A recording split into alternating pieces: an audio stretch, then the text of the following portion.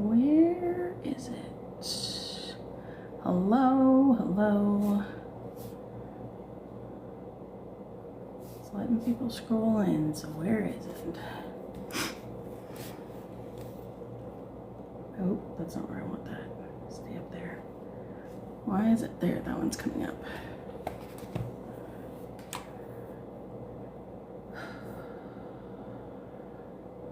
Hello everyone, hi.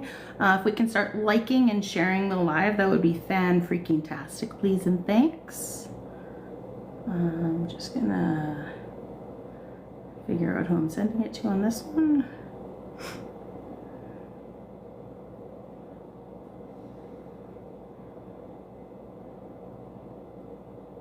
I think I have more American or more Canadian people on this one. Maybe, I don't know. I don't know. But we're gonna talk, we're just gonna talk what's going on in Canada. We're gonna have some friendly civil debates. So anyone is welcome to come up once I open up the boxes, which will be soon. Like really soon. I just want to get some invites sent out. Oh, my bad. Sent it to somebody I shouldn't have, but whatever. Okay.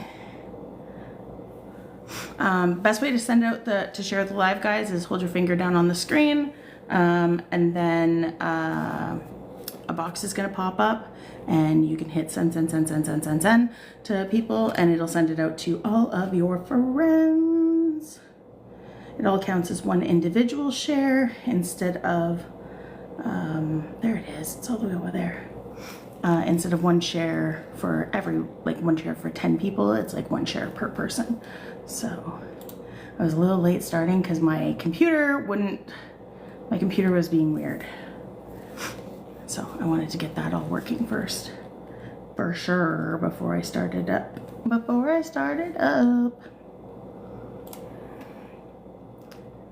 Yeah.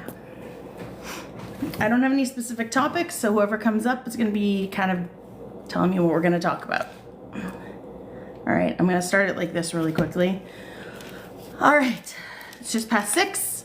Welcome to Beaver Politics. I am Nerdy Charity, and today is political talk, or Politi-Talk, not political talk, Politi-Talk. We're going to be having civilized debates in here regarding most things Canada. We can incorporate a little bit of the US in here, obviously, because there's a lot of stuff in the US that affects us here in Canada. But I'll be opening up the panel. We'll have 8 people up here. We're going to do it really civilized. If I'm going to be rotating people at random, because I do have a bunch of people that end up coming into the requests. And when you come up, you're just going to be making sure you say your age, province, and political party that you're affiliated or that you plan on voting for. And what else? I think that's about it. So let me open it up. I'm going to change my format here. We're going to go to this, that. And we'll go to, why is it not expanded right now? There we go. That's better. All right, and I'll open up guest requests. Okay, so request on up if you want to come up. Let's continue tapping the screen. Tapping is clapping, sharing is caring, and we'll get some people up here to have conversations with. Hello. Hello. How are you, beautiful? I'm good, good. How you doing? Oh, okay. 41, Alberta. Oh, Anything but give me. conservative. I wasn't ready yet. I wasn't ready. I'm waiting for people to come up, and then I was going to ask everybody. But Okay. Smarshy, okay, age, province, and political party you're potentially voting for. 41, Alberta. Anything but conservative. Okay. Real Native, hello, friend. Hello. Age, province, and political party, please. My age is province is ABC, is Alberta, and my political party is ABC. Fantastic. All right. Ohad, down on the bottom. Can I get my age? what? I'm too old to give my age. You're not too old to give your age. Ohad, can I get your age, province, and political party, please? 27. I'm not from Canada. If I could, I would probably vote for Pierre. Okay, where are you from? If I can I'm ask, from Israel. please. Nice to meet you. Okay. All right. Give me 1 second. Let me get a couple of other people. ABC party is anybody but conservative. Hello, Pixie Lee. Hello, I'm in British Hi. and I'm 55 almost, and I will be voting Liberal. Liberal? Okay. Is that what you said? Liberal? Yes, ma'am. I'm a Okay. chair All for right. a writing association. Okay. No worries. There's just some Crooked. You have some background noise. So one thing I'm going to make sure, everybody, if you're not speaking, please make sure you're muted just to avoid background noise from everybody else. But Crooked, I will get your age, province, and political party, please. Sorry. Hello? 21, BC. Yeah. Yeah. I don't have any political party, to be honest. Who are you potentially voting for in the federal election coming up? Well, Is there a lag? I mean, I'd like to dabble in watching news and obviously listening to political candidates that laying out their platforms. And right now, I'm kind of still choosing in between and who's who that I'm going for, depending on Okay, the values so you're that they're undecided still representing, then. if it's representing me or not, right? So Okay, you're undecided. I'm Okay. still undecided, and Okay. I'm new to this, and yeah. Okay, no worries. Perfect. Awesome. All right. Well, welcome to Politi-Talk. We have a little bit of a panel up here right now, and can't say you support Carney before he even has a policy. Why not? Or platform? Why not? Why not? If you know what he stands for already, why can't you support? Why can't you support him and say you're going to vote for him?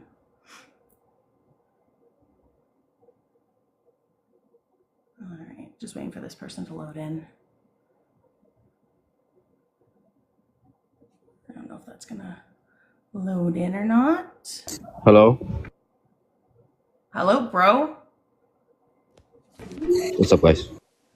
Hey, how old are you? And what province are you in and what political party? 29, Ontario, undecided. Okay, awesome. Thank you. Hey, Steve. Hey, Hey. so I'm 56. I'm in Yeah. Ontario, and Yeah. I don't vote conservative. I'm a Okay, so human. ABC. Gotcha.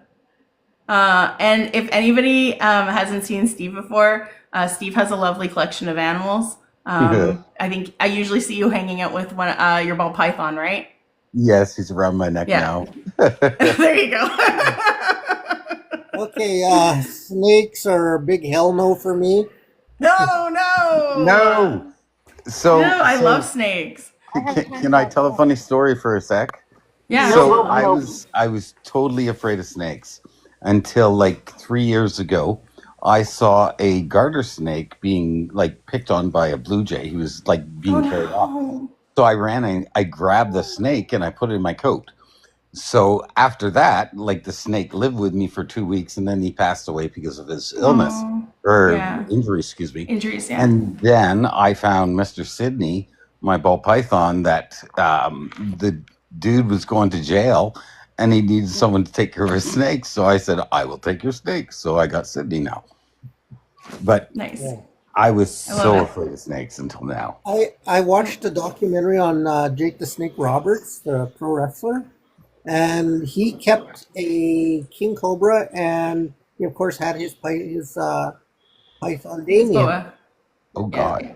And he said getting bit by Damien was worse than getting bit by the king cobra. Oh, wow. That's wild. Yeah, I've loved snakes ever since I was in grade 3. We went to the John Jansen Nature Center and I got to hold a garter snake and I was hooked after that. So, all right, Susie. Susie, if Steve, I'm just gonna get you to mute in between when you're not talking, just because any background noise. Susie, can I grab your age, political party, and province, please? 40, Nova Scotia, Halifax.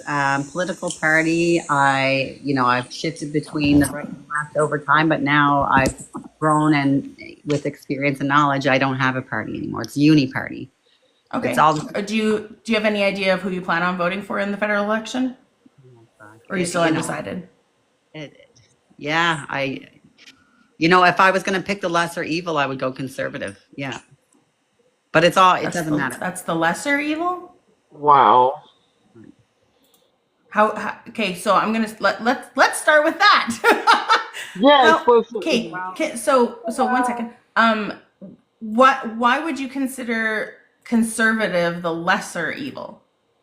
Well, I need to look at the economy and the way that our people in Canada are living. First of all, like we've got to look at everything. The situations we're in currently is because of our current power structure, and the Liberals have completely just robbed us blind. The collusion. Okay, so 1 second. Before we go in generalizations, can you tell me something specific that the Liberals have done that have? 1 second. Let me finish my question. Can you tell me something specific that the Liberals have done to affect the economy in like any particular area?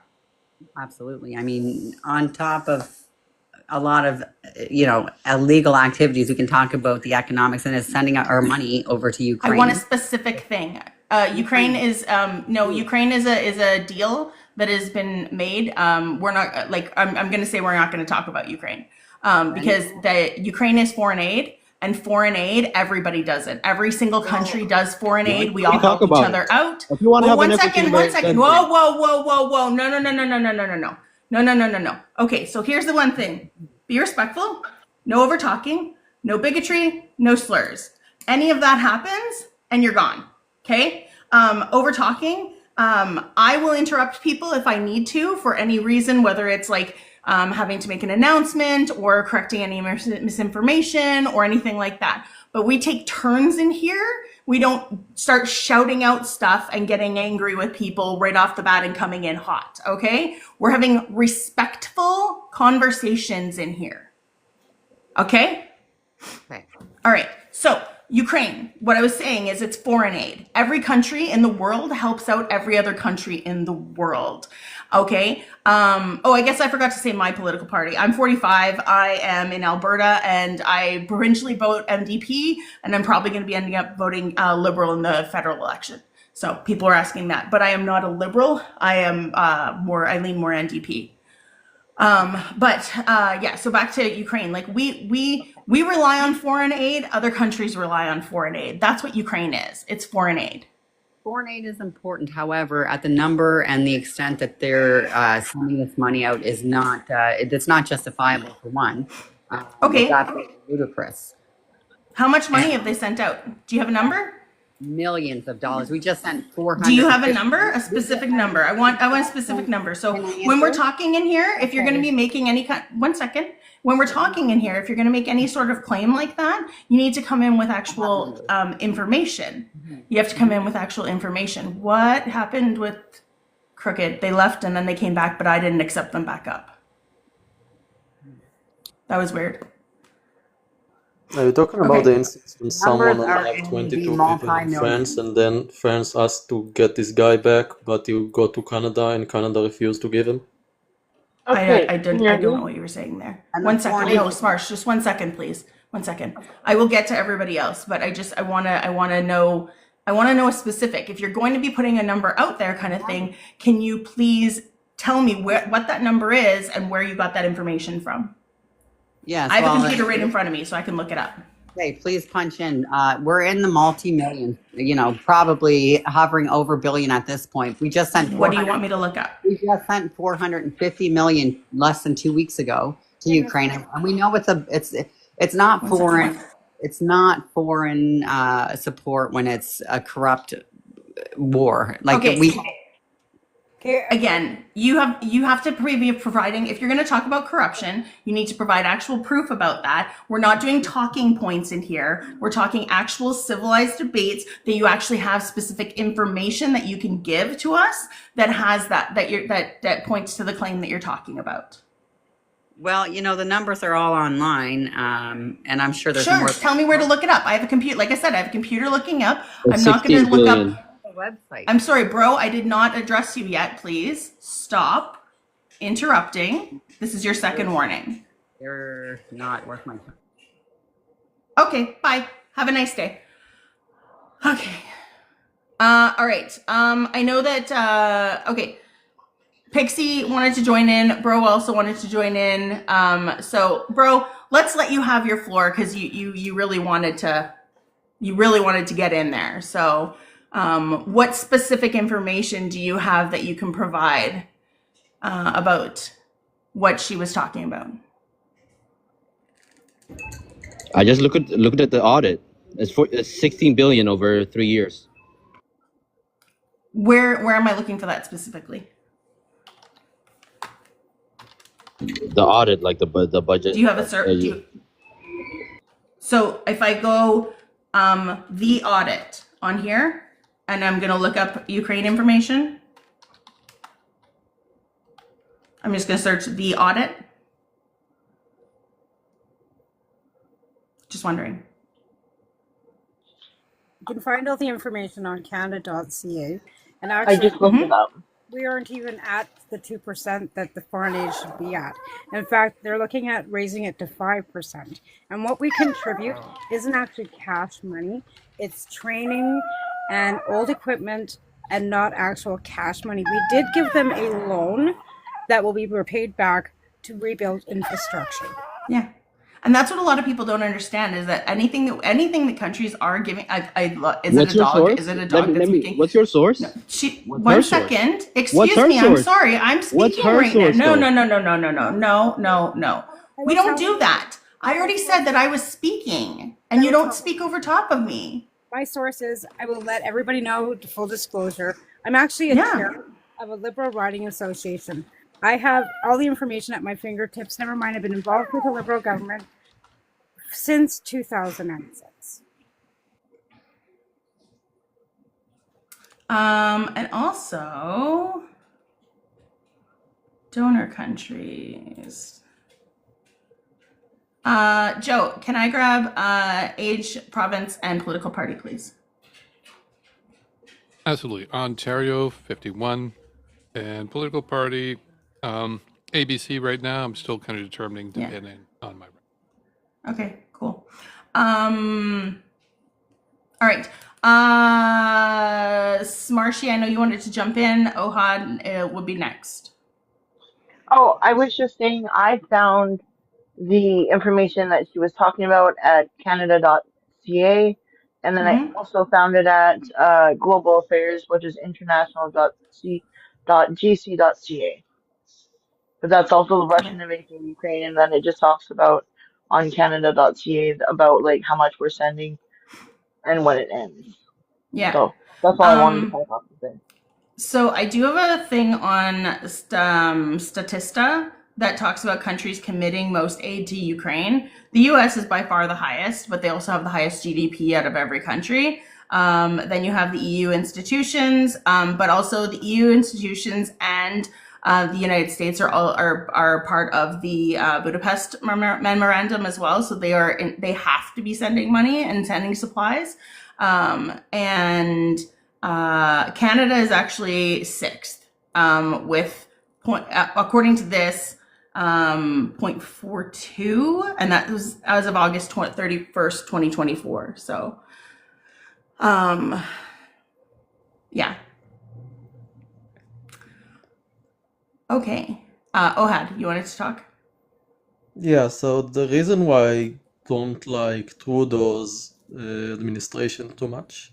Trudeau's not running anymore, so we don't need to talk about him. Yeah, but let's say that the Liberal Party still all the same kind of views, so this is the only thing that I can go off, because We don't have So why don't you the tell me other why you're option, voting right? for Pierre instead of telling me why you're not voting for something that doesn't exist anymore? The Liberal Party absolutely does exist. So I No, don't no, get the no. point. The platform is going to be different with a new leader. So that's what I'm saying. The Trudeau Liberal Party doesn't exist anymore. I mean, it's still going right now, but he's not running. So that platform is null and void. So that's why I'm saying, instead of telling me a negative as why you're not voting for somebody else, tell me a positive as to why you are voting or why you would vote, because you're not from here, but why you would vote for Pierre. So that's what I want from you. Just common sense. He wouldn't do all of the stuff that the other guy did. One second, Pixie. Sorry, I know that you want to jump in with it, but I just want to get an answer from him first. So, common sense is not a policy. Of course it is. No, it's not. Common sense is a fallacy. Everybody is brought up with different teachings, so common sense is actually is a fallacy. Common sense would be common so knowledge. if I give you my No, I'm reasoning, sorry. you'll One second. understand what One is second. my One second. I'm still speaking. examples. Okay, I'm still speaking. Common sense would be common knowledge. Okay, yeah, exactly. Connor said common sense is subjective. It depends on where you are, how you were educated, who educated you, all of that stuff all goes into common sense. So if it would be what the common people know, but it's Then allow me to present my examples. I'm still speaking. You can wait until I've landed my plane completely. I will take a big, huge break as soon as I'm done talking, okay? All right, so common sense, like I said, is common knowledge. So therefore, it's a fallacy because not everybody is taught the same thing. So if you can tell me something that's not common sense is a reason why you're voting for Pierre, that would be fantastic. Or that you would vote for Pierre, that would be fantastic. So every time that the Liberal Party, okay, not Trudeau, every time that the Liberal Party does something that I see as going against common sense, this is something that I can provide to you as an example. Pixie Lee, if you can interject with what you were going to say, please. Because you weren't, you're not answering my question. Okay, so Trudeau is no longer, the prime minister. Well, he's still the prime minister. He has resigned and stepped down. But the policies that are made will always stay the same within the Liberal Party because it's built by the people that belong to the party. So the policies are made at the EDA level. It's then gone to committee. It's talked about, but it's not just the big MPs and all, Justin Trudeau's policies. The platforms and the policies have been made and set in stone since the party was actually established, right? So different policies are brought in. Again, like, the plant being legalized, that was a new policy. There's new policies that are brought in. Then they're voted on by the members of the parties at the convention. So they're not just randomly, thrown out there by whoever's leading the party. Okay. Real Native? That's my point. Because if you are saying yourself that the Liberal Party is the one making... No, I didn't. I actually your turn. Real I Native. actually have a question for Ohad. Where are you from? Yeah. I believe that I said it when I came up. I'm from Israel. Where? I'm from Israel. Israel. So you don't like Ukraine? Why would you think that I don't like Ukraine? Because you're against sending foreign aid to them. When did I ever say that? That was the other person that was up here. Oh, okay. My mistake. Yeah.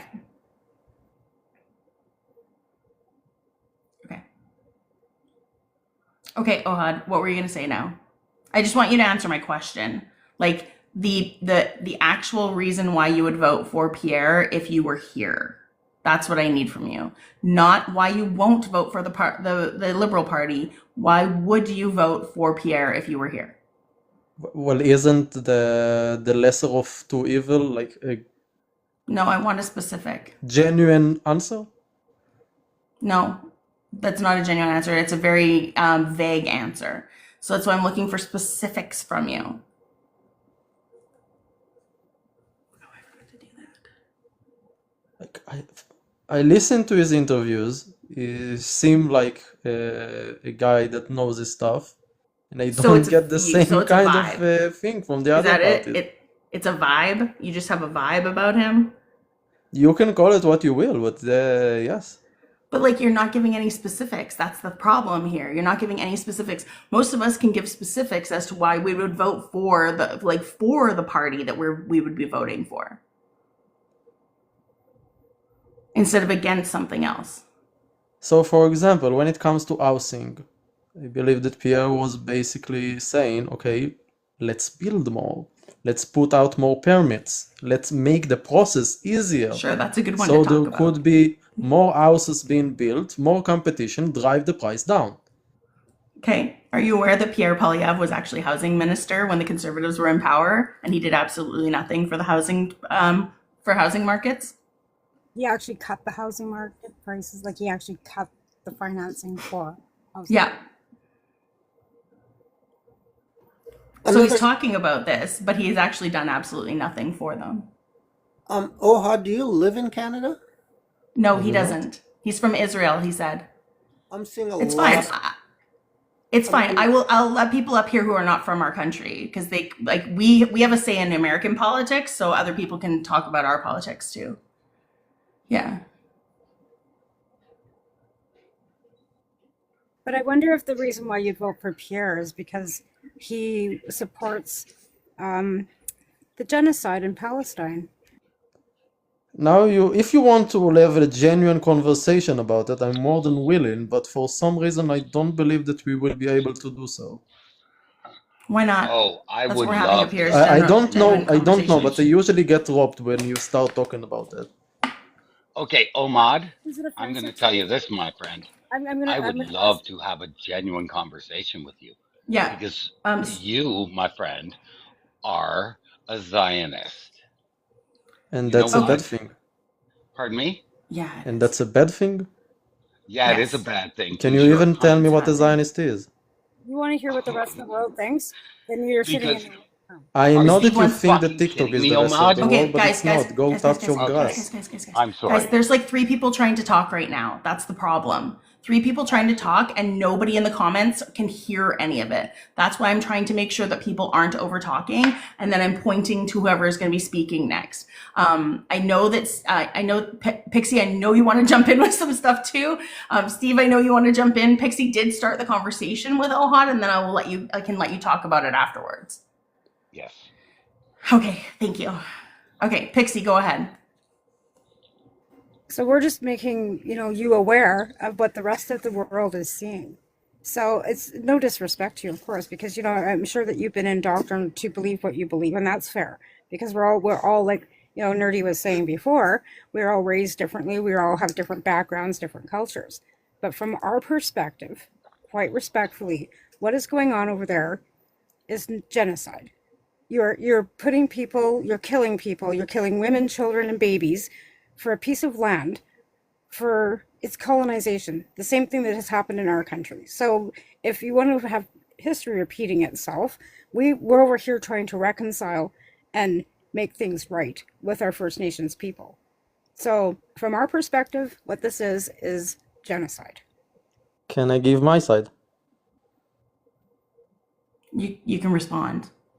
And So then Steve can I respond have 2 after girls that. from my hometown that were unalived on October 7th. I have a friend that still have a bullet that they couldn't remove from his leg.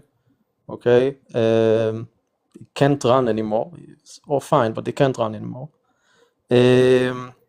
I need to go to the bomb shelter like pretty much every other week because of the Houthis.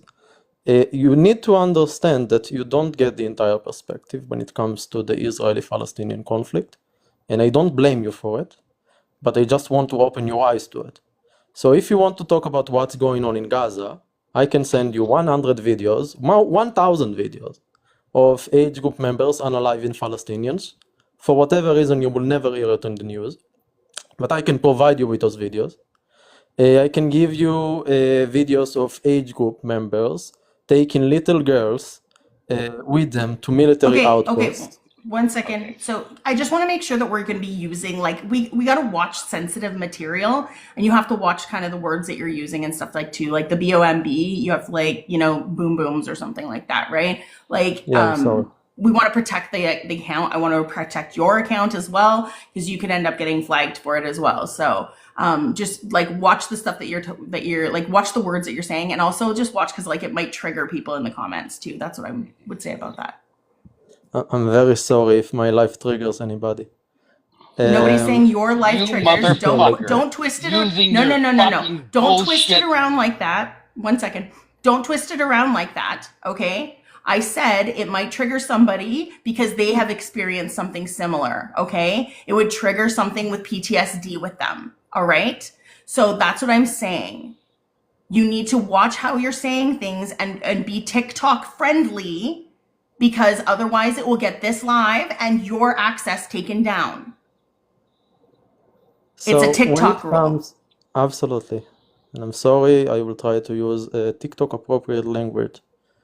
When it comes to what's going on in Gaza, you need to understand that Israel is put in an impossible situation to begin with. Because age group, we cannot make peace with them. They will never want peace. They are a T organization. And I really hope that the panel agree with me on that. I don't know. Don't know your views. Yeah, I see Joe shaking his head. I should probably give you some videos. Message me, honestly. Message me. They are a T organization. There can never be peace with them. So if we want to have peace with them, okay, we cannot do it politically because they are still having support from the likes of Qatar, from Turkey, from Iran. So we cannot do it politically because they will never step down. So the only thing that is being left, okay, is do it militarily. That's the sad truth. And if we are going to do it militarily, you have to agree with me that having age group using the Palestinian people as human shields is highly problematic. Israel doesn't want. You have to stop Israel talking right doesn't now. want to do it. Yes, but you it's do. Yeah, I don't Hey. understand. I don't understand what this has to do with like Pierre Polyev, though. Like, mad. You made it like about Pierre Polyev. I You made asked it me about this is the nothing. reason why, I said nothing. why you support him. You made it about him. I never said I support him because of it.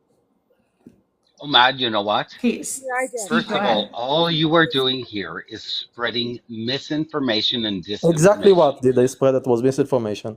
You know what? I have my best friend is in Palestine right now, and they are in there because they can't fucking get out. Now, your people, the fucking Zionist cunts. Oh, whoa, Steve, Sorry, Steve, sorry, Steve, sorry. Steve, Steve, Steve, Steve. I'm Okay, sorry. I'm gonna. Okay. Yes. Listen here, my We man. gotta take the temperature down a little here, okay? Well, Mr. Man's I gotta get stop it, talking but his again, I Zionist need respectful bullshit. conversation. Okay, I it has totally to be get respectful respectful, conversation. but you cannot have respectful conversations with people that are unwilling to see what human life is about. They are unwilling to see You're that not people even actually willing to have a right to discuss live. any Shut of up! my I'm fucking points. talking. Like you're not. You're just Ohad, attacking Hey, me you Omad, I'm personally. talking. people. Okay, I'm just gonna do this. You had your because turn, Omad. He's Let me have interrupted mine. way too many Thank you. times. Thank you, Nerdy. You can say charity. It's So, fine. That's my account you're says in a charity. country that is advocating and literally genociding a people. You are saying because Hamas is bad. How many Israelis have died since October 7th, 2023? Please tell me and don't bullshit me about fucking babies being raped and about all that bullshit. Graped, Wrong. graped. Grape, sorry. Essayed, And graped. please tell me how many fucking people have died in Israel. Don't tell me your bullshit. You had a friend that lost his leg or whatever. I don't fucking care. There are over 200,000 fucking Palestinians that have died because your people decided they wanted that land. Okay? It's a genocide. If you don't see that, I am sorry about that. But your fucking God should take you. I'm not going to say anymore. Yeah, let's not finish that sentence. Okay, he's But- gone. I dropped him. He's gone. Oh, Okay, good. Thank you. Sorry. couple things first, Mike. Okay, I am so sorry about that. Okay. Mike, age, province, and political party you plan on voting for. I'll get to Eric next, and then I want to hear from Crooked because Crooked hasn't said anything yet so far. Okay, age is 45, province Alberta, and unfortunately, I'm gonna have to vote NDP because in where I live, there's gonna be just a parachute liberal person that will have no chance in winning. Gotcha. Eric, can I grab age, province, and political party that you're probably voting for, please? Yeah, I'm 43 years old. I'm from Northern Ontario, and I'm likely going to be voting Liberal. I've been going back and forth between the NDP and the Liberal, but Yeah. I don't think the NDP have a legitimate shot in my riding, and it is a Liberal incumbent right now, so I'm probably going to vote Liberal, and I'm in the Nickel Belt riding in Ontario. Gotcha. Okay. Welcome. Thanks. Crooked. Can I let's hear your thoughts. Let's move away from Israel Palestine. Okay. Let's move away from that. Let's talk Canadian politics. Like what are your questions? What are your concerns? That kind of stuff. And you are muted right now, just so you know. And then Pixie, somebody has a question for you, and I'll ask you about that afterwards. Crooked. Oh, how come it shows he's here, but he's not here on my screen? That's really weird. I don't It see shows him the on my individual. screen. Yeah, he's not- it doesn't he's not show on him my on my screen screen. His That's name's really Crook. weird. Okay, I'll bring somebody else up. Yeah, he's gone now. Yeah, Can what's I up? mention about a disturbing conversation I had with a Treaty 6 chief who is in full support of Pierre Polyev and Daniel Smith. He works Sure. closely with Daniel Smith. He thinks that the land that is going to be purchased for the AI farm by Sturgeon Lake Cree Nation is justified. Because he said if they don't like it, he said they need to go back to living in teepees and killing or unaliving for food. So it was disturbing because of the fact that he is a complete conservative and he is a Indigenous First Nations chief. Right. My brother, who is also Indigenous First Nations chief for our community, is thoroughly disgusted because my conversation started with, I think you guys should write a letter. The Confederacy should get together, write a letter condemning because Elon Musk is endorsing Polyev and Daniel Smith, and the fact that they've accepted his endorsement is cause for alarm. Given what's transpired in the last few days, and this chief's reaction was, why? It was taken out of context, and I was like, are you real? Are you serious? He goes, yeah. He said it's not what they think he was doing. And I looked at my cousin, and my cousin was like, huh? And he said, I worked with Daniel Smith, so what's your point? And I was at a complete loss for words. Like I was completely, I felt like someone had popped a balloon and I was just deflating. Because this guy is actually the chief of my mother's home where she was born. So it was completely, You need to show them rejected. you need to show them the Conservatives' declarations on First Nations. It's about 110 down on their declarations because that's how much they value First Nations lives. It's so far down on the declarations. It's disgusting. He's completely indoctrinated by money. So Unfortunately, because of the fact that some nations have been left impoverished, right? That's what, unfortunately, that's what's going on, and it does, to a point, I understand it because jobs and giving better lives and everything else, but at what cost? And that's my question to most First Nations people: is at what cost? I mean, I understand jobs. I understand poverty. I understand that you want to do better for your people. I understand that, but at what cost? So Exactly. again, we have to, educate, right? Education's the key, and that's the only way we can actually bring unity within any of us. You know, with reconciliation or anything is education, right? So please I read the declaration, the conservatives' declarations, and show your people that, because they need to see that. I I had told him, like, I know this may not affect you where you live. You're surrounded by a city. I'm But not. no, Actually, I'm no, on no, Beaver. no. I was talking to. This was me talking to this chief, and I told him it's it affects the rest of us. You know, you have the benefit of being smack dab bordering uh, a major city, and those of us that live away from the metropolitan areas are the ones that suffer the most. Um, I'll land my plane there because I see Schmarcy wants to get in on the conversation. Yeah, I got Smarsh, and then I'm going to introduce the new person, do a quick mod announcement, and then we will continue on Oh, after that. I can wait. You can introduce the next Nope, person then. nope, continue. Okay. Just do So it. yeah, fine, Charity, I'll do it. Um, so yeah, I was talking about this with Pixel earlier on my live, and I really think that we need to find some way to get the word out. I think everybody needs to look it up, because it's terrifying. What they're doing to our land is freaking terrifying. Yes, there have been, and I say this again, there's been corruption on every level of government so far, and it just baffles my mind that they only want to blame one person. But with that being said, I'm going to bed. Love you all. Have Okay. a good night. All right. Have a good one. Good Good night, night. Smarshly.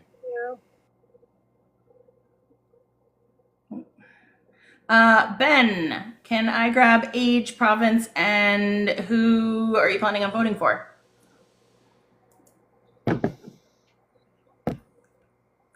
Ben, you're muted, just so you know. I had to mute when you came up, so.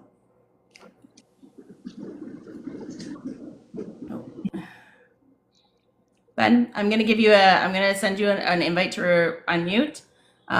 It'll should be a pop-up that just showed up on your screen. You can just hit the unmute button there. And if I can get some information from you, that'd be fantastic. Yeah, Mike, I see you. I'm getting there. I'm getting there. Hi, Ben. Oh, Sherry, I'm gonna mute you because you got background noise. If everybody can just stay muted when you're not speaking, that'd be great. Ben, hello. Hello, can you hear me? Hi. Yes, I can hear you. Can I grab age, province, and political party, please, that you're planning on voting for? 41, Nova Scotia. And we're talking federal, right? So yeah. I don't know, ABC at the moment. Did you say ABC? Okay. Yeah. You're kind of fading in and out a little bit. It depends on who pulls most to the left. Like, okay. In 2015, Liberals had outlefted the NDP, I thought, and that's why I thought they won. Right. Okay. Cool. Okay, so quick mod announcement. If everybody can just be tapping on the screen there. Let's get us over 20K likes, please. We do have the gift goal up at the top. The Rosa is on right now. If you do want to subscribe to us, help support our channel, that's fantastic. Our subscriptions are, I think it's $5.49. And when you subscribe the very first time, then you get a discount, a 15% discount.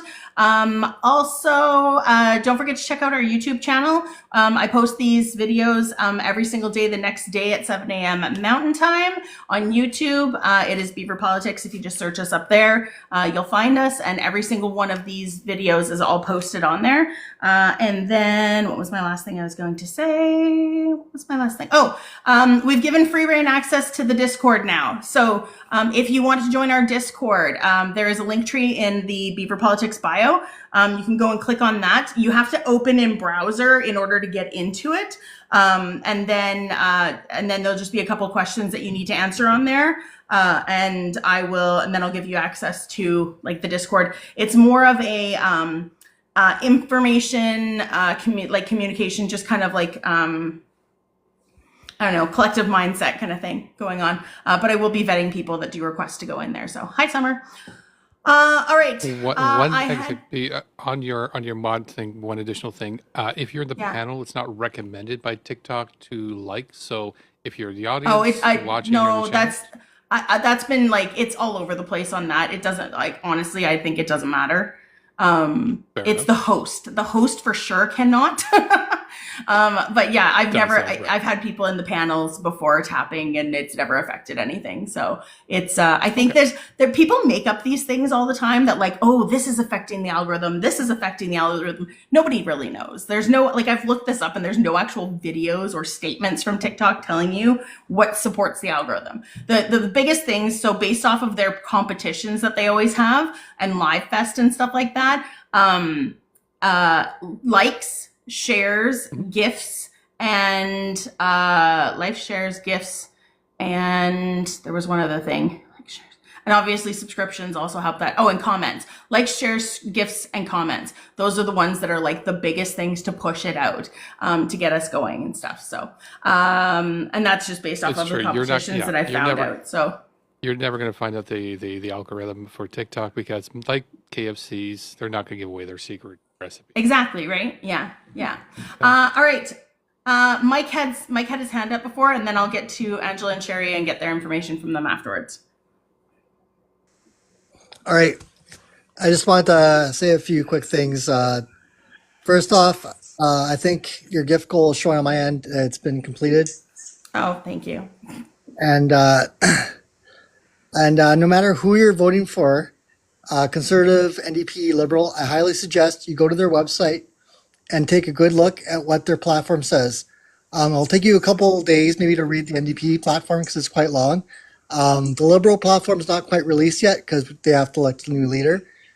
So we'll have to wait for that. But like the conservatives will take you about 5 minutes because it's about honestly about half a page on their website right now. Other than that, we're in an election cycle, so it's really important. Like, it's great that we're discussing these things here, but it's really important to go talk to your whoever your candidate is that you want to support, and express your views, your community's views on what you'd like to see them do and what you'd like to see them accomplish. Because like right now, a lot of the parties are going left, right, center. They're kind of all over the place, and they're not really aligning to like a lot of the views that like we'd want to see. And it's really become a leader first party system. So that means like the leaders are really strapping on these MPs and not giving them a voice. And there's a lot of good MPs out there right now that have good voices. Like look what happened to the Liberal Party, Rabel. Like she got shut down by Justin Trudeau, unfortunately. Like, and she had a lot of good ideas. And like a lot of the promises are not being kept by these leaders, and unfortunately, it's really hurting their brand and the brand of the party of the people. Like Jagmeet Singh, for example, has gone far away from like trying to take down corporate welfare. And these honestly, companies need to pick up their bootstraps and lift themselves up. We can't be supporting them when Canada's hurting so hard. And lastly, we have to get back to like changing the voting system. And yeah, that's all on my piece there. If anybody has any questions, feel free to ask me. That was great. That was great, Mike. Companies need to pull themselves up by the bootstraps. Yes. That's the first time I've heard that to companies. I love it. All right. Oh, I remembered the other thing I was going to say. The other thing was sharing. The other thing I was going to say was sharing. If you hold your finger down right here, put your finger right here, a screen is going to pop up. And that is the best way to share out because it gives one share per person that you send it to, instead of doing the little button down at the bottom and sending it out to 10 or 15 people at once. That only counts as one share. So if you do it the other way, it's send, it sends out to all of your friends. And yeah, it helps boost the algorithm a little bit that way too. So that's the best way to share. Corporate bootstraps, not the corporate bootstraps. That's kind of epic considering like half you don't even know, like I've been chewing my tongue. Yeah, no, I know. Okay, Pixie, Chance did have a question for you. a while back. Oh, your thoughts on the potential Liberal leader, like who you think as a person who is part of, like, who's, kind of up there in the Liberal Party, who do you think would be the best for the Liberal Party? It's kind of a loaded question because, to be fair, the Liberal Party, like, of course, I'm a bit biased, but I don't see that anything has been, I have to respond to. Our GDP is actually better than it's ever been. Our inflation rates are dropping. Our interest rates are dropping. So when people say that we've got, our economy is poor, I just want to, like, point out that actually we've got a really good economy. And I know it doesn't feel like it, to me be at the grocery store.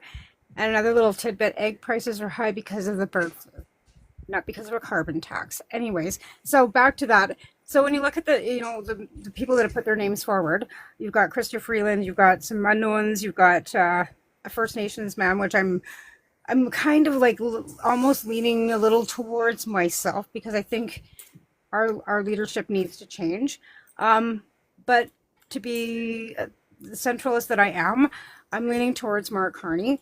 To be fair, just because he's different from the party, he's not, again, yes, he has advised the party, but he's also advised other banks, other countries, and other parties. So he's got a wide array of experience. So, again, Freeland, as far as I'm concerned, threw Trudeau under the bus. When you go back to Rabel, again, to SNC was something that was already agreed upon before the Liberals became actually in power, right? That SNC-Lavalin deal was prior to, it was something that had to be followed through with, no matter who was in power. What Rabel did was basically, again, like Freeland, had ulterior motives, right? I'm surprised that she hasn't thrown her name into the leadership, to be fair. They have a couple more days. I'm not sure that she won't. So that might change the dynamic of everything. But for right now, I'm looking at Carney probably being our best bet. But again, the polling is still showing that the Conservatives are in the lead, and we have some more work to do. Right.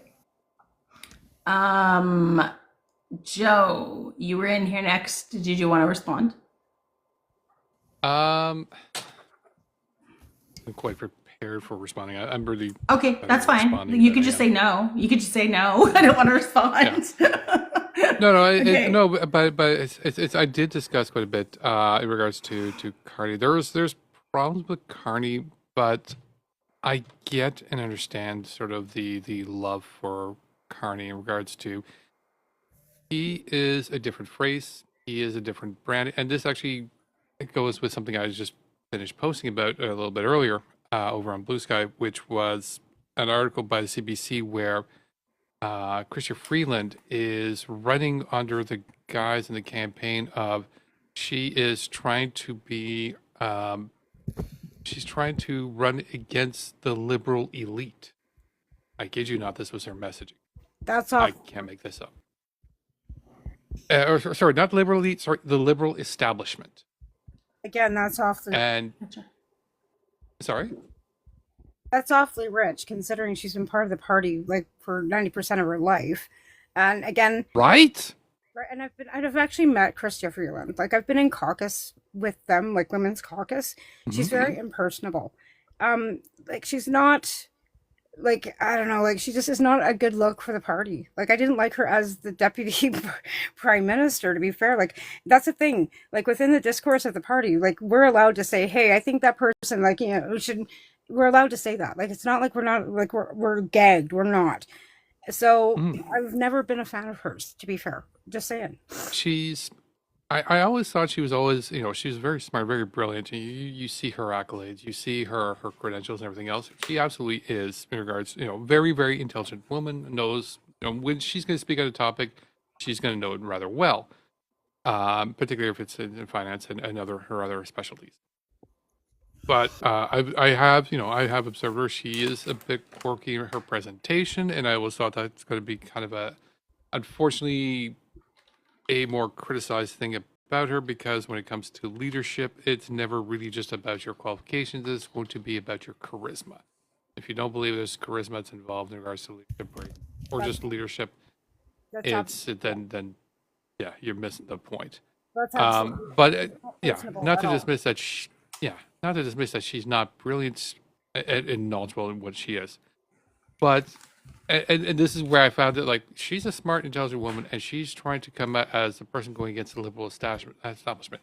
Listen, your last title was deputy prime minister. You're going to have like the largest amount of work you have to do to try to shake that shit, because you were establishment. You were very much nested in the establishment. You were the second in command to the establishment. Well, let's put it this way: like, the budget doesn't just like, it's not Trudeau. Like, when the budget rolls out, she's the finance minister. She's the one that rolls all that stuff out first, and then she has to take prime minister and finance master. Right? Like, So again, when can't she get any was more. throwing him under the bus, saying like, "I didn't agree with the $250 blah blah," you agreed to that already. It was voted on within caucus, right? They actually threw that out and said, "Are we going to go with this?" And then at the last minute, she decided that that wasn't a good idea. What? Like, how did that even happen? Like, we were all just like, we were all kind of like, what in the actual, like, what is she doing? But there was an ulterior motive. There's an ulterior motive, and as we're seeing right now, right? She wanted to be prime minister. She felt that she was better fit for the job. She felt that she should be doing a better job, and she wanted to outshine. But again, we're seeing where her ulterior motives were, as we see right now, right? You know, I really I'm not don't crazy care about the for all this ulterior infighting. motives thing about it, but it's Joe. Sorry, Mike was speaking first. I really don't care for all this infighting. Like, the Liberals fail to hold corporations responsible, like the grocery chain stores. The Liberals fail to do electoral reform, and that's all part of the No, that's not establishment. true. That's not true. We brought them. Guys, we got to stop the over talking, please. Control it the way it is. We brought them to committee. We brought them in front of Parliament. So yes, they did. That's not true. Oh yeah, what reforms did you get from the grocery stores? We didn't get any because we can't control what the corporates do, because we're not a dictatorship. The government only regulates, right? They cannot tell anybody what the day-to-day operations is. Kind of like a ministry of anything. So say stakeholder ministry of transportation cannot tell the contractor what to do on their day-to-day operations. They can regulate, they can critique, but they do not get a day-to-day say in anybody's operation. Same with the government and any corporation, any business, whether it's a small business, large business, corporation. They regulate them, they take their tax money, they do not get to tell them what the prices are set, and when people tell you that they can, they are lying to you. I didn't say that they could. The one thing I do say is, like, what legislation did you bring in to to bring that in line? You could have brought in like a excess wealth tax. We're not dictators. We cannot do that. We cannot bring any legislation in to control the pricing of anything. That's what people don't understand. There's no legislation that can control any corporate business. It's a private entity that the government cannot control. That would be dictatorship then. So And that's again, they cannot do that. sorry, that's But we kind of already do. so. We already do that. Eric. Yeah, and that's kind of my problem with this whole carbon tax thing. And even now, a lot of the liberals are kind of backing away from the carbon tax and stating that they're gonna cut the carbon tax, take the carbon tax away. And that's my issue. Polly is running on this platform that I'm going to make life more affordable for you by getting rid of the carbon tax. And that's simply not going to happen. And the reason is they're going to cut the 20 cents a liter. It's going up to 20 cents a liter on gasoline at the end of March, the carbon tax. We can't control what the gas companies are going to do. Do you really think the gas companies are going to lower the gas by 20 cents a liter once the carbon tax is gone? No, they're just going to pocket those extra profits. That's what's going to happen. Do you really think the grocery stores are going to lower their prices once there's no carbon tax? No, they are not. And they're just going to pocket those extra profits. And the only thing that we're going to lose out on as consumers is the rebate that we're currently getting. That's what's going to happen. We're going to lose the rebate, and we're not going to gain anything as far as affordability is concerned. Yeah. Do you think that calling it a carbon tax was like, because it's not actually a carbon tax because you get the rebate with it, right? Like it's a give and take kind of thing. It's a redistribution, yeah. Yeah. So do you think, like, I think if they had not called it a tax, there would have been less emotion behind it and less feeling about it, and they wouldn't have realized, or they wouldn't have felt so strongly about it. Because when you hear tax, It's not really when called. It's actually called the Carbon Climate Initiative. It's not. I don't know who coined the term carbon tax. Probably the conservatives. But yeah, Pixie, we can't hear you when he's speaking, so just wait. I will go back to you right afterwards. But yeah, I don't Okay. think the liberals ever did actually call it a carbon tax. It's always been referred to, like right now, it's referred to as the Climate Action Initiative. That's the rebate that we get. That's what it's called. So I don't know who started. Well, like I said, I'm assuming it's the conservatives, but I don't know where the term carbon tax actually started. Yeah. Pixie, do you want to respond to that?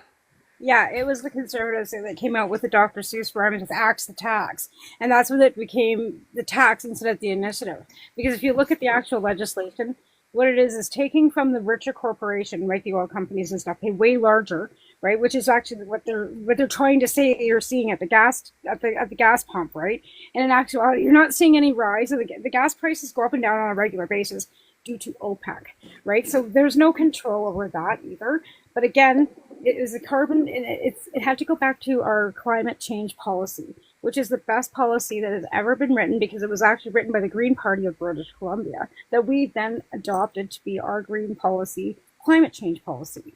So it comes back as a carbon, or not even a carbon tax, it's an environmental change initiative, giving back to the people what they put in. And that's exactly how it's written. If you look at the policy, I can't exactly say it word for word, but it was supposed to give back to the people so that they were actually, because of the gas prices, because of the oil companies taking and taking and taking, to give back to the people so they could actually have some recourse for what they're paying at the pump, and then still be able to bring the carbon tax or bring the carbon emissions back down. The oil companies themselves are actually working towards green initiatives more than the government is, because they need to bring the carbon emissions down so they can actually produce more. And that's exactly why we're sitting where we're sitting. It's all initiatives around what the oil companies are doing, because the government doesn't fund any of these research projects either.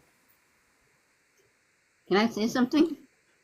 Yeah, I'm gonna. I'll get your Angela. Can I get your age, your political party, and your province, please? And then I'll get from Sherry too.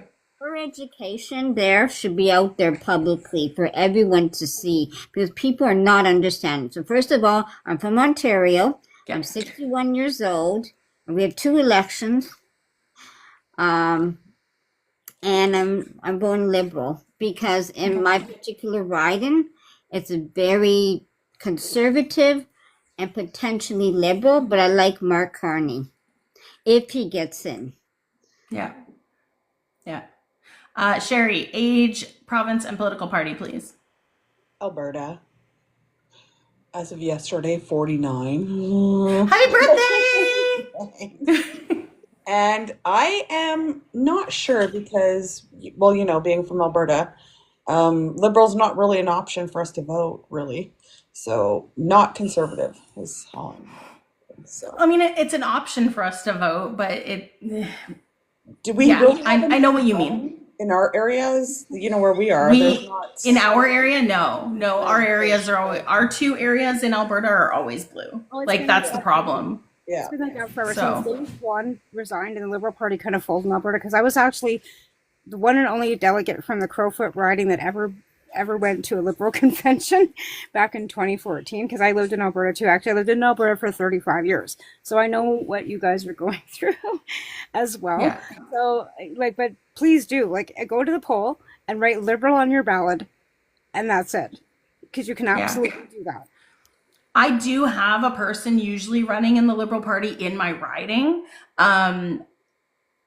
It's just I'm in a very conservative riding. I'm in the hoity-toity gated community, Southwest Edmonton riding. You know where I am, right? And Sherry's close. We are 100% oil and gas conservative. My husband works in Grand Prairie, Alberta. So I'm, like I said, I'm right along with you guys, right? Yeah. Unfortunately, though, if you do write Liberal on your ballot, that will destroy your ballot. Oh, no, it won't. No, it won't. You're absolutely allowed to do that. You can write whatever party you want on your ballot, and sign your name, and it's not a spoiled ballot. That's a myth. You can absolutely do that. So I just wanted to add something on the carbon tax. Like I don't, the carbon tax to me is, it's just whatever. I kind of would like to see somebody that got in control to get rid of the carbon tax, even if it was only for 6 months, simply because I want the people who think the carbon tax is why our grocery prices are so increased and all this stuff is happening, to see that, oops, that's not what's causing all these issues, right? And I had seen Prairie Princess had posted something earlier in the comments about how do we fight the CEOs, right? It has to be us ourselves. Like the government's not going to do it. It has to be us ourselves. Like you see, like Loblaws and stuff like that. There was a thing where they were underweighing stuff. Like the weight was lower and we were paying for a higher weight of them, right? Like of meats and stuff like that. So if you were buying like 2 kilograms of chicken, you were actually only really getting 1.5 kilograms of chicken kind of thing. So unless we're willing to take them to court and deal with that kind of stuff, like, yeah, it's not going to go away. The government's not going to correct that for us. They cannot, right? And It's people don't see corporate greed. Like it's sad. and it's like Jagmeet's saying, he's been talking about, now, is he just blowing smoke up our ass? He's been talking about putting price caps on essential food items. Is that even possible? Can we even do that? No, it's no more than Trump saying that he can lower prices in the States. Again, the egg prices are because of the bird flu. Carbon price taxation has not added any more prices, and I work in a grocery store, just saying. The prices actually for tomatoes have come down by 50 cents. So it depends on what it is.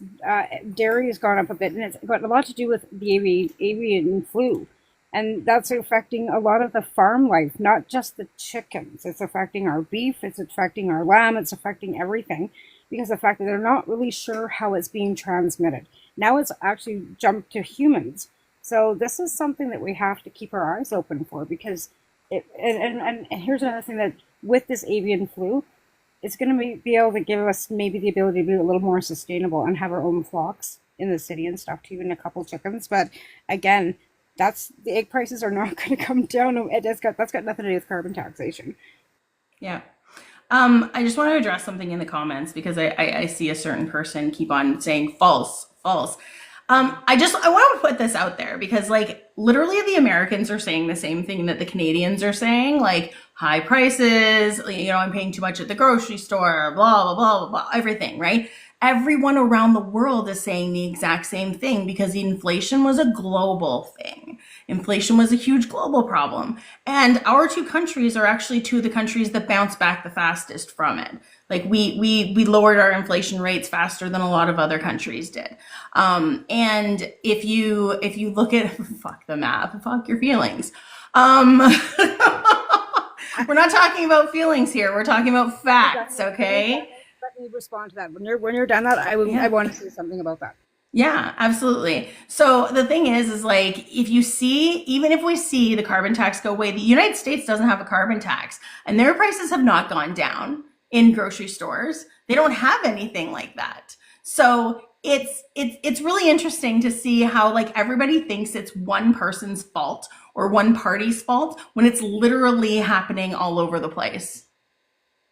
So we're going to go back to the math. You keep saying do the math. So here's a little thing for you, Rob. After you pay your income tax and you get your income tax rebate, we're going to do a little thing called math. So if you had to pay privatization, if you have a child, you would be paying about $1,250 a year for private school. If you had to pay privately for health care, let's say you had a hernia surgery, that's $12,000. A doctor's visit's $500, a specialist $1,000.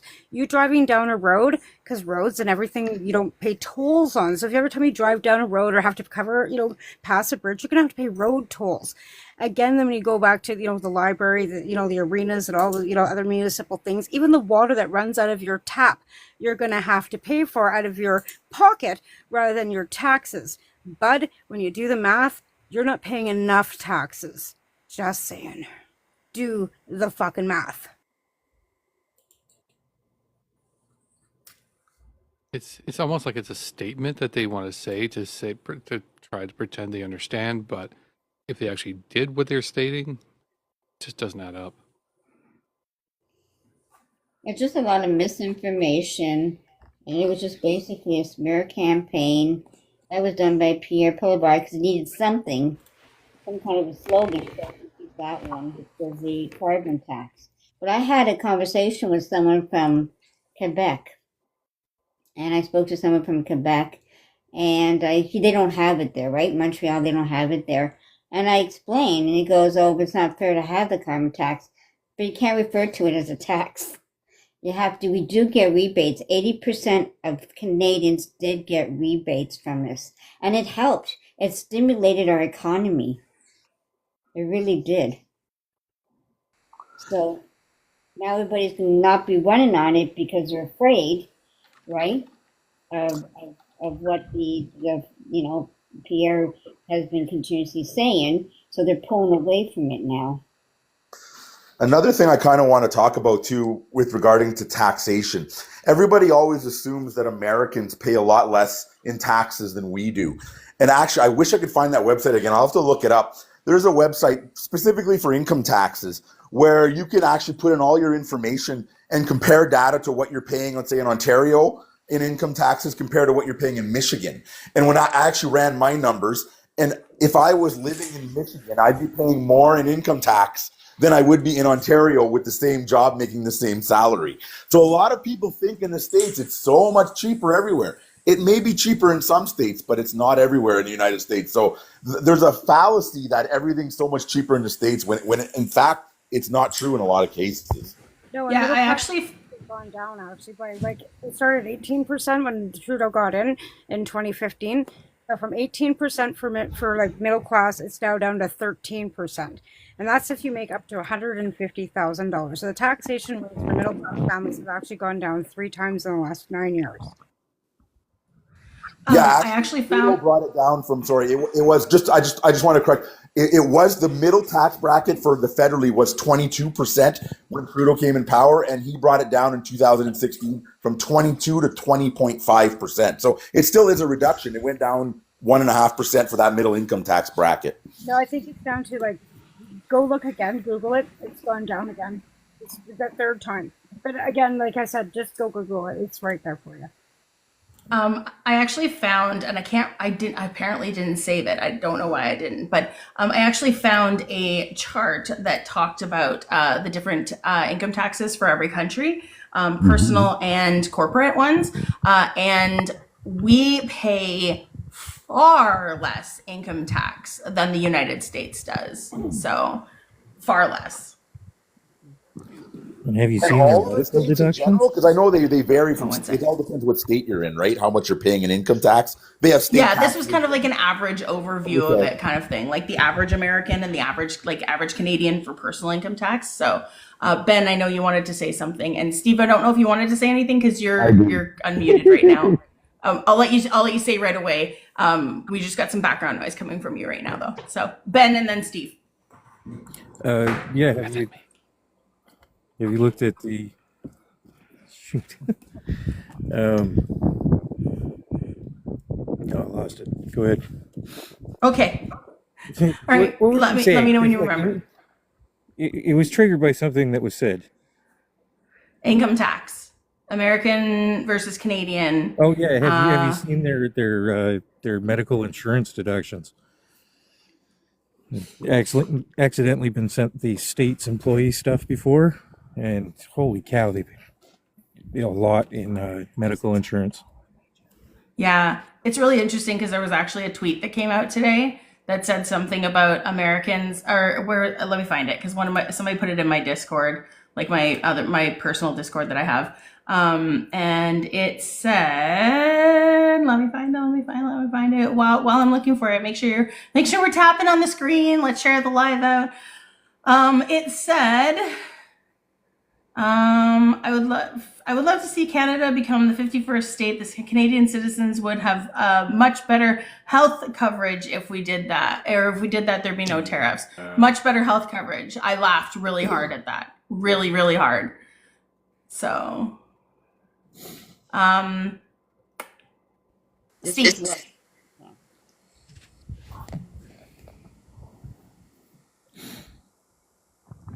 So can I jump in here?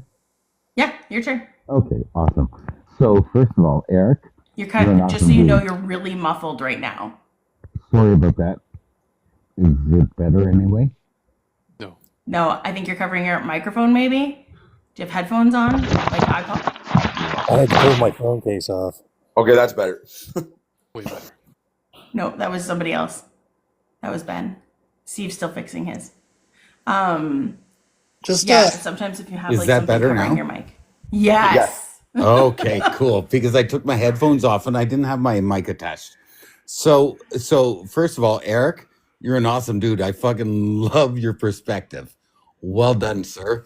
As far as healthcare is concerned, if you make $75,000 in Ontario, your annual money that goes to healthcare through your taxes is about $600, and the rest is put in there through the provincial and the federal government. So it has, like, people always whine about our health care. Now, in the States, you have to purchase your health care, and then on top of it, you have a deductible.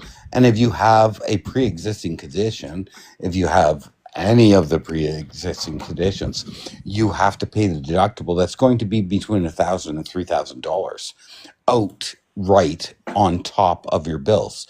So our healthcare, everybody whines and bitches and moans about it, but our healthcare is fucking its boss compared to the States.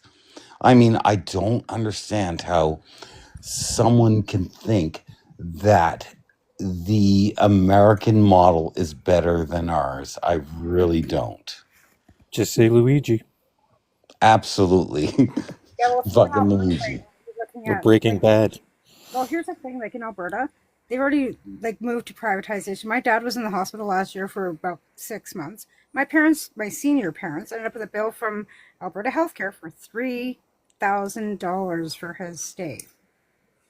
So when it comes to Alberta, because again, things provincial jurisdiction, healthcare is all about jurisdiction, right?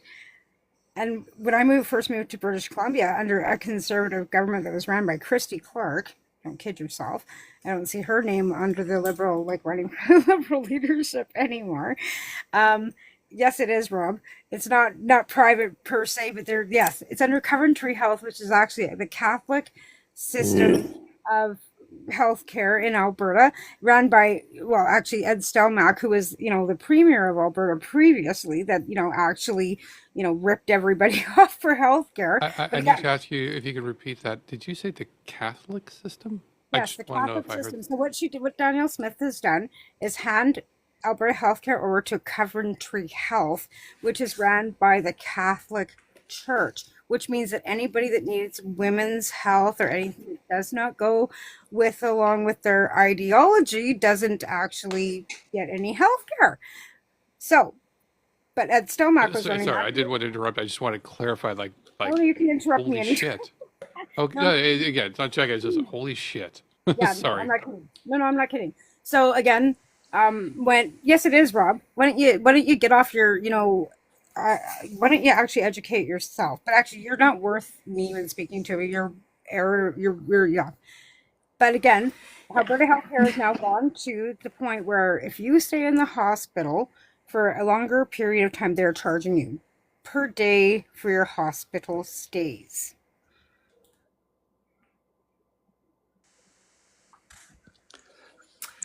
Just to clarify on that, it actually is broken up into 4 pillars. And yes, Alberta Health, part of Alberta Health is under Coventry Health, but it's not entirely. It's a little bit more complicated than that. But I do agree with you. It is ridiculous. Mm-hmm. Chance, can I grab age, province, and political party, please? You are muted. There you go. Hello, everybody. My name's Chance. I'm from BC, and I'm 35.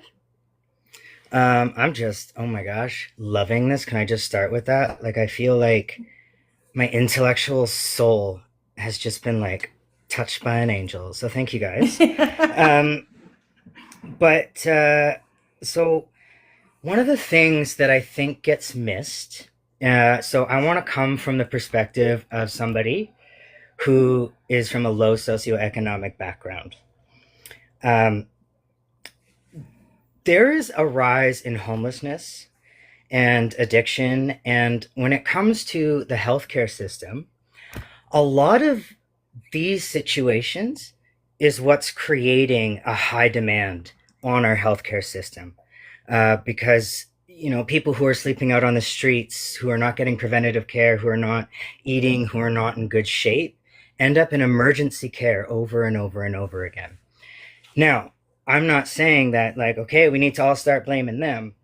But what I do want to acknowledge is that research and my own experience as a former youth in care is, I don't know if you guys know the downtown east side in Vancouver, East Hastings. It's pretty famous.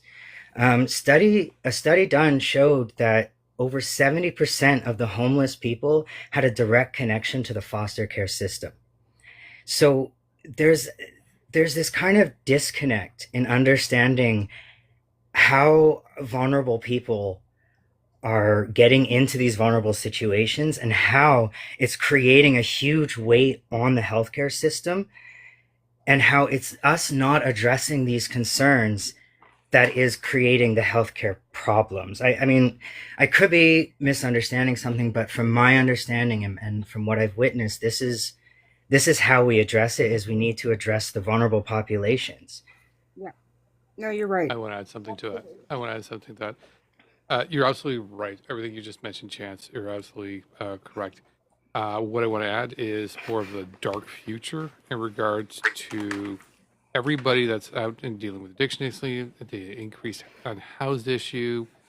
You absolutely need to have the conditions that are bringing them to those that type of situation addressed. Unfortunately, what we're also seeing a rise right now, we see this in Ontario particularly, is and many of the other provinces, is a war on the unhoused. And I'm not using that term lightly in regards to war, where they're trying, you see in the States as well as up here in Canada, where they're trying to make it illegal to be unhoused. So what do we do with the people doing something illegal? We put them in prison. Exactly. Making it illegal and forced drug rehabilitation. Everybody wants to jump in on this. You guys got to all wait, please. Yeah, I know. I'll get to you all. Yeah. I don't think most of us are going to disagree that forcing somebody into rehabilitation, while it might be noble as an idea, never ever works. People need to get to that point on their own. They cannot force them.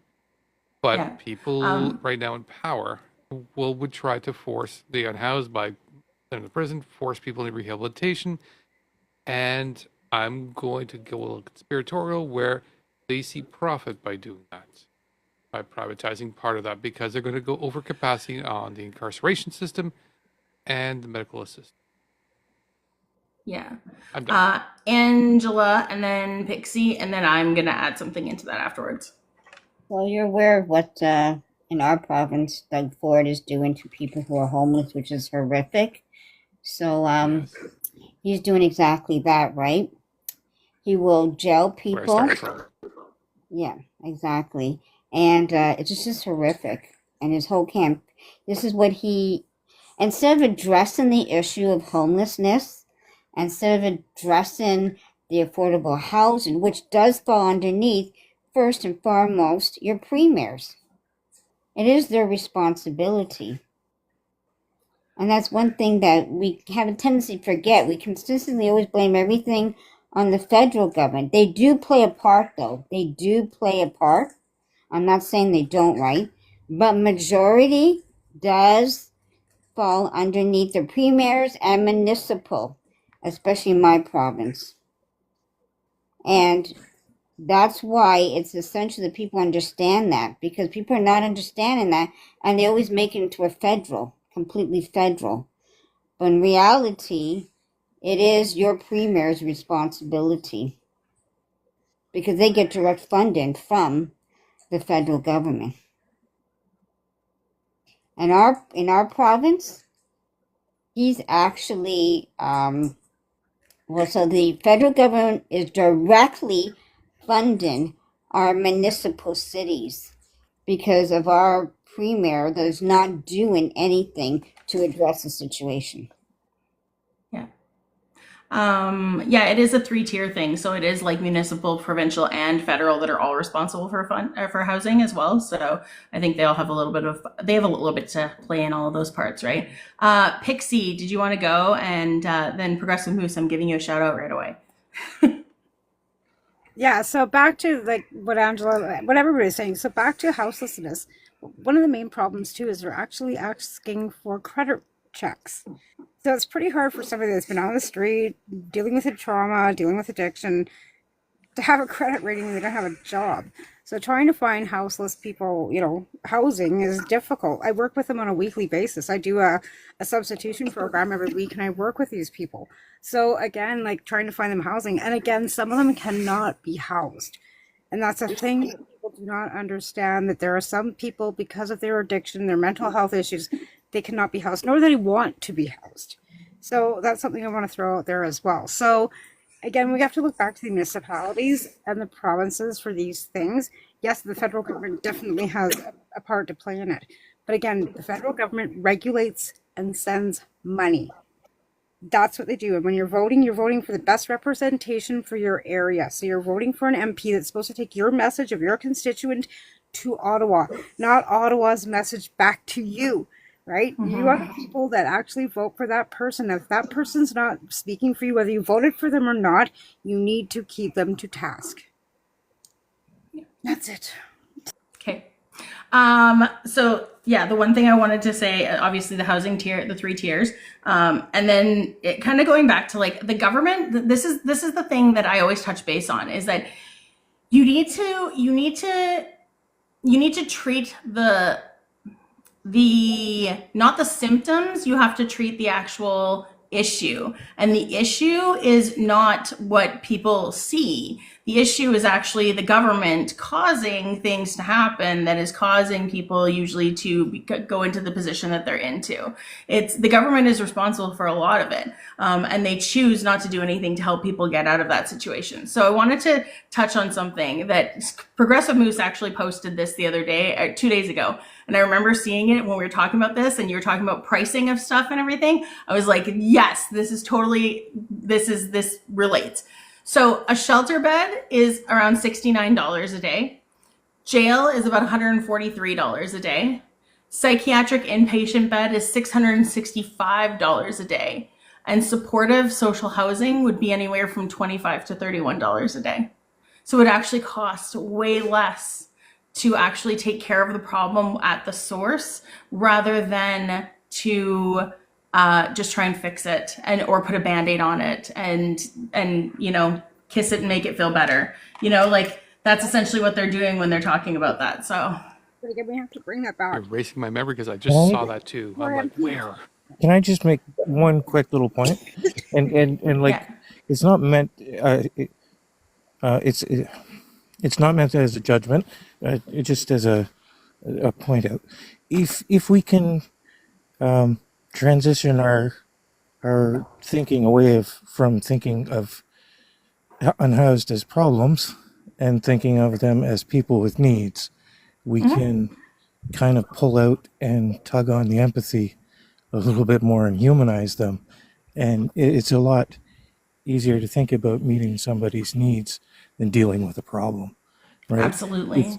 Dealing with the problem, that's the way that we've been dehumanized in the past, and that's the way we've been relegated to the we don't want these people on welfare, or we don't want these people sucking all these tax money, and it's how we've been dehumanized on that lower income class. But yeah, Here's what I've said to many people before when they say that they're screwing the government. You're not screwing the government. You're screwing your tax-paying working neighbor, because we all pay taxes, whether it's GST, PST, income tax, whatever. We're all doing our part, right? So when somebody looks at you and says, yeah, I'm going to go screw the government, you're not screwing the government. You're screwing your hard-working, tax-paying neighbor. Yeah. Chance wanted to speak. Oh, 1 second. Chance, and then I'll get to Eric and Mike. You are so amazing. Thank you so much. I didn't want to interrupt you guys because it's so No beautiful. worries. I'm watching the chat. Want to see when people say they want to talk. So, so something I wanted to say is, I don't think people realize how much the government is actually funding things and how hard it is to get people to help us. So I work in nonprofit organizations. A lot of our funding comes from Service Canada. And what we do is we work with at-risk youth and the houseless, and we teach them life skills and employment. And then Service Canada helps us find them an employer, and Service Canada will pay them a minimum wage for the employer, so they kind of get this free labor situation kind of thing so that they can mentor these youth. And so this is a way that business owners can actually engage and help get people off the street. A lot of these people just don't have families, they don't have connections, they, never achieved a lot in their life, and so they're insecure. And a lot of things like, I don't know if a lot of people know, we have more foster kids than we have foster parents. And what happens is we end up just having to throw them in a house where they're supervised in like an orphanage, and they don't get love, they don't get care. They're basically just looked at and institutionalized because they have to have all these boundaries. And this is what is creating attachment disorders and anger and aggression. This increases addiction, etc. You as community members can actually do something. You can call nonprofit organizations and you could say, hey, I would like to do a workshop or, offer to volunteer or offer to do something that I believe can make a change. And there is funding for it. And the more it's asked, the more the government will fund it. So that's my point. Yeah, no worries. Thank you. So just one thing that I kind of want to touch on, I know it's a controversial topic for some people going along the same realm, is the funding that's being pulled for all of these safe injection sites. And the government, especially Doug Ford in Ontario, demonizing these places, calling them drug dens. And really, I've always been in favor of safe injection sites. It allows the people, we have a lot of people with addictions, and it allows them to go to these areas that are safe for them to go into, and there's counselors there that can provide them information for those that do want to seek the help. Not all of them do, but some of them do. And it's just terrible. We have one in Sudbury that was just recently closed, and it's awful, and it was set up to fail from the get-go. They put it in an area that was way out of the way, that was not accessible, and then they said, oh, nobody's using it, we're going to close it because we're not getting the value out of it. Well, it's because of where you put it. That's why nobody's using it. And it's just terrible that I see this happening, and that all of these sites across the province and the country are getting shut down. And they're sorely needed for the people that are on the streets, for the people that are addicted. And it's terrible the way the government is speaking about these places and about the individuals that use these places. Mm-hmm. I'm going to correct one thing. If we cannot say the D word, maybe say pharmaceuticals or spicy medicine or something like that. It's a TikTok sensitive word. So, yeah. Mike, I think you wanted to talk next, and then I'll introduce Kelly afterwards. Yeah. One thing we have to look at when we're talking about these kind of issues is what our candidates are doing to work together with other levels of government, because this is a multifaceted thing that needs to be solved. And it's not one area of the government that's going to solve it. It's going to take all three levels to solve this. And universal basic income will also coming into play there too. If we able to provide people with that, it'd be a lot easier for some people to find housing that way as well. Yep. Kelly, can I grab age, province, and political party, please? Yes, I am 35, and I'm undecided right now between Liberals and NDP. Okay. So ABC though? Anybody but conservative? Yep. Yes. Yep. Okay. Thanks. All right. I don't have anybody else in line right now. What did you want to add to the conversation? I had a question, but unfortunately Pixie dropped. But I had a question for Pixie. Oh. Okay. Maybe she might still be in here, and she can maybe answer from the chat. Hopefully. As you can see, especially in the U.S., with the whole two-gender policy or order that he put through, I'm really worried about. Basically, my question is, what are the Liberals and NDP stand? Well, maybe not NDP, but what is the Liberal stance on the LGBTQ plus issues? And pretty much all the people wanting to become the new leader of the Liberal Party. Assuming that they are all They all support the LGBT plus community. I have a response for that. Okay, sure. About the liberal stuff. So, when it comes to liberals and their views in regards to the 2SLGBTQ plus, let's not forget they did do the amendment to the Charter of Rights and Freedom to include gender identity and gender expression into the Charter of Rights and Freedoms. That I hope is telling of their continued support in regards to the 2SLGBTQ plus. Again, I'm not saying this as a liberal supporter. I have many issues with them. But when it comes to 2SLGBTQ plus, liberals have never really done anything against the community. I could be corrected, and I am open to being corrected on that. But they've always had a history, even back to Papa Trudeau, who made changes in regards to the laws, who did assist the gay community by decriminalizing sodomy, because they were using that as a way to make make homosexuality illegal. That now obviously, if we look across to Poliev, he's been quite blatant in his talk to be quite transphobic, quite genderphobic. Basically, anything that's not white Christian, straight, he's been being very, very daft about. I don't think you need to concern yourself. And again, I could be wrong, and so hold me through this. But so far, the track record shows that they've been very supportive. That being liberals and NDP, all conservative, definitely not. So I'm looking at the liberal page right now. Actually, it says it's liberal.ca /pride. And it talks about all of the accomplishment that the Liberal Party has done. 2016, federal legislation introduced to protect trans rights and prevent discrimination based on gender identity and gender expression. Justin Trudeau becomes the first Canadian Prime Minister to march in a Pride parade. They also raised the Pride flag on Parliament for the very first time that year. 2017, Trudeau made a formal apology on behalf of the government to the 2S LGBTQIA plus Canadians who have been wronged by federal legislation, policies, and practices. Liberal government passed legislation to permanently destroy records of convictions involving consensual sexual activity with same-sex partners that would be unlawful if it occurred today. 2019, Liberal government invests an unprecedented $20 million for 2S LGBTQIA plus community service organizations. And then 2020 to 24, Liberal government bans the cruel and discredited practices of conversion therapy. They got rid of conversion therapy. That is a big thing. That was a huge thing. I totally forgot about that. Anti-2S LGBTQIA plus conversion therapy. Moving forward with Canada's first ever federal 2S LGBTQIA plus plan that will guide the work of federal government on the priorities of 2S LGBTQIA plus Canadians.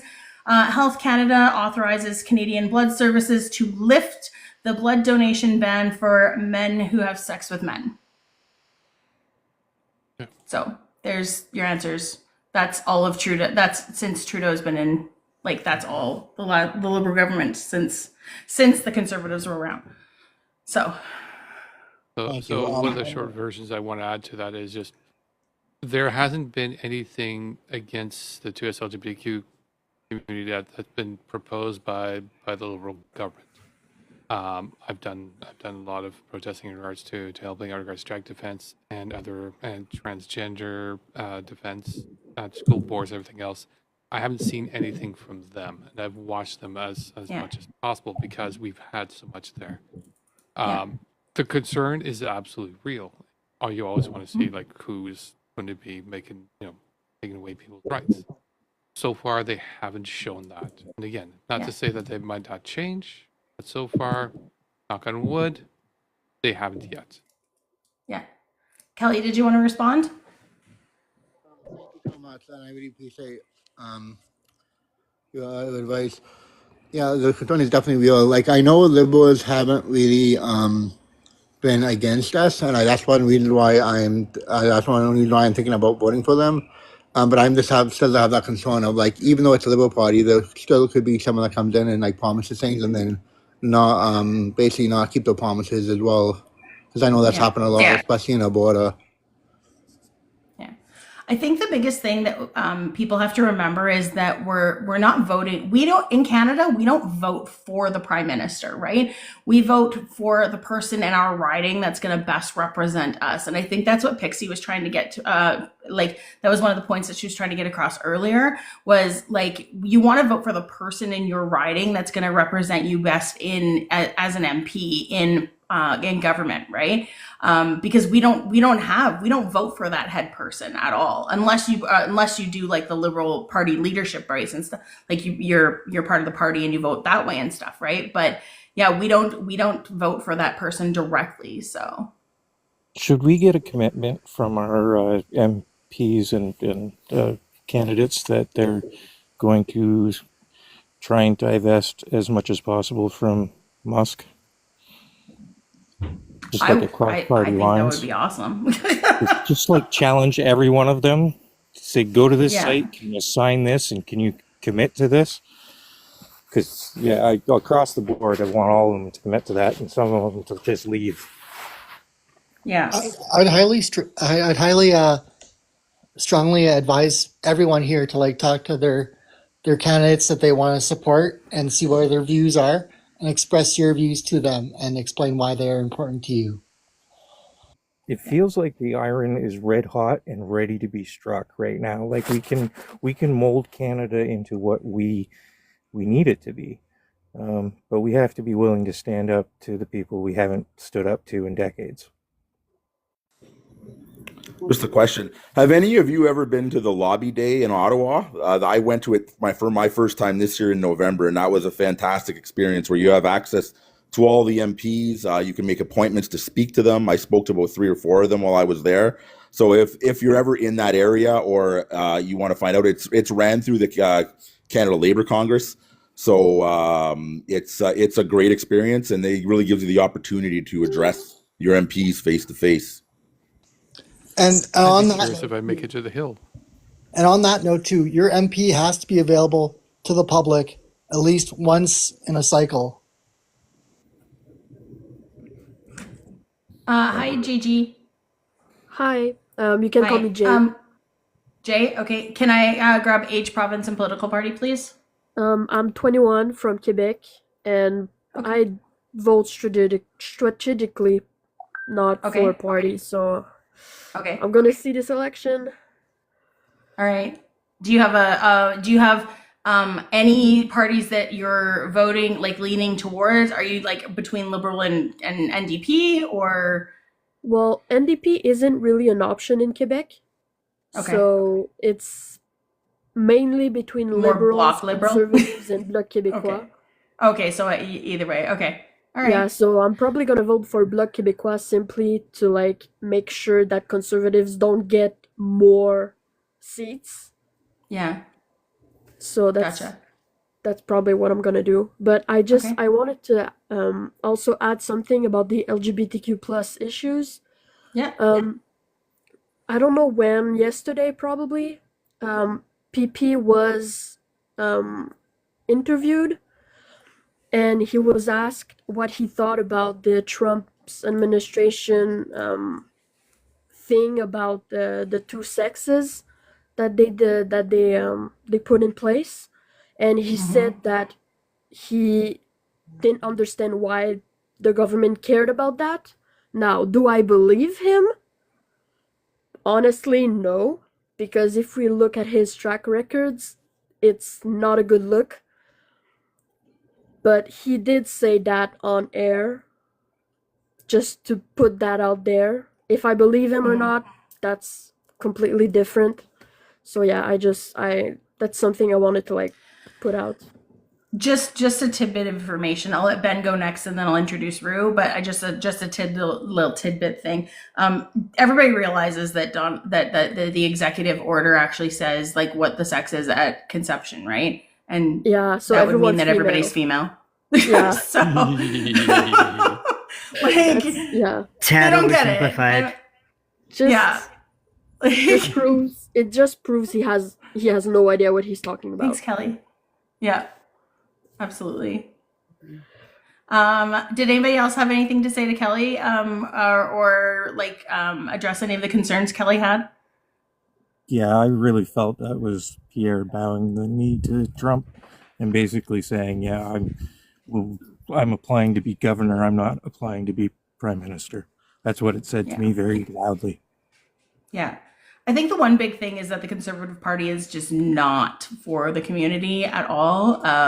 They've shown that in the past, and just based on rhetoric and stuff like that, and the people who that their base, you can tell that they're obviously not supporters. So I find that conservatives now have become so Republican. They've adapted to their ways. Do you remember Winona Ambers? Remember her? She was Rona Ambrose. Yes, Rona that's Ambrose. right. Yeah. She was very good. Now, I'm not a conservative because I don't support their views, right? But she was very good, and she kept that party very well. How do you say it? They were very professional, and they were very like progressive conservative, right? Yeah. But when she left, the party just became so progressive. The reason I'm smiling is because Rona Ambrose used to be the MP in my riding. So How is she though? How is she? I can't tell you at all. I didn't pay as much attention to politics back then. I just knew people's names, but I didn't pay as much attention back then. I literally was just like, I'm not voting conservative. But yeah, and I think at that point we didn't have a good. That was when the Liberals were still around in Alberta, so I was always voting Liberal then. So yeah. So what you have to keep an eye on is when it comes to the history of the Conservatives is how that shift on the Overton really changed. Rona was more of a blip, but the big shifts occurred when back in around the early 2000s when Reform Party was there and the Conservatives and Reform were splitting the votes between the two of them, and they finally merged. That merging had the influence of Reform that took that that right wing but fiscal right wing and brought it a little bit more towards the right on the social aspect. And that's when you had Stephen Harper take over. And then the next steps after that, you had Harper that was kind of right, but not quite. And then there was a bit of shift back a little bit when you had Aaron O'Toole because he went a little bit more fiscal, and they kicked him out because he wasn't right enough. And then they shifted far more here. Okay, two things. I think that the Conservatives have not gone Republican. The Conservatives gone far right than Republican, because the Republican Party, like the Republican Party is kind of split now, right? Like they're not even really Republican now. So, but the other thing I wanted to say, Ben, thanks, Kelly. Ben, you made a comment to some dude about finding his bear, and this is my shirt today. Oh my god.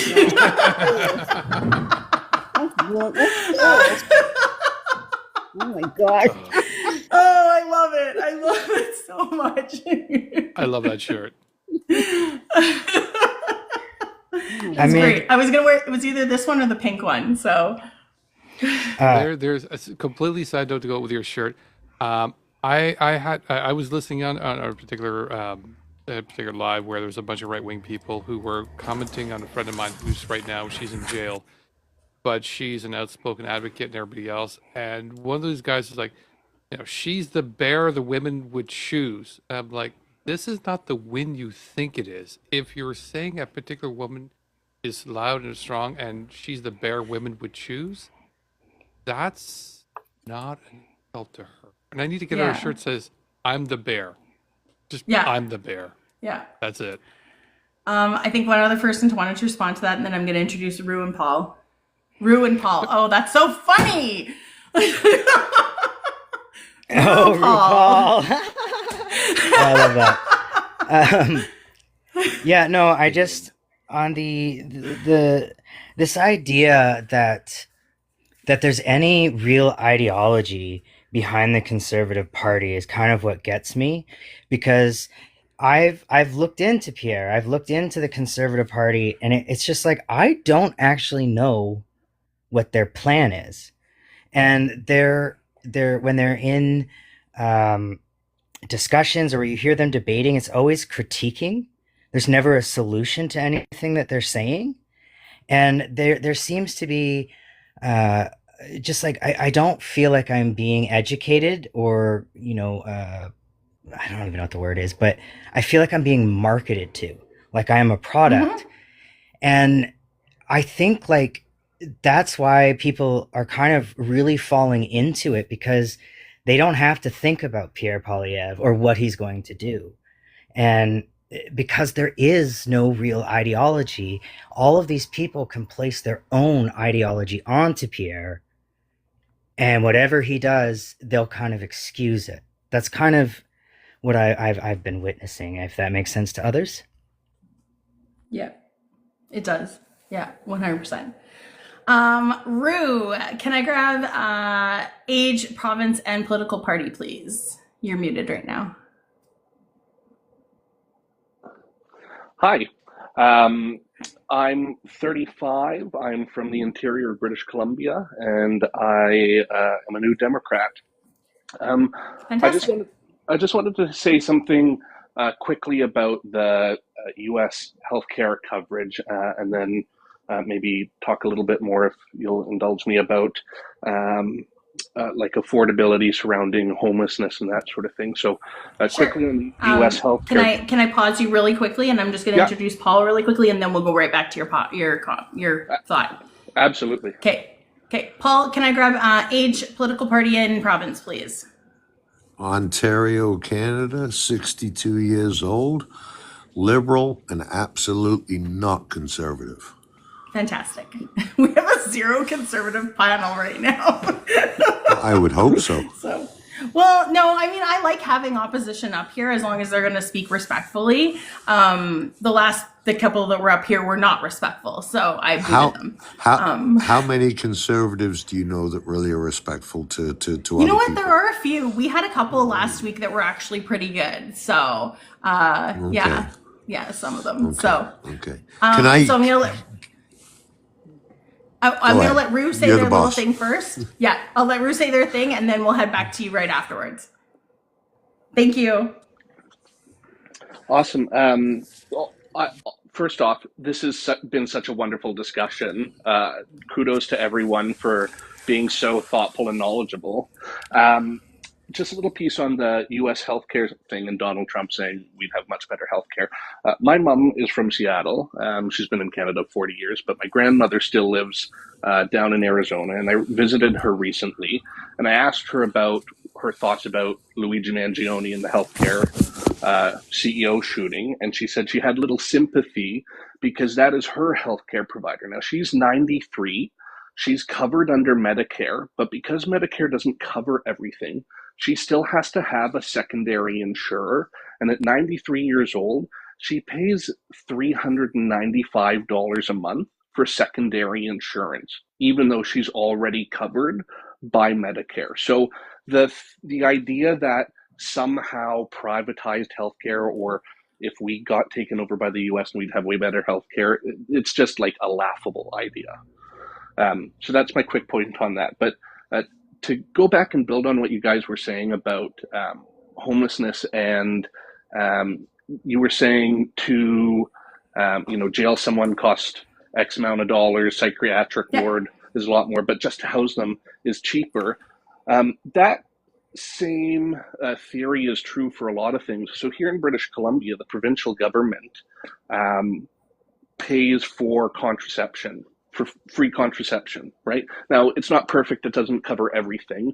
However, the $81 million a year that they spend on that, the University of British Columbia did a study and found that even though they spend $81 million on free contraception, the province actually saves an additional $21 million in downstream costs because they're not having to pay for abortions for unwanted pregnancies. They're not having to pay to put kids in the foster care system for parents that didn't want them or couldn't support them, right?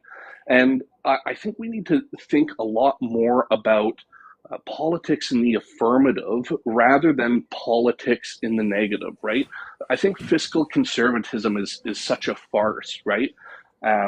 Austerity leads to longer downstream costs. I think someone said it earlier. I think it might have been Chance said earlier.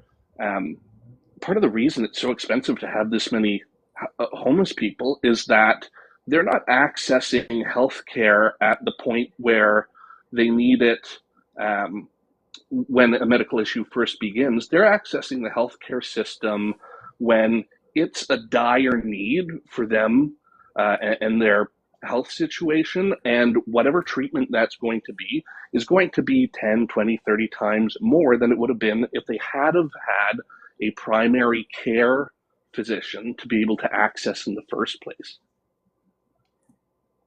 Absolutely.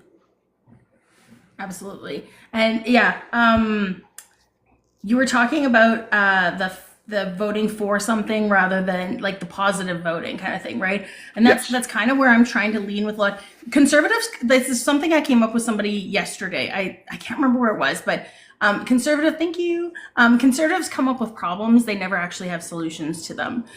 So even if you look down south, they continuously talk about the border, and they've had lots of opportunities to actually fix whatever they want with the border, but they never do it because they always want something to complain about, so they can always politicize it. That's the problem. Yeah, absolutely. And, Pierre Poilievre does the exact same thing up here. And, I talk with people at work all the time. Like, it's not that them pointing out some of the ailments in society. They're actually right about those things. Yes, there's a housing crisis. Yes, there's somewhat of a healthcare crisis in accessing primary care or wait lists or that sort of thing. But it's their diagnosis that is wrong. It's not because we let in 1 million newcomers to Canada last year. It's because in 1990, the federal government stopped building 60,000 units every year of social housing. And guess what? If they had have kept building 60,000 units of social housing since 1999, we'd have an additional 1.8 million units of below market housing, which would almost essentially solve the quote unquote housing crisis we have, right? But I think what the Conservatives are really good at, that I don't think either the Liberals or the New Democrats or the Bloc have found a way to combat, is the Conservatives are really good at narrative. They're really good at riling up people's emotions, and we've not found a positive way to tap into those emotions in the same way. I think the New Democrats have kind of sort of started to explore that with, blaming billionaires. There might be something there, but I listened to Mark Carney just put out a new campaign video, and there's just not a ton of things that are going to pull on the heartstrings of your average Joe. People, I don't think, like us, who I think we're all a little more in tune to the political system than, the people I work with every day. I don't think that messaging that the Liberals or New Democrats are putting out right now is really going to resonate in the same way. Like, sometimes it's intoxicating to sit there and listen to Pierre and go, yeah, I am fucking angry. I'm fucking angry that I'm in my mid-30s and I can't get a mortgage. I'm fucking angry about that, right? But his prescription is not going to solve what ails us. Yeah. Like I said, it's a Band-Aid, right? Yeah. I have to interject with one thing, which is Carney isn't really left. Sorry, go ahead. Sorry. I didn't, just the foster care system. I don't know if people understand the numbers. So I just wanted to kind of take this point, as Rue kind of brought it back up, is, and I can only say for BC right now, because I just recently did a report on it. But as of March 31st, 2023, 6.5 children between the ages of 0 to 18 out of 1,000 are in the foster care system. And of that, you might be thinking like, oh my gosh, it's a lot of child abuse. It's a lot of child abuse. It's actually 73% of it is because of neglect due to socioeconomics. And so, it's because families are poor, they can't take care of their children. So the government takes the children, and then the children get neglected because there's not enough foster homes. And I think it's also important to note that last year, only 53 children were adopted in Canada from the foster system. Or sorry, in BC. That is nothing. Wow. And another big point that I think is super important, 72% are Indigenous kids. They only make up 2% of BC's population. So it's the foster care system is actually something that we need to focus on. It's not like, this is just a personal issue as a former youth in care. It's that the rate of foster kids in the prison system is higher. The rate of foster kids that are homeless is higher. The rate of foster kids that are, SE, if you guys know what I mean, trafficking. Yes. Like trafficked. Okay. Yeah. They are high percentages. It's actually, we're not taking care of families.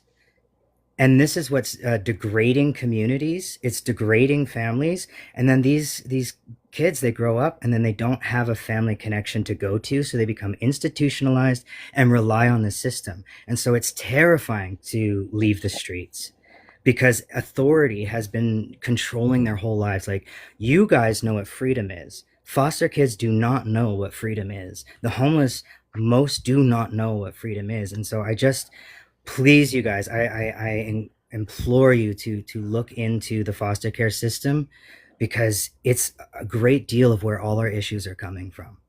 Okay, that's it. I'm going to just listen and give space for other people to talk. Absolutely. Because, again, I'm loving this. Yeah, no worries. I'd just like to bookmark Chance's point there, and then you can move on to someone else, but I'd like to come back to that. Yeah, absolutely. Joe, and then I wanted to give Paul a chance to talk too. Yeah, I think I kind of forgot a little bit of my part, mostly because both those statements were fantastic and important. And again, it was absolutely great. And chances. But it was just more of let's not look at Carney as a leftist. Let's just understand he might be a good sort of competition against Pierre because he is an economist who we're well versed and everything else, but there is a lot of Carney that's not good. And I can definitely go into a whole thing. I have a video I can actually send to people in regards to it of a podcast I did with somebody else who unpacked Carney. But again, that's a whole other thing. But he is not the leftist. Just gotcha. That's exactly it. He's just not the leftist that you think he might be. Socially, yes. Okay. Paul. Hey, how you doing? Hi. I'm a taxi driver in my area where I live, and tonight alone, I took probably 4 or 5 homeless people. The community outreach had called us to warming centers. Why can't the municipalities, the provincial governments, use some of the abandoned buildings that are sitting around all over the place and help these people? I mean, it's, we live in a society today where everybody's blaming everybody else. We all know that the housing is provincial. We all know that the homelessness is because rents are just so damn stupid. Why can't the municipalities get together and use, buildings that aren't being used? Yeah. I think Like these people deserve a place to live. They don't deserve to be living on the street in -10. Yeah, housing is actually a 3-tier. It's actually municipal, provincial, and federal. All three levels are responsible for it. Yeah, but people aren't doing anything. Everybody's sitting around and you got people living on the streets and passengers that I get are saying, "Oh, yeah, that's disgusting." Well, it's disgusting, but what are you doing about it? Yeah. On the question of PP, I think if he gets a majority, we're screwed. I think Carney's probably the best bet to hold him to a minority so he can't execute his plan. I mean, social programs are going to go. I'm 62 years old.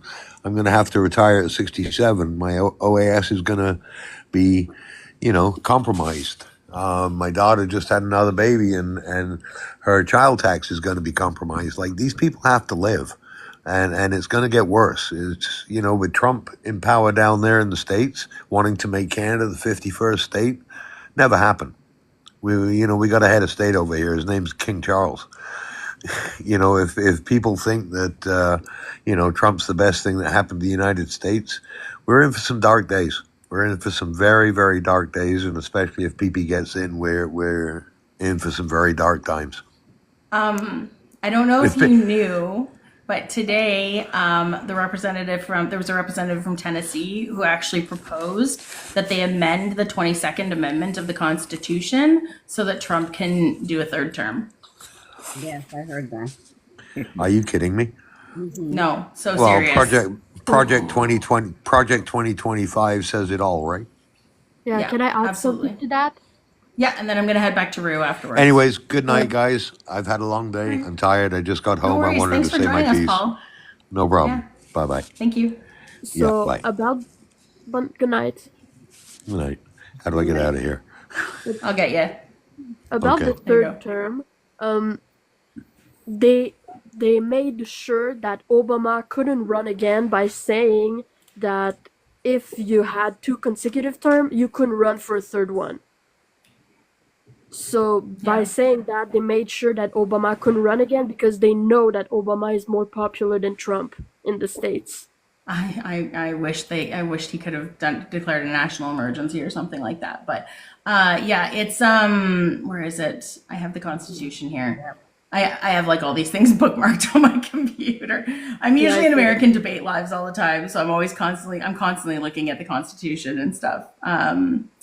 But I think it's just 2. I don't necessarily think that it's a consecutive terms. I think it is 2 terms, which is why I think that's why they think that they can try and do something with Trump there. That's probably it. But 22nd.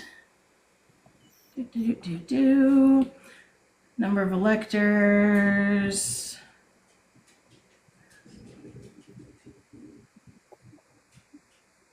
Actually, it doesn't say anything in that one. I'll have to look it up a little bit more. But I found something.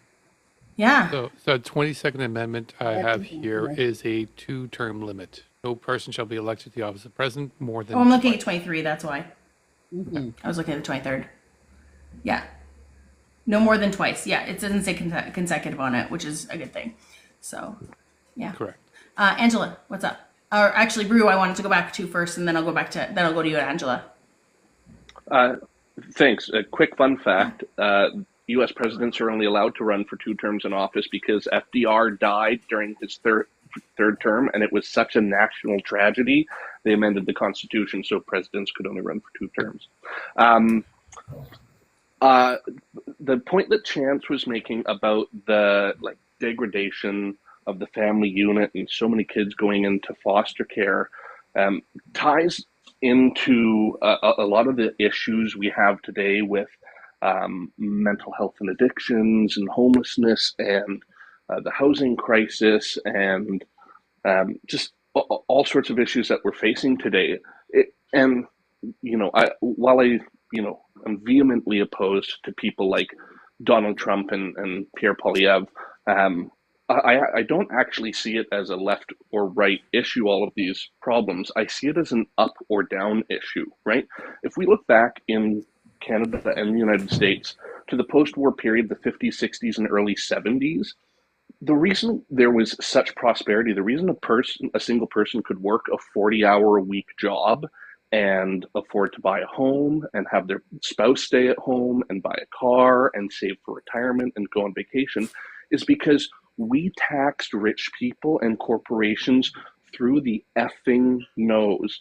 The top marginal tax rate in both countries during that period of time was 90%. The corporate tax rate used to be above 80%. So the government had plenty of money to invest in infrastructure, in housing, in healthcare, right? And part of the reason we didn't have all the social ailments we have today, like deaths of despair, suicide, drugs, that sort of thing, Self-unaliving, yes. pharmaceuticals. Oh, sorry. Yes. TikTok-friendly language. Yes. My apologies. We love the TikTok shop in Canada, even though we don't get it. That's where I buy all my American friends from. Um, anyway, and we didn't have these deaths of despair because people had uh, fairly stress-free lives. You weren't worrying about where your next meal was coming from. You weren't worrying about if you could make rent, right? And so your family units were stronger. Your community engagement was stronger. People weren't working 80 hours a week. They could go volunteer with the Elks or the Eagles, right? And so taking all of these issues really at the 30,000 foot view, again, it's not really left or right. It's up or down. We've ceded so much ground to corporations and to the wealthy, and they've just used that money to propagandize us into thinking that homeless people are the problem, and immigrants are the problem, and drug users are the problem, and the LGBTQ community is the problem. And it going back to messaging, it just worries me that no center left party has found an effective messaging against that. Yeah. Yeah, it's every marginalized community is the problem, right? That's essentially what it is. That's what they continuously say. Yeah. Angela. I found the article that you wanted to speak about. So the congressman, his name is Andy Ogles, and it states there exactly what the information that you want to find out about. He's the one that wants to propose and bring it And forth. it's Tennessee, right? He's from Tennessee? Yeah. I'm pretty sure I saw Tennessee. Yeah, Tennessee. Yeah. I have the article right in front of me.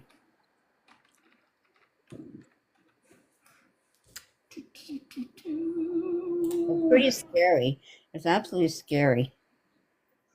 Propose an amendment to the U.S. Constitution that would allow President Trump to serve a third term in the White House so the country can sustain the bold leadership of our nation that our nation so desperately needs. Blah, blah, blah, blah. So, I know. I guess Not surprised at all. I have a question about that, which is they can propose the amendment because it's an update to the amendment that can go through the Congress, but they still require 3/4 of the states to support that, which I believe is around 38 is what the number is. Someone should Yeah, That's a challenge huge number. 14.3. They should say, hey, wait a minute, we haven't settled this disqualification because the only way it can be removed is by a vote. They never took a vote. Supreme Court said Colorado couldn't take him off the ballot. They said nothing about whether he was disqualified from office or not.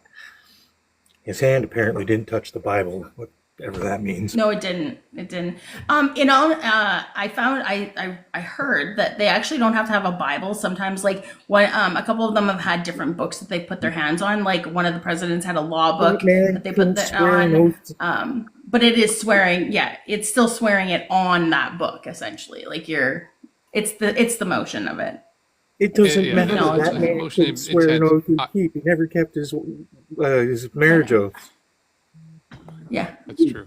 Just going But- along but with I mean, that we're on the Trump topic. That's my big concern too. Like he's been talking about the whole thing about he's going to invade Greenland. He's going to invade the Panama Canal, and that's kind of what do you think happens if Trump actually follows through with that? Because I don't think he's going to come after Canada first. He's going to go after something like Greenland, and if he does, I'd follow through on his promise. What is the reaction going to be? He sends military troops to actually try to take over Greenland. What's going to happen? WW3. Is that everything that Nerdy is just saying? Exactly. There's forget my motherboard because I'm now focused on this one. It is literally right now sort of a toss, and I've had this in my mind that's been running for a while, which is right now the three countries he's discussing Russian invasion. Mexico's a little bit in there. Greenland and Canada have been the larger ones there, and I keep thinking in my head, because I'm just looking at everything going on as history repeating itself. Are we Poland or are we Italy? Where are we going to fall? Because right now, this is the precipice we're at, and depending on how we make our choices, we're going towards one direction or another one. Personally, I'd like to go more into France because, you know what? France kind of fought in certain ways. Yeah. The point being, somebody's got background noise.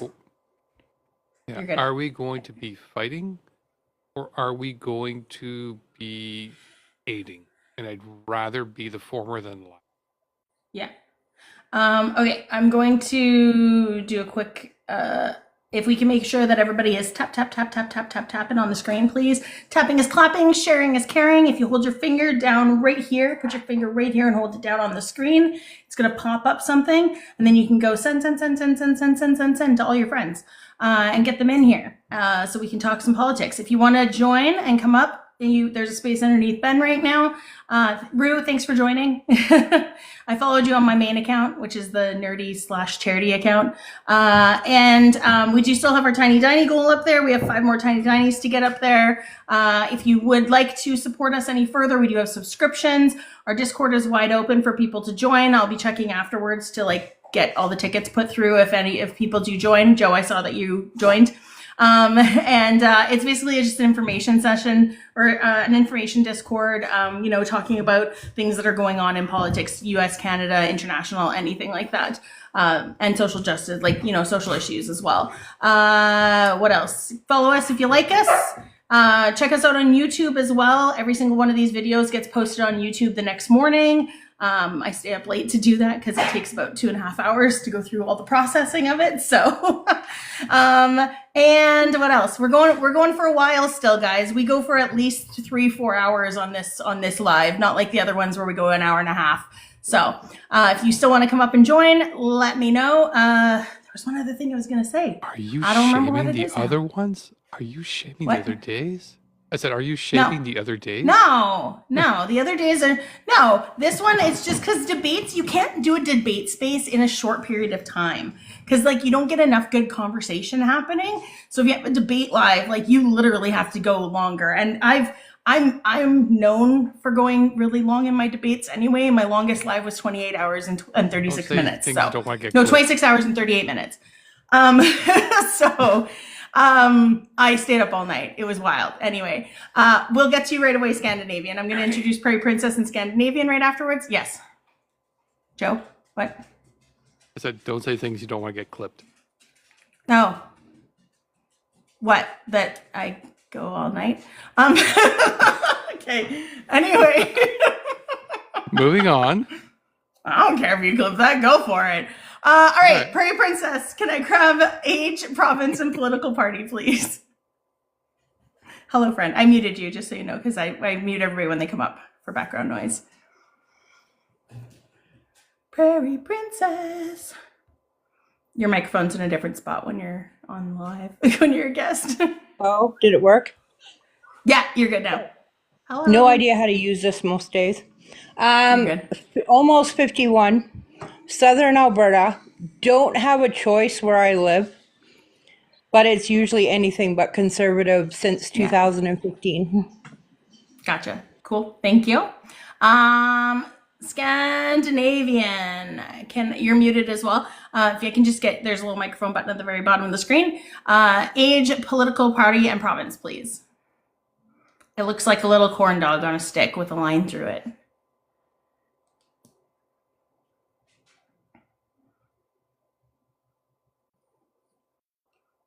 Should be right next to your comment bar. Down at the very bottom of the screen, there'll be a microphone button. Just hit that and it'll unmute you. I'll send you an invite to unmute. There you go. What is the name of your YouTube channel? It's Beaver Politics, same thing. That's it? Okay. Yeah, Beaver Politics, yeah. Fair enough. Thank you. Okay. Is that all you had to ask? Yeah, pretty much. Oh, okay. I'm pretty new to TikTok. Only been like a few months, and don't really. I'm mostly on YouTube, and Okay. Yeah, we're posting the lives right now. Eventually we're going to be hopefully doing it where we can do both at the same time, but we have to have Oh, really? Oh, somebody wow. running both of them at the same time all the time. So, but yeah, we'll be, we'll find I'm some new. clips and stuff like that and post it on there. But yeah, if you go to our YouTube channel, Beaver Politics. That's cool. Okay. Did you want to stay up and add something to the conversation or? No, I just want to listen for a little bit. I don't know what I don't know. Are you like pro or con, or are you just talking politics? We're Are you just like having anti-Trump or discussions. pro-Trump or? Yeah, we're in Canada, so we're talking mostly Canadian politics. We do talk American politics a little bit because it does affect us a lot. So Yeah, well, it affects us. I'm in Norway now. I was born in Norway, so yeah, I'm not like American. I lived there for like 9 years, and of course, well, I graduated from high school in Washington State. That's pretty close to Canada, right? Yeah. And I got a lot of relatives in South Dakota, but a lot in North Dakota. My grandpa was there in like 1905 or something like that. So there's a lot of my heritage in North Dakota, and I don't know. It's just like Canada feels more to me. I know it sounds strange, but I was in the state of Washington for like 9 years, and I always was like up north because the further up north I went, the more you guys talk like me, and the more people from Norway like 100 and 200 years ago they went up there. So I always felt like North American, not South American. Yeah. Yeah. And a lot of us over here, I did this back in like the 90s. I said, everything happens in America is going to happen here like in 10 years. People are like, Yeah, what are you well, talking about? What are you talking about? yeah. And we have a one television channel. And then we got Dynasty in Dallas, and people got, affected by it. And then I worked in Sweden, and I was like, well, everything that happened in Sweden is going to happen in Norway. And every 5-10 years, whatever happens in America happens in Norway. What happened in Sweden happened in Norway. It's like, and now we're in 25, and it's all a blur. It is a blur. And Trump is talking about making things right and he's doing a lot of good shit. He is. But honestly, I think after maybe just a few weeks or maybe a few months, it's going to soften up. Like what I'm saying is like, it's not like softening up, but he's going to come out and say, well, I was never against like gay people or immigration or anything like that, but he wants to bring it back to normal. And I think it's going to... Oh, okay. I'm going to stop you right there because what do you mean normal?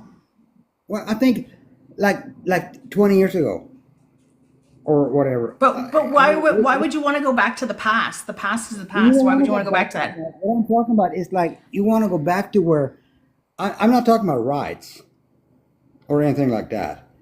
I'm talking about people have been on social media for a long time and everybody's having an opinion. And I think he's going to make it better for all those guys that have been complaining for the last 10 years on social media. I actually believe he's going to make America and the rest of the world better for, let's say, gay people, Muslim. No, I'm gonna harshly disagree with you on that. He's going to make it in a more of a like normal way. He's going to make. Okay, so you said. Okay, I disagree with that. Tatiana, sorry, I haven't addressed you yet. I just need you to stay muted until I've addressed you for a second, please, because I need to get your information first.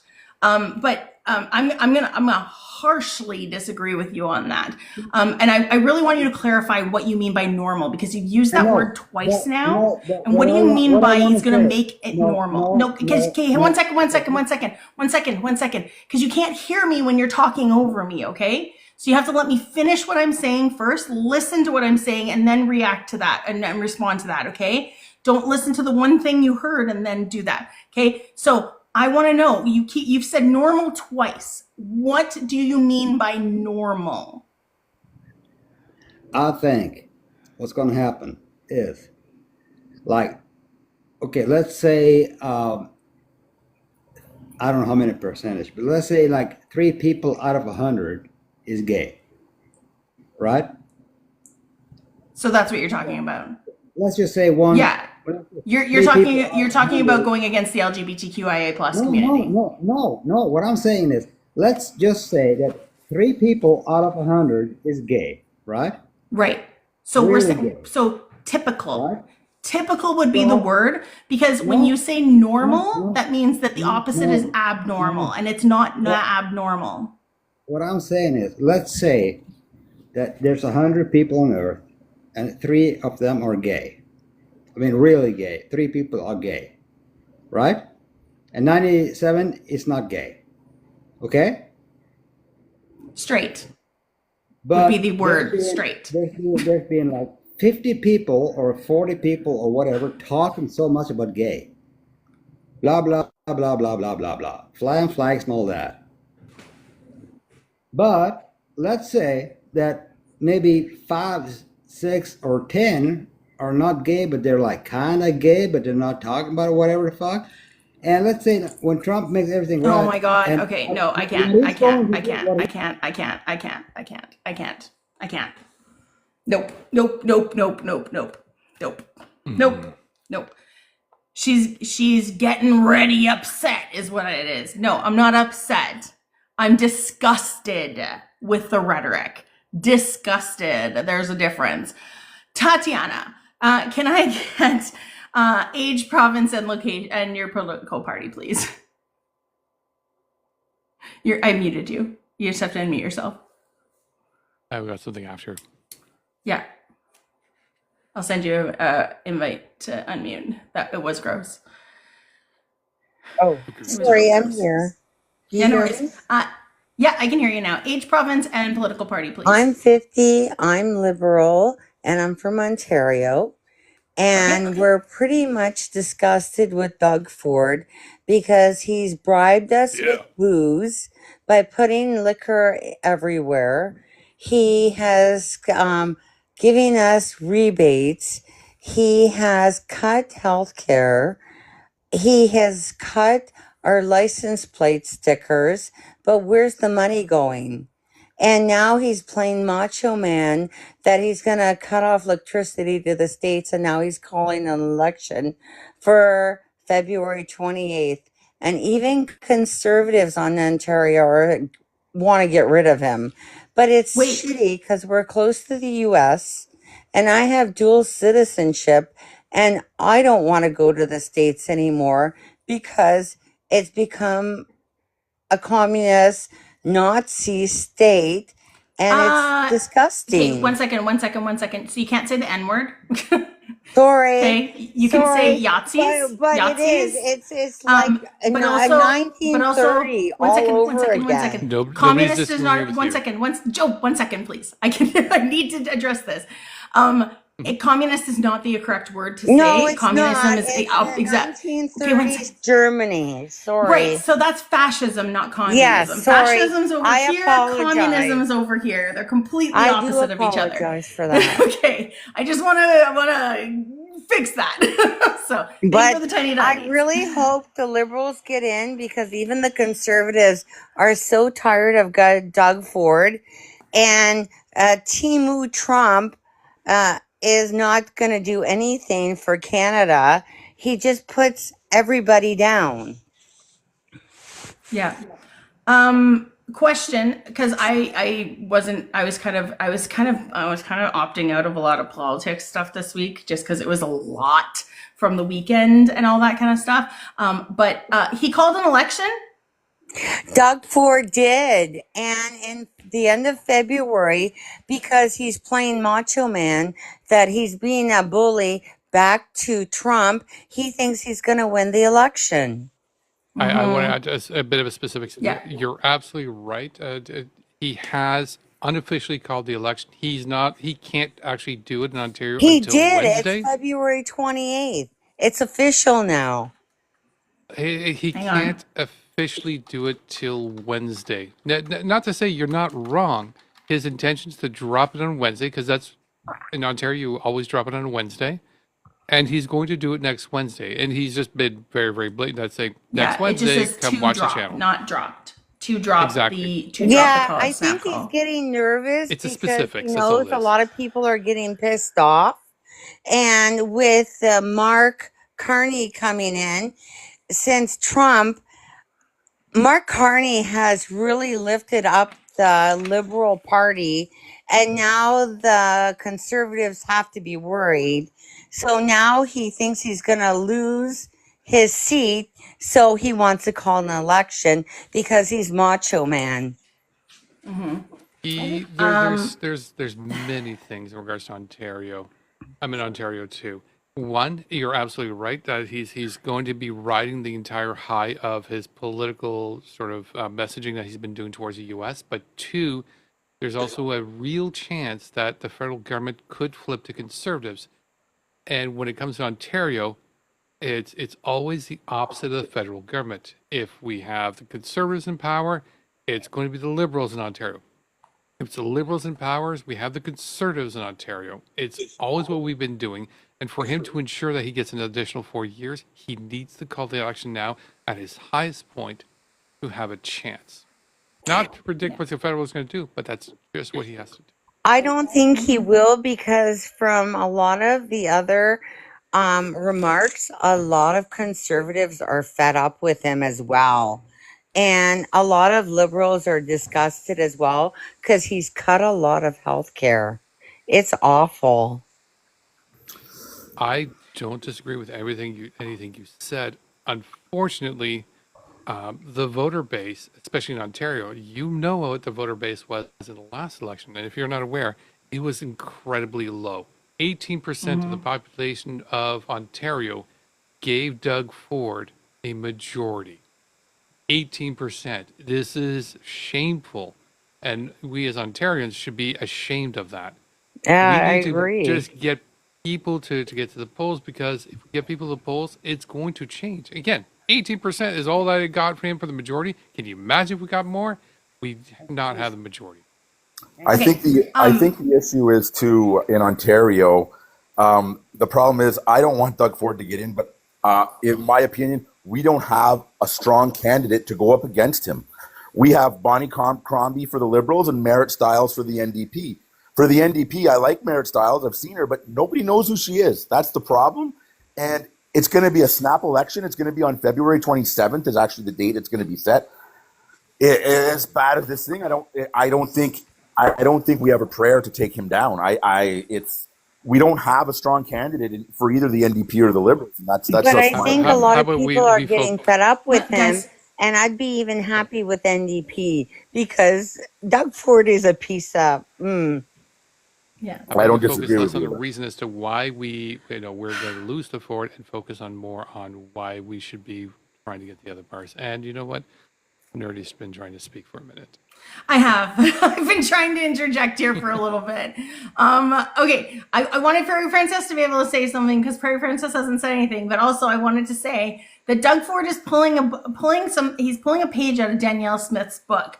Danielle Smith promised Calgary, hey, we're going to build an arena for you. We're going to give you this. She gave rebate checks right before the election. And what happened? She ended up getting elected. And Doug Ford's taking a page out of that book. He's trying to essentially bribe people to vote for him. That's exactly what it is. It's not looked at it because he's doing it in a way that it's not seen as like it's not actually bribery, but it's exactly what it is. He's giving people money, giving them what a little tiny. It's love bait. What is it? Love nuggets, right? It's like they're giving a little love nugget. So he's giving you a little bit and then keeping you reeled in, and then he's going to do terrible things again. But he gives you that one little piece to hold on to that you're going to remember that hey, he's a good guy because of this. And then, pebbling, there you go. And then you completely forget everything else that he's done because that one good thing overpowers all the bad that you even slightly remember. But he's had If you're two in the West, terms, and people are now fed up with him. And like I said, conservatives want to get rid of him. And I have to say, the Alberta leader, she's a traitor because she's been ass kissing with the U.S. and wants Timu Trump, Pierre Poilievre, to go down to ass kiss with Trump. And Yeah. she's no better than Kevin O'Leary, who wants to give up Canada to the US. Yeah. Yeah, Joe, you're right. It's exactly like what Ralph Klein did with those with the rebate. The when we he yes. started the whole thing. Yes. Prayer Princess. I haven't heard from you yet. Hi, friend. So ADHD here, so give me a minute.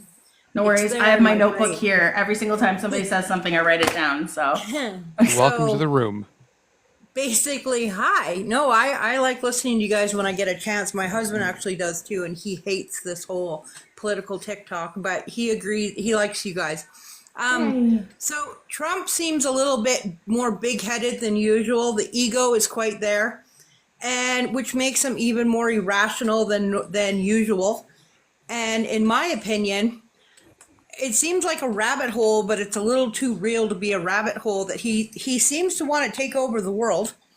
I mean, he's taken his cue from Putin and you know who, the other guy, over the years, and he's getting quite irritated. Like today, he got irritated with the Denmark premier, probably because she was a Yes. woman. And he But I told him to mean, fuck off. Oh, Too. Tatiana, 1 second. I know you want to Sorry. interject, but we gotta let one person talk at a Sorry. time. Sorry. Thank you. and No worries.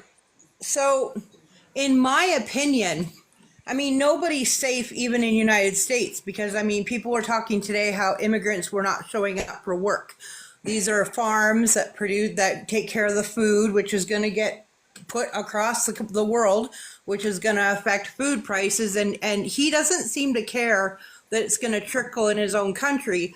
And in our country, I mean, people can think that Smith and Pierre are going to be able to take him on, but I don't see anybody knowing how to take him on because he's so irrational that I don't know how people don't see that it doesn't matter who the leader is or whatever country he's going after. I don't think anybody in his own office knows what that man is going to say next. And I don't think you can sit there and say that Smith is going to get it done because we know it's not.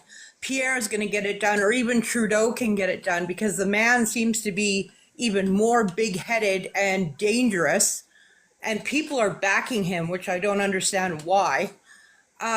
So things are going to, I believe, be scarier than usual because he's so extra irrational than he was before that I don't think you can sit there and say anyone is going to get anything accomplished, like guaranteed until it happens. And I think we're in for a heck of a roller coaster with Trump and the rest of the world. Cool. That's it. Strong women. I just muted you, but can I get your age, province, and political party, please? Oh, my age is 60, unfortunately. Okay. I live in Whitby, Ontario. I am actually helping the Liberal candidate and his team for the provincial election, and I am a Liberal. My daughter worked in Ottawa for an MP, a Liberal MP, and she's in law school now, and we are politically woke in this family. My daughter cried the first time she was 16 when Trump got elected. She cried because even knew what, and he's not even he wasn't even half as bad as he is now. This is lunatic, like it's crazy. And how all I keep saying is history repeats itself, right? Like this is a thing, and it's the worst history that's going to repeat itself. 100%. And it's almost like 100 years ago exactly too, right? So I thought, yeah. Sometimes I guess my nature isn't to really think like underhanded, but today I saw, like, I take things, from content creators, and they were saying like they're convinced that even Doug Ford, if he gets elected in a majority, then he's going to side with Trump. And I was like, is that possible? Like, are people that corrupt? Is that really could happen? Like, he's going to turn. And then someone was like, yeah, like he got in bed with Elon and he purchased all that Starlink, right? All that Yeah. stuff. I don't think it's that he's going to turn. I think that it's a ruse right now. I think he's doing what he can to get more votes. That's what it is. If he was going to run if he would have run for federal leadership and PP would have been gone, it would have been it was a ruse to try and get it is, and it still is a ruse to try and get people to vote for him. Exactly, Ben. It's theater. It's political theater. People have in the politics, Canadians, I'm generalizing, but people seem to live in the very now, right? Like, oh, he's doing this one thing and he's saying he's going to turn off the power and he seems strong. But like, I can't forget about healthcare and education. I'm in healthcare, not healthcare. I'm sorry. I'm in education in my 9 to 5. And so like, I just can't believe it. And we suffered with a Minister of Education in the province of Ontario for public education who only went to private school. And the deputy prime minister was homeschooled. There's an old adage that was spoken quite a bit. A person's smart, but people are stupid. And it addresses the idea of mob mentality, which is if you talk to an individual person, they're very smart, they're very intelligent, they can reason.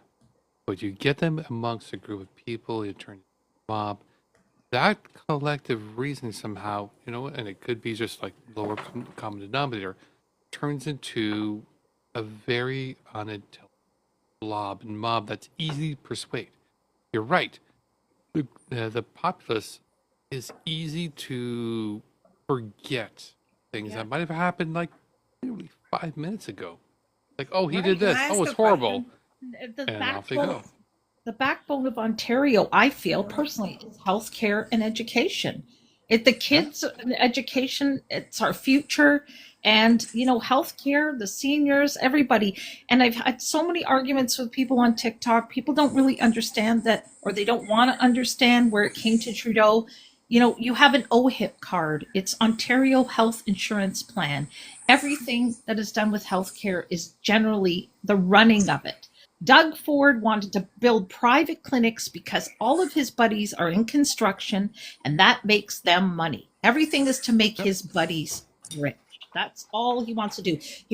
Ontario Place could have been turned into some place that we could have made housing for the homeless in Toronto, where we could have made that some sort of, where we can put something. I don't have all the answers, but not a spa. Neither of us have all the answers. Yeah, neither of us have all the answers, but I think both of you and I can agree that the Ontario Place Island could have been turned into something that's beneficial to the public, whether it be what it was, what it currently is, or something different. Right. And whatever it would have been beneficial to the public and for the public interest, as opposed to something that's going to benefit a single private entity, which is something nobody agrees to. How about the science? My friend was the director of education at the Science Center. It had a school. Kids applied to go there. It was really important to kids' future if they wanted to be in science, post-secondary. And how quickly did that close down? Like, we were like here on a Friday and we're like, the Science Center is closed. Same thing, to build buildings, build homes, to build development by his buddies. And it's not going to even benefit the people in Ontario in regards to the homes that are built there, because they're going to be priced high enough that they return into investment property. Right. And it's not going to be beneficial to Ontarians. Correct. It is just as marker. And this is the most insane part of the whole thing, because it really highlights your entire point, which is we, so many Ontarians, again, the whole mob mentality, he's done all sorts of horrible things and just terrible policy decisions repeatedly, whether it be the license plate, the buck of beer, or his other failures. For some reason, the Ontarians on the whole will forget things because they have the memory span of a squirrel or a goldfish, and just like, oh, he's talking bad to Trump, yeah, let's get him back in. Exactly. And we need to make sure we have a very loud messaging in regards to, he's talking bad to Trump, cool. you need to remember everything else as to what you're going to be dealing with, because you know what? The Trump thing is going to go away. This needs to continue. Prairie Princess did have a question to ask, and then I'm going to go up to XS to Hi, introduce. so thanks. As soon as I ask it, you can take me off the box and I'll just continue listening to you guys. I'm just curious because in a week we get the foreign interference report. So two things. Is it going to be enough information where it's going to possibly change the course of a lot of things going on?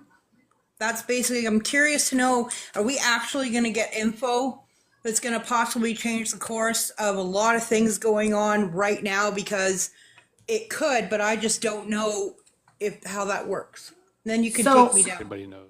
Yeah, my thoughts on that would be that the people who are super, super, super far right, they're not going to care. Like the Maple MAGA, they're not going to care. They don't think anything that anybody says is real anyway, aside from their Timu Trump. And then, but I think it'll probably have a little bit of sway over independents if the information that comes out that we think is going to come out comes out.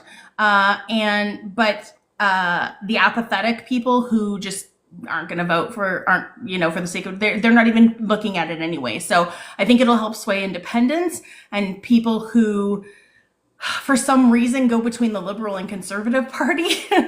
But yeah, I just said Maple MAGA. Are we putting all our eggs in one basket with this report, thinking that accountability is possibly going to happen? Like, it just feels like, are we too excited about it coming out? I think that I don't think that the right ever takes them, like the conservatives ever hold anybody accountable. That's just my personal opinion. No, but, I agree. Strong women, and then Joe, and then I'll go up to XS. Okay, I'll drop you. Oh, stay here. Yeah, you can still hang out if you want. Do you want to still hang out? No, I'm kind of in the middle of stuff, but I'm listening. Okay. I sort of thinking, this is again personal opinion. I don't think that I think Pierre's enjoyed everyone asking why he won't get it, so that when the report comes out, he's not in it, and that gives him a bit more momentum. I don't think he possibly could be being as strong and as abrasive and being so pompous, because I find him kind of pompous when he answers people. That I think that I kind of think that. I don't think that he's possibly going to be the one named in it, and he's going to be like, it's just a game he's playing. Does that make sense? I don't know. I could be being naive. Yeah. That's kind of my thoughts. I don't think he's going to be we're going to hear. It's not an incorrect assessment. It's not an incorrect thought. Okay. Your feeling is not invalid. And I feel the same way. I honestly don't think he's actually going to be named in it, but I hope he is, but I don't have any faith that he will be. Yeah, me too. I hope he is, but I don't think he will be. And I think he's going to use it as a way to say, guess what, guys? You all thought it. But he's just using that for people to keep him talking about him. Why won't he get it? Why won't he get it? He's so silent. There's an answer. It's just a game. It's where they think all press is good press, right? Mm-hmm. Yes. Yeah. Correct. Yeah. XS up in the top right. Can I grab age, province, and political party? You are okay. Good. You unmuted yourself. From oh, Quinty. I can't hear. Oh, there we go. Sorry. Can you say that again? Because you were covering your microphone. Oh, sorry. I'm 35. I'm from Quinty. What's Quinty? Where's Quinty? Quinty, Napanee? Ontario. Yeah, Ontario. Okay, thank you. Area. Okay. And what political party are you looking at voting for? Conservative? Okay. Okay. But I was one of the groups that voted for Trudeau in. Mm-hmm. So the thing I'm stuck on, the majority of Quinty wants to vote Doug Ford out. We think he's just ruining all of Ontario completely. Yeah. But we're also worried that if we keep I don't know, somebody else in that just wants to do worse, it's going to make it just not go away. Because we want to vote, we tried to vote Sean Kelly in to get Doug Ford, well, not the new conservative in. So I don't know. We're kind of getting worried over here because it's getting bad. Hang on a second, is Sean Kelly a local MP to your area? Yes, he's the radio host for 97.1. I'm not that familiar with the Quinty area. Give me a moment here. It's pretty much like the local radio station. Oh, I have no doubt. It's But he's well known all over Quinty. No, I'm not from Quinty. I know Quinty, and that's a whole different. He was with the Liberals. Yeah. Okay, so you guys were trying to get the Liberal Party, Sean Kelly, to try Get to in. remove Doug Ford. Okay, all right. Yeah. I wanna make sure I'm And caught we up all to- think that if the majority of us want to vote Liberal, but we're kind of stuck in the middle. So because we keep you're hearing riding bad up- things on both sides. Well, So we you're don't gonna know hear where to vote. messaging. Free Palestine, gas the kikes. I'm sorry. You can't speak until I've addressed you yet. Yeah, you're I gonna will. get- I still have two people I have to get to, so you can sit tight. You're gonna get definitely messaging on both sides. So, I want to just for everybody's benefit here, who won the last provincial election for your riding, just to see as to where it is. Obviously, you said there's a lot of you guys. Doug Ford was our local MP before he went to Ottawa. Doug Ford's not in Ottawa. Well, wherever he is now, he was here. Doug And Ford then, wasn't in your Quinty riding, was he? No. well, who was in Doesn't Quinty sound- before? So, so would you be Bay of Quinty? Yeah. Yeah. So Bay of Quinty, Bay Quinty. It's Ryan Williams right now. Yeah. So is that conservative? I'm assuming. Yeah. That's the other conservative against Sean Kelly. Okay. So now that we're able to catch up a little bit here, so Sean Kelly ran. He got 12,428 votes, and lost to I got Tyler Allisop, who won in 2024 last September, no less, to 14,430. And he's been owning that particular riding for a while. So sorry, Todd Smith was previous. Okay, that's who it was before. Correct.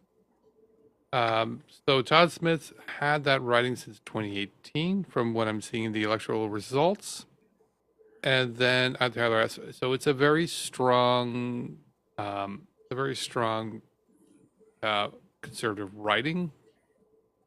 Although Sean Kelly did come to a very close change where they did have an increase of 14% votes for that particular riding, while the previous election they had the NDP that had 9,000. Yeah. So yeah, it's a tough place to. It's a tough when you're kind of in a conservative stronghold. Well, yeah, because I we mean- feel like a lot of the time if we say something out in public, it's a big issue that we want to switch. This does take a bit of work in regards to your community. The whole discussion of strategic voting. Strategic voting tends to go with whatever the last strong second place was. And again, there is something in regards to the discussion. Tyler won at 14,000 votes. The Liberal and New Democrats had 20,000 votes. So you're right in regards to saying that riding, if it was able to get a ranked ballot, would it be able to switch it over to possibly Liberal or New Democrat? Because when it comes to ranked ballot, Liberal and New Democrat, they tend to sort of say which one's number one and number two. Ontario, and one of those two would have owned it. Yeah. Goes back to why I'm pissed off at Trudeau in regards to why didn't you give us ranked ballot if not preferential? Yeah, because even in Um, Quinty, we keep seeing the other, like the Liberal Party, always not being really anywhere. They're not out talking to any of us, especially for us entrepreneurs. We've been trying to get a hold of them, and they're not giving us the time of the day of an answer. Did you try the NDP? I haven't tried NDP. Why not? So Well, last actually, election they did have for a strong. Indigenous, who is the NDP and the Indigenous guy? What you're talking about? I Wab Kinew out in reached out Manitoba. to, yes, Wab Kinew, yeah. I He's did not try gonna be able to him. help you in Ontario. Well, I know, but my issue is because I'm trying to get a business going that could actually jumpstart Canada. Because with the company I'm going to be producing, it's an anime cafe gaming hub. Because we're also a game development company. That pretty much a group of friends that started like 10 years ago, and we've been like slowly developing a game. I'm assuming based And on Unity Engine, and you guys are betting on it. oh yeah, it's going to be a lot of work, but it's going to make a lot of money. Plus, we're putting out like lower price foods. We're going to be taking like a big hit in the profits, but we don't really care about the profits. Okay, so that sounds very, I'd say, it's probably very NDP adjacent. But I think Wab Angela Kinew wants is to not gonna jump in help. here at some point. Wab Kinew is not Just so going to we be can able to help kind you of break it because up a bit. yeah, I'll speed it up here. Wab Kinew is not going to be able to help you because he's out in Manitoba. You're in Ontario. Definitely, I'd say reach out to Amanda Robertson, who's in your riding, the NDP candidate. I'm sure she'd probably be more than willing to come out to you to speak, especially if you're not getting any sort of love back from the Liberal. And if you are less interested in regards to the profit versus the work, yeah, it sounds more like an NDP kind of talking point. I'm going to pass this over to Bertie, Yeah. who's going to. Angela, what would you Hi. like to say? I just want to say something that she is making a presence, actually. So the leader of the Liberal Party, which is Bonnie Crombie, is actually making a presence right now. This is the time to reach out. Once the announcement comes, right? Once the announcement comes officially on a Wednesday, right, of next week, approach all the candidates in your area, right? Because those are the ones that you communicate with, and find out what their viewpoints are. What does the party stand for? Because this is a time to do it. Because right now we're in between, right? There's no candidate right now, right? I mean, like in the sense that you don't have anybody to approach right now. But once it gets announced, then do it before you make your decision. Give everyone a chance, right? And then make your decision.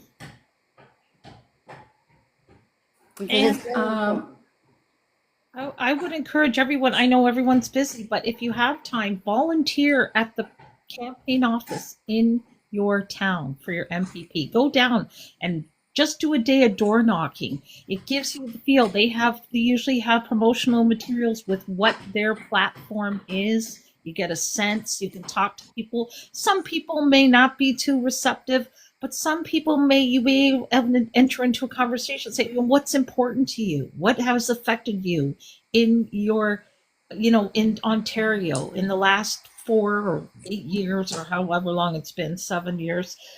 What is important to you? Is it healthcare? You may get a senior knocking on a door and saying, are you going to go out and vote?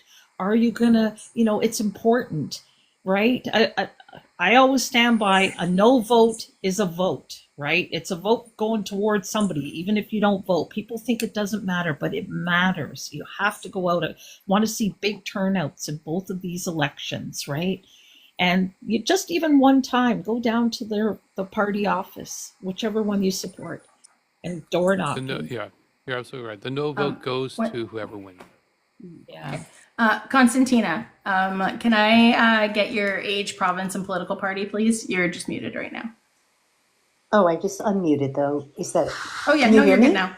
Yeah, I can hear you now. Okay, I'm not a Canadian. That's I okay. got referred to you by a Canadian, and Nice. I think because I had mentioned to her, I don't know if I can stay in the United States. I don't know if I can live here much longer, and I was looking at options, and I was thinking of visiting Toronto, and then all of a sudden she sent me amazing amounts of information.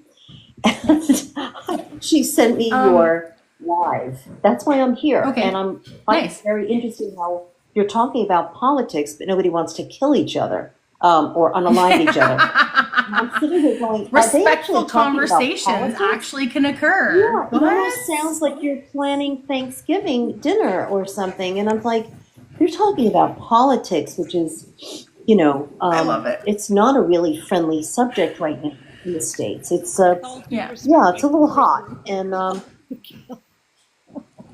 I'm sorry. With all due That's okay. respect, it might be Did someone say? Yeah, you have a little bit of a can't lag hear. right now. There you What go. happened? Strong women, we can't hear you. You're Oh. really quiet. She's muted out. I don't know if she knows that. Anything. She is now. Yeah, she wasn't before.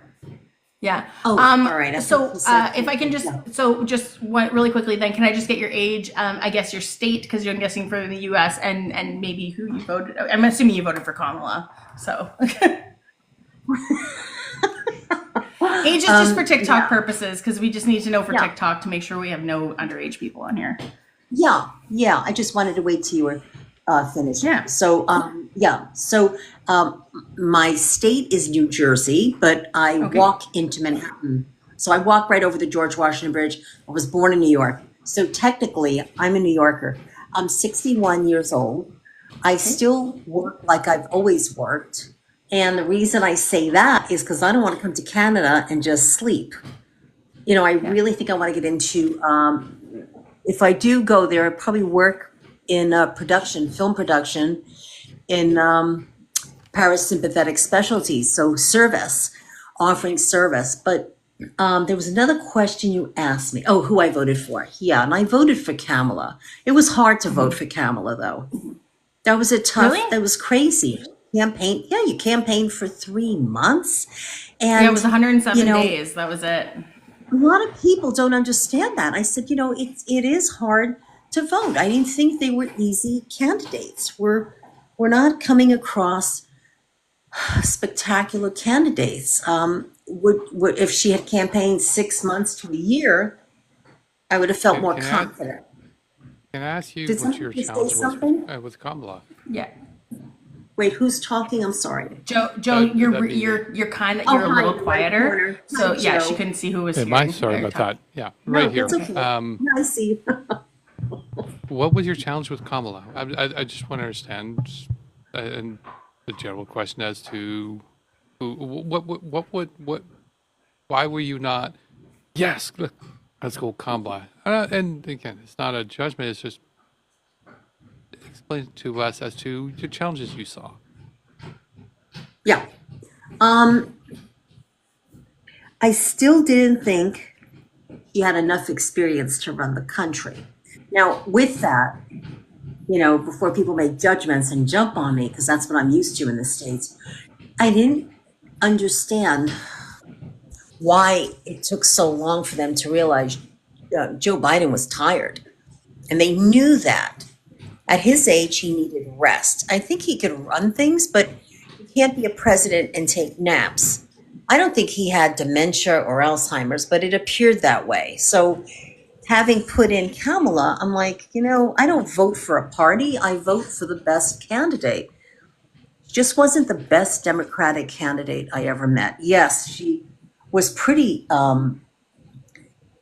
she was hardcore in San Francisco. She was very tough. She was putting people away for selling pot or were carrying She pot. wasn't though. I am going to correct that though. She actually only she was actually only so she didn't put people away. The judge is the one that puts them away, right? But she actually only had 43 convictions in her entire amount of people that she prosecuted.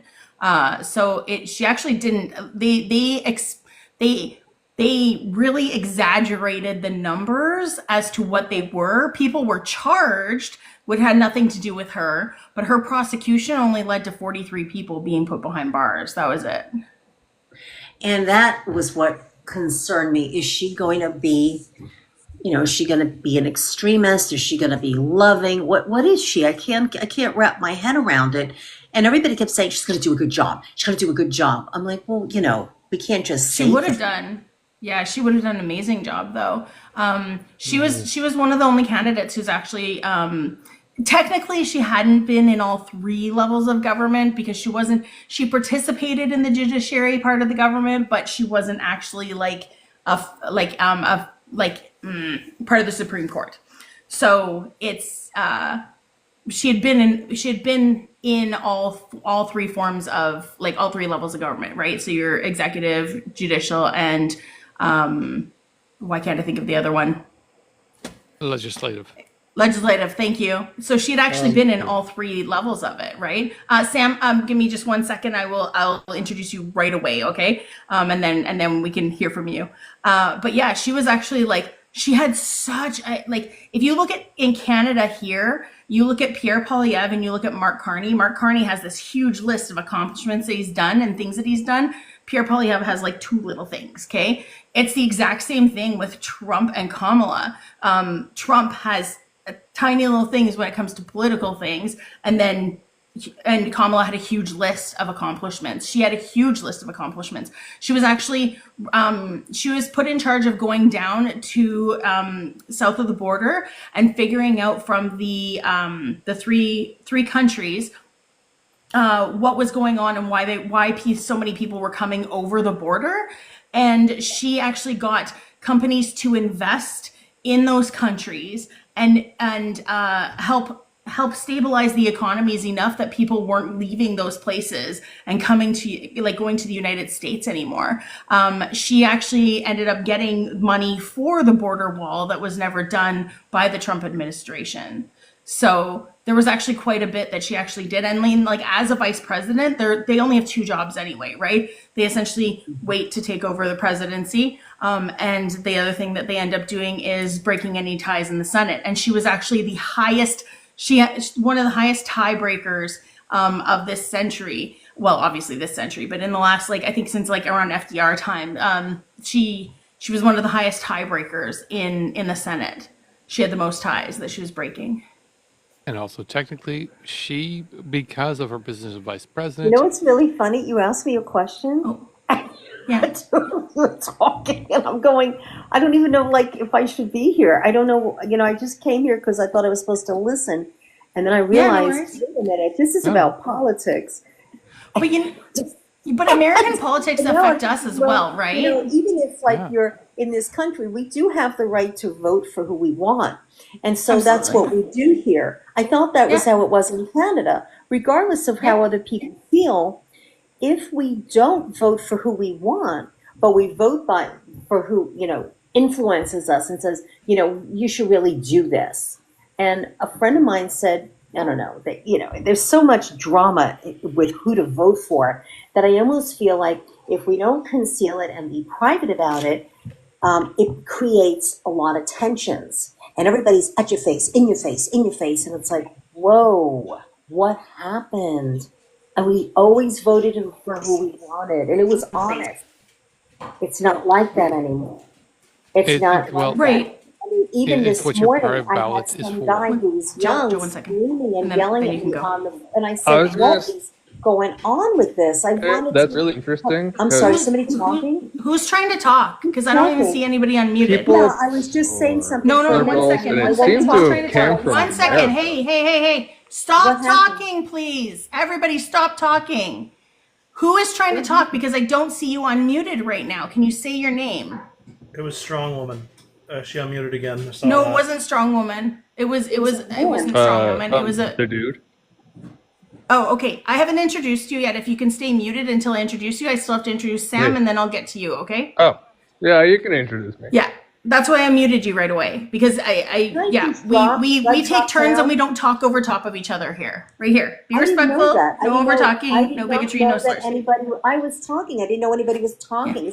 This is. I'm not used to this. I have another Yeah, panel. you're I go to. good. We don't. No, do you're that. fine. I wasn't saying that to you. I was saying that to him to him because he started talking while you were speaking. So that's why I was like, stop talking. Oh, sorry. I didn't Yeah, see you're that. good. You're good. Okay, It wasn't I'll to look at you. this. Yeah, I just, had somebody who I knew completely threaten and terrorize me. And I was shocked, just shocked. I didn't know what it was that triggered him. So now I got to the point where I don't even know if I should tell anybody because everybody gets riled up and revved up and you should. And it's like, wow. Even if you vote for the people that people like, it still freaks people out.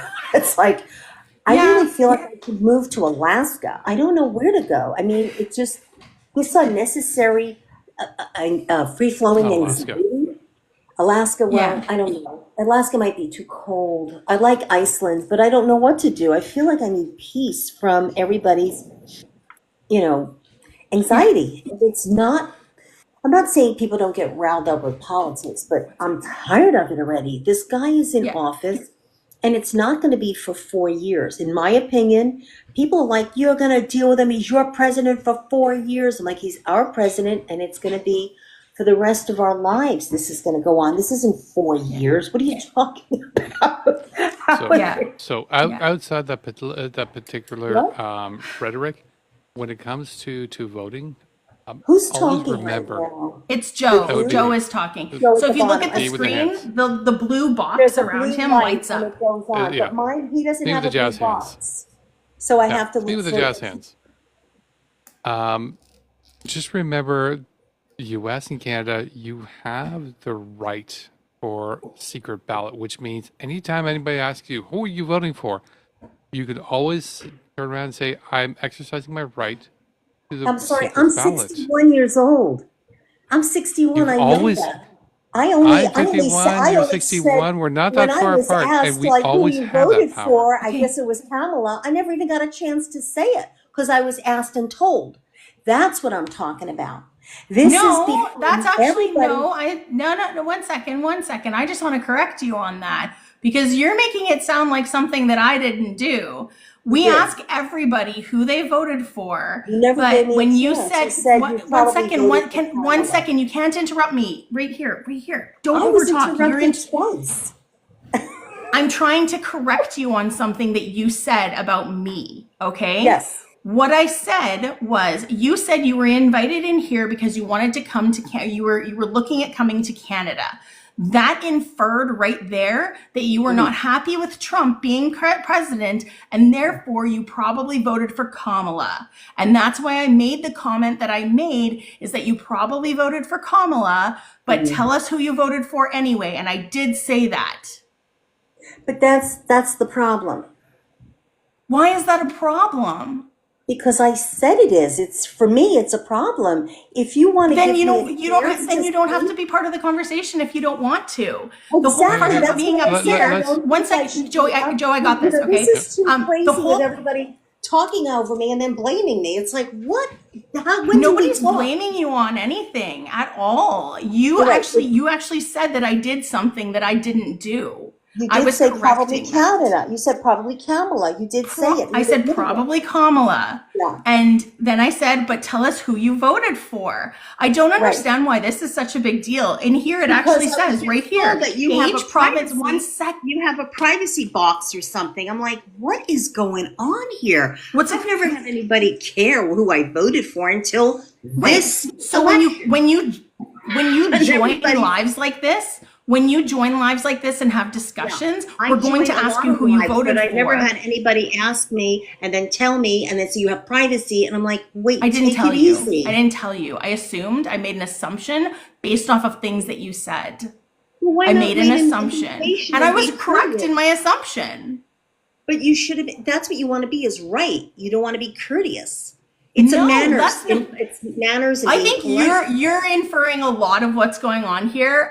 Maybe I'm not maybe if you inferring. I'm gonna no. Here's what's gonna happen, okay? Because I think that you're really heated over something that was very minuscule in this entire conversation, and it happened like 5-10 minutes ago, and we've been since continuing this. That's fine. Yeah, we've since been continuing this conversation, and you got heated over something that was like so tiny, so tiny. Okay, 1 second. Hang on. I was quiet. That's all I'm gonna say. I was quiet. So, Sam, can I get age, province, and political party, please?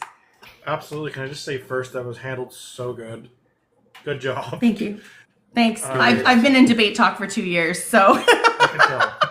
36, Thanks. New Brunswick, and I voted Liberal provincially. I voted Conservative in the last election. Federally, will not be voting Conservative this election. I thought Aaron O'Toole was a good candidate for the Conservative Party. I do not think Scheer or Pierre are good candidates. Yeah. I'm very happy that you guys just went back to Liberal, right? Because you guys were Conservative and you went back to Liberal?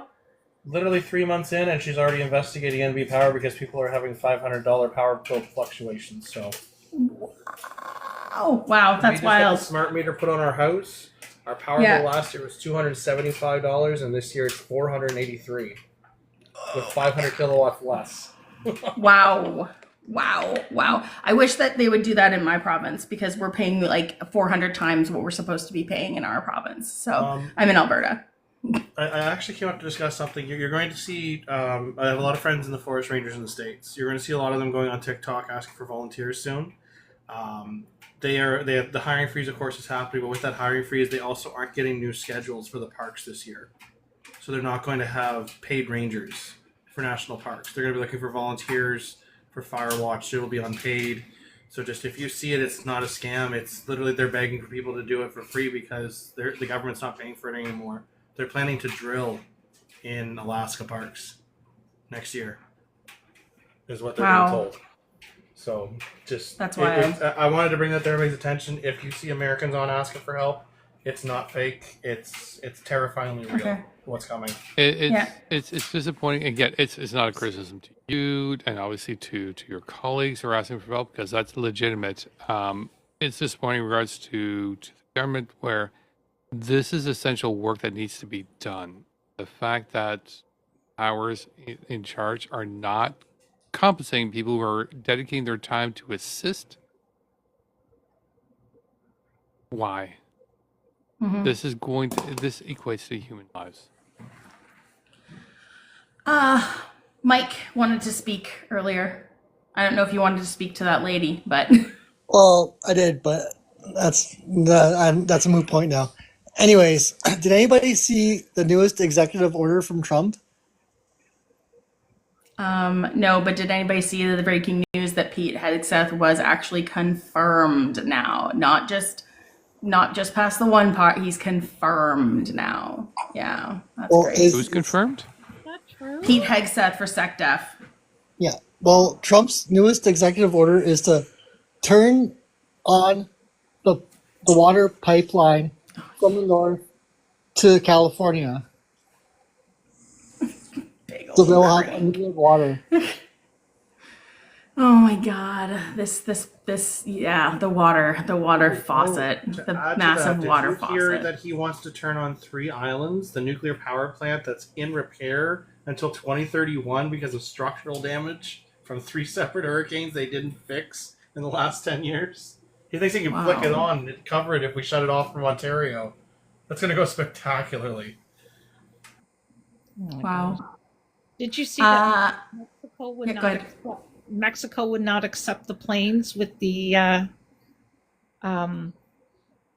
people going back to Mexico, the ICE? She won't let them land. She will not let them land. The president of Mexico will not let those planes land with those citizens that have been in America for 20 years that he says are not citizens. Yeah, good. Because, he can't force another country to take in people. So, yeah. I don't know what he thinks his faucet is, though. I don't know. He thinks it's somewhere up in the mountains. Who knows? Maldor, can I grab age, province, and political party, please? And you just need to unmute yourself.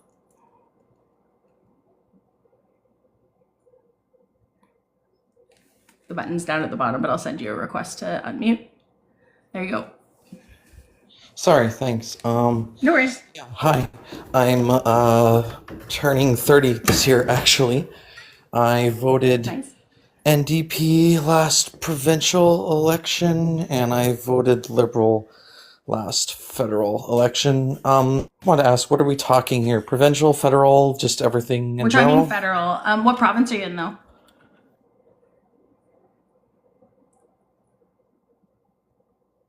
Did I freeze? Disconnected? Hello? Oh, no. Okay. Oh, you might have had a bit of a lag or something. I What think province I are you froze. Yeah. Sorry, did you hear any of that, what I just said, or no? in? I heard part of it. Yeah, you might have a bit of No? a lag Oh. right now too, Okay. because I think it's off. Okay, It's sorry. off slightly. Yeah, yeah. Okay. I'm gonna give you a test. Sorry, yeah, When I say I'm in Ontario. Ontario. Okay. Okay, we're gonna do a quick test right now. When I say 1, you say 2. Okay. Sorry. 1. 2. Yeah, big lag. Ooh. Okay, what I'm gonna do is yeah. Okay, I'm gonna drop Sorry. you down. I'm gonna drop you down. Close the app, come back in. I think you already followed us. Close the app, come back in, and then request back up, and it should be good. But you have a really bad lag right now. Okay. Is it any better? No, it wasn't good. It wasn't back. Okay, come back up. As soon as you request back up, I'll bring you back up. I don't know what was wrong with TikTok last night, but there's lives crashing everywhere. So there's like something going on with the app. You know, ever since Sunday, at like Saturday, Sunday, it's been so glitchy. Like so Nerdy, glitchy. you're getting all kind of conspiratorial. No, I'm not conspiratorial. I'm spitting facts. It has been super glitchy. Super glitchy. Facts and I do think that Angela, I will give you the stats. I will give you my live recordings. Fair enough. Anecdotal evidence. Angela wanted to say something, then I'll go back to Maldor. Well, first of all, that's true. There's been a lot of glitches on here ever since since it was banned, and then people came, and then they brought back the American side. There's been some glitches and things, but they said that's normal. They said it's normal just because the system's getting back in. Yeah, but honestly, that shouldn't be affecting us though. We had everything running the whole time. Well, nobody Yeah. can. We have. Yeah. I have the answer. Yeah. Yeah. Well, you see, everybody thinks that Facebook bot is now Cambridge Analytica is gathering all that data, so it's twice the network being jammed up because of all that upload-download speed. Gotcha. Pay the internet bill anymore. Maldor, if you unmute, and then we'll. Yeah, hi, sorry. I think it's just my shitty internet. Don't mind me. Okay. No worries. I wanted to say All right. earlier, I voted, I voted NDP last provincial election, and I voted Liberal last federal election, and I'm in Ontario.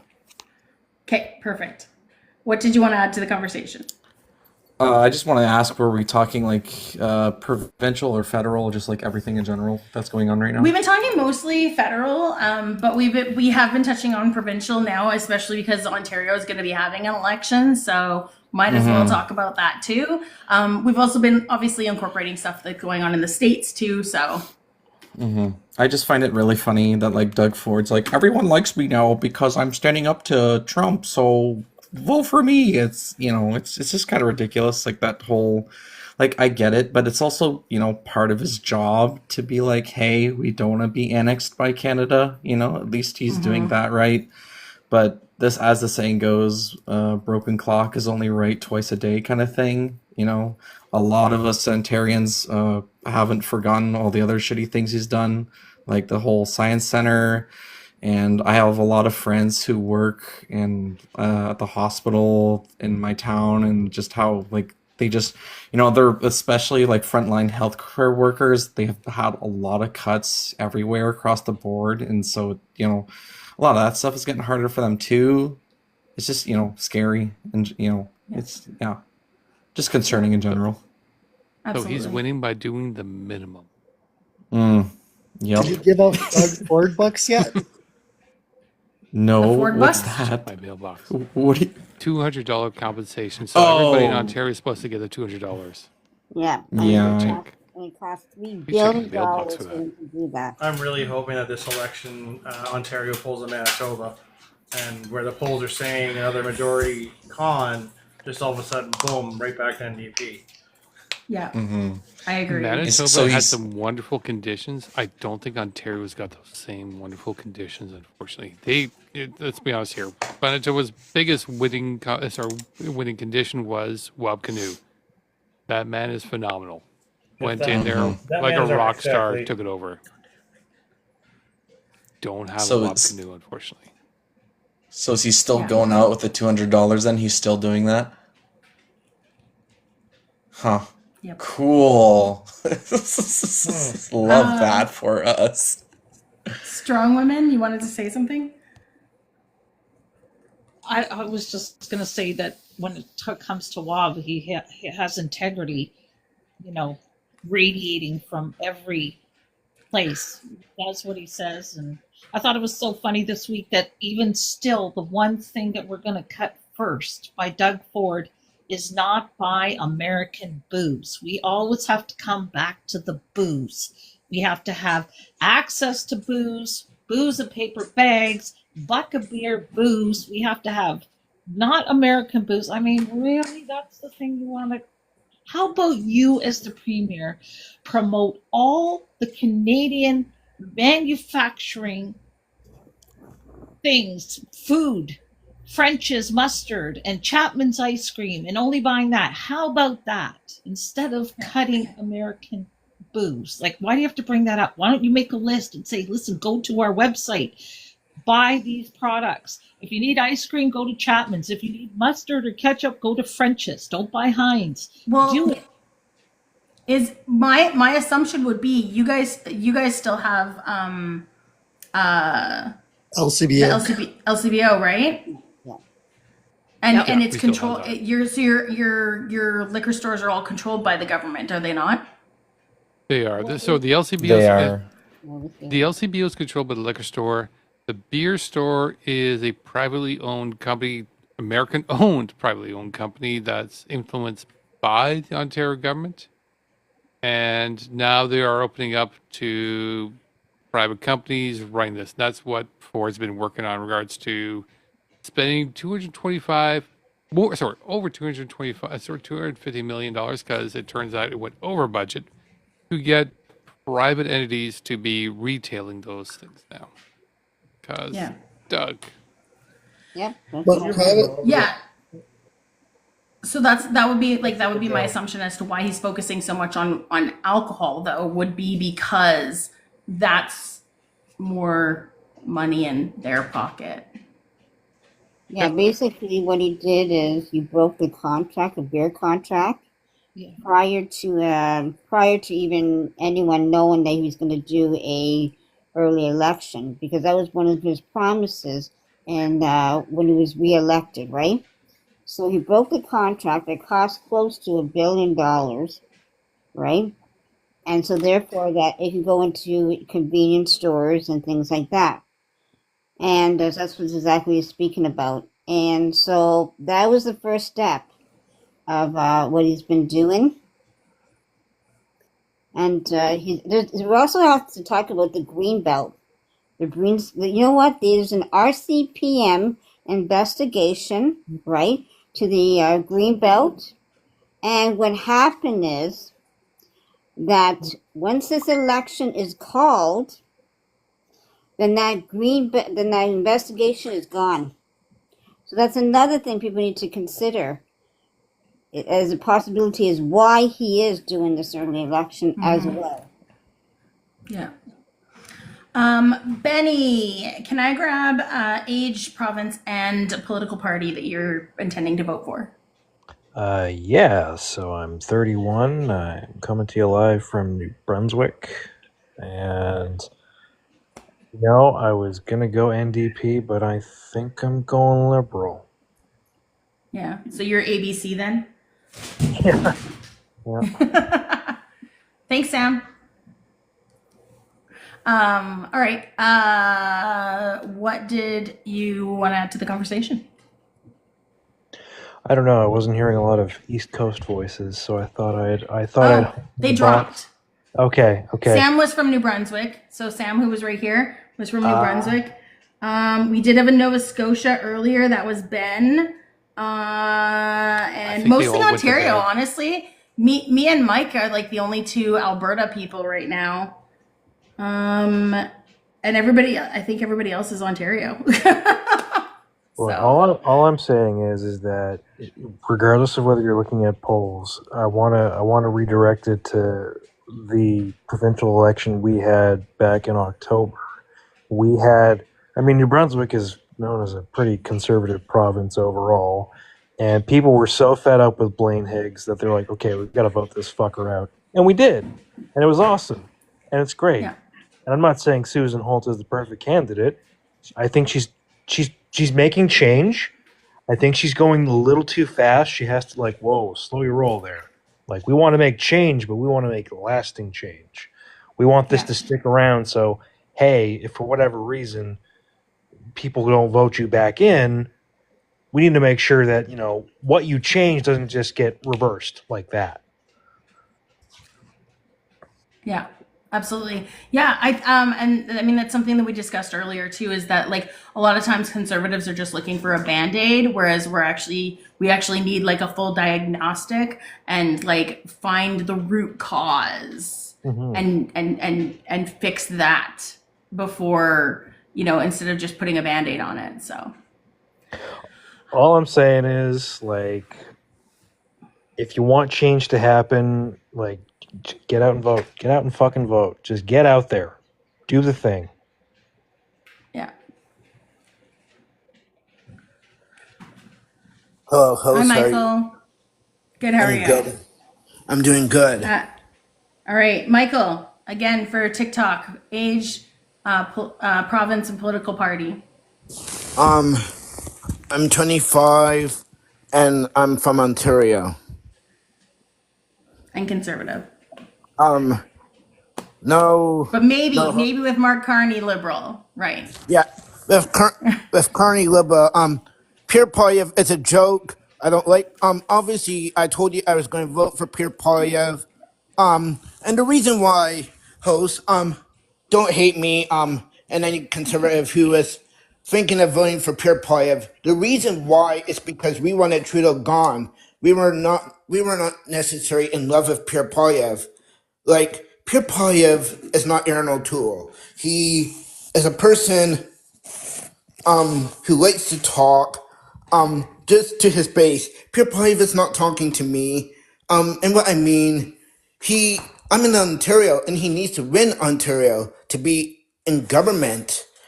But at the same time, he'd just rather be cozying up with people who he knows he's not supposed to be hanging out with.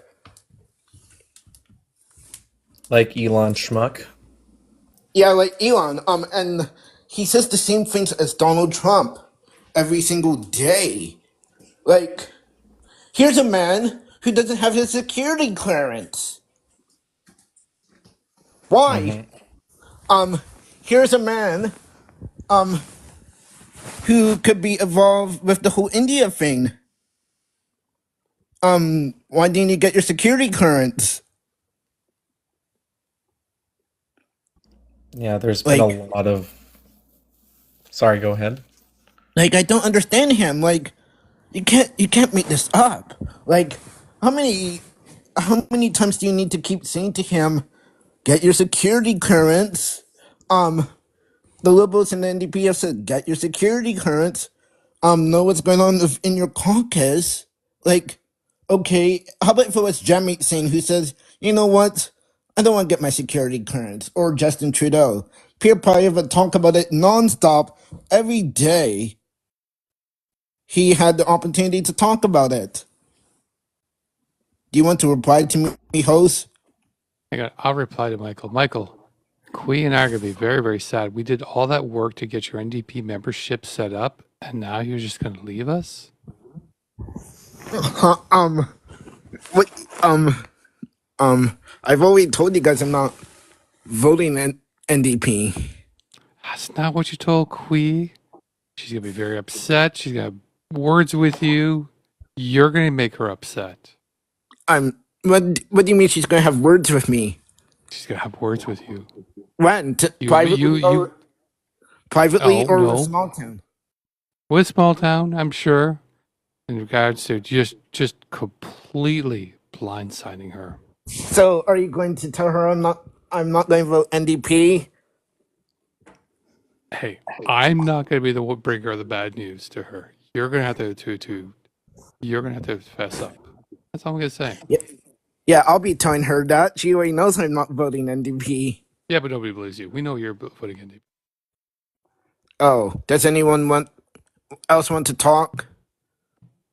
I was just gonna ask the Albertans here, how are you guys doing with Danielle Smith being cozy with Trump? Like, how's that sitting with you guys? Like, what's the consensus? I'm the only Albertan now. The other Albertan dropped, but that's okay. We hate it. We are embarrassed at our leader of our province for going down and kissing the ring and basically I don't think host, Michael, 1 second. Michael, I'm seeing 1 second. You got it. Yeah, you can't. No over talking. Right here. No over talking. Yeah, let me finish what I'm saying first. But yeah, a majority of us are really disgusted and embarrassed with what she did. So, Michael, did you see the? Okay. I thought I should probably tell you this before. So last week I was having a conversation with one of the people who is in this panel, and she asked me why is Canada Day my favorite holiday, knowing what happened to Indigenous people. I said the reason why Canada Day is my favorite holiday is because of how far we've come as a country. And I know what Canada did was wrong. And the reason why I do celebrate it is because of how far Canada has come. So I wanted to tell you that because I'm not a perfect person. At all. Okay, no worries. Thank you. But Thanks that person was not very happy. Okay. It might not be the same interpretation for them. That might be why. Yeah. But I don't know the basis of that conversation. So maybe if it was a conversation that happened elsewhere with that person, like and in different live, I would say maybe this isn't the best place to like address that in here. Oh, because I thought I would let you know just in case they tell you as well. So not to think. No, people shouldn't be bringing personal beefs in here. We should just be respectfully talking in here. I'm not bringing up beef. I'm just letting you know, just to so you know, I'm not a perfect person. I'm not planning to start beef. I'm planning to have a conversation. No, I'm not saying that you're trying to start beef, Michael. I'm just saying you were letting me know just in case that person says something about it, right? And my response is people need to keep, like, if it's something that doesn't involve this live, it doesn't involve this live. They like if they bring it up in here, it can, go deal with it be adults and deal with it together. That's all I'm saying. So this isn't the place. Let's move on. I thought I would bring it up to your attention, but we can move on. Sure. Yeah, perfect. Maldor, what were you going to say in response? Because you had a response to before. What you or a said? question. Yeah. I was just going to say, did you see this hour's 22 minutes skit where they did about Trump's inauguration? Like I forget the comedian, I forget her name, but she's like, you could sign my boob. And they're like tricking her. Yeah, I saw that. I love them. And it's so funny that Pierre wants to defund them. It's laughable almost. Like, there's nothing wrong with the CBC. I think it's perfectly fine having government funded media. I don't understand what everyone's beef is with the CBC. Like, they've been here forever. It's just pure Polyev. It's just Polyev being Polyev. Yeah. Let's talk about that though. Okay. So what that partially has to do with, again, it's a tenet of fascism, right? It's silencing the media and shutting those media parts down that disagree with you, right? And I mean, Trump did it right off the bat, silencing media, throwing lawsuits at people as well. So like different, I'm losing my track of mind. I'm trying to feed the dogs at the same time as I'm doing this right now because they're really hungry. But yeah, like they're doing the exact same thing. So hi, Lisa. They're trying to shut down the. I'm soloing in Alberta. Yes. Like a boss. Right? Yeah. Can I add to what you're saying? Actually, give me one quick second. No worries. Can I grab age, political party, and province, please? 30s. I'm in Quebec and probably NDP. Okay. You're not voting for. Go ahead. Michael, yell at people talk. I'm really glad that you mentioned about the tenets of fascism. That's what drew me out, because that's exactly where mine went. And also the headline of I read an article about how Polyev was saying that the government employees are lazy. And this implication I see also as being in line with that, it's a discrediting in a similar way to the way that we're discrediting the media to discredit, the system essentially, and to make an implication, not saying, oh, we're over budget or we need to look at something like that, but, inferring that there's some sort of problematic laziness within our governmental system. I don't like it.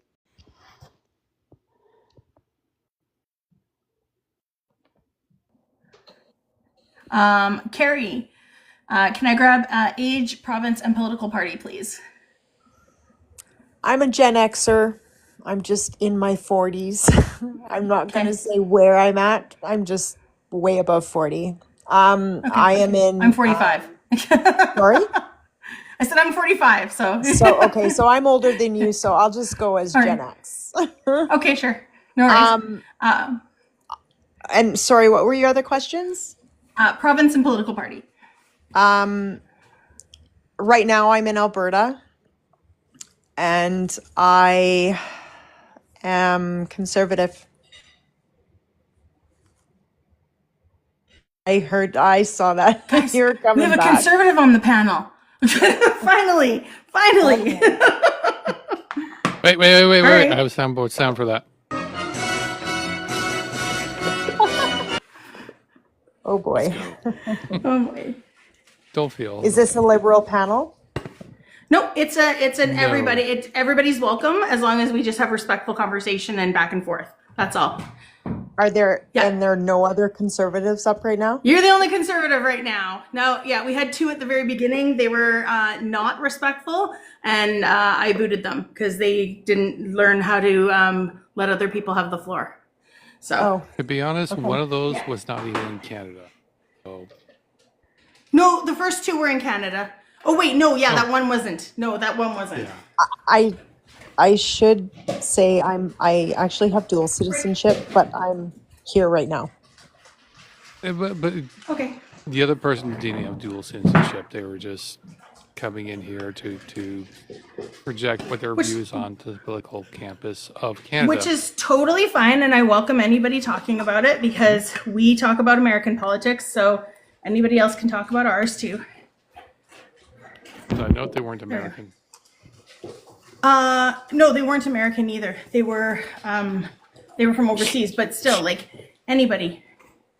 It doesn't matter. Somebody from England can come in here and talk if they want. It's open conversation. Absolutely. Okay, the dogs are eating. So, Carrie, were you able to vote in the election? Sorry, I can't hear I couldn't hear who's speaking. Oh, it's me, John Whitting. I'm also known as Kate. You're kind of muffled, and we're kind of losing your audio. You're cutting in and out a little bit. Like it's wavering sound. How about now? Better. Okay. I took it out of a holder, so I just was asking if she was able to vote because she has dual citizenship. I was, yeah. Okay. Which election? This one that we just had. How are you For the feeling about American? Yeah. Correct. Yep. And sorry, what was the question? I said, how are you feeling? That's sort of a big, wide question, but I'm going I so I voted Trump. I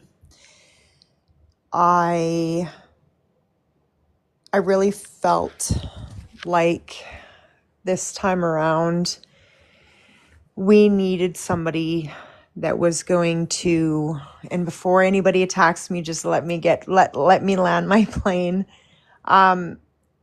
We were in desperate need of change there. Immigration and the border are honestly quite out of control, and we needed to have somebody in that was going to say what they were going to do and do what he said he was going to do, basically. And that has started with the deportation. I know that he has started with the criminal, like he's kind of started at the top and he's making his way down. So right now it's a lot of criminals, like people with some pretty bad rap sheets, some pretty bad prison time. I don't agree with all of the president's policies. But I think immigration was he ran on immigration, and I think we need that quite desperately. No different than I think any other country would need if they had an influx of people that were not only there illegally, but harming American citizens like Riley and doing things that they shouldn't have been doing. So I'm for. Okay. Can I ask a question to Carrie? I'd like to Yes, ask and then one I after have as well. Okay, I go have ahead. questions to ask too. So TT, and then I'll go, and then Maldor. Oh, I just wanted clarification if your belief is immigration is a problem in America only, or do you feel that it's Canada or both countries? I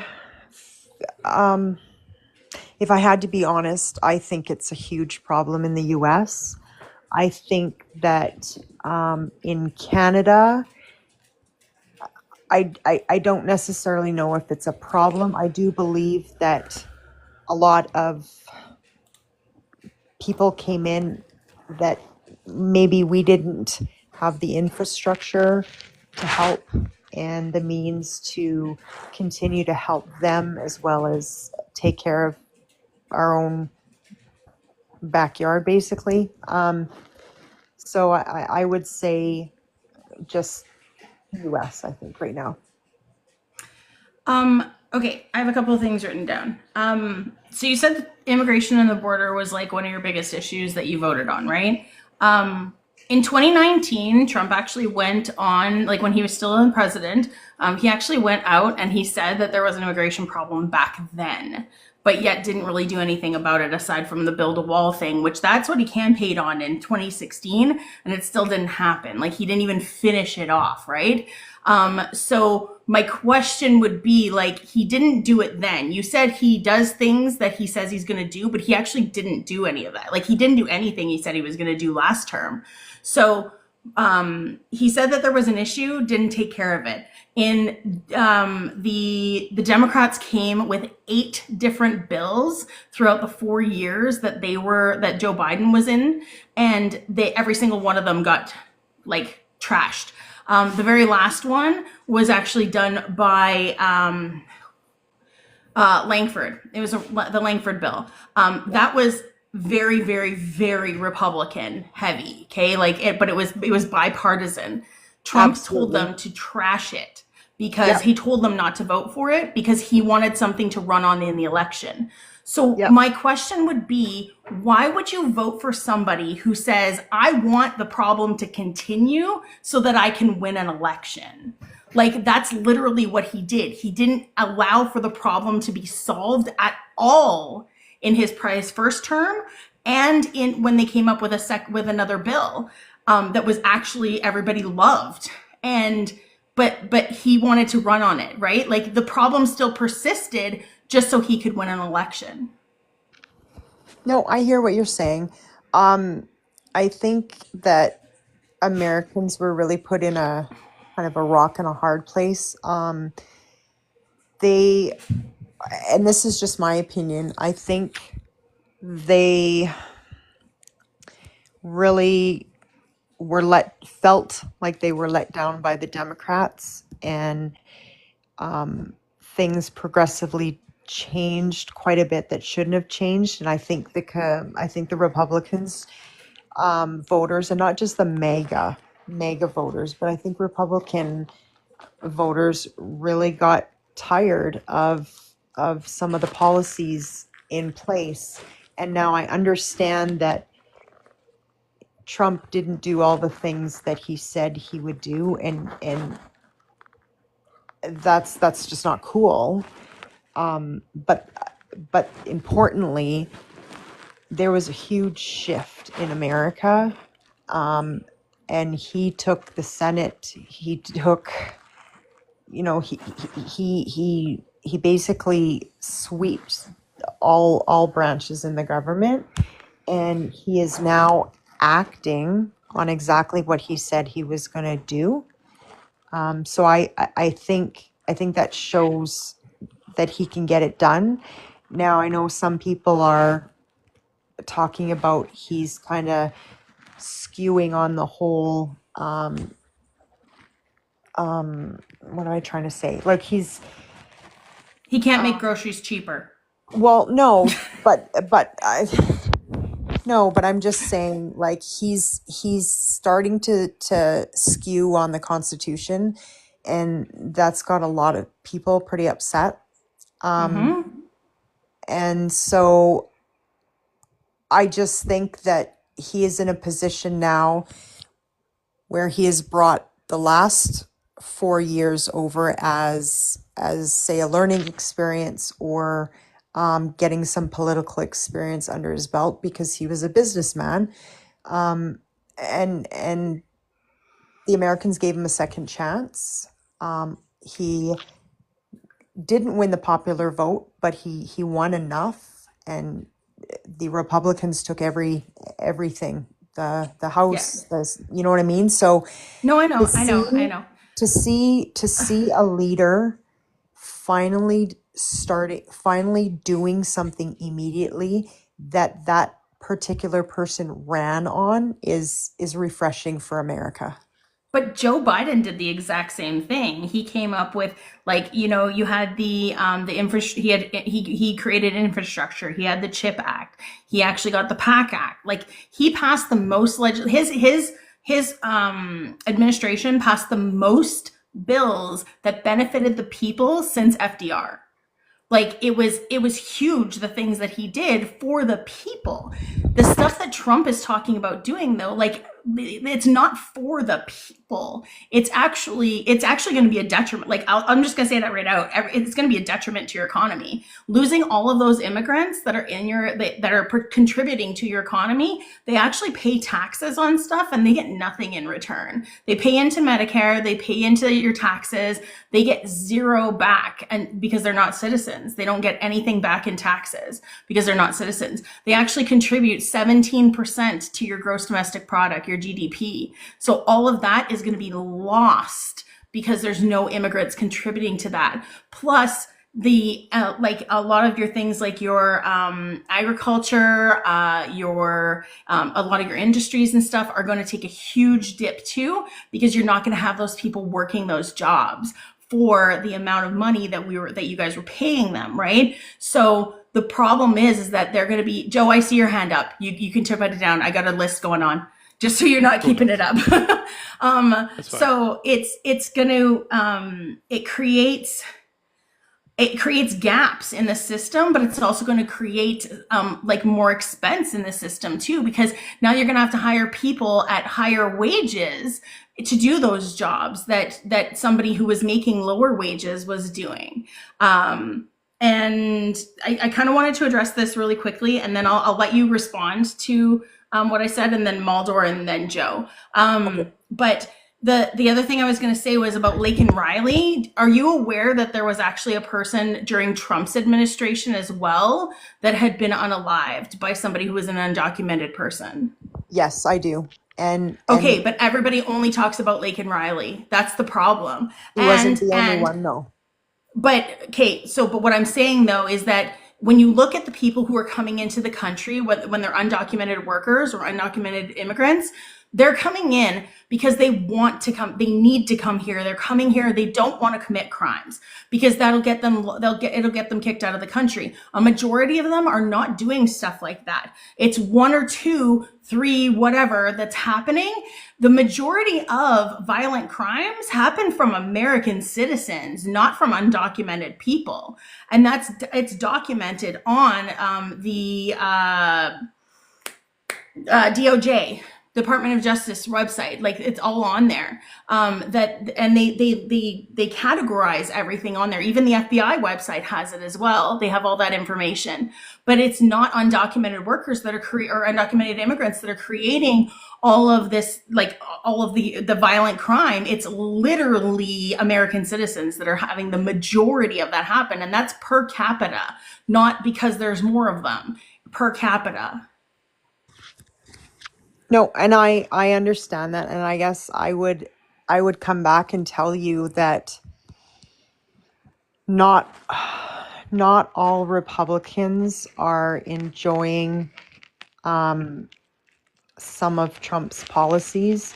We know that, and it's tough for me, right? Because I spend half of my time here, and I spend time there, and the majority of the true patriot Republicans don't always agree or see or understand what comes out of that man's mouth. I'm going to interrupt you really quickly just for one quick thing.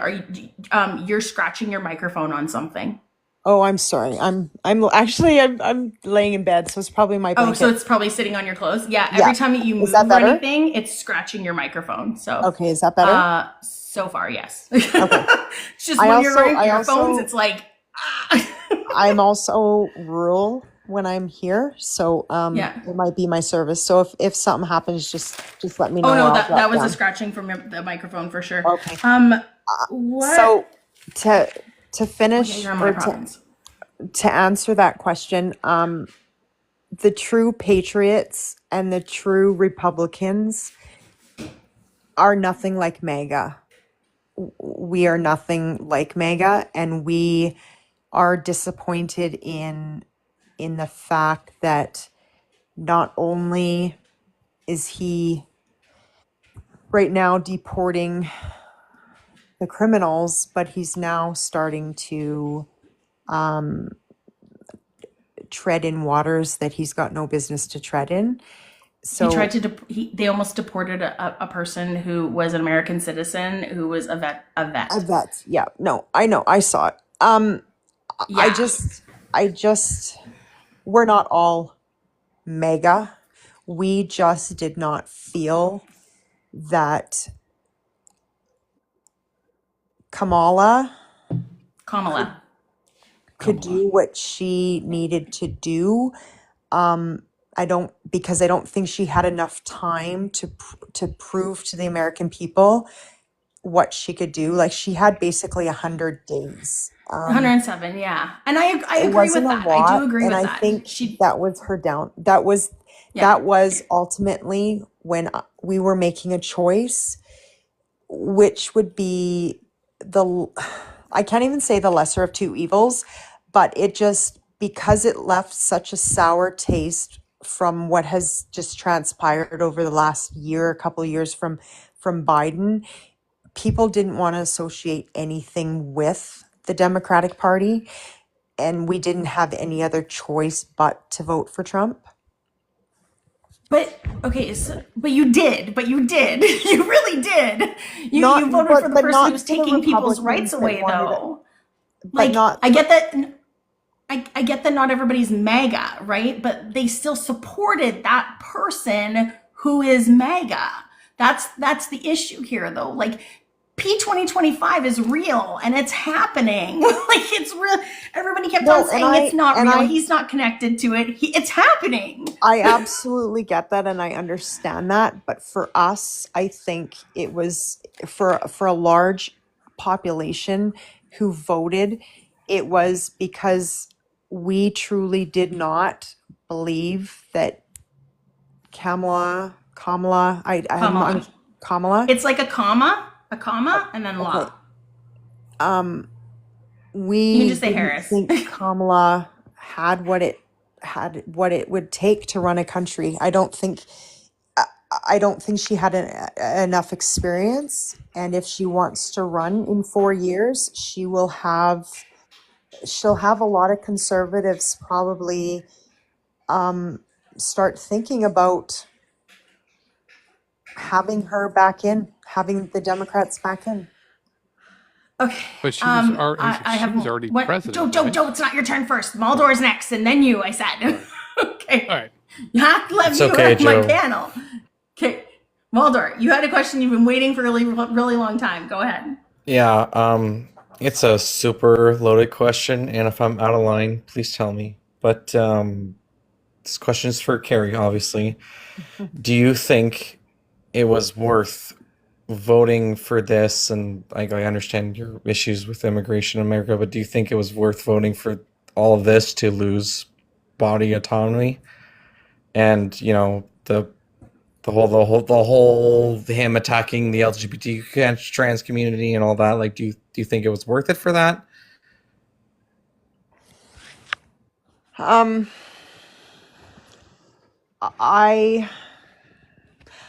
I believe in two genders, so that is just where I'm at. Can I just tell you how problematic that is, though? Because you're actually doing indigenous erasure when you say that. Because indigenous people believe they have other cultures, and even when you look at things like the Bible or the Talmud is what Jesus, like, if people get into religious stuff, like, this is it goes back so far that there were 8 genders in the Talmud, which is essentially the first part of the Bible, and then you're erasing every single other culture that is around the world. Like, with every culture that's in the entire world, you're looking at like at least 109 genders that are recognized, because those people in different cultures all recognize that. I you know what? I hear what you're saying. I was just telling you my personal thoughts on it. That's just how I feel. I was raised with that, and was it a religious upbringing? Is that why?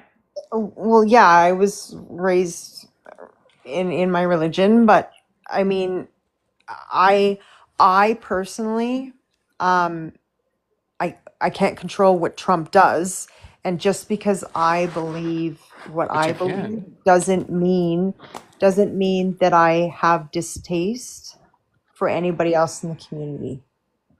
I don't control what Trump does. Pardon me. Pardon me? I don't know. Maldor was trying to say something at the same time too, so I didn't hear what either of you guys said. I was just gonna say, so does that mean you're pro-life then? No, I'm pro-choice. So when I got up here and I said who I voted for, but I don't agree with everything he's done, I meant that. Like, but it's hard. It's hard being dual. Do you know what I mean? Because No, I understand that. I understand that. For me, I just have a hard time understanding, like, with even with all of like the convictions and the trials and stuff like that, like he was found civilly liable for SA. He was found like, well, not even SA, like essentially raping a woman, right?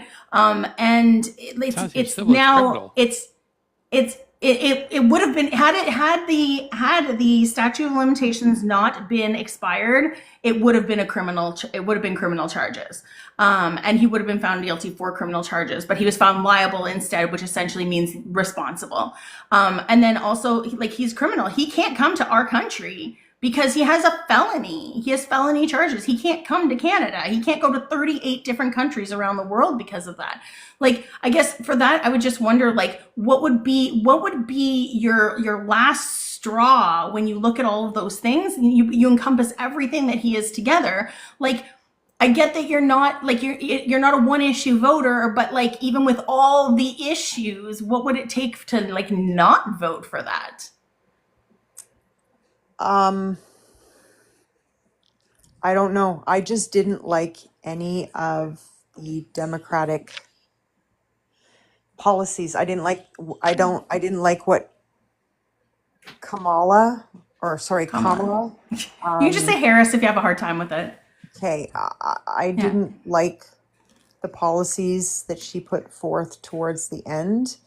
And but what kind? Which ones? I don't think that she garnered enough support with that doesn't matter.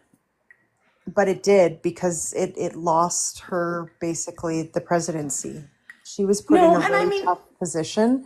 She was. She did not really have crafted, thought out thoughts of her own. She did come from Biden, and Biden was not somebody that we wanted to have run again. And I truly believe that if they would have put someone else other than Kamala up, who would have been better than Kamala for you?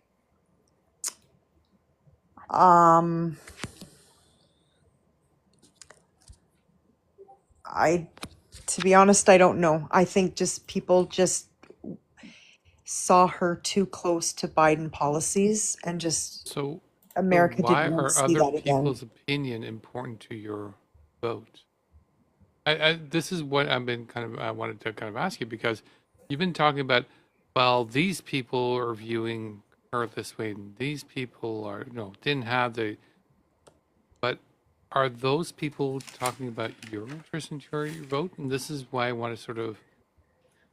I understand you're respecting whatever these people are saying in regards to why they're choosing to vote or not to vote for Kamala, but I'm not hearing very much of why you chose or not choosing to vote for Kamala. Because again, as you said, you're pro-life and pro-choice. Let's be honest here. Sorry, you're pro-choice.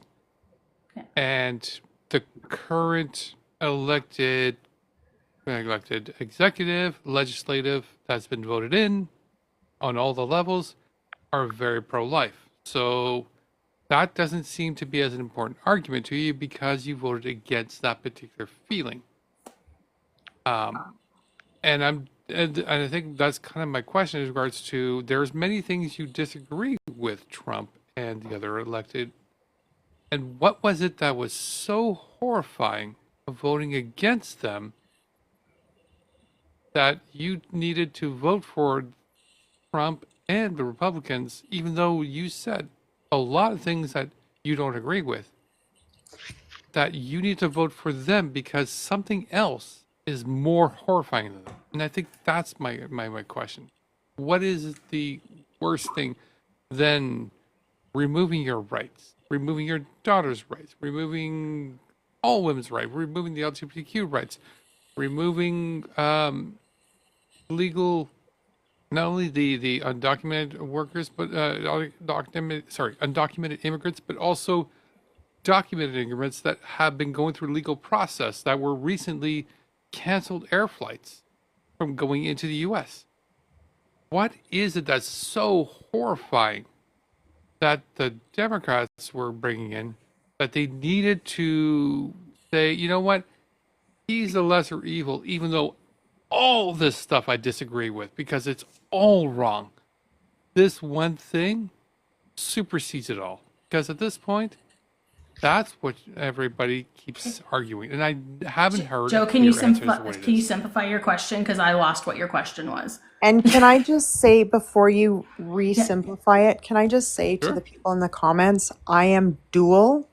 So I can vote here and I voted in the US. So don't come at me in the comments about the stuff that you're spewing. I mean, I just ignore the comments most of the time. Unless they're really the blatantly Americans bad. get it and the Canadians get it. I'm just up Yeah. here to just have a normal And conversation. So I you let guys can people just from other back countries up off in the here. comments. Yeah. Even if she wasn't able to vote up here, I would still let an American up here. I would let somebody from the UK up here. Like politics it's a global thing. What happens in the US affects everybody else. What happens in Canada affects everybody else too. You know what I mean? Like it's a global thing, and it's turning out to be a very global thing with the way that a lot of the governments are going. So International but okay, Joe, conversation. simplify your question. Carrie, if you can Simplify my respond, question, then I've absolutely. got strong women, and then So- I got Lisa. So, absolutely. Women's issues wasn't seem to be the thing that's going to be determining your vote because women's issues, as you said, you're pro-choice. It's not it. Immigration doesn't seem to be the issue either because you voted against immigration in regards to respecting the immigrants' rights. We can also throw into this LGBTQ and a couple other racial issues and even progressive issues. So what was so terrible but the Democrats that you were able to put those things aside that you did support? What was so terrible about the Democrats that you needed to go for Republican? Like What I was said, the thing? for me, the biggest thing was immigration. And like I said in the beginning, I support Trump with his deportation of criminals. We have too many, I can't even say we. The US has so many undocumented people there. Not all of them are criminals, but a lot of them have done some illegal things. And I liked Trump's stance on we're going to get rid of the people that are causing some of the immigrants that are causing crime, and we need to get back to America first.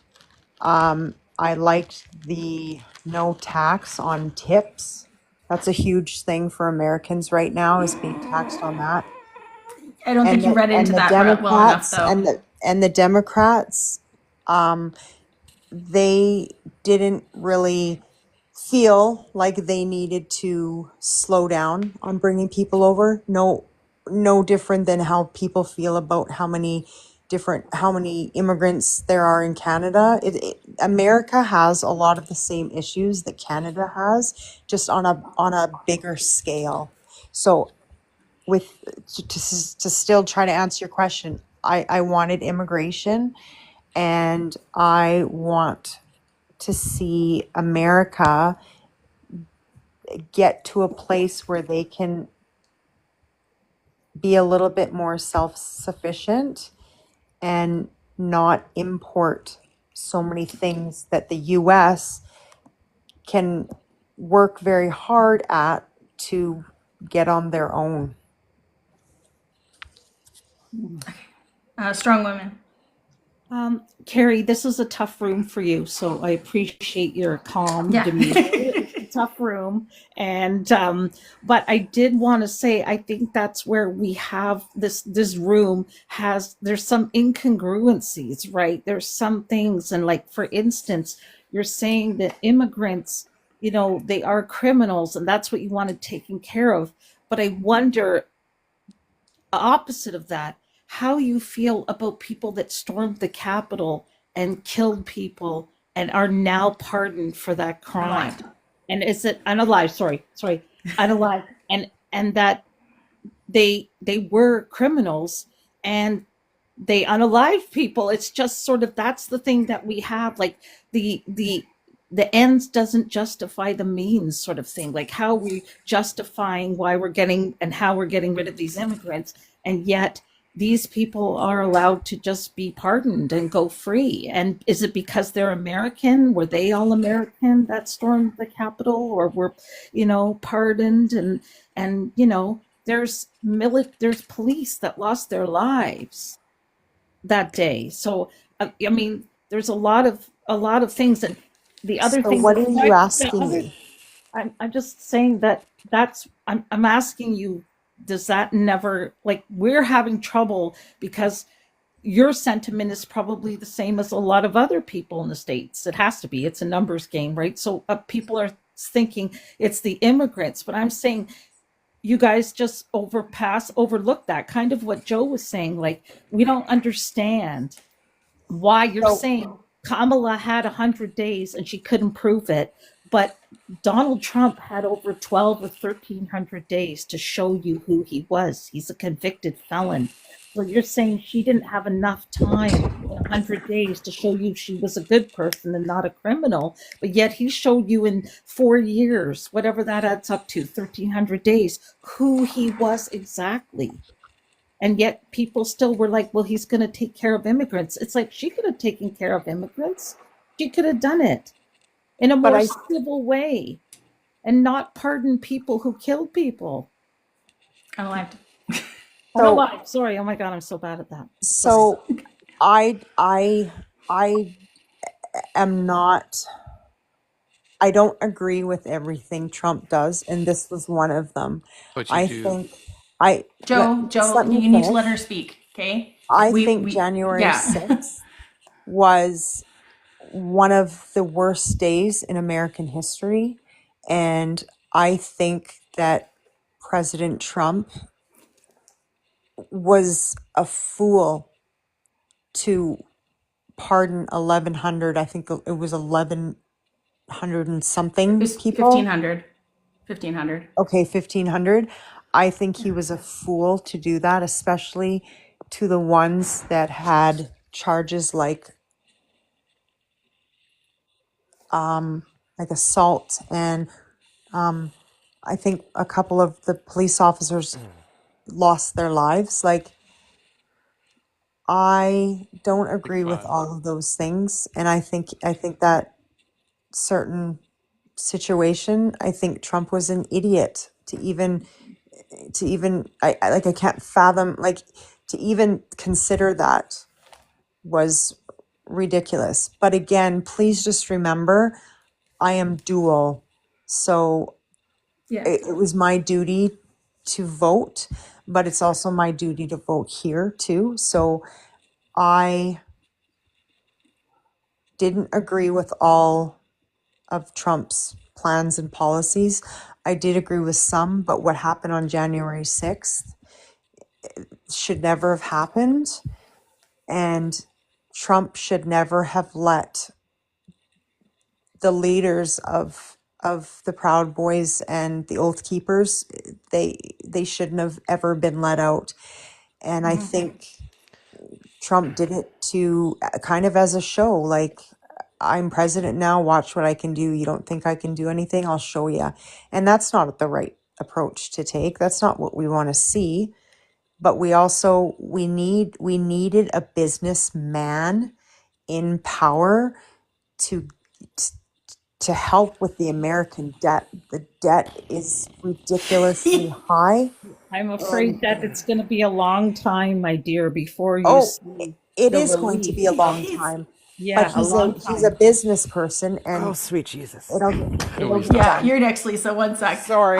You're good. He's responsible for a quarter of the debt, though. Like, himself is responsible for a quarter of the debt that the United States has. Like, he overspent like crazy, and that's not even including COVID. Like, he had $8 trillion added to the debt. $8 trillion in 4 years. That's way more than Obama had in 8 years. Yeah, and I voted for Obama before I voted for Trump. And we just the country needs a businessman to run it. Yeah, but like I said earlier, He bankrupted real 6 rub hub businesses. the real but when you're a gazillionaire, he wouldn't be And a the only casino. person. He wouldn't be the only person to ever go 3 casinos. bankrupt. 3 casinos. He bankrupted 3 casinos. Just so we all know. It's not He just even the voted for him casinos. after J6. Okay, I can only answer. Sorry, guys, I can only Yeah, answer you're good. one You're person. good. You're good. I'm You're just saying that a lot of people in America were desperate for a business guy, and they were desperate for the economy, in the immigration and economy, and he was the best out of 2 evils, is how a lot of Americans viewed it.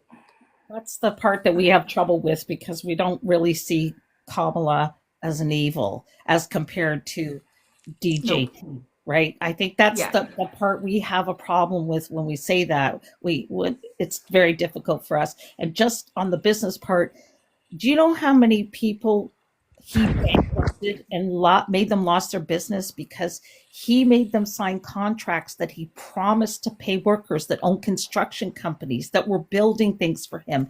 And then at the end, when he went to pay them, he said, I'm only going to pay you this amount of money, which is so much lower. And then what happened is those people, business owners, could not pay their employees.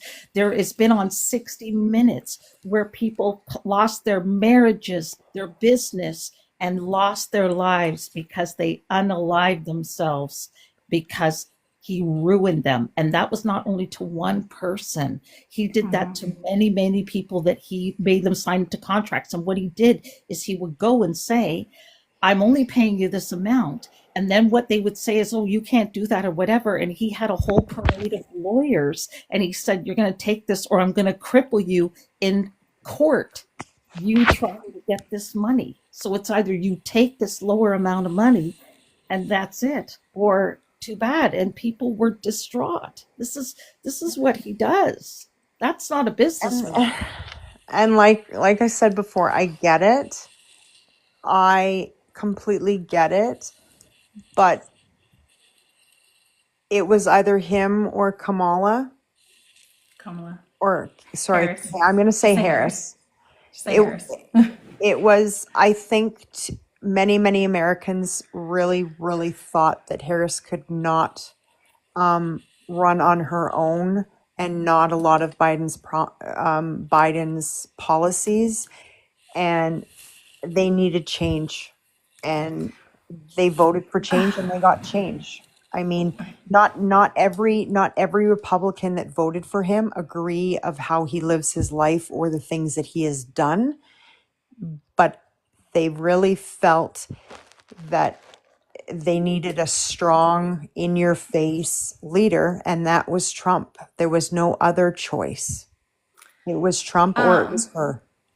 Lisa, Well, my last comment to you, Carrie, is I am glad that you are a dual citizen, because you may need that in the future more than you realize in this moment. You may need it. That's all I can say. Somewhere, maybe not in the next 6 months, but within the next year or 2 years, you will need to access your Canadian citizenship. Well, I'm actually in the process of getting my permanent residency here. So Okay. Yeah. Okay. Hi Lisa, my fellow Albertan. Hello, Hi. doll. How are you? Good. Lisa's from Alberta, and she votes ABC. Is that Lisa under the counter, Lisa? That's me. I've been fangirling over you for so long, Lisa. I just have a few questions because a few things have come up. So you keep Carrie, and this is obviously addressed to Carrie. Brother. Well, no, like You guys honestly, are right? putting me through the ringer. Yeah, you came in. No, you're right. I did, and I stand by what I say. Yeah. And so you said just recently that the U.S. wanted a strong businessman to take care of the country, and et cetera, et cetera. And my question to you is that in business, who profits in a business? Do you want my honest answer? No, I want what the reality of it is. Yeah. The corporations. Right. And so who doesn't profit in a business? Who doesn't profit in a business? Yeah. If you work for a business, unless you have shares. no, I'm talking about like you got a businessman and then you got the people working for the businessman. Who is not making profit working for a business? If the businessman hasn't bought into it, him. No. The frontline people do not profit. The frontline people work for the business to make the money for the business owner. And so by you saying that you want Donald Trump, who is not a good businessman, he just has a lot of people who support him financially, that you think he is a good businessman, he is doing what he is going to do for him, not for the workers, which is Americans. So that's my first comment. I don't need a response to that one. Second question I had was, you kept talking about immigration and how immigration is such a big issue and having undocumented workers and they're so dangerous and etc. So my question to you, when you spend your time in the US, how do undocumented workers affect you on a daily basis? So I'm in a state where it's really, really bad. What does that mean, really, really bad?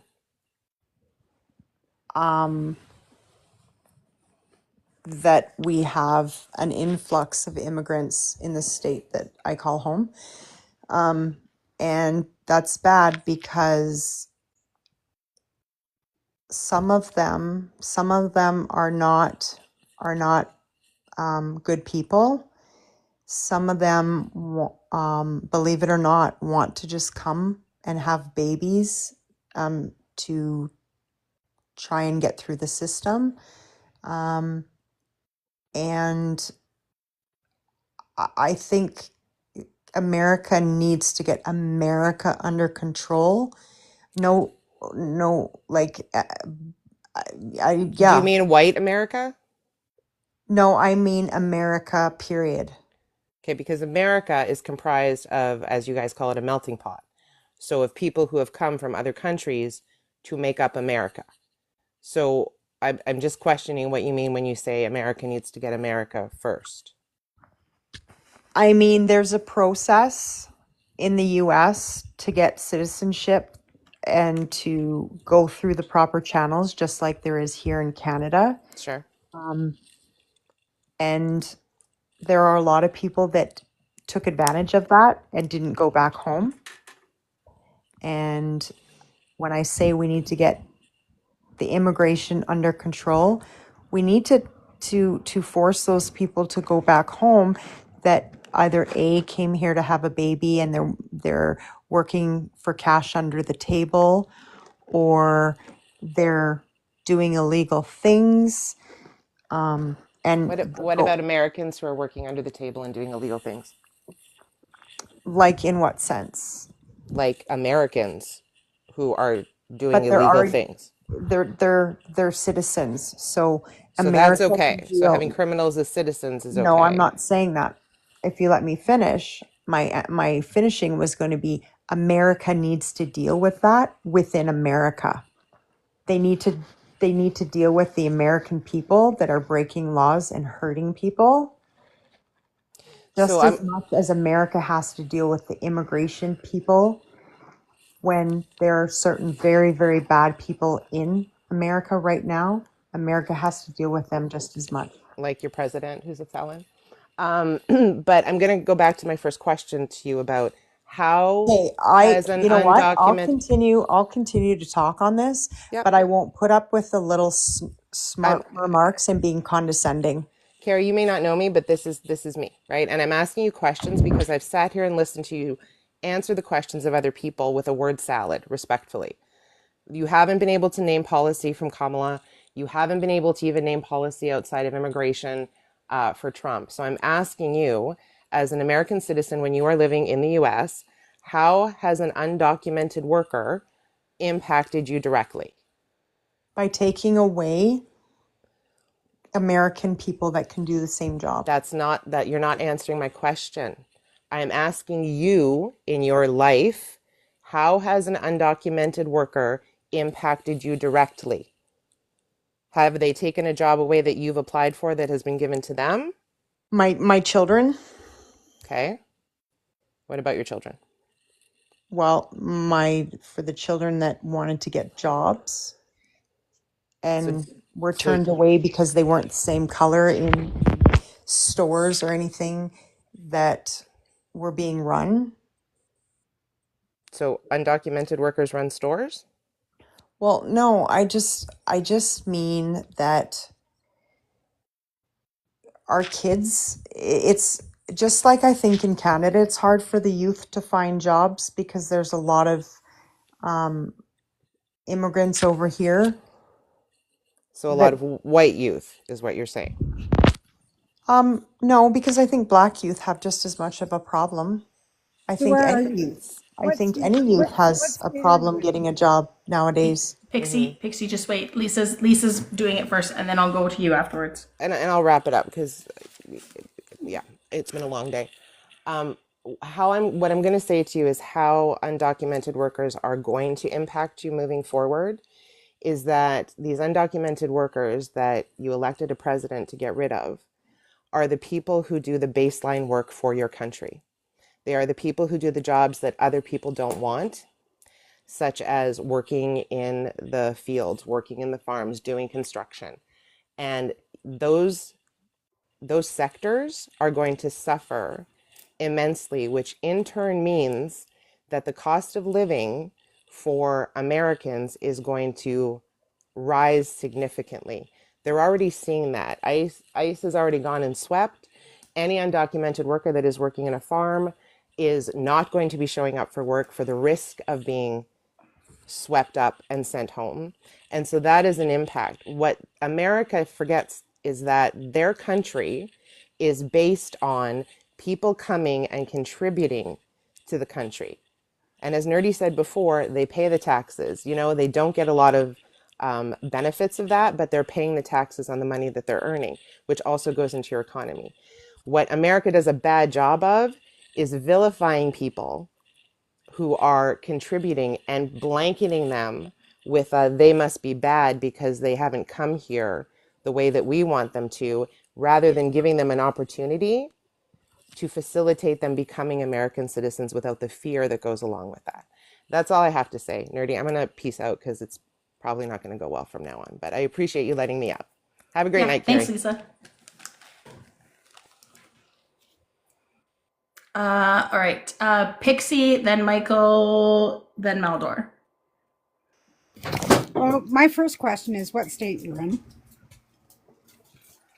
Well, I'm in Canada right now. So you're a dual citizen in Canada, right? And you voted for Trump. I did. So you're sitting in Canada without having to deal with the actual repercussions of what's going on in the States, right? Well, I'm not going to get into detail, but you guys, I go back and forth. So yes, I do deal with what's happening in the States. Yes.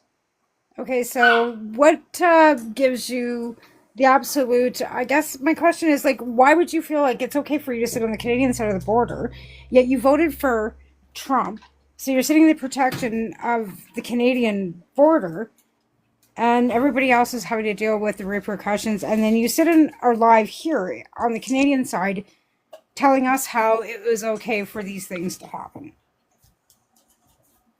So you're asking me why I'm on the panel having a conversation because No, that's not, no, Trump? my question is why in absolute did you why did you vote for Trump? Like, what was, like you said, it's economic and this and that and immigration, but yet you're a dual citizen, so you don't really, so you're an immigrant yourself, right? You're sitting on the Canadian side, so you're Canadian American, and yet you're still complaining about immigration. I'm having a hard time wrapping my head around that. I'm complaining about immigration to the fact that I think the worst of the worst. But you understand, you're an immigrant yourself. You're sitting on the Canadian side of the border. You're a U.S. citizen and a Canadian citizen, yet you're complaining about immigration.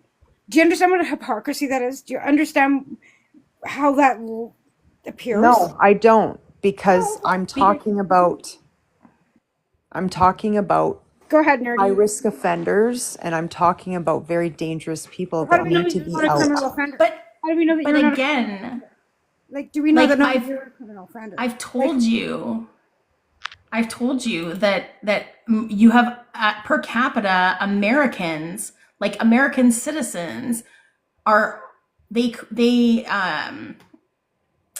do more of the violent crime than undocumented immigrants do. Like per capita, you're looking at a very, very, very small number. And I find it really interesting that people make their decisions based off of groups that are small numbers rather than the big amount of people that end up doing things. And the massive group, right? So you look at the massive group of Americans that are the ones that are causing all the issues, but then you look at immigrants, which are a small number, undocumented immigrants, which is an even smaller number, and you look at the violent crime undocumented immigrants, which is an even smaller number, right? So you're looking at very small numbers, the same way they look at the LGBTQ community, which is a very small number, and they make laws and decisions and voting based off of that. Like, this is what I'm talking about. They use marginalized groups as a scapegoat and as a reason for you to fear something that's not as big of a problem as the big picture. Yet she sits on the Canadian side of the border in safety and security as a Canadian American dual citizen and then screams about immigration. That is a complete hypocrisy, because none of those immigrants, and here's the thing, this affects people that actually come into our country legally to work temporarily. So I live in a small rural community in British Columbia, and we actually legally bring up 6 Mexican men that we've been bringing up for the last 20 years to work in our garden center here in our town.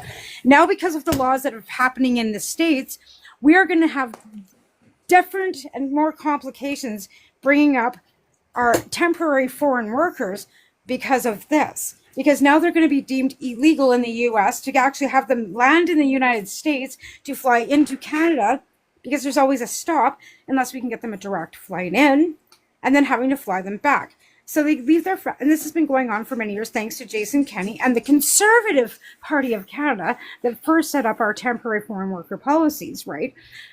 But again, Carrie, no disrespect, you sit on the Canadian side of the border with a dual citizenship, screaming about American, immigration on the southern border, which has nothing to do with you directly. Okay, well, like I said, the state that I call home is on the border. But you're not at home. Where are you now? Today I'm not. I'm not going to sit here and tell you where I'm at today.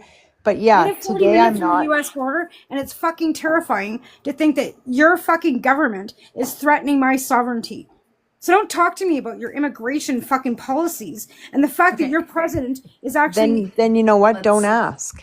We are asking because our sovereignty is being threatened. Then be respectful. And that's not then something that you don't understand. Please. As you sit on the Canadian side of the border. Respectful. I'm gonna bring down the temperature a little bit. I think the issue that Pixie is having is that you enjoy the best of both worlds, but you're complaining about something that literally Lisa proved doesn't affect you directly.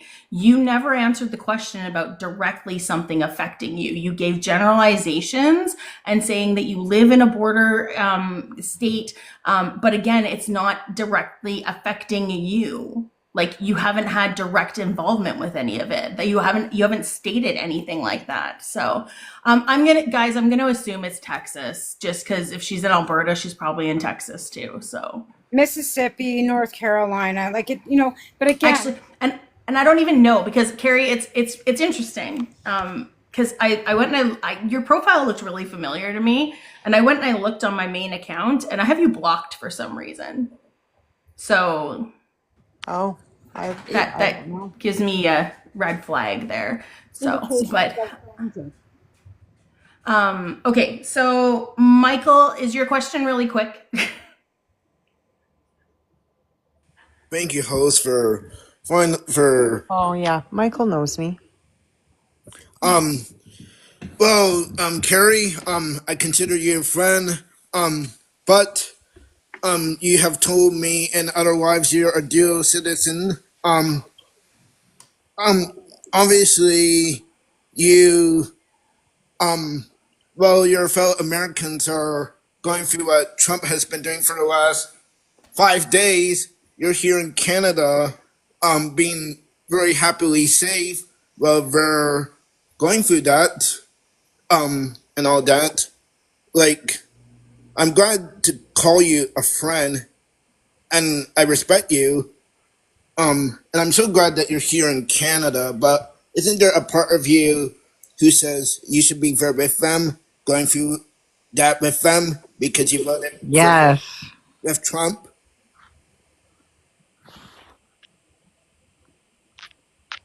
Sorry. What should I be going through? What? Sorry. No, I mean, so you said, Carrie, and I consider you a good friend, but I'm going to hold you accountable as my friend.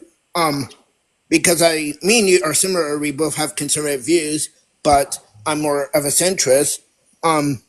So you said you voted for Trump, and I already knew that. Don't you feel like you should be in America, being a part of what we're going through as well with the whole immigration thing? Because the American people are suffering a lot because of Donald Trump over the last few days. Michael, I get what you're saying, and like I said in the beginning here, I don't like everything Trump has done, and you've seen me in enough lives to know my stance with the politics here as well. I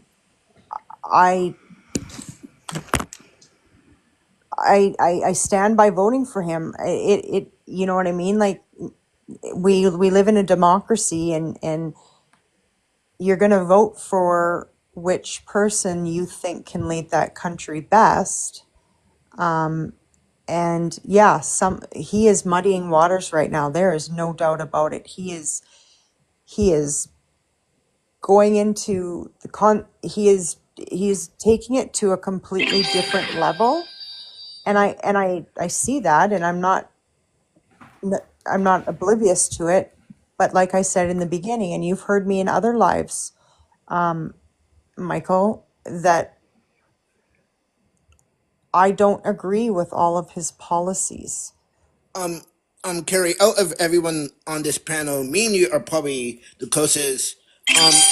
When we think about stuff, like you, I also grew up I also grew up very traditional as well.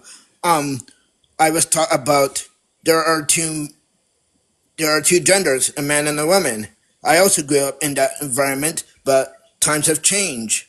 I also, on immigration, I also believe that if you commit a crime, you go home. But what President Trump is doing, and you have said this before in other lives, that you don't agree with what President Trump is doing, but so President Trump had a golden opportunity to deal with the root causes of immigration. So if someone is committing a crime, yes, you go home, but people who were people who were born there in America to not have to leave because of their parents. But at the same time, you're here in Canada, and I'm glad you're here. But your U.S. counterparts, they're dealing with Trump and will be dealing with Trump for the next 4 years. You're not dealing with Trump. Like, you're dealing with him, but not every day. You know what I mean? And, yeah, no, I know what I know what you're saying. And because I align more with you, I could talk to you like kind of as a centrist, but I also mean you do have similar viewpoints as well.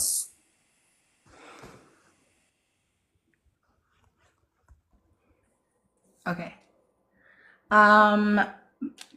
Maldor. And then I'm going to introduce our new people.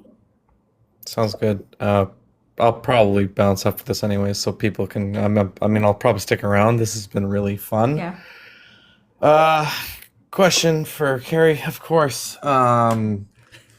Okay, so given everything that's been discussed here, I shouldn't have said I was dual. Oh, No, it's fine. You're chill. You're chill. Don't worry. I'm not coming for you or anything. I'm just this. Can I please speak? Tatiana, I can add you into the order, okay? Because I have a list of people who have been asking me. So Maldor's going right now, and then I'll add you in. Okay. So given everything that's been discussed here and everything that's happened, I mean, we all saw the recent news with Elon Schmuck when he did the is it okay to say that particular word, or is that like German salute? Yeah, okay, yeah, he we all saw it. We all know what it was. I will not be gaslit into thinking that was anything else. I refuse. We all know what happened here. We're not stupid. That being said, whatever, he endorsed Trump. It is now being said that he is endorsing Pierre Polyev.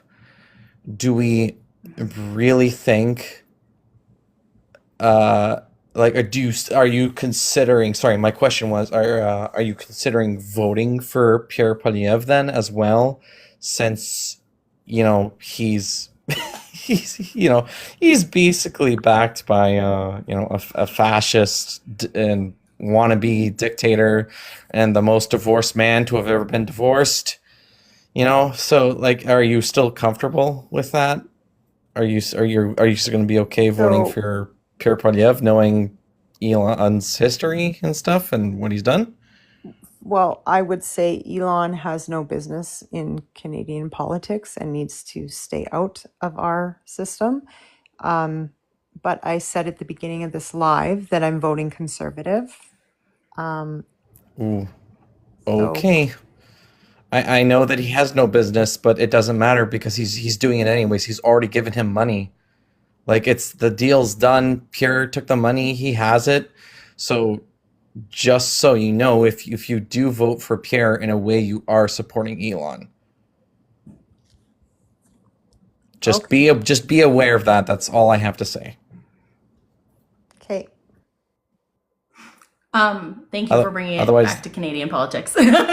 Yeah, I mean, I kind of figured we needed to bring it back around, but honestly, this goes for anyone who's watching. Just please be aware. Please educate yourselves. Ask a friend, talk with your families, do what you can, and stay safe out there. Otherwise, thank you for having me. This is really neat. Thanks for being up here. Of course. Every Friday. We're here every Friday. We start at 6 p.m. Mountain Time and go till I decide I'm done. Right on. All right. I can go all night. Peace out. Okay, thank you. Oh, Kiwi. Kiwi was next. Voting for we've got Americans now voting in our election. So now she's voted for Trump. Now she's going to come and vote for Polyev, and they get to do twice. And I'm going to shut up now, but that's really disturbing. Kiwi, you were next. You were next. If you're still in here, you were next. Raven. What are you saying, Raven? Oh, no, Kiwi. There was somebody else. It was somebody else. They dropped. I know that's Raven. I would say Raven. Dang it. Are they still in here? It was like literally as I was just going to introduce them. Okay. All right. Well, Tatiana, say your piece, because you said dual citizenship, so you're dual, and then I'll get some other people up here. I am dual citizenship, and I'm literally disgusted with these women. These people do not educate themselves, and they listen to Fox News and propaganda and their so-called thoughts. I'm sorry, but they knew he was a convicted felon. He was a rapist in the 2000s. Rapist. You can't say that word. If they knew in the 2000s, the financial district called him the biggest loser in finance because he lost so much money. He had 6 bankruptcies. He had 3 wives that cheated on him. He caused an insurrection, and they have morals to vote for this piece of blank? It's just disgusting how people cannot educate themselves. And then this woman wants to vote conservative for a PP guy. They call him Timu Trump.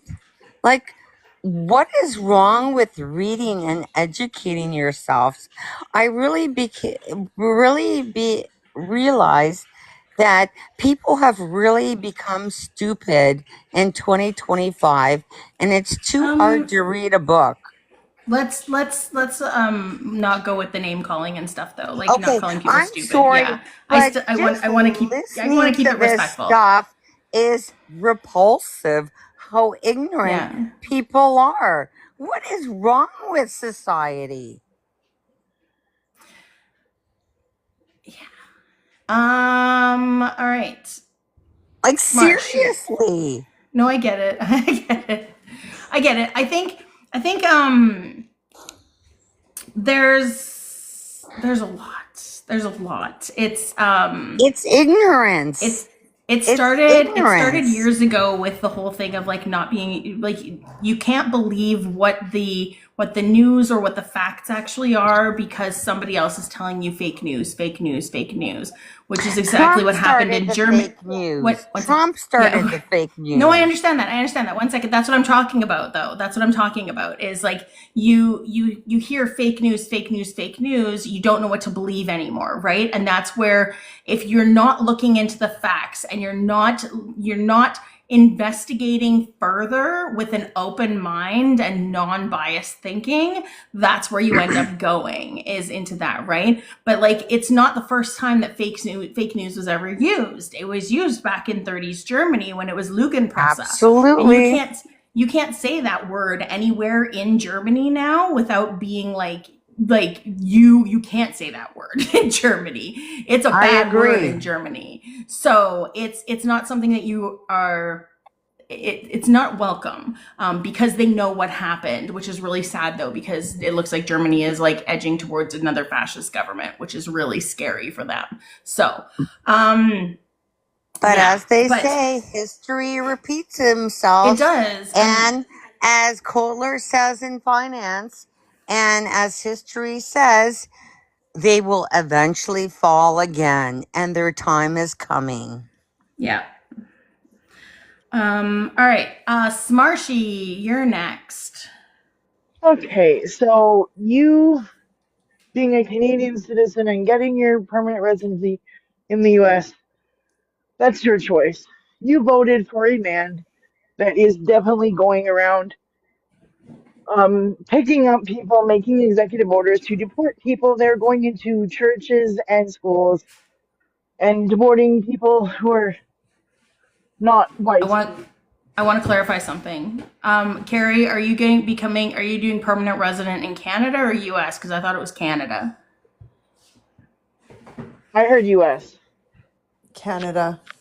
Okay. Thank you. So you got your you're going for your permanent residency in Canada. You voted for a man who you know is trying to take over our sovereign nation, which goes against every treaty in the UN. He is rounding up children left, right, and center, taking them away from their parents. The ICWA law is on the line. The BIPOC people are on the line. You voted for a man because of immigration. You are the immigrant yourself. You have no right to talk on immigration at all. This is temperature so down. Smarsh, bring the temperature down, please. Yeah. Okay. Please. I want to keep it respectful, not heated. Okay. Okay, you voted for a person that is tearing families apart, that is going to tear other families apart because ICWA law is the Indian Child Welfare Act, which takes Indigenous children away from their parents. It's like the 60 scoop all over again, but in modern day. That is what you voted for. You are now putting the Indigenous people at danger. You're putting the BIPOC community at danger. You're putting everyone in danger because you voted for a man because they need a businessman in office. No, he is a failed businessman. Even his mother said, and I quote, he should not be in politics. He has no common sense. He is not intelligent. And if he got into politics, it would be a disaster. So thank you very much for selling out Canada. No worries. want- I'm going to drop. I didn't come up here to get attacked just because of who I voted for. So thanks for having me up, host. But I mean, Carrie, I'm everybody, headed out. you said you're entitled to your opinion. Everybody else is entitled to theirs as well, though, right? So when somebody's expressing their opinion of who you voted for, then you leave. So I did not mean to yell. Yeah. I'm very sorry, Charity. It's the fact that she voted for this man, knowing how dangerous he was, not agreeing with some of the stuff, and it's just now she's I know. voting for a person in our I country that know. wants to act like him. It Yeah. makes me shake my head. Okay, well, maybe she's still in here. I don't know. Who knows? Raven, hello. Age, province, and who you're voting for, please. Hey guys, I was hoping to talk to Carrie, but I know. hopefully she's in here. If she's not, then any other, PP or trumpet is in here. Anyways, I'm 31. I am leaning towards NDP as I continue to do my research. Anyways, I wanted just to comment on what Carrie had mentioned about her reason for being trumpet, and I'm going to guess why she is also a PP. That she commented on immigration and why she was against it, and like taking jobs and like danger and stuff. Like it screams like, to me, how do you know a brown person, for example, is an immigrant? Like that's just kind of like super ignorant, right? Like how do you know those people in the stores that she mentioned? She said stores were taking, immigrants were taking jobs from her kids. That just seems kind of racist to me, right? Like it's just not no logical thinking there. Like, like say you're scared when you see a brown person and you run without seeing it. Like, I'm sorry, Carrie, if you're still in here, I'm not sorry. My question would be, because like it didn't make any sense now, because hi Carrie, look, you scroll back in. Carrie, I'm confused. You said you're dual citizenship, but you're applying for permanent residency in Canada. That would indicate that you're actually not a dual citizen and that you can't vote in Canada, because permanent residents can't vote in Canada. I was gonna mention that. Yeah.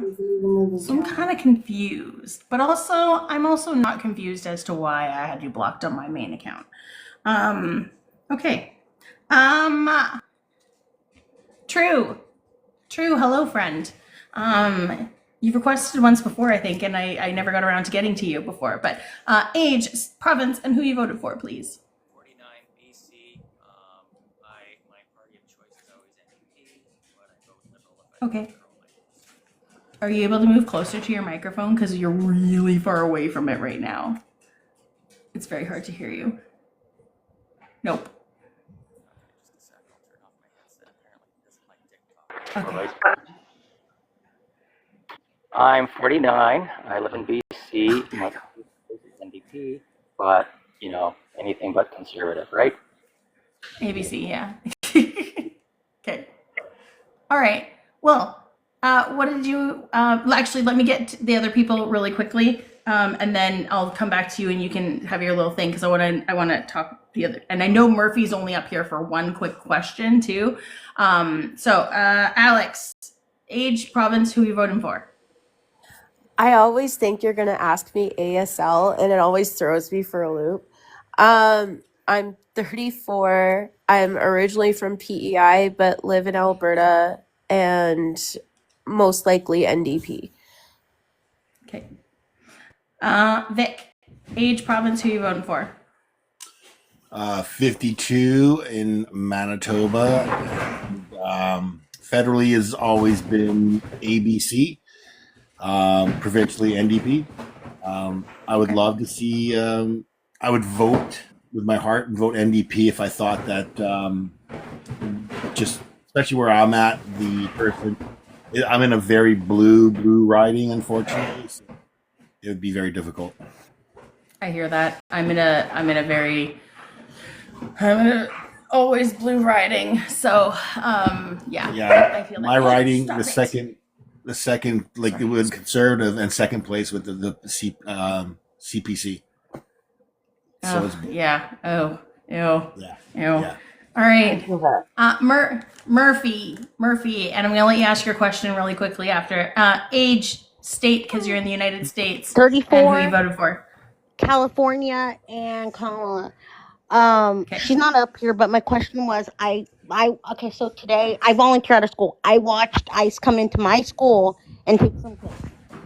And for her, I wanted to say, what do you think of that? Like, it was traumatizing for me because these are kids that I've known for years.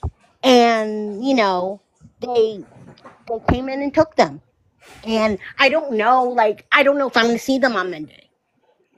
Like, I don't know if they're going to be back on Monday. Yeah. So I'm so sorry, Murphy. Yeah, I wanted to say that. Because she had said that violent criminals now, I don't know, but I highly doubt that these parents are working in the fields. They're not, well, I don't know that, but I don't think they are, right? Yeah, that's all I wanted to say. And now I'm going to go. Okay. Thank you, Murphy. It wasn't a question. It was just a statement. Gotcha. I'm sorry, Murphy, that happened. Yeah, I'm really sorry that you had experience that. That's just awful. That's horrible. Thanks, Murph. All right. True. What you got for me? Well, and now it's kind of generalized because apparently I don't know if she's still around watching, but she's been coming in and out. I've been watching her come in and out. So it seems to me that honestly, if you voted for this man and you feel that what he's doing is appalling, the onus is on you. Accountability. You voted conservative or Republican. And one trend I've noticed is a lot of the conservatives we see on this site don't want to accept any accountability. Anyway, I digress. The onus is on you to get back there, put on your boots, pick up your pitchfork, organize with other people, and do everything you can to fight it. Because you're at least partly responsible for what's going on there. So if you don't like it, you got to change it. You got to be in the front. So that's my rant. Okay. Thank you. Alex, do you have anything else you're going to say? I wanted to bring up a point for American politics that kind of gives me a little bit of glimmer of hope and a little bit of background with me. So I'm currently a student nurse in Alberta, but I'm also a bisexual woman. I was raised by two lesbians, and I have a non-binary stepchild. So I'm very much involved in the community. I've been at protests, even with Nerdy.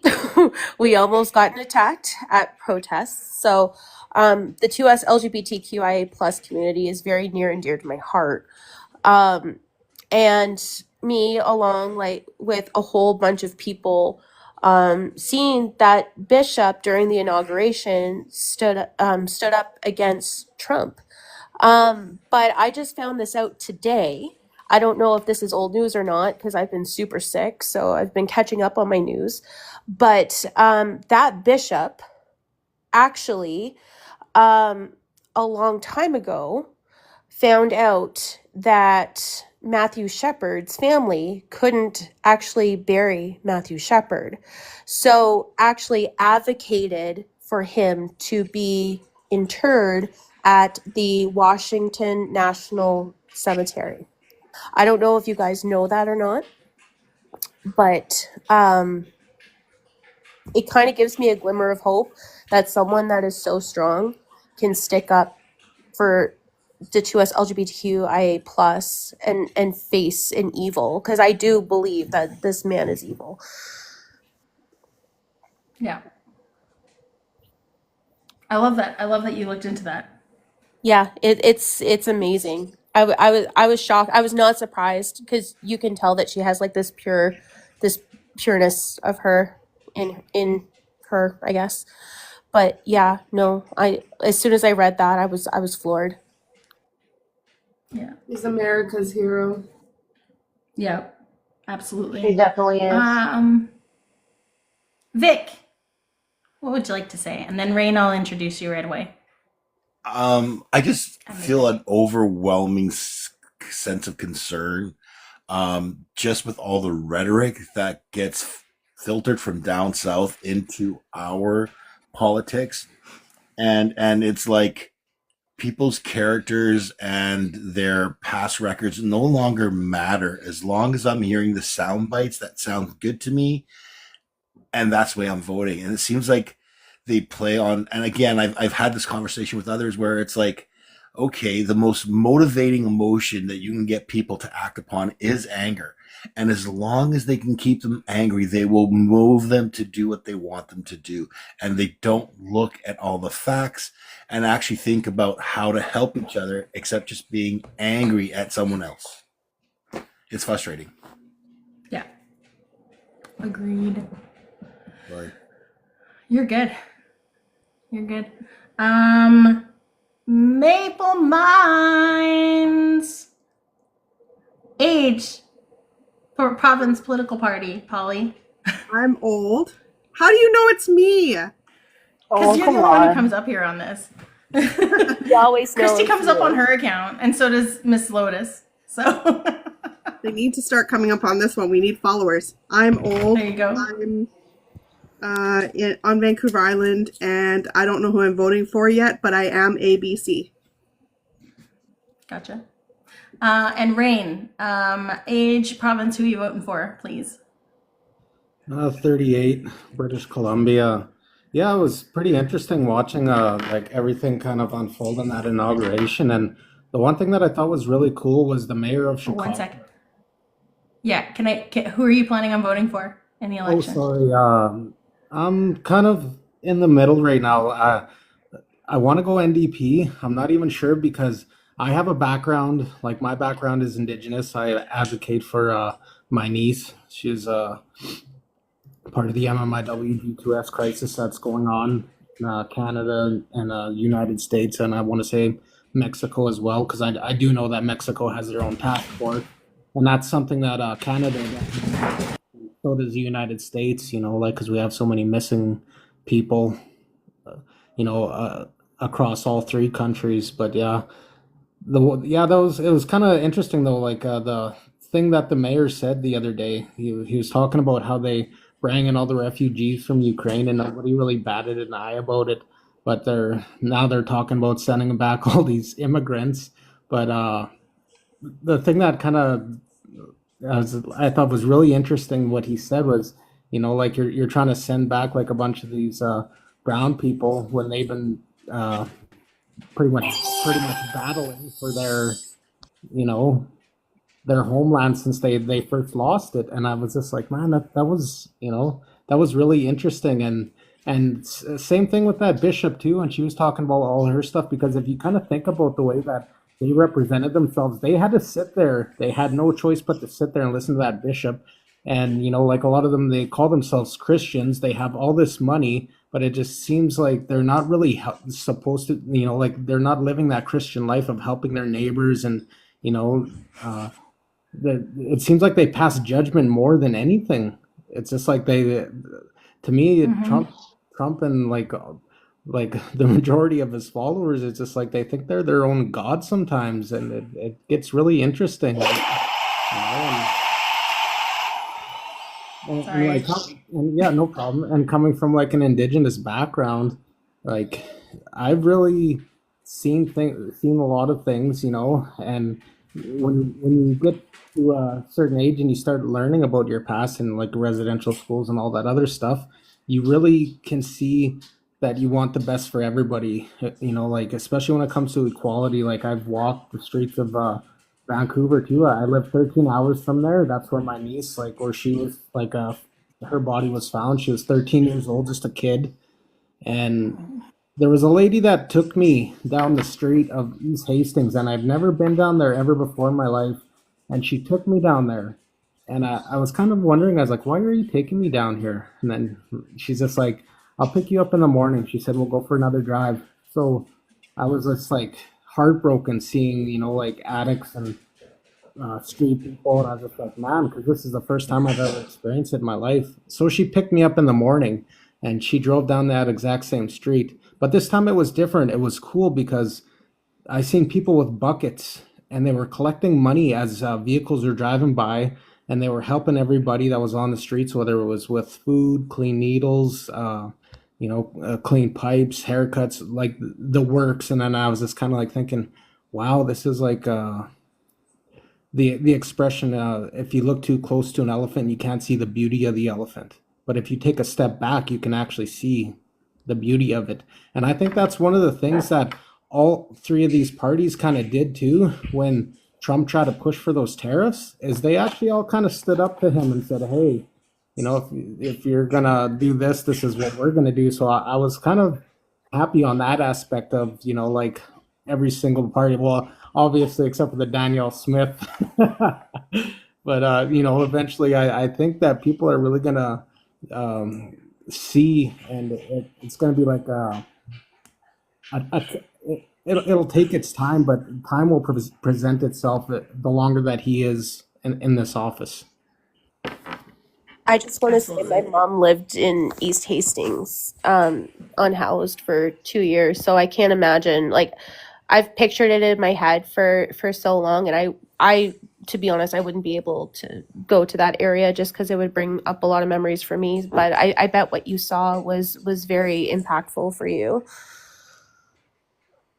Oh, definitely. It was like, people helping people. There's, and that's a good thing about it, is there's still people out there, and that's the thing too about the Christianity that they practice, is they got like a bunch of billionaires that have so much money that they could be helping people and they're not. And then you see your everyday average person out there, going out there and helping people, sharing what they have. And that's where I think that teaching of Jesus definitely needs to come back, is he helped everybody. He wasn't just out for, like how everything is like being presented right now in the United States with all this money being thrown around. That's not that wasn't his way. And that's the thing that I can't understand right now, is why people are following that too. Smarsh? I just want to say something before I drop. Carrie, if you're listening, I just want to say you single-handedly helped destroy the United States, and now you want to claim permanent residency in our country, which he is also threatening. So I hope you feel better about yourself. Have the day you deserve, and you fucked around. Now you got to find out. Good night, everybody. Bye. First, I thought you said charity, and I was like, "What?" I thought that's what Smarsh said too. I was like, "Hold up, what?" It's like I didn't do anything. Host, can I speak, or is there still one more person before me? Nope, you're good. I consider Carrie a friend, as I was saying before, but just because she is my friend, and I'm glad she was here when I said this, I have to hold her accountable. Carrie obviously had the right to vote for who she wanted to, but at the same time, you're a dual citizen. We know President Trump will destroy America, and I didn't think I would ever say this. I am absolutely worried, or not worried. Will he even leave office in 2028? Will he leave office? No, I was going to vote conservative, but I'm not anymore. I have had a change of views. I'm voting for Mark Carney. Obviously, and it's not only in America. This is happening. This is happening all over the globe. We see with one of those parties in one of those countries that Elon Musk is voting. Elon Musk is getting involved, and all that. He endorses Pierre Polyev just a few weeks ago. Pierre Polyev was asked a question. Do you vote? Do you accept his endorsement? Pierre Polyev just talked about his son and how he asked about space. Like, you could have just said, "I reject that endorsement. That's not what I want. He doesn't speak for me and my party. I will come on here and acknowledge I have made mistakes. I'm not perfect. All of you know this. I'm a human being, and sometimes I'm held accountable. And I did say I was going to vote for Pierre Polyev, but now, just because of Pierre Poilievre's behavior and Donald Trump, I have seen what Donald Trump has done this week alone. I'm a political junkie, and just the way he pardoned January 6 people, I watched it as they were coming out of the jail cell, and just the fact that they're all going to go to the White House for a nice dinner, anywhere. Just because I'm a centrist doesn't mean I want them to be out of jail. I want them in jail where they belong. You did it when we were all kids. We were all taught if you did a crime, you gotta do the time. And I feel like they should do the time for their behavior. And obviously, it's just obviously I acknowledge the conservatives. I've had change of tune since yesterday, and other times I'm allowed to acknowledge that I have made mistakes, and that's what I'm doing. I'm not, as I said, I'm not perfect. Yes, I do make mistakes, and I have made mistakes. I'm not here to be perfect. You're good, Michael. Because I see people in the comments saying that's not what I said yesterday, but I'm not asking to be perfect. I'm not perfect. Yeah. But at the same time, how can you vote for Donald Trump knowing he's a convicted felon? 34, he was found guilty by a jury of his peers.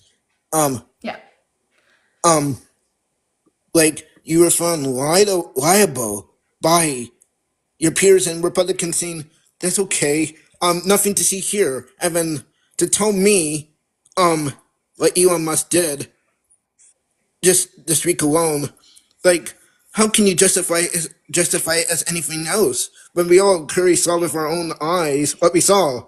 Pierre Polyev is following in his footsteps. I have said on many occasions, we need to have a prime minister with a real mandate. A real mandate, but it cannot be Pierre Polyev who has that mandate. It has to be Mark Carney, not him. Yeah. All right. Michael, I'm gonna move on to the next person. That's fine. Okay, thank you. All right, so True North, I'm gonna introduce you in one quick second. Thank you, Lisa. Just a quick mod announcement. Let's make sure we're tapping is clapping, please. Share it out to some friends. If you hold your finger down right here, right where my finger is right now, it'll pop up a screen, and then you can go send to all your friends, and it all counts as one send for each person instead of sharing it out to like 10 people in one invite. Also, I had the gift goal. I'll set another gift goal. We have our gift goals. If you really want to, if you want to support us as well, we have our subscriptions. And then we opened up our Discord for anybody to join. It's in the link tree in our bio. And I'm just going to vet everybody who comes through it just to make sure we've got, nobody who's going to stir up anything in there. So if you have Discord and you want to come in and just, I post a lot of news articles in there almost daily because I get notifications of like the wildest, the stuff that happens right away. Like when we had heard that Pete Hegseth was officially confirmed as sec def. That was gross.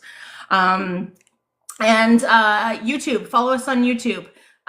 We have, I post the videos every single morning, 7 a.m. Mountain Time. They get posted from the previous night.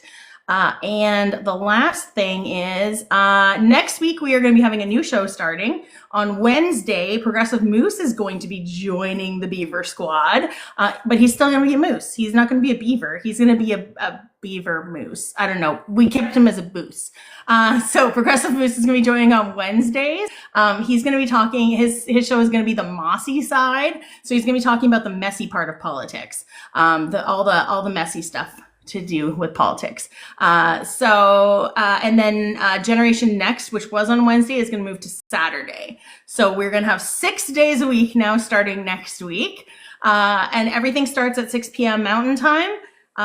Every other one goes usually an hour, hour and a half. Like I said, mine goes until I'm tired, which could go a while, by the way. So feel free to come and go as much as you want. But yeah, let's keep on tapping, keep on sharing, all that kind of stuff. So Sounds yeah, like you need a health one. Which days left? I'll do your health one. I'm just Sunday. Sunday is the last one that's left. So yeah. So Mondays is Indigenous Matters with Treaty 6 Birder. Tuesdays is News Hour with Frontline Feminist. Wednesdays is now me, the Mossy Side with Progressive Moose. Thursdays is still going to be our collective night where we discuss any kind of issues that are going on, any kind of social issues as well. And then Fridays is Politi-Talk with me. Which is again open panel. I will bring conservatives up here as long as you can discuss politics respectfully. I see very little of those. So, and then Saturday will end up being Generation Next with Radical. So that is my thing. Yeah. I have to introduce somebody else. What's up, Michael? What is host? What is Generation Next? What does that mean? Generation Next, we're trying to focus on getting a lot of the younger people out to vote.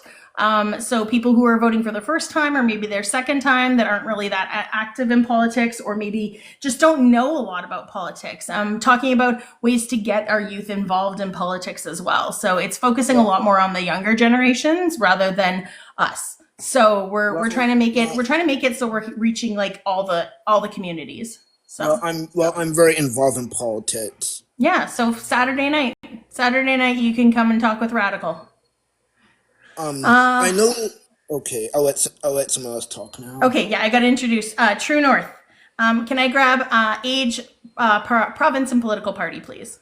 So I am 23, live in Alberta, and I am a member of the Liberal, Conservative, and NDP party. Do you have any idea who you're going to be voting for this federal election? I don't, because there's no election. The Liberals getting a new party. The whole party could change direction and policies and so on and so forth. They're still going to there's still going to be an election. Regardless, there'll be an election in October. There will be an election, but there will be a new leader, therefore new policies that they are running on. So you're unsure yet. They're undecided then. Correct. Okay. All right. Cool.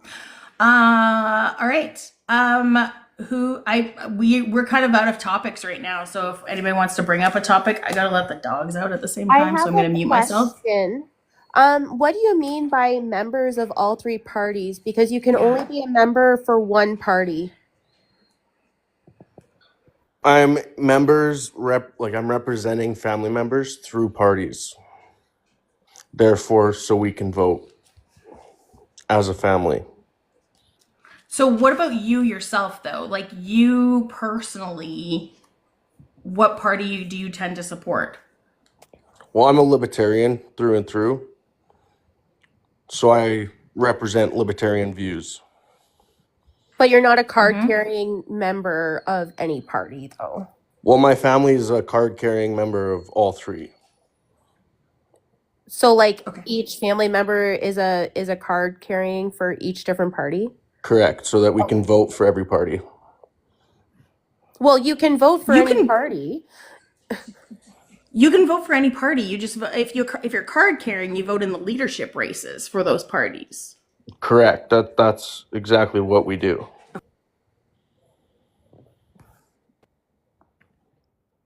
Yeah, no, I definitely get that. Like, I understand what he's saying, and he is right, because that is a long time away. That's kind of like where I am. I'm stuck in between Liberal and NDP right now, and I definitely get that, because a lot of things can change in the time from now to October. I don't think it'll be till October, friend. We're getting an early election, and that's why it's critically important that we're having these topics right now, because we are going to have an early election. I think the writ's going to be dropped here before October. It usually happens when a new leader is selected. There's going to be a vote of non-confidence and a writ's going to be dropped. Yeah, I believe it's definitely not going to happen in the fall. It'll happen long before then. I do have a sorry to interrupt. Sorry, I do have an idea and a concept. I just kind of want to put out there and have people kind of think where they're, and it has to do with elections. Like the fact that we have very low voter turnout.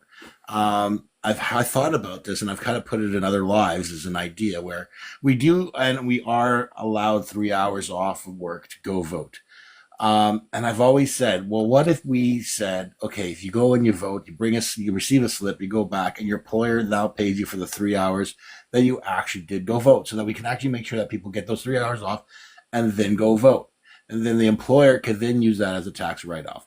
My point being is that if a person can take the time off and still get the pay, but still be involved in some way or shape or form, again, just for conversation, what I'm interested to hear what the panel's thoughts would be on that. And I'll like, well, shut up.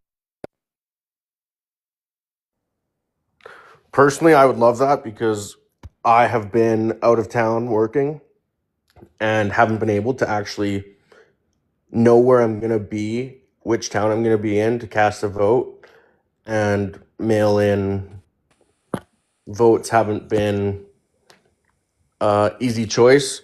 And so that would be great if, even if, we could do it on beforehand. So, weeks off, yeah, get paid, companies can write it off. It's actually not beneficial for like the change that we're hoping. Like the how do you say it? The strong vote right now is PP, like that's the prediction. So if we can have a vote in the fall, that would be the best option for Canada, but I don't think it's gonna happen.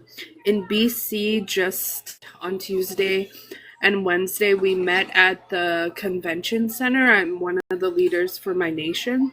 So the 206 nations met at the convention center, and we met with the ministers. And I asked every single one of them, like, do you think we're going to have an early vote? And that's what it's looking like in government right now, which is super scary. Yeah, it kind of feels like America, like what happened with them when Biden stepped down, and then all of a sudden Kamala stepped up and took his place. And like as far as I thought that Trudeau was just looking for a replacement because he was still going to be in parliament. And so like I don't know, like was that set in stone that they said there was going to be a May election? Because that was the thing that I couldn't really understand. No. So the way, but that is basically the day everybody expects an election to be is late April, early May, because so Jeremy Singh, the NDP leader, went on Vashi show this week, and he was asked, when you get back to Parliament, you said before Christmas you were going to vote non-confidence. Are you still going to vote non-confidence when you guys get back? He said, yes, I will, and there will be an election. So that's basically saying it's basically late April, May election. 100%, because right now my nation on the coast of BC, DFO is looking to take our protected waters that we signed with Canada already. And we are pushing the ministers in BC, NDP, to advocate for us on our behalf that we figure out this MMPCA, and that's basically marine protected waters. And we had a big meeting on Wednesday that was like all day long with DFO, and we were urging them to figure this out with us because we already signed that we had protected waters, we own the seabed, etc. And the reason why I know this is happening because I'm in the political realm, and it's very much leaning towards that we're gonna have an early election. And honestly, I'm not surprised because it benefits the PP party, and it's unfortunate that NDP wants to have that non-confidence vote and they're sticking to it because they're not seeing the full picture. But I appreciate places like this because people do need to be educated and be aware that it's coming up very soon. I have to You know, agree. Sorry, I would have to agree that you're right. I think with everything that's transpiring with the Orange Man down south and how the threats he's putting towards Canadians, and how a lot of people do relate Polyev with Trump, and that they share a lot of similar views and policies. I think the more that obviously Trump, the more Canadians get to see what's taking place down south, I think Polyev will continue to lose ground. So maybe the longer play is the better play. But then, then you're going to get the rhetoric from the right about, Jagmeet not going forward with the non-confidence. But I do agree. I think the further out they could put the election, the better it would benefit the right and the left. So definitely not good for Indigenous people because right now, a reconciliation, which they call what do they call it? It starts with an R. Oh, the accord. The regional accord is what they're calling it in the government right now. It is risking a lot of those things. It's risking UNDRIP, which falls into UNDA. It's risking our protected waters, like so many things. Like I could see like what you're saying, but like as an Indigenous person and a leader of I'm in politics, like it's really scary for us. okay, I forget your name. Your name is something. Are you talking I about just want. Raven? Raven? No, the person who just spoke. Raven? That's Raven. Yeah. So you said I applaud you for being such an advocate in your community. Obviously you guys know, Pierre Poilievre is more than likely to be, Prime Minister. How do you guys feel about an early election? So here's an example today. I was sitting in a room with some Shiad nations. So these are nations up north in BC on the coast, and we have a council table, and some of them are signed with LNG, and so they invited a bunch of industry people. And the industry people came to like pitch to us who didn't sign with LNG. And it was very much like trying to convince us that the economic growth depends on Indigenous people right now. And when I tell you, I was sitting there just so pissed off that this is the pitch that was being put in front of me. So it's scary because Indigenous people are not as educated. For example, when they seen the Liberal Party have this guy from Micmac territory come up and say, I want to run.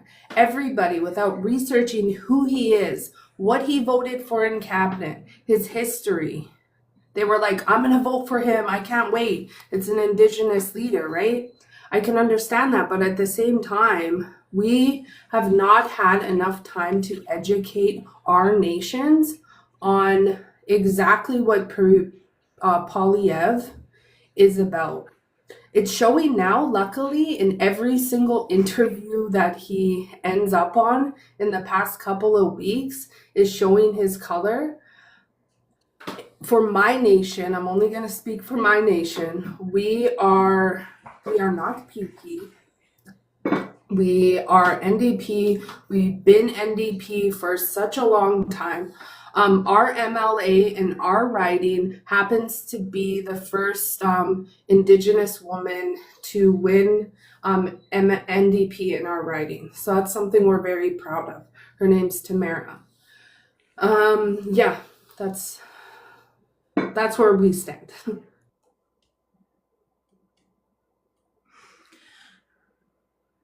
I was going to ask,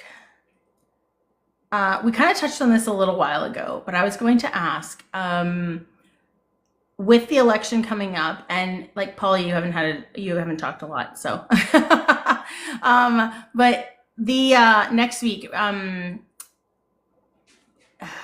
Prairie Princess brought this up earlier, and I kind of want to touch back on it. But with the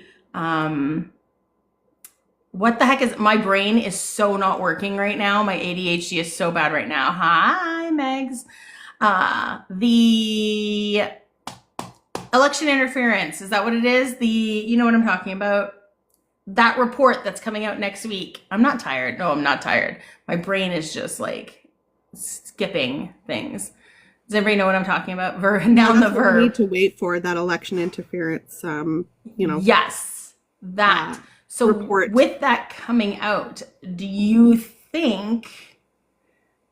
I mean, I kind of already said my foreign interference. Thank you. That's what it is. Foreign interference.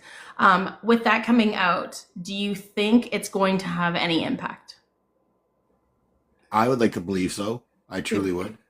It really depends. Yeah. On what's in it. And didn't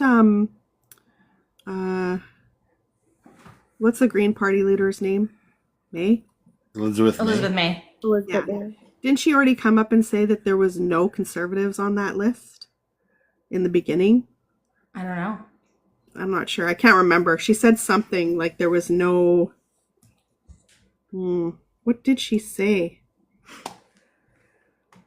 I thought I heard that there were list names from a few parties, but no one indicated which exact party, though. Thanks for looking it up, nerdy. Yeah. You can hear my typing. It was at the beginning. No, that's okay. It was at the beginning when it first came out, and then she came out and said, I'm pretty sure that once you get security clearance to see the lists, you can't talk about them. It depends how they're She didn't talk about it. She just said, I'm just saying for like what Vic said there. Yeah, I think there's certain things that they cannot disclose. He made it clear that conservatives it could put people in jeopardy. Sorry. So I have. I think there's a lag. I used to have a security clearance because I was in the military. I did that process for top secret, and yes, it fucking sucked. So it all comes down to OPSEC. It depends how it's listed. If you need to be on a need to know basis, what type of documentation you can't say to people. But it all depends how that document is marked. If it's not marked, then they can say whatever the fuck they want. Sorry, excuse my language. They can say whatever they want, but if it's marked, then yeah, it has to be a person that has the exact same security clearance or on a need to know basis. So it's not just somebody with top secret that can know that thing. It's somebody that has top secret and is also on a need to know, if that makes sense. So I'm on Elizabeth. Yeah. I was just gonna say, like, your question, I kind of rethought your question about whether I think it's gonna make a difference. I don't think for the true blue PP supporters, like the Maple MAGAs, it won't make a difference at all. I think it's the people that have kind of left the Liberals and went towards the Conservatives, they may come back. Yeah. You mean somebody like True North up here? Who's undecided? Correct. True North. Can I hear from you on that actually? Because you're in the undecided vote. If you found out that there was foreign interference and the Conservatives were involved and Pierre was involved, would that affect your vote? Absolutely. I already don't like Pierre. Okay. Okay. So are you not planning on voting for him then in the federal election? If a better option becomes available, absolutely. Okay. So if it was Mark Carney as the Liberal leader? No, Mark Carney sold out England, and he's going to do the same thing to Canada if he gets elected. How so? How did he sell out England? He just kept on printing money when he was running the Bank of England. But aren't they supposed to print money? No, that's not what I heard. I heard that he actually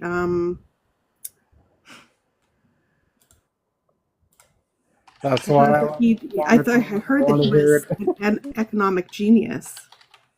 I and heard that the only person that's speaking against him is like a right wing. I don't know what they call them in England, but a right wing. Tories. The Tories are the Tories and the Labour Party. I heard that, like, in the 2008 financial crisis that we had, he was hired by Harper to help, and he actually pulled Canada. It was the fastest country to regain or get out of the crisis out of all the G7. You know, he also said that when he was in charge of the Canadian bank, I'm not saying this correctly. But with the banks in Canada wanted to follow the same suits of the American banks, and he said no because it didn't make sense.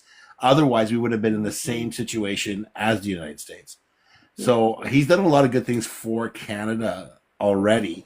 I don't know any of the details with the British stuff. I can't speak to it. But as far as his resume with Canada, Karen in the comments says that he's an economic genius, which is what I've heard. And what happened in England was England would not listen to Carney, and so that's why it went down. And that's what I'm hearing too. Like, so I don't know. Yeah, sorry. I just wanted to read that off to you. That's interesting though, how like the information can be skewed that way when they don't, when all the full information and full context isn't there, right? Yeah.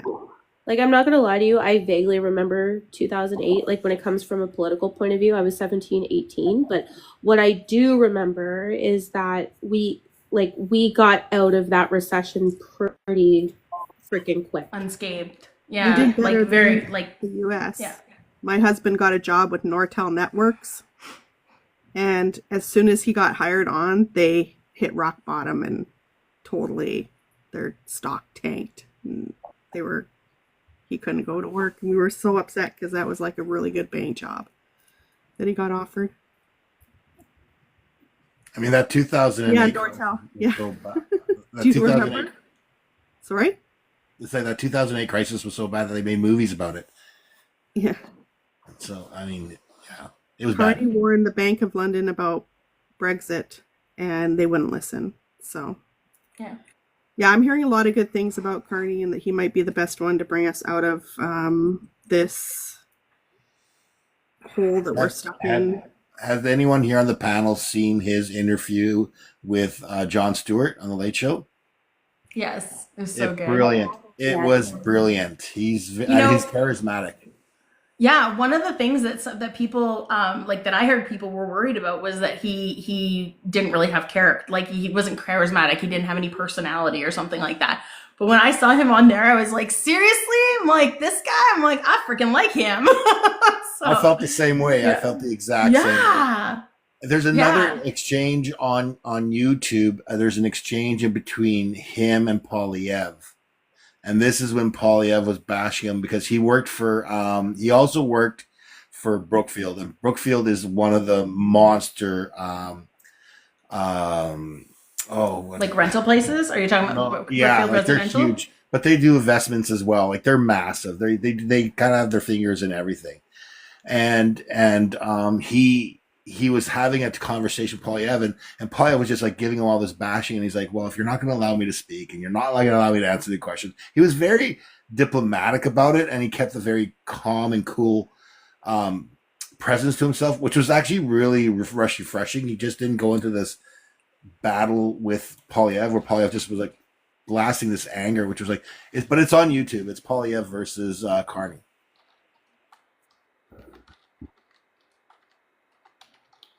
I wanted to touch briefly on that Elizabeth May thing, on what she said about the Conservatives. So I'm on her page right now, and it's her Elizabeth May response to the leader of the official opposition on foreign interference. Poilievre's choice to remain in ignorance of security and intelligence is more than troubling. The public version of the NSICOP report referenced allegations of foreign interference in the Conservative Party's leadership race, specifically in reference to India at paragraph 73. This paragraph was deleted to remove injurious or privileged information. The paragraph described India's alleged interference in a Conservative Party Canada leadership race. That's what it says. Anyway. Yeah, so for him, for Polyev now, because the papers are going to come out, but they're going to come out redacted, he's going to be okay, I think. He'll find some way to slip out of it. Yeah.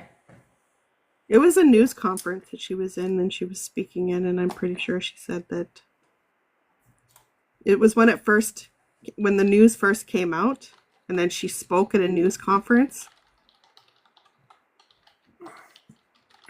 I want to know now. So if you can find it.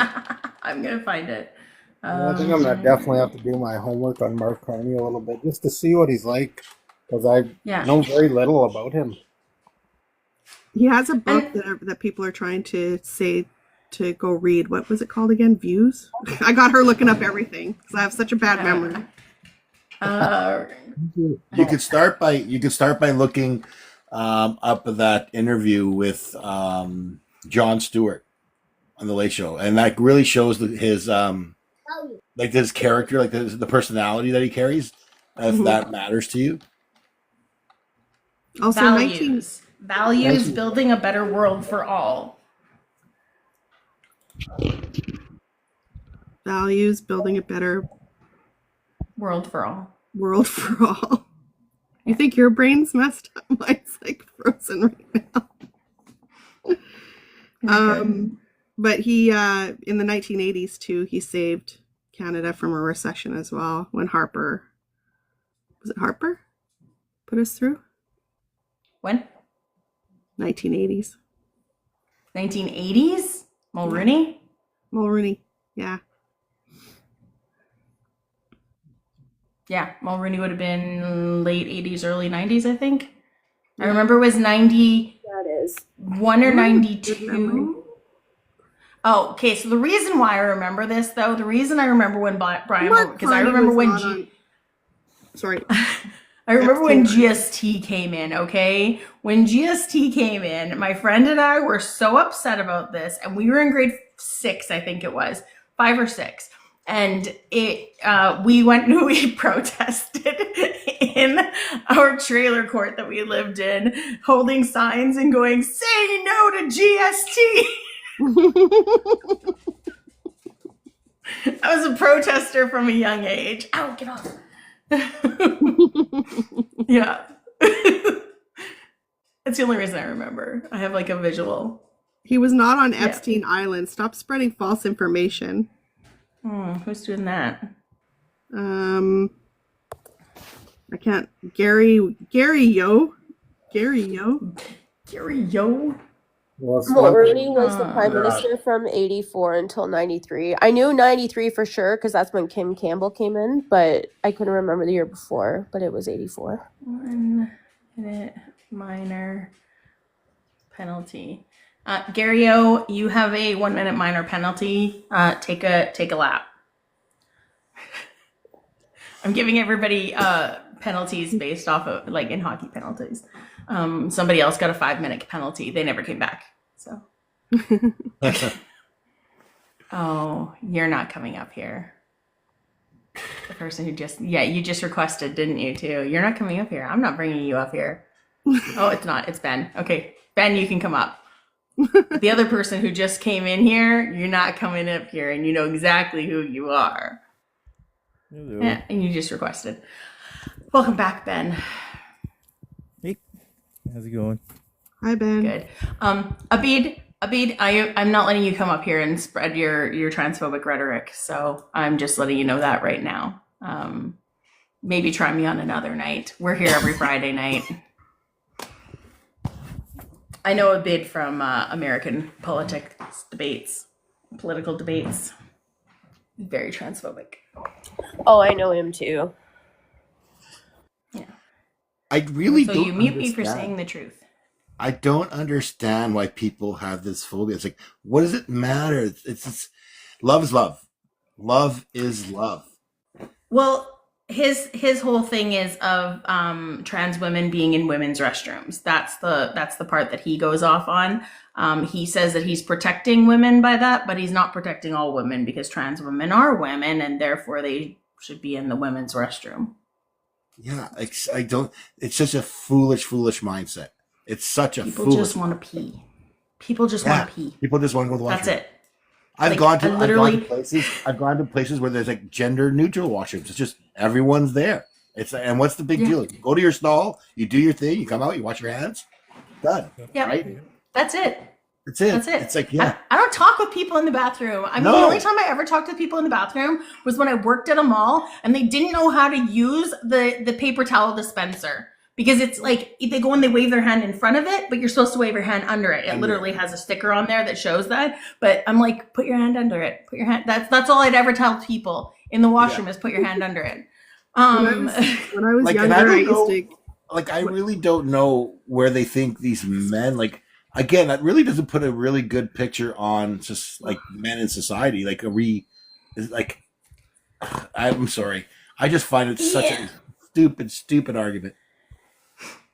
Yeah, it's because they think that men are dressing up as women to get into restrooms and assault women. But the thing is like, if a man wants to assault a woman, they're not going to go through all that work just to go into the bathroom and do that. They're just going to go into the bathroom and do it. It doesn't matter. And that's a cisgender man problem. That's not anything. No, I bet it's not happening.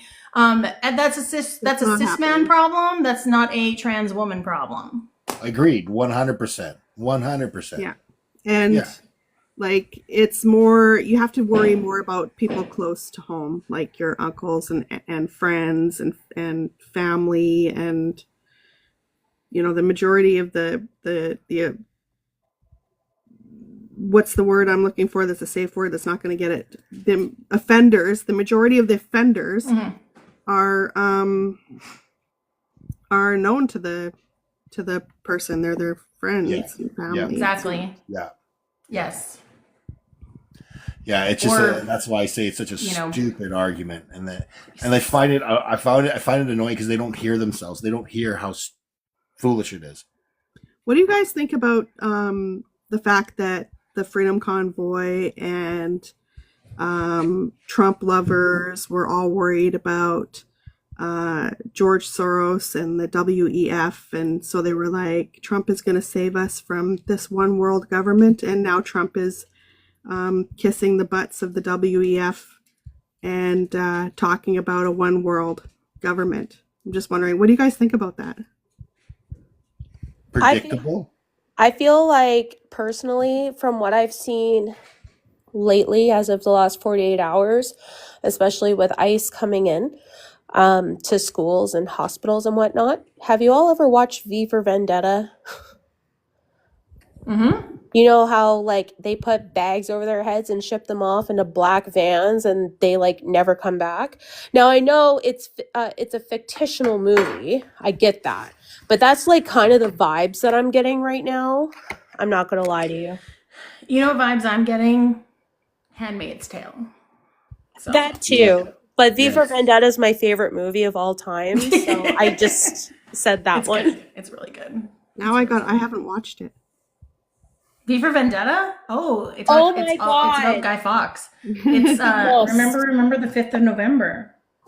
And freaking Hugo Weaving is amazing in it. Oh my God, Hugo Weaving is such a babe. Yeah. But it's so good. You have to. I will watch it with you, Polly. Do a Discord watch party. Yes. What do you think about it, Vic? I think it's hilarious. He's at the WEF and he's kissing their butts and calling them friends and I'll see you for coffee later and all that stuff. It's par for the course with that moron. I mean, he tells all of his little followers this exactly, and then does the complete off because he so desperately wants to be accepted by everyone that he thinks is in power. He has this desperate, and that's what narcissists do, right? They have this insecurity where they need to be accepted. So he will say things, just like Pee-Pee, say things to be accepted, but yet, and then when it doesn't go his way, they throw tantrums. And I found it quite appalling. He's sitting there saying, "Oh yeah, no, He talked about NATO, and he says, "Yeah, NATO needs to NATO people in NATO need to start paying 5% now." Like, where do you get off? You don't get to dictate that.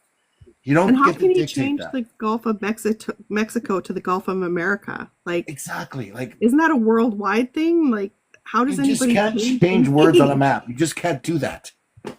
So they'll probably change it in all the schools in America and then teach the kids that that's the case, but it's not. Yeah, I'm probably teaching that it was always called that. Always. To me, Michael? it kind of reminds me of like the Yes. Game of Thrones. Oh, now I hear you. Now you can hear me. Yeah. Because I was saying, Okay. I was trying to speak for the Okay. last 5 minutes. Okay, give me Oh, just 1 no. second. I'll get back to you. But these guys up here, we're going to say something first, and then I'll get to you afterwards, okay? Yeah, we just couldn't hear you. Okay, Ben or Rain, I think one of you guys was talking. Yeah, it just kind of reminded me of like the Game of Thrones, like what's going on down there right now. It's kind of like you got like it seems like a bunch of, I don't even know what to call the groups that are down there, but kind of all fighting for the throne, because it's one thing for Donald Trump to be president, but like for the people that back him, especially you got like Elon Musk, and then you can only imagine what other billionaires that he has behind his back, because I don't even know how They're controlling the to, strings, the puppet strings. exactly, and that's exactly how it feels, and it feels like watching like season 1 of Game of Thrones right now. Yeah. Did you say you're on season 1 of Game of Thrones? I'm a true Game of Thrones fan. Like, no, he says it's like it's season 1 of Game of Thrones. Like where it just I've starts never off bad seen and Game of Thrones. Oh my shut god. up, Alex. Listen, okay, I don't like when my favorite characters keep getting unalived, and I heard that is all of Game of Thrones. So I try to not set myself up for an emotional downfall. Yeah. Yeah. Don't get too attached to people. I'll try it one of these days. True, were you trying to talk? And then my Conversation not asking. So I just wanted to talk about that 5%. can't hear you again. Maybe is it your headphones? No, I took them off and unplugged them. So Oh, that's, whatever you're doing, do that. Now I hear wherever you are now, you're good. okay. Don't move. Yeah, I just the 5% to NATO. That's just because they want us to feed their stupid military-industrial complex. But the money that okay, there's really no money going to NATO though. All the money is just like it's an agreement to put that money towards your military, like from your GDP to your military. That's all NATO is. Yeah, You're 100% right, and that's but the narrative that Trump pumps out to the American populace is that we're paying to protect all these They're countries not. in NATO, and they're not, right? Because I've been in lies where there are Americans to be like, well, you guys aren't paying your share in NATO. It's like, no, you don't understand where it's like we are supposed to put money towards our own military. It doesn't go to like a NATO military. There is no NATO military, but they don't seem to understand and grasp it. And yeah, but he can't make those demands and changes just at a whim. Like, and that just kind of shows his, I guess, his overinflated ego. Obviously, right? Definitely, it's on display at all times. Mm-hmm. Yeah, I think Donald Trump really likes saying stuff to his base that he knows. Just on the campaign trail when he was running for re-election, he talked about the WEF over and over again. America had a choice in the last election. You can vote for Kamala Harris or Donald Trump. The majority of our American friends voted for Donald Trump. Why? Because they did not want Kamala Harris. So we here as Canadians have a choice between two parties, between Pierre Poilievre and more than likely Mark Carney as Liberal leader. I know there's Jagmeet Singh, but really there's two parties. there's a choice between the Liberals and the Conservatives, and I know where I'm going. I'm going with Mark Carney, not Pierre Poilievre. Mm-hmm. Someone else can talk now. Hey, Michael, Joe. I have a question. What if Mark Carney does not sorry, win I didn't the realize it was Liberal you. race? Oh, sorry. No, go ahead, Vic. No, go ahead. Yeah, no, Michael. I was just wondering. I think Mark Carney's great as well. I don't want to be clear, but what if Mark Carney does not win the Liberal race and it's someone else? Where is your vote going to land then? Obviously, Jugmeat. I'll have to hold my nose.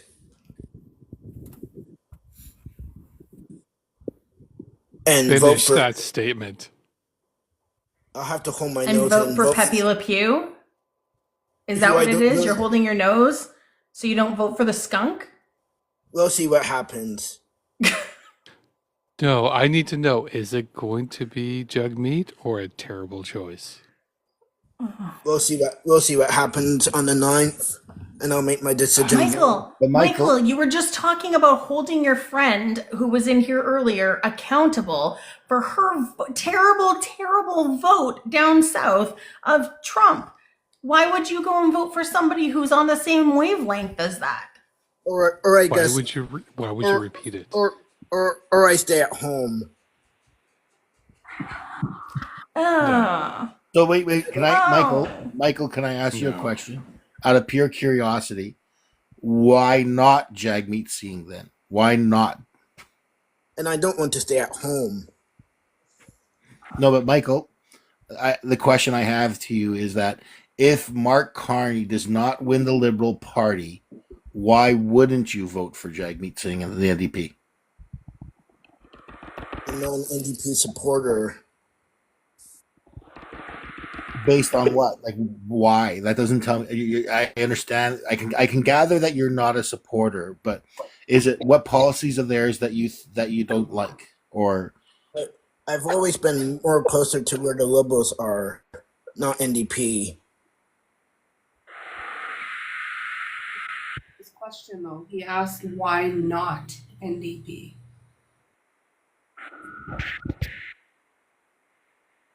I grew up with my mom saying that I usually vote the way my mom does. Like she's always voted Liberal even before I was born.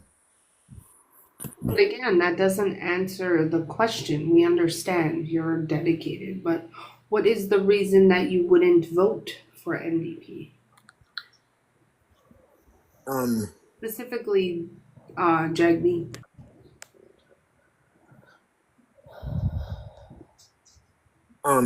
If I voted NDP ever, I would be considered a socialist, and I'm not a socialist.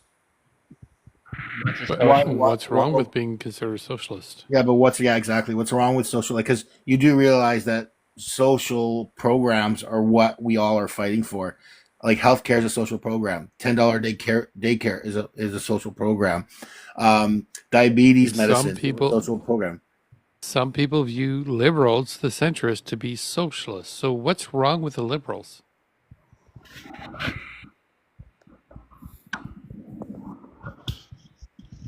Is that directed to you? Oh. No, it's directed to Michael. What's wrong with the liberals if their view is socialist and something's wrong with being socialist? Michael? It's okay if you don't know.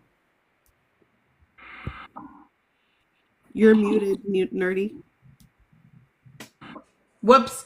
The dogs were making noise. Michael, mute and then turn your mic back on. And see if that'll work, because we couldn't hear you again. Now we can hear you. Now we can hear you, yeah. Go ahead. Obviously, there are some things that NDP has done what is good. They did their dental care, their farmer care, but to tell you all the truth, I already have dental care before the NDP even brought it in with the Liberals. How did you get dental care? I used to be on both plans, my mom and my dad's. Okay. So you So were I, able to piggyback, and so, there's so, nothing wrong with that. so I already had it before the NDP already decided to bring it in. But Michael, So yeah, but you were able to benefit through. We use the word entitlement here because your parents had it and were able to give it to you. You What were about other entitled to people? have it, right? That's not something that everybody your age and your situation is able to use, right? That is correct. So, So Michael, when I was a single mom, I had to make a choice sometimes between, dental for my kids or feeding them. My mom never really had to worry about that with me. But I understand, Maple Mind. Everybody's situation is different. Obviously I acknowledge, I was on I was on two things with my mom and my dad, but now I'm on my mom's one, Mm-hmm. I believe. And this was like from a long time ago, long before the NDP even considered having this supplying confidence deal with the Liberals. I already had dental care. I know, but when we're thinking, we have to try not to think of I, right? We have to try to think of society as a whole. We have to look at other people and look at their situations and see where they're at and help them, because a lot of people are suffering. That's the I problem do. with the rightists, though, right? Is like they don't think about anybody else. They think about themselves, what benefits them, and that's not very Canadian. One sec, Alex. Of you, Michael. Yeah. One thing that when I was watching the DNC, one thing that really stuck out to me was a thing that Bill Clinton actually said in his speech. And it was, when you listen to Donald Trump, and this is the same thing with Pierre, listen to how many times, listen for the I's, not the Y's, I think is what it was, or the me's, not the we's, the me's, not the we's. Listen for the me's, not the we's, because that's the thing with the conservatives and with the Republicans, is that it's all about me, me, me, me, me. It's not about what can we do for all of us. And that's what you have to look at, right? Is what's going to be the best for everybody, because you aren't Canada, right? We are Canada. What's going to benefit all of us? Alex. So I know Michael knows me as like a student nurse, but what he doesn't know is that I'm actually also working on getting my master's in Canadian history. So I'm going to talk from like a Canadian historical standpoint with just straight numbers, non-biased data. When it comes to when the government has implemented policies that would help citizens, usually what would happen is, like, for example, what's a good one? Let's do... Okay. So when trading first happened in the early 1900s and the late 1800s, when they switched over for getting money and then switching also over to 8-hour days for working days, that meant that there was more money in people's pockets, which meant that they could go out and spend more. And you would usually see an economic boom. So if you set up your country in a way that you're going to benefit all of your citizens when it comes to things such as dental care, that means that there's going to be more money put in their pockets, which means that they're going to become consumers and it's going to become an economic boom. So Michael, you say that you are liberal, or you side more liberal, but yet you don't want to be classified as a socialist. And Joe kind of asked, well, many view the liberals as socialists. So then you're kind of contradicting yourself by saying, well, I don't want to be a socialist, but I'm liberal, where most of the people view liberals as being socialist. That is by the conservatives only. The NDP doesn't view them as that. The NDP view them as being more closer to the conservatives. I'm sorry, I'm confused. I watch Jem Meeting all the time. He will always say what the liberals and conservatives have done for decades. So if the liberals were socialists, he would praise the liberals for what they have done for decades. But obviously the liberals have made some mistakes at times in the past. Michael, the reason why he talks about the liberals and conservatives doing stuff for decades is because the NDPs have never been given a chance to have federal power. I do admire the NDP's first leader, Tommy Douglas. I know that's someone who you guys like to talk about quite a lot you guys are very proud of him. I do have two people who I do like in the NDP, who's been the NDP's leader. Michael, how much does Pierre pay you? I don't think Pierre pays him. No? I'm good. Jack Layton. Everybody seemed to like Jack Layton. Everybody likes Jack Layton. Yeah. Everyone loved Jack Layton. I like Tommy Douglas.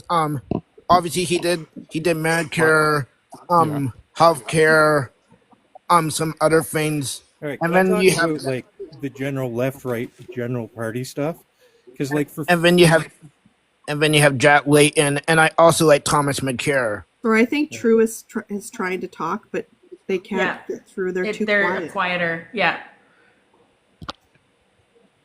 True. There you go. So we're gonna have to wait for future Michael to appreciate. Joe. True is trying to talk. They have a very quiet mic. You have to let them speak. I apologize. Please. I apologize. Sorry. Go ahead, True.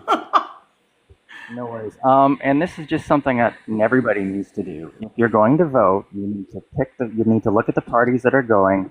You have to go to their platform and read their platform. That's the only way to know what the party as a whole plans to do with your next. So we have to be educated. Okay? You can't say, oh, right, medium, social, liberal, whatever. You have to read the party platforms, and then you know what you're voting for. Don't worry about which party it is. Read all the platforms. Decide which party fits you and your vote. That's what you gotta do. You're cutting out again. Okay, well, I don't know what to do about that. I think I'm gonna have to. Sorry. It's like you're good for a little bit, and then it just fades back out like you're walking away from your mic. It's really weird. Does he have an OtterBox? Because that usually happens with an OtterBox. It also happens with a headset microphone. If you think the microphone in your headphones work, but it never does on TikTok. Yeah, I already ditched it, so. No worries. Okay. What I was gonna say, just to attack on to what you said, was not even just the party platform, but even look at the person in your riding. Because I'm gonna go back to the whole thing of like, we're voting for the person in our riding. We're voting for our representative to represent us in the House of Commons. So like, sometimes there's tiny little differences between them, but it's things that they want to focus on in our riding specifically, right? So that's the thing that I would suggest even too, is just looking at, because we don't live in the U.S. We don't vote for our leader, right? We vote for the person in our riding who's going to represent us, and then the leader is elected based on the majority, right? So I guess this question then I have goes towards Michael again. I know, yeah. Ben's got a quiet mic too. Sorry, I apologize. So yeah, let Ben talk. All right, so I just want to kind of like get everyone on the same page. I've been around possibly longer than most of you. I'm mid-40s. Or 52. Yeah, all right. It's not all of you.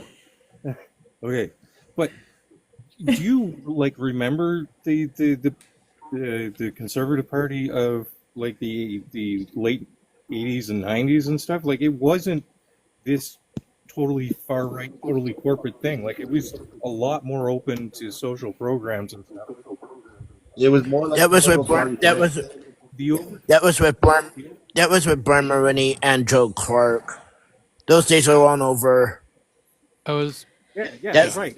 Those days are long over because what you guys have been plotting towards, and it's all three parties have been taking these two steps because the conservatives will get in, and then the liberals will like become a little more conservative, and they'll get in, and the conservatives will they'll become more conservatives because the liberals are almost like them, and then it just keeps going and going. And it's been going for decades, and it's to a point now. How about the where how about the NDP? Michael, you have to let him finish, please. Okay? Okay. Thank you. It's getting to a point where the NDP now is closer to what the conservatives of like the 90s was, right? Like they're getting so right wing that they're not even left. Like the NDP sits kind of right of the center at this point in time because everybody looks at it and goes, oh, NDP left, PC right. But if you take a look at what the global policies sit and where it sits on the global level, our politics is really right wing. And I mean, that's how we've ended up with the conservatives playing with fascism. Well, and I agree. I think the pendulum has swung very, very far right over the years. The Overton window has shifted to the right. Yes, correct. The Overton window is definitely shifted to the right. I could show the particular points in regards to the shifting to the right. I'm not sure if the NDP has shifted to the right of that particular center. I don't think so. I know the but- Liberals have. I think Ben wanted to finish. Sorry, Ben, go ahead. Did you have more to say, Ben? Basically, yeah. No, I think it's that pendulum hasn't kind of gone back, right? It's been a shifting of the Overton window because like they haven't traveled back to the left, and it's been nothing but vulture capital. Like they've been cutting medical since I was like 5. You know, like every year, every government they're cutting away, they're stealing from us and being vulture capitalists. I would like to get that back. You're not wrong, but they're using. So whenever I think of the right, I think about two axes: both the social issues in regards to things like the LGBTQ and other in regards to immigration and social advocacy, as well as economic left and right, because they try to use social to distract us from the economic in regards to pay, unions, and everything else. The class system is usually the economic version, while the social is the distraction, and that's the one they make the loudest because, again, you need to make that distraction. They keep kind of shifting both towards the right, hoping the social one will distract you while they make the economic one more right while you don't notice. They'll find reasons to, no, unions are bad. Don't do the union thing. No, you need to be paid less. Don't unionize. We need to remove their minimum wage. We need to remove worker rights. We need to remove those vacation days while we make you focus on social issues. I just saw something alarming in the comments. I don't know if this is true or not. If people are like trying to Google someone or like trying to dox someone on here, please don't do that. Who are they trying to go? Can you say who? What's the username? Addicted Bear apparently got some information about Ryan, but Ryan's saying that his profile, it's not on his profile. They would have had to Google it. Ryan can expand on that if you want. Sorry, I just saw it going on in the comments. No, that's But okay. but It's one not a second, big Ryan. deal. Ryan, yeah, I'll introduce you in 2 seconds, okay? But yeah, I mean, like something that's searchable on Google though isn't exactly doxing because that's not personal information. That's actually public information on the Well, internet. It's out there for the public, right? No, and I agree. That's Yeah. it's not a big deal at all. Yeah, but like address, That's phone number, right. that kind of stuff, or full name. Well, I mean, your full name's on your account anyway, but like that kind of stuff would be considered like the doxing stuff. No, everything. Fix everything's your fine. mic, Ryan. Everything's You're fine. really, Yeah, you're covering your mic. Oh, I'm sorry. I have my earbuds in. Yeah, So- you're muffled. I take them out. So, and- so the quick answer on regards to earbuds will allow you to hear better, But the Right. microphone in your phone, as in you're not talking through earbuds. It depends on the TikTok phone, has a Joe. bug. Joe, it depends on the phone. Value with iPhones, they will his. do. Okay, can I'll disconnect my earbuds and just talk normally then. so you can hear me.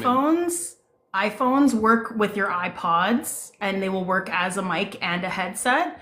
But if you're on a Samsung or anything like that, Samsung doesn't connect to the mic on your earphones. It will only Okay. connect to they use the mic on your phone.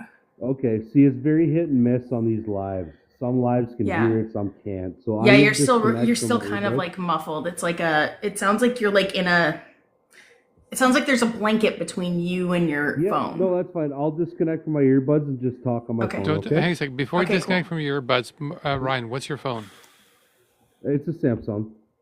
Pick up your phone and just talk into the phone while holding your earbuds in your ears. Does this sound better? No. No. No. Okay. Are they? I'll Is just it wireless earbuds or is it wired? It's wireless. Wireless, yeah. Okay. Yeah, that's okay. I'll see you, Mama disconnect from Goldilocks. them and we'll Okay, see how sure, it no goes. worries. That's okay. Michael wanted to talk first, and then I'll introduce you right afterwards.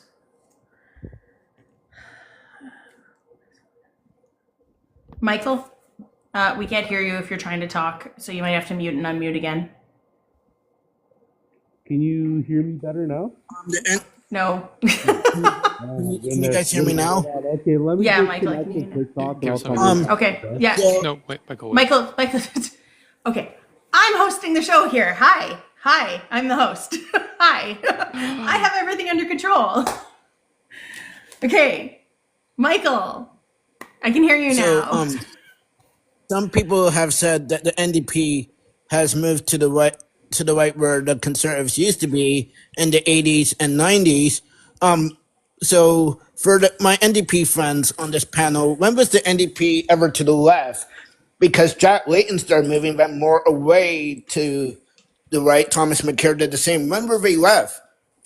Under Tommy Douglas? They've always been left. They've always been left of center. In fact, it's the most consistent party that's been left of center for the longest time. You even see the Liberal Party on the right of center. Well, when Thomas McCare was leader, he moved them away from the left and brought them more to where the Liberals are, right? More to the center or center right. I wouldn't really say that. I would say they'd be more center left at that point. Like they've always the NDP is either center left or left. It really just depends on again who's there. But I would say that if it was under Thomas Mulcair, it would have been more just left of center, if anything. It means more centrist. The Right, only but still time I've left. ever seen NDP sort of rightish of center is Alberta NDP.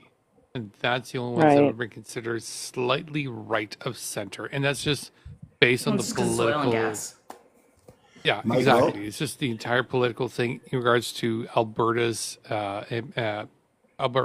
parliamentary system. Alberta Michael? NDP. We're And struggling all here other to say provinces, it. not The the case. legislation. Legislative. Sorry, the legislation is brought in by the Alberta NDP, brought Michael? into right of center.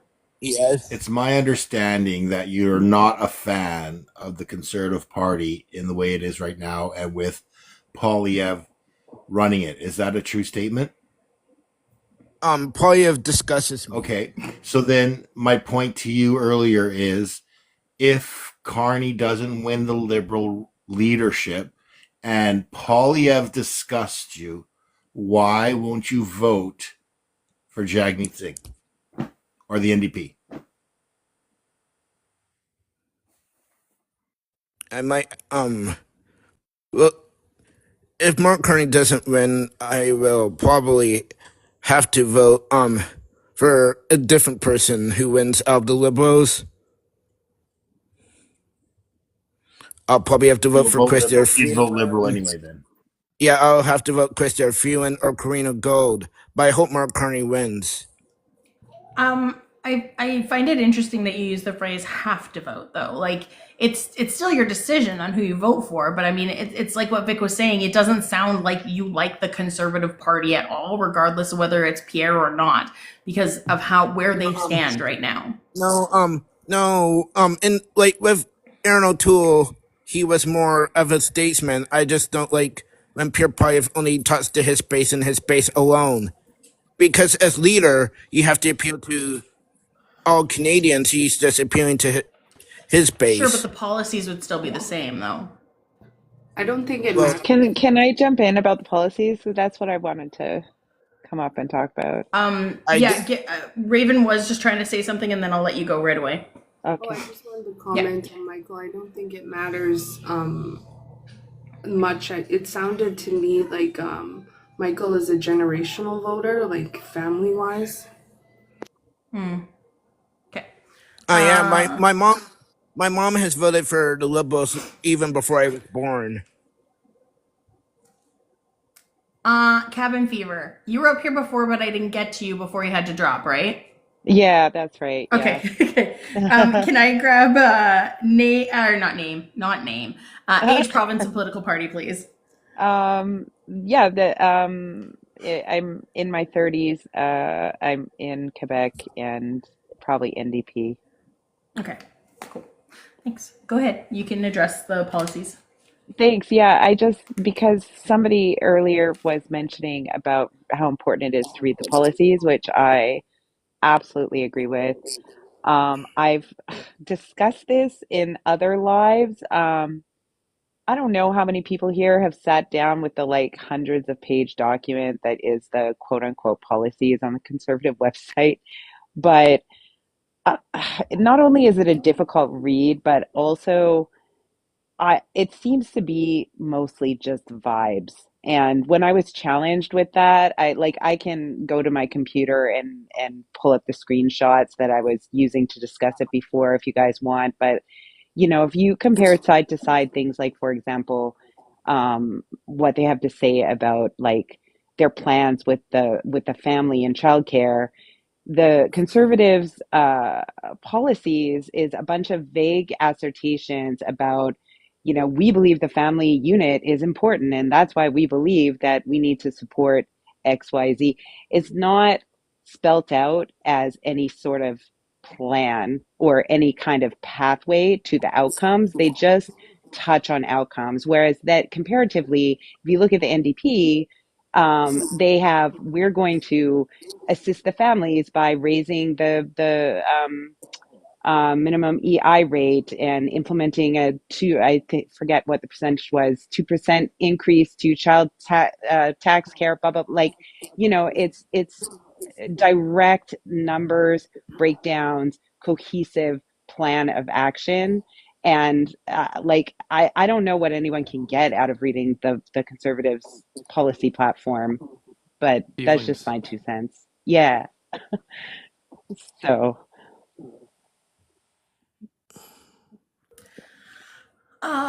Mitch. Can I get age, province, and political party, please? Late 20s, Ontario, and Liberal. Okay, cool. Yeah. What did you have to add to the conversation? No, I'm just curious on, especially with a lot of NDP voters here, why Jagmeet.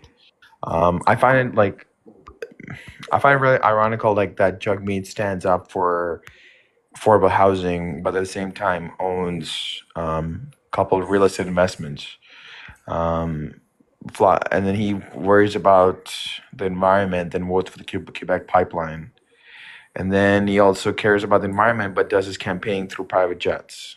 So I'm curious to see why, what has the NDP done to convince the other voters to vote for them? Or what makes you continue the same? Can I answer this?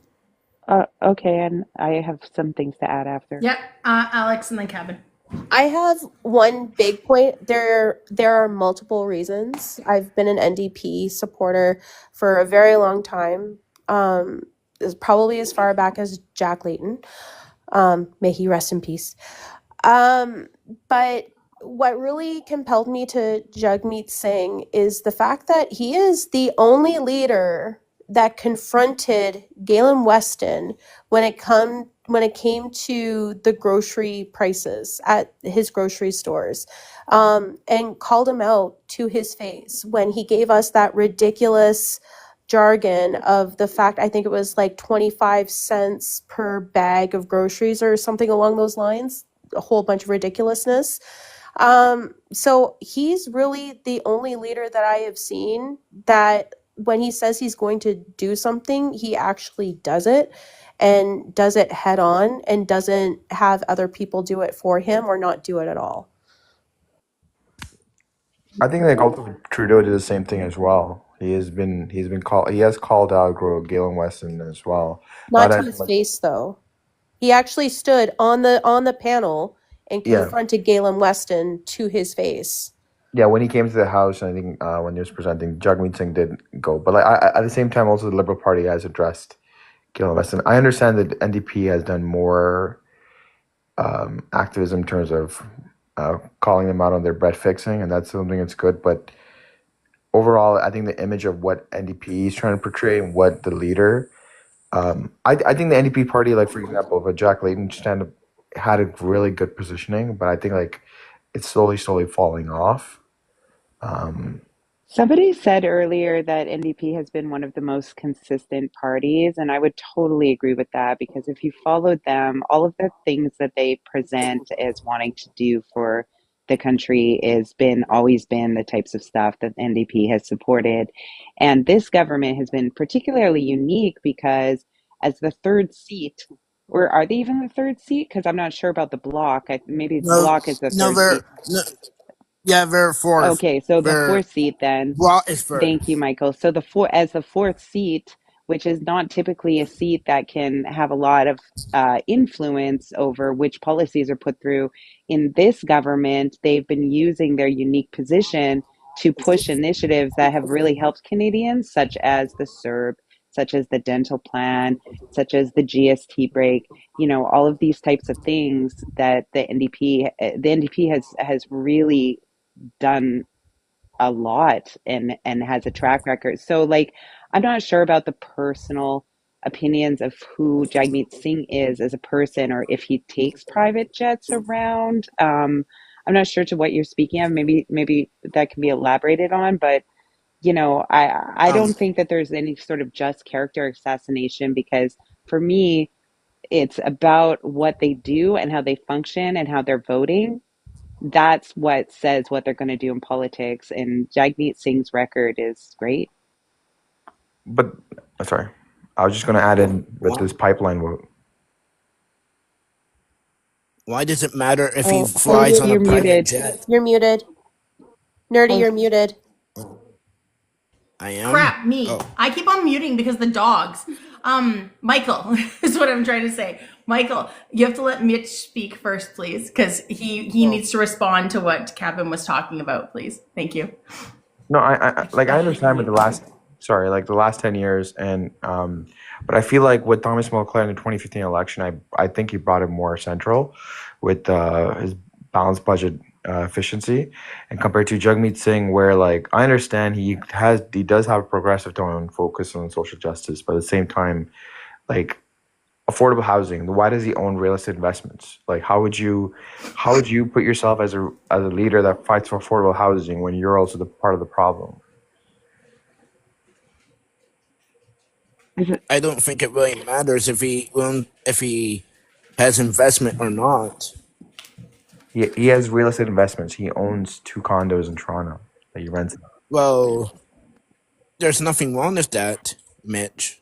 But So, okay, Mitch, outside of personal stuff, what policies of the NDP that you don't agree with that the Liberals or like what are the difference in policies that you don't like from the NDP that you like more with the Liberal Party policies?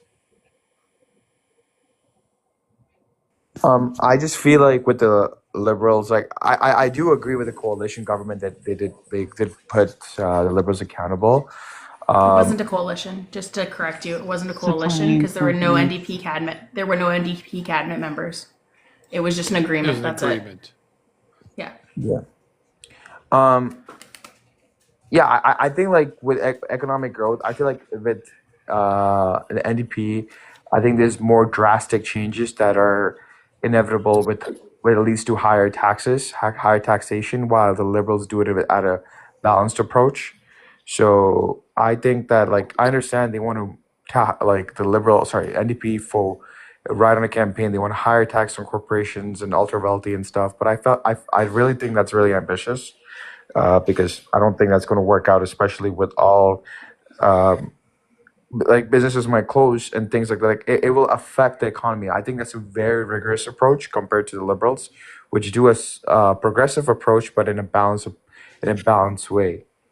I don't think we should be raising taxes on the rich too high. Let's say the top percent have to pay, the top bracket is 18%, then it should be 20%. I think tax cuts should be cut for everybody, including base rate across the board. Hey, do you know I'm the just whole? gonna add. Go ahead. I'm just going to add in here. I don't think that the big, huge, multi-million dollar corporations are going to go out of business if they're taxed at a higher rate.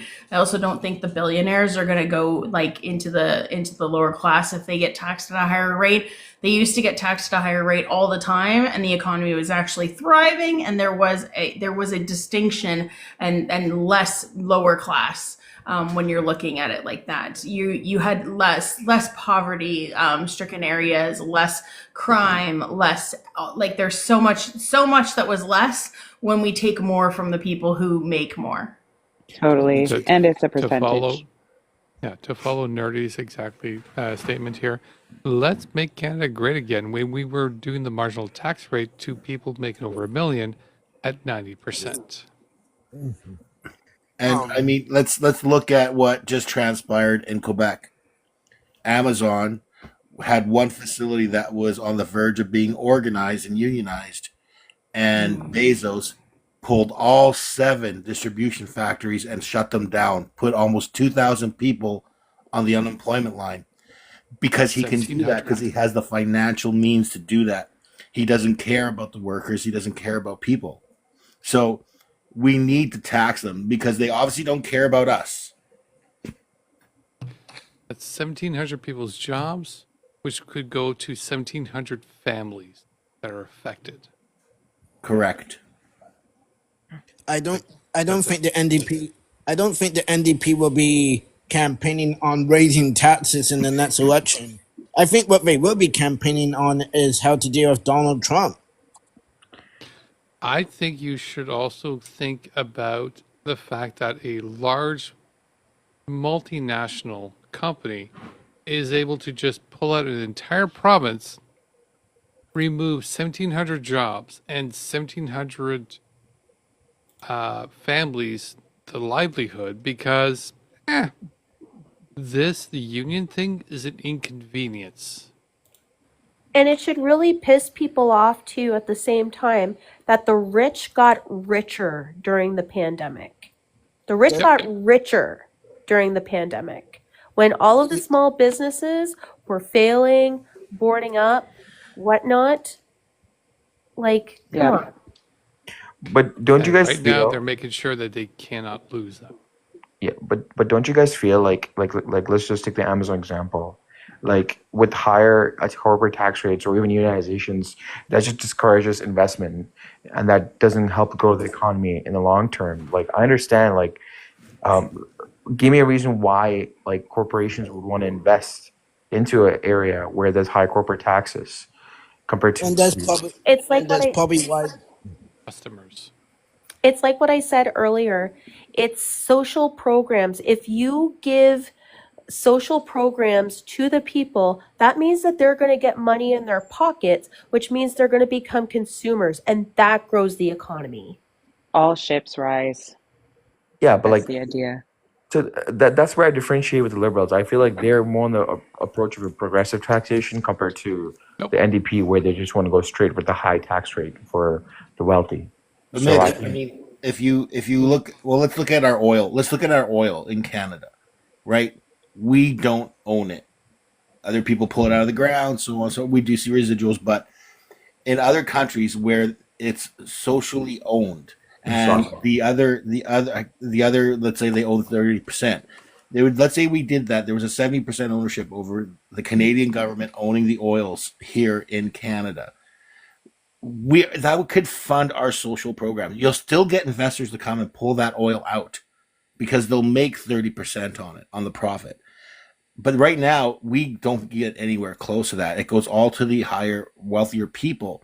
And I understand that argument that I hear from the right and from liberals, where it's like, well, if we tax them, they're not going to want to do business here. But at the end of the day, if you don't bow down to them, like don't unionize me, otherwise I'm going to empty out all my business out of the province. If you don't bow down to them, they're still going to do what they want to do. So why not do what we want to do? Yeah, I agree, Vic. And like I was going to say something similar that, it's a fallacy that businesses won't want to come and take advantage of our market. Like this is a massive market in which they can still be massively profitable. So like a business isn't going to be like, oh, we have to pay a little bit of extra. What it comes down to is, are they still making on the bottom line? Yes, a lot. This is the fear that capitalism drives into people, though. They think they've been told that the companies won't survive if they get taxed higher money. The companies need to make money in order for everybody else to make money. And it's the whole thing of trickle down economics, which doesn't work, right? That's been proven time and time and time again. And it's fear mongering that has happened ever since it's been introduced back in the 80s with Reagan, right? Like it's been driven into people's minds that without the companies, we won't survive. But what they have to remember is that without the workers, the companies won't survive. So you need to have those policies and you need to have those safeguards. They don't need to remember it. They know it. Sorry. You need to have those policies and you need to have the safeguards and all of that stuff in place in order to have your workers in a safe environment to make sure that they are protected so that they can work as efficiently and effective for everybody. Beaver politics. Were you in favor of when the Liberals brought Canada Post back to work? No. No. I think the workers were given a shitty deal. Or given no deal, really. They weren't. Nope. I think Canada Post should have given the workers what they deserve. And for the record, Canada Post locked them out. They were not on strike. They got locked out and then got forced back to work. I was in favor of when the Liberals did it because it was too close to Christmas. See, again, Michael, that's a me and not a we. Michael, you're thinking about me. It's close to Christmas. I need me, instead of thinking about those postal workers' families. What about their Christmases? What about them having money to buy their kids gifts and having dinners and stuff? And we have to start changing our mindset to a we, not a me. So I'm going to say something anecdotal here. And so I'm from Prince Edward Island, but I live in Alberta.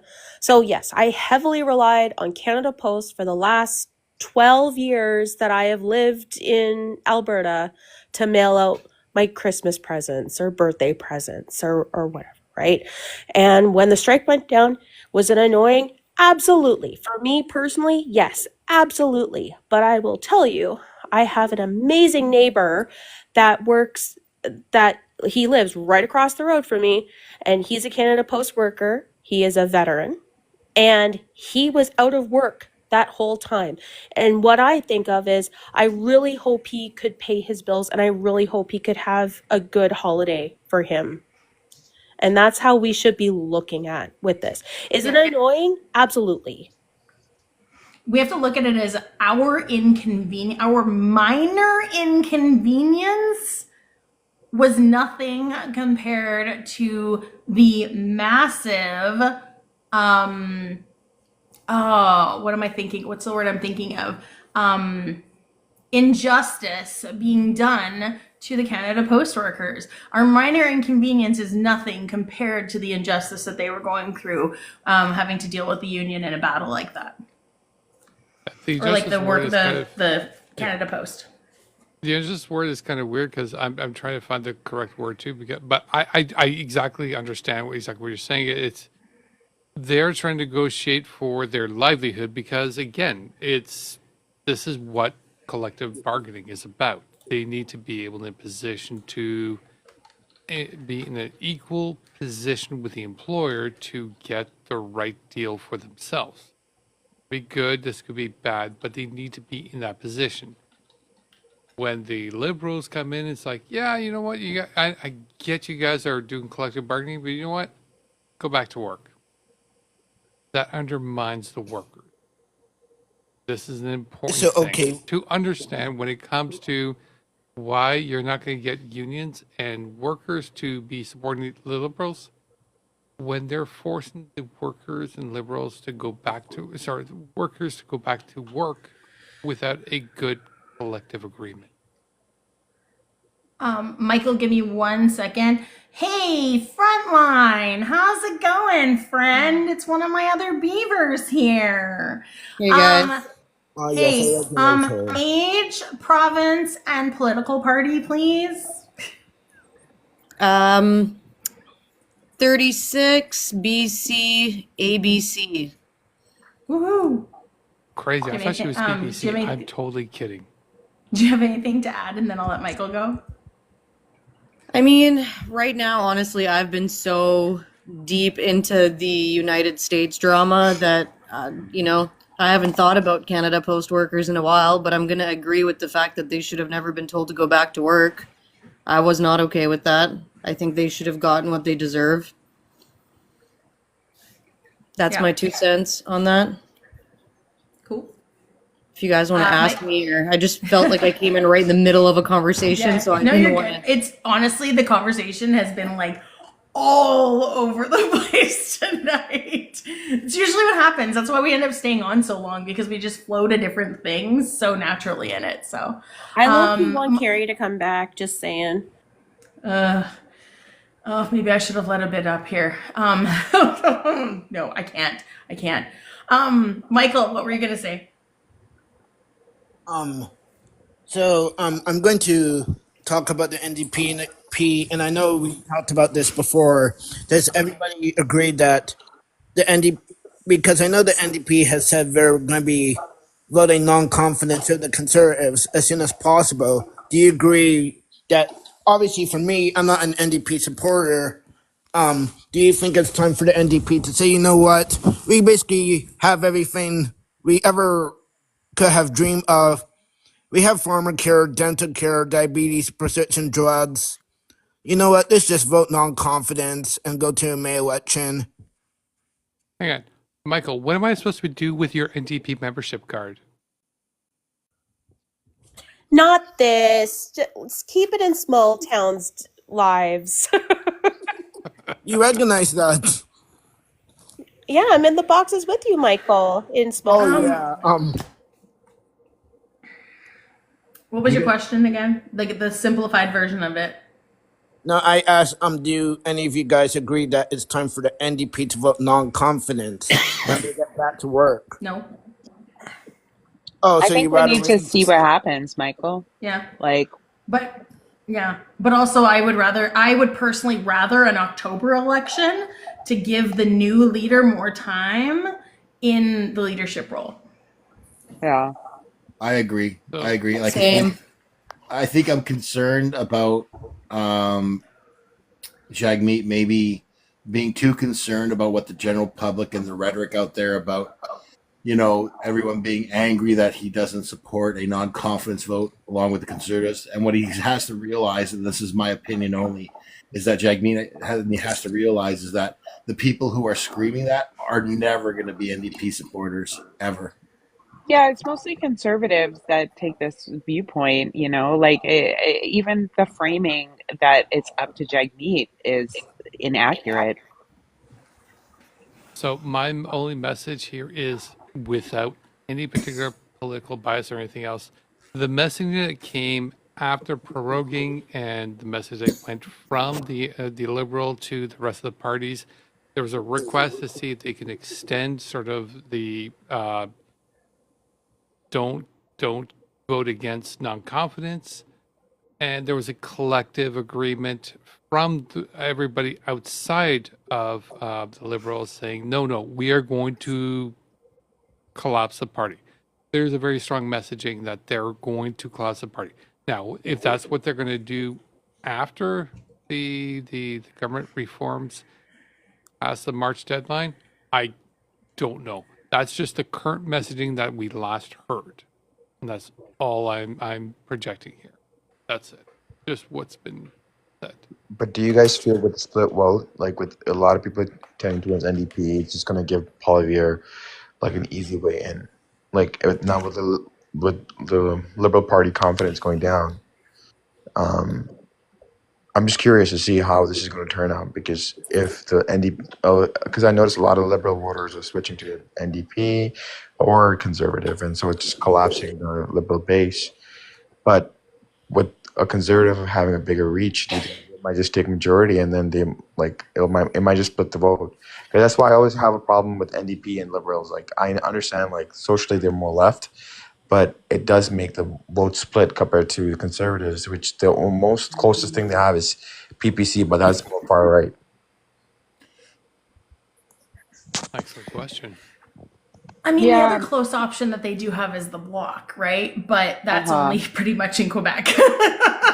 No, but I'm glad you Province. brought up the block, because like this is what's going to happen in Quebec, which I don't hear being spoken about on a lot of lives, but I think that that's really, really relevant because, the NDP had quite a stronghold for a very long time in the population centers. It was between them and the bloc. And that has swung, there's been a lot of speculation about Bill 21, which was a hot item around the previous elections. Like I'm over here in Quebec. I'm not sure how front and center that is right now, and so there is potential for that to swing back to the NDP. And Quebec is a huge population base and a big determining factor in what happens. So it's really important. As someone also from Quebec, la belle province, but I haven't been there for a while. Quebec has always been a tricky province, in which I'm sure you can agree with Gavin. It's never been sort of no, you say this one thing and Quebec will follow you. No, it's never been that sort of cut and dry. Totally. You can get Quebec if you find the magic formula at the time, but it's never going to be that cut and dry. Again, nobody could have predicted Jack Layton to come in and sort of sweep Quebec, but it happened. Mm-hmm. Yeah. I mean, I'm personally disappointed about the whole secularism law business, and what the ramifications are. That again has nothing to do with Jagmeet Singh and his policies or the NDP platform, but unfortunately has to do with that he's a Sikh man, and that has some kind of had some kind of impact on the previous elections. So that's, to me, that's not great. Yeah, but it's one thing. I think Quebec will stay away from voting NDP anytime soon, because unfortunately there's just a lot of biases against it. I agree.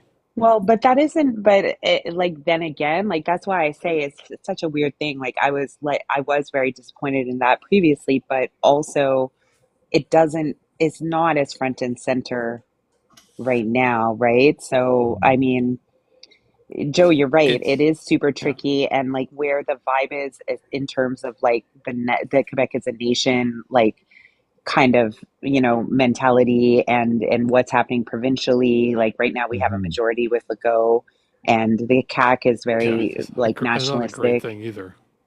No, sure isn't. Sure isn't. But I mean, one of the things that the CAC does is really stokes the fire of the separatist sort of mentality and enshrining like all the language laws and things like that. So It is. It's so complex, and the temperature of it really does impact the overall picture. But you're right. Like, what is the temperature right now? I mean, I guess we'll see. There's a significant sort of picture in regards to if you look at the political landscape in regards to Quebec. There's a fair amount of parties that are comfortable with the nationalist identity of Quebec, and that's been since PQ to CAC and to all the other parties there, with obviously the exception to the Liberals because it's it's the only party there that's federal. And I totally get, and there's a whole history. There's a whole long, convoluted history that I'm sure TT Cabot and I can probably discuss in regards to the Golden Triangle of Montreal and everything else going on in regards to the history of Quebec and the Quiet Revolution as to why that exists. But the short of it is, it does exist.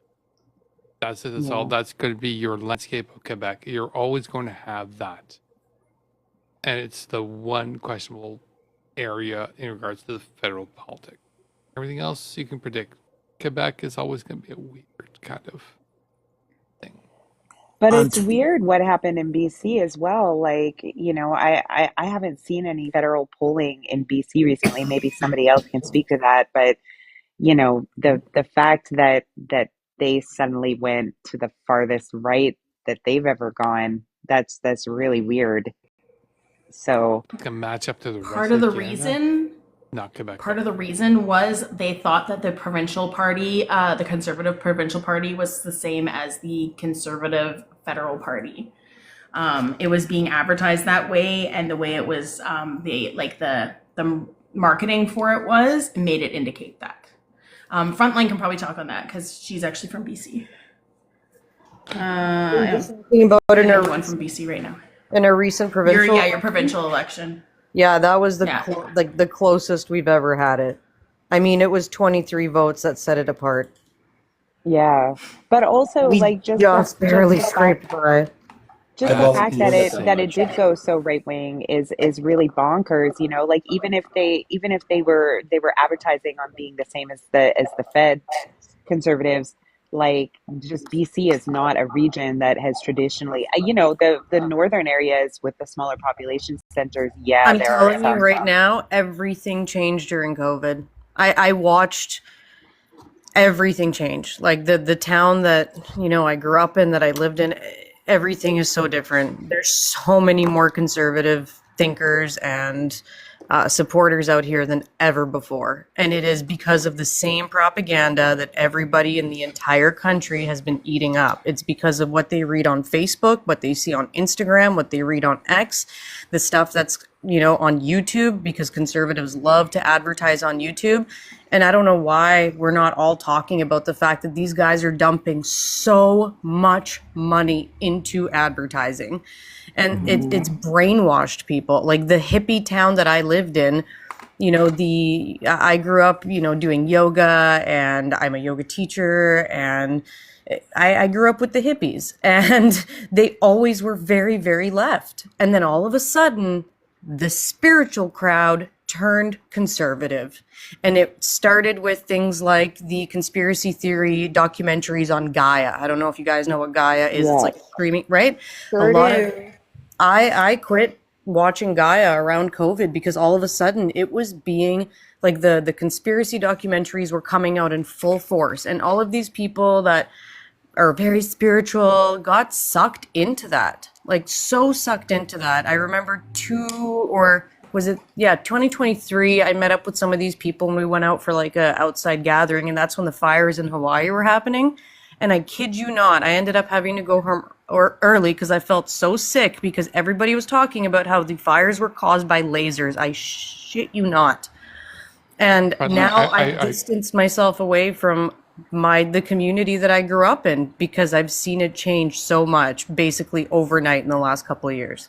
Yeah, I'm actually, Joe, I just wanted to tell you, Joe, that like you probably can speak more to Quebec's history than I can, because I'm from BC, and like I'm informed in Quebec, but Frontline, yes, like I think there's a really big intersectionality, and you see this all throughout the West Coast, like down to California, between like, the health food industry, yoga, anti-vax, you 100%. know, and that really, I was out in BC for like the later part of, I basically did the BC election, the Victoria election, and then like I was there for nearly a year.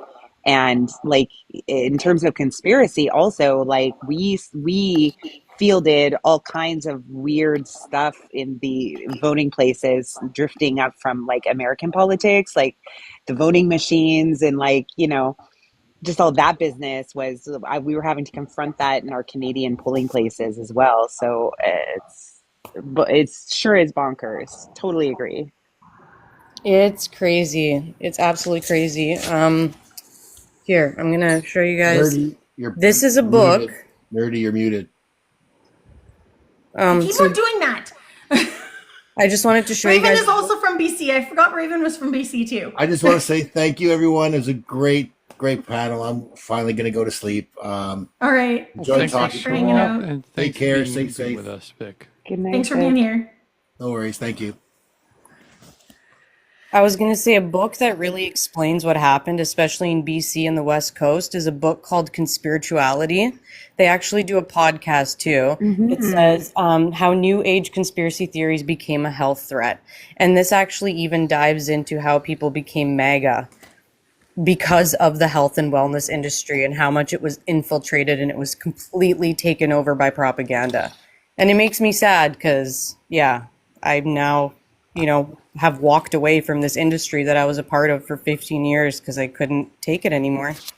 Yeah. Well, and also, but sorry, just one thing quick, that like, I don't, when, there was controversy about Joe Rogan's validity. I don't know why people don't remember or know that Joe Rogan is like big money in health foods and vitamins and like workout supplements and stuff. And so DMT. that's, Yeah. sorry, Mitch, go ahead. Or Mitch? whoever.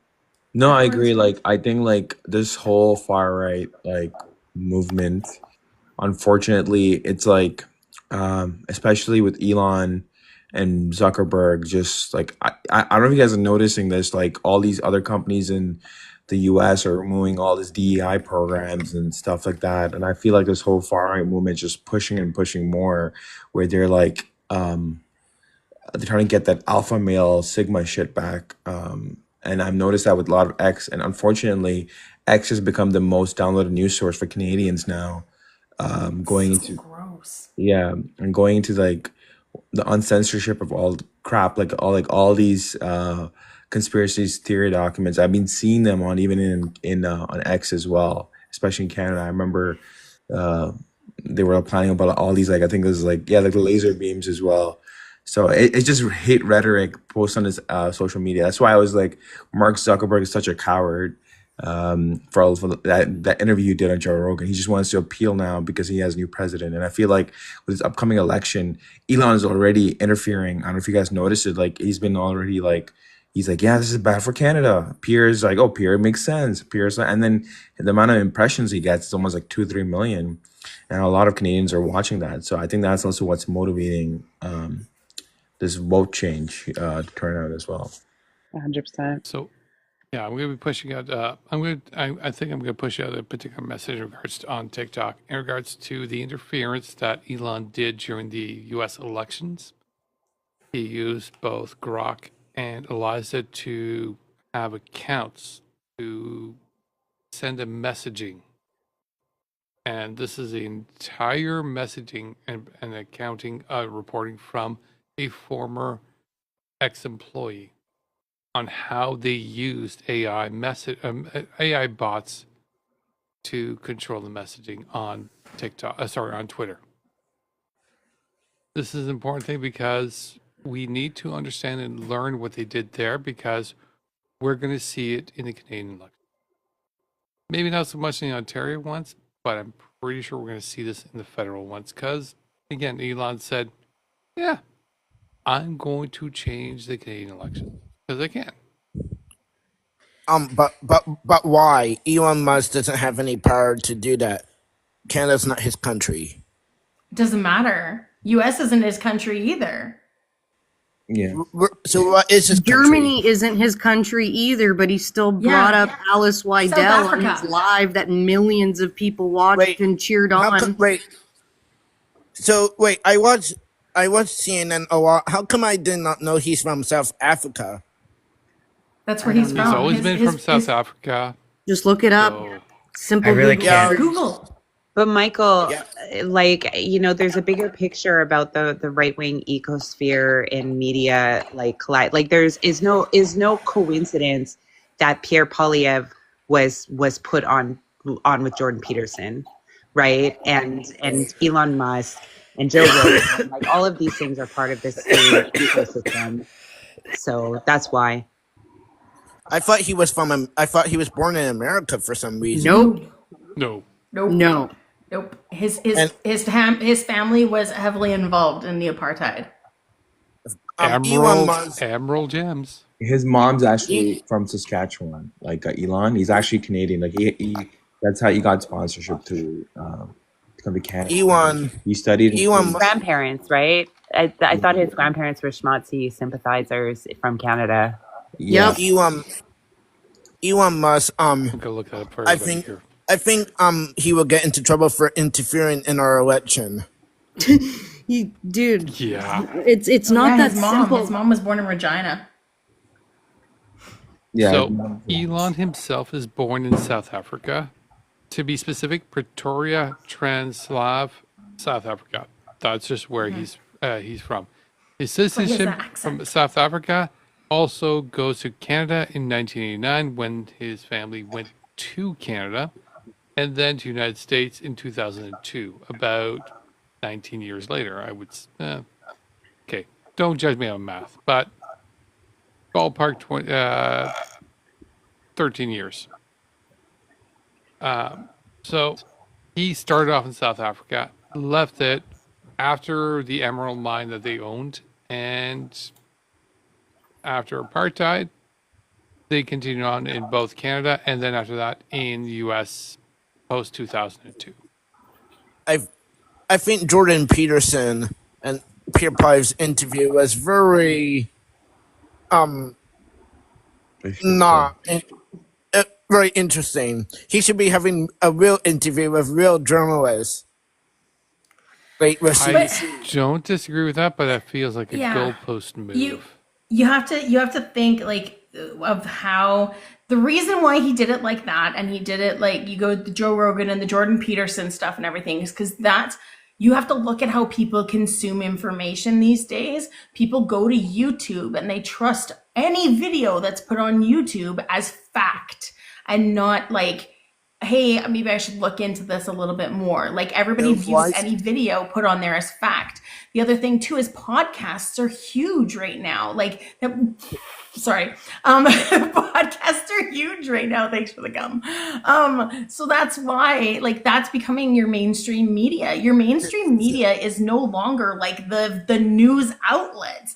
Most people get their news from places like this, like TikTok. I don't get my news from TikTok. Oh, come on TikTok, but most people do. Michael, where do you get your news? I get my news from CBC, CTV, CNN, SNBC. I watch the legacy media, as you want to call it. You watch all the left wing stuff and like center stuff too, and you were like considering voting for Pierre. It's not. It's not left wing, and I'm going to be the far left radical here. No, he's coming from the centrist, corporate centrist.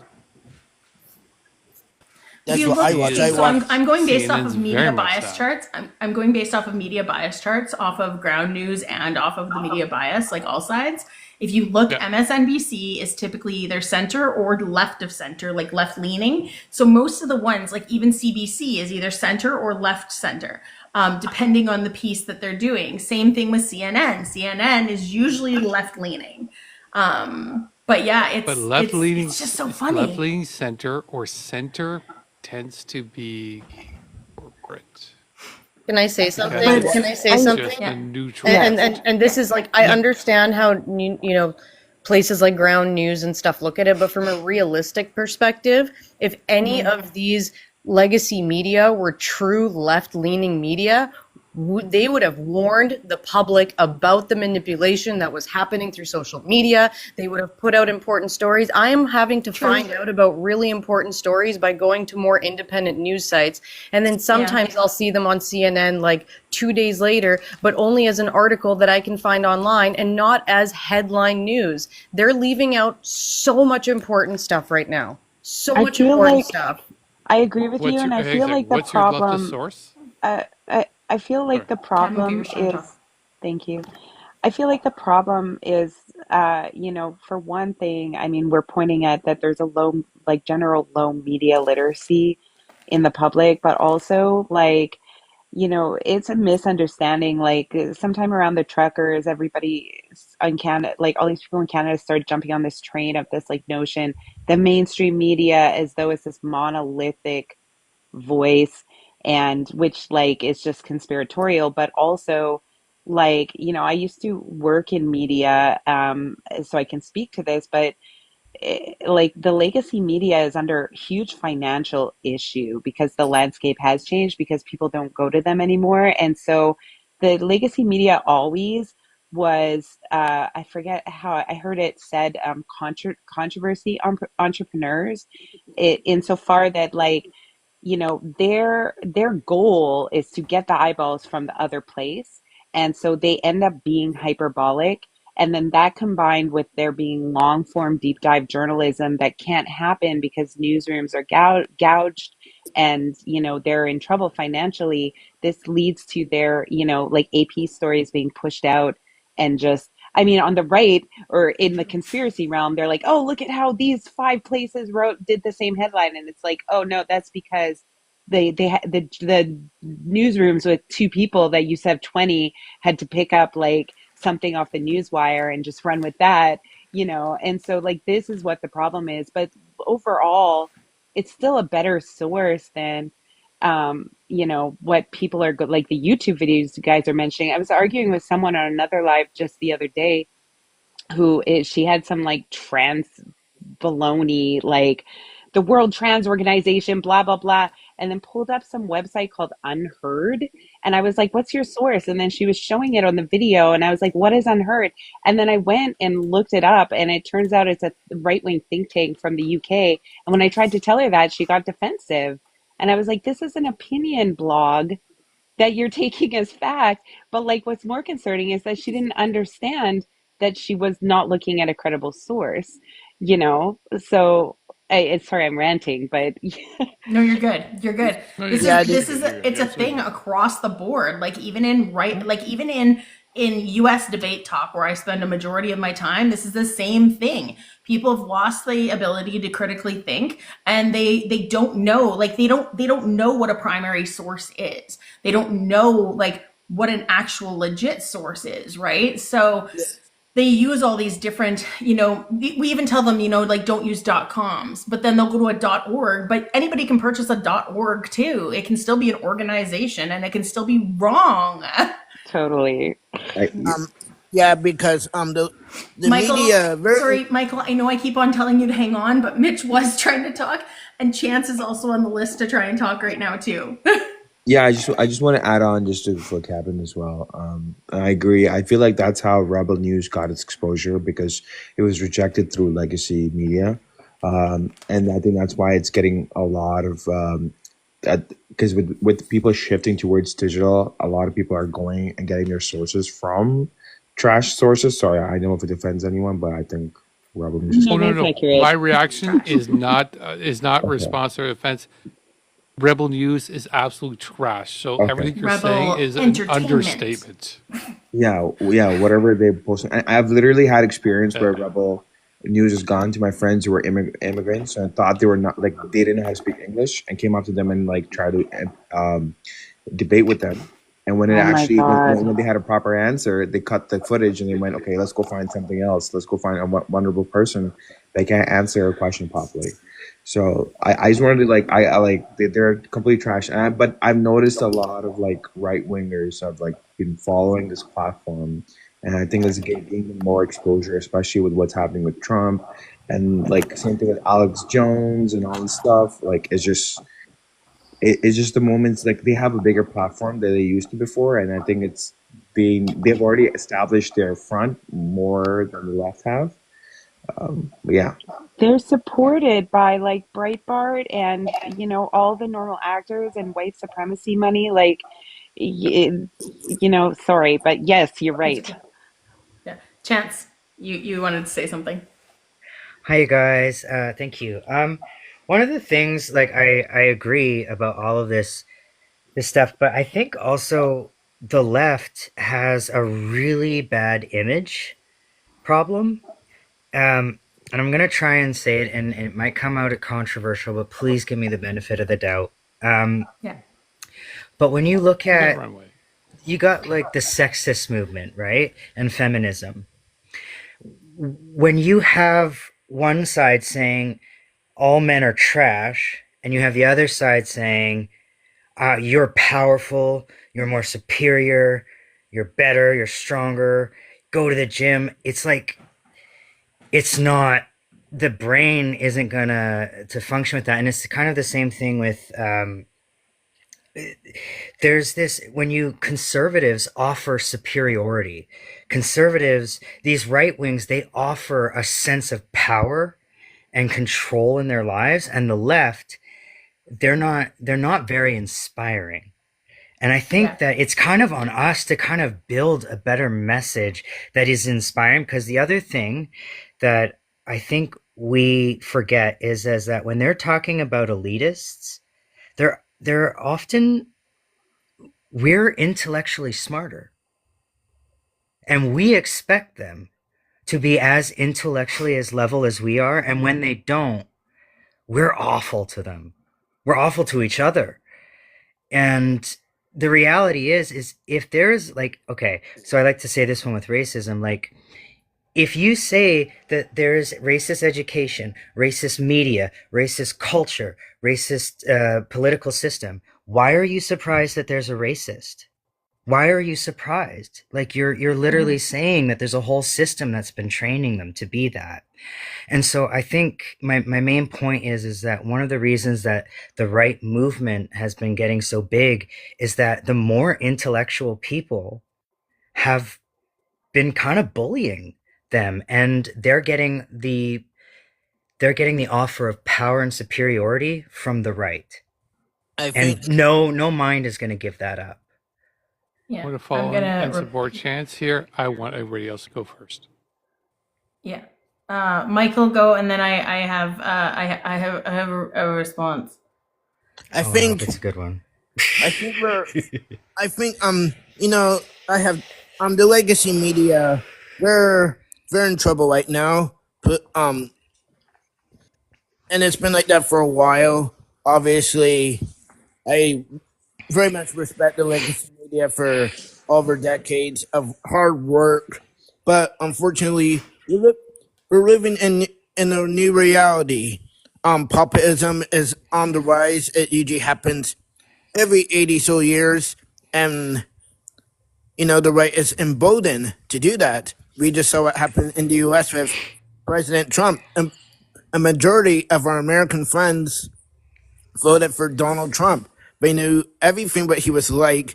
Not only did you guys had him for 4 years, you guys said, okay, we're voting you out now. It's time for someone else. Obviously, they did not want someone with experience. They wanted someone who could tap into that anger. And it's the same that is happening here at home. Canadians could decide to vote to have the Conservatives back in power, or have the Liberals stay in power. You have someone like Mark Carney, who has experience, real experience, banker. He worked for Goldman. He was at Goldman Sachs once upon a time, Bank of England. Well, you have someone else, Pierre Polyev, who's been in the House of Commons, and he won his first election on June 28th, 2004. So when people say elitist, we're talking about us who's on this panel because we've done our homework and our education. When we talk elitists, we're talking about Mark Carney because Racy and their heads. Oh, you were the Bank of Canada. You're an elitist. How about Pierre Polyev, who's been in politics for the last 20 years, and he won his first election on June 28th, 2004. He's been in the House longer than Justin Trudeau and Jagmeet Singh. Raven, I apologize. I didn't see your hand up at all. I never saw your hand go up in the chat. So you can go and have your words. And addicted. I'm trying my best to see these things. So, but yeah, Raven, if you want to reply. I thought you were going No, to talk. I'm good. This No, was Michael. when Mitch came up and he asked about like why we are all leaning towards NDP, and like my comment would it came a long time ago, but my reason is because in my riding is 48% conservative, 43% NDP, and I would rather not have conservative, so that's why I'm voting NDP. But that was a while ago. I said in the comments, it doesn't matter. You move on. No, I mean it matters. Again, I'm trying my best, but like put your hand up many times if you don't get my attention, or just like unmute, because I'm trying, but sometimes I'm not looking at that screen. I'm looking at other screens too. So I also just wanted to remind people, like you said, like many times, we're not voting for PP, Jagmeet, or whoever ends up in Liberal. We're voting for our riding and seats in cabinet. Yeah. Frontline. Yeah, I was gonna say what Chant said, to reply back to that. I do honestly believe that we do have some issues on the left, especially in terms of getting along with each other sometimes. But I also want to point out that I think that the reason that propaganda works so well for the right is because they're emboldening something that was already there. I don't think that it was, the kids that got bullied in school for the most part that ended up becoming these extreme right people. I mean, when I see it, I've seen these people change in my life, and it's usually, the popular guys who lift weights and like to be super cool and get all the girls, and like the guys that were kind of like that when I was in high school anyway, but they never felt emboldened to truly act on their worst instincts until somebody told them that it's okay, until they saw people that they look up to as role models tell them that it's okay.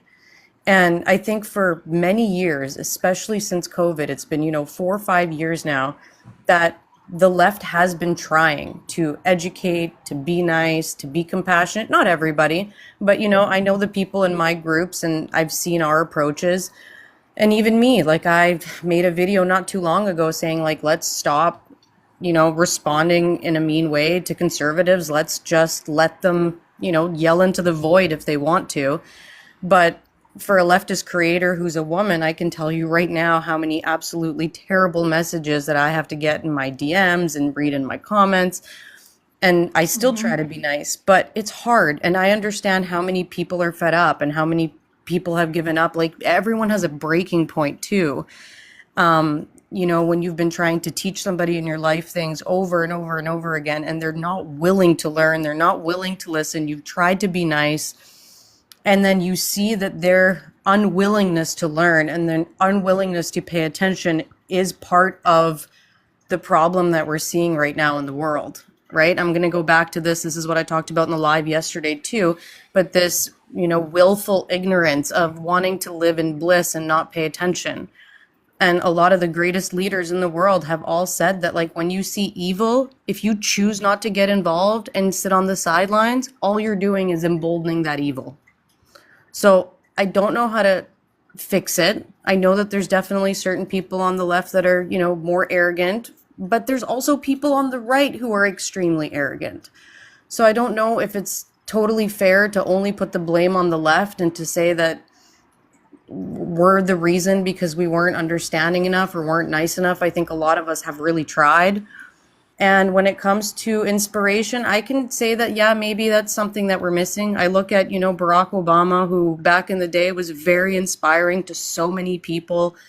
You look at some of the great leaders, some of the great spiritual mentors, right? I mean, you look at someone like Ram Dass, he would have definitely been voting on the left, you know what I mean? And he was an inspiration to a lot of people. And I'm not seeing that so much right now. And I think that everybody is mentally struggling because we're seeing terrible things happening every day. And it's hard to find that inspiration when you're just trying to survive mentally. So I didn't really give an answer or solution, but I am mirroring that I understand exactly where you're coming from. And I have thought about these things many, many times and like, what can we do about them? So maybe that's where this conversation can go. What do you think that we can do on the left to unite us, to inspire our base, to give people a place that they can feel like they're part of a community, right? Because that's one of the things that the right does very well. They build community. And we're having some issues with that. So, it feels like so many times people on the left can have infighting because they are on different, even the left itself, like Miss Lotus Lady posted an amazing chart of left versus right, and then all the different types of ideologies that fit into that. And there's like 70 different types. I mean, you can be on the left and be in a different sect of your ideology than somebody else, and then people will fight over that. And that's not good either. And right now, the biggest thing is like, let's unite against the biggest evil and then work things out amongst ourselves after. Yeah. Anyway, that's my 2 cents. What do you guys think? I'm just going to piggyback on what you said a little bit, and then I'll let Joe go. Chance, my biggest thing is all these people. So what you guys were saying, like, is right. Like, all these people have been built up to believe that they are better than everybody else, and that they're, they're the go-to, and they're the be-all and end-all of everything, right? Most of those people end up being cis-het YT people, who are the ones who benefit mostly from our world that we are in, right? Yeah. And the thing you have to realize, and this is one of my favorite quotes from one of my favorite friends and creators, is to the privileged, equality feels like oppression. So anytime that these people experience any kind of equalization with a marginalized group that isn't them, they feel like they're being oppressed, and they will fight back against that. And that's that's a lot of the problem of what it is. It has nothing to do with the left in that case. We're trying to equalize everything. We're trying to get equity so that we can get equality. And they don't see it like that. They see it as they're being, instead of so they're right here.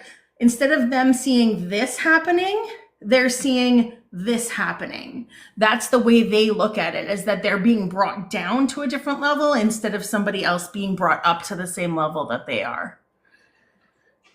So, why are you saying please stop? Please stop. You can just scroll on if you don't like what I'm saying. Chance wanted to reply, and then Joe, you can go.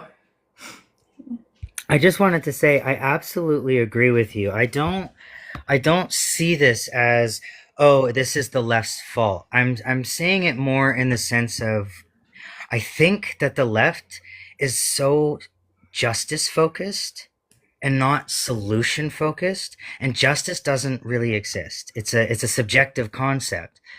And so it's kind of more like, yes, we're tired. Yes, it sucks. But we are the adults in the room. And yes, there are those terrible, awful men, right? Like, like men, I'm using that as a pejorative, but there is that awful right side, the power hungry ones, right? But then there are the other ones, right? Because this is why the right is rising, right? is because they are able to get these younger men who are feeling powerless. Like the suicide rate among young men is Self-unaliving. self-unaliving. Sorry. We love, oh shoot. We love the TikTok shop. Even though we don't have it in Canada, we love the TikTok shop. All my American friends came from the TikTok shop. I know, Corey, I'm not better than anyone. So in the, what was my point? What was I just saying? Sorry, my ADHD is really easy distracted. Self-unaliving.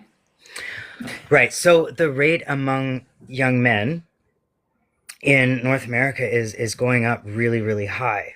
And so I'd like to play a lot of online gaming. And in these communities, it's trying to instill a sense of power, a sense of leadership, a sense of belonging. And that is something that's difficult, even for myself as a trans queer person of color, to find within the trans community or to find within the queer community. And it's, you know, I find that it is very difficult to have these conversations. It is. But we have to come at it as to what is the solution to this situation. Not like, and how do we inspire them? What is the inspiration? Like you were saying with Obama, Obama was inspiring. And many of the people who voted for Obama ended up voting for Trump. Right? And this is kind of what I'm saying. These people, the people that were inspired by Obama, were given a sense of power from Trump. Right? And the left did not offer them anything in that.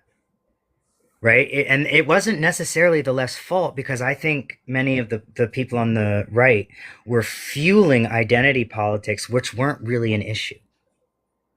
Right? But that ended up getting everybody confused and fighting over, the issue that weren't there. But I think the biggest thing is we on the left, we need to have a message. Are we communists, socialists, anarchists? Because they're capitalists. They're capitalists. They know what they are. What are we? I love that observation. I love your observation. Like, you're asking a huge question. Yeah. What are we offering them? And that they're in their heads, they're saying we're, communist Russia.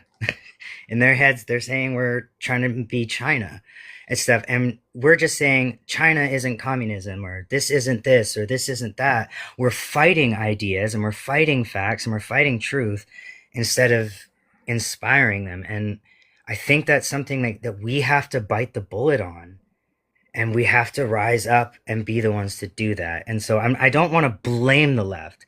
I want to encourage the left to try and think of it differently, if that makes sense. So I'll end there because I don't want to take more time. Sorry. No worries.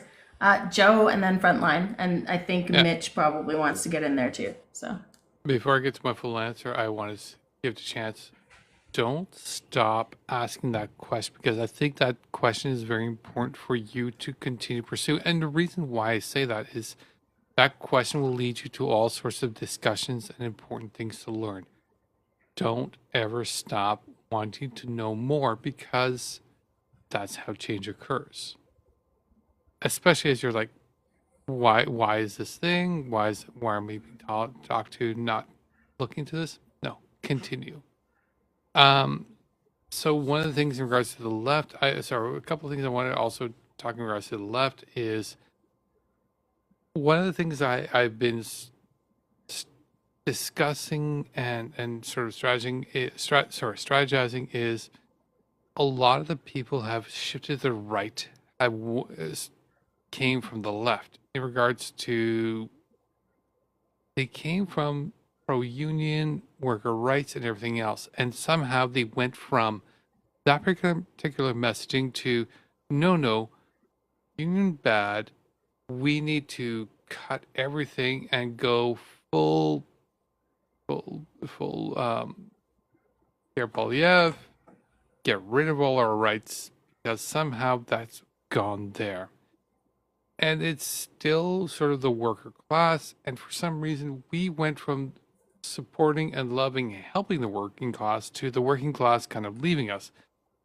And I want to sort of throw it back to us as to how did we lose the working class as to the ones we actually recognize that were suffering to the left. And obviously, to me, I'm thinking, what did we miss that the working class left us to go over to the right wing? And somehow they were easily picked, because I'm going to be honest here. If they were easily picked, we weren't working with them. We weren't talking to them. We weren't on their level.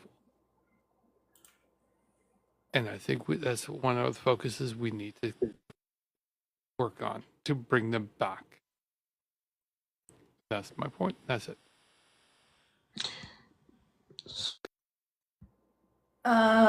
Mitch, go, and then Frontline, because Frontline had and then Mitch, and then Frontline.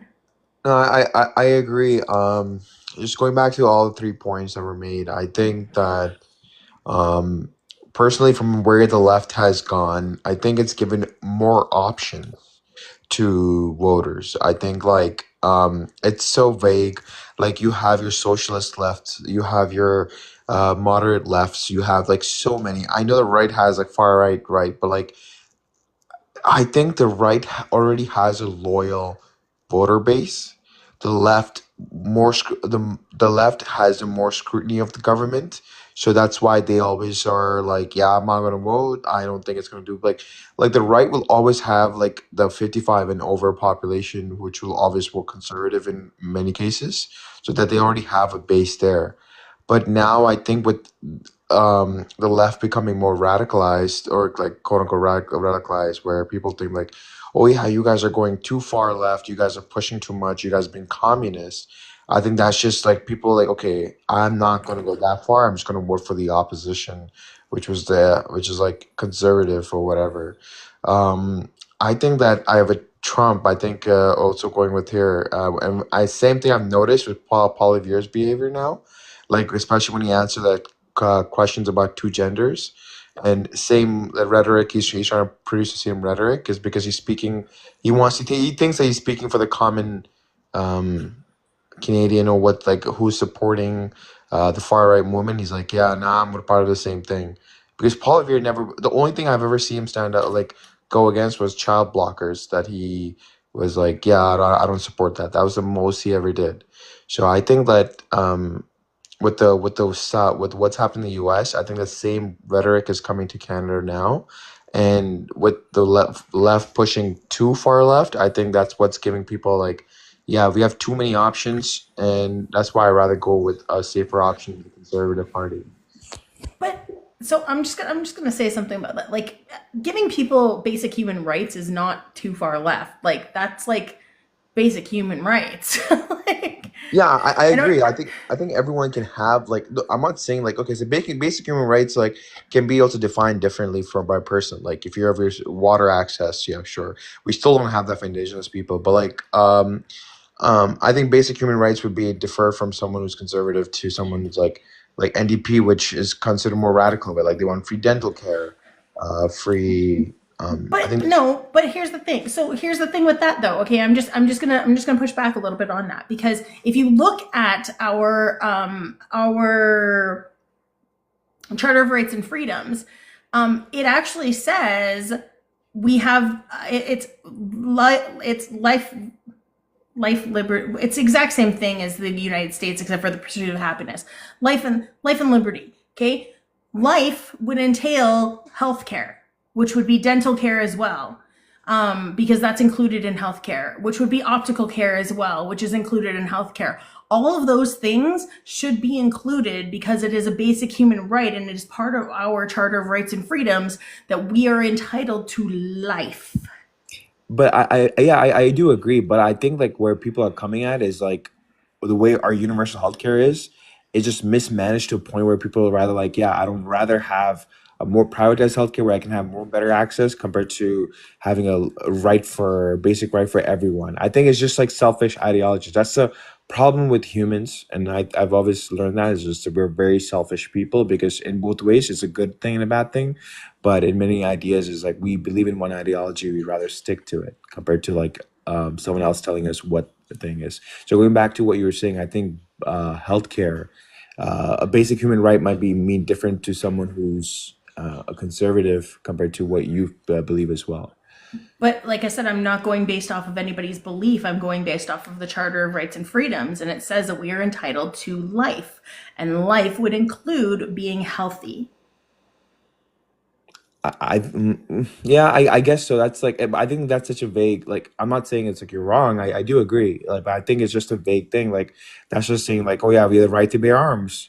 But like that was in 1776. That was a completely different time. But like, yeah. Actually, it That's wasn't American. 17. That amendment wasn't it. Oh no, that one was in 1776.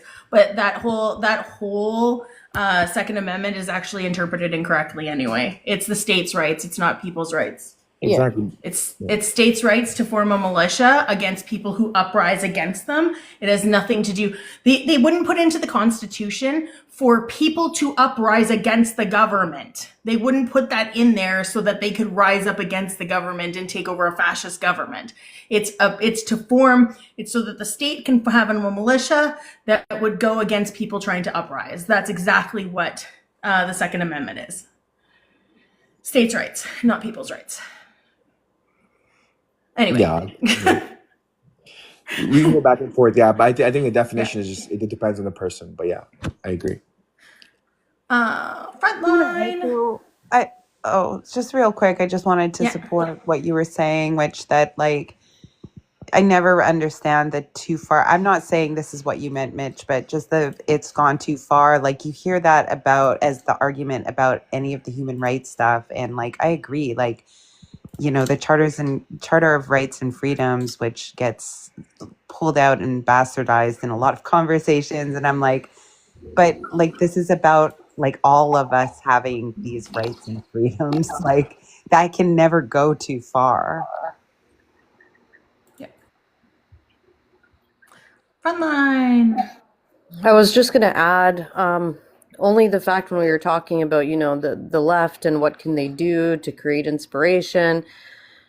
And a big part that I think, we already failed at this. That's the problem, is that now we're trying to fix something that should have been done years ago. Years ago was a higher focus on education, because this is really what it comes down to. If you don't know your history, if you don't understand how the levels of government work, this is how it's easy for people to fall into that right-wing, I guess, inspiration, because the way that they inspire people a lot of the times, obviously, is with rage and anger and blame. And the left wants to inspire with love and compassion and kindness. And it's become unpopular. And it's become unpopular because we just haven't done a good job at teaching our citizens why it's important to pay attention, why it's important to understand your history.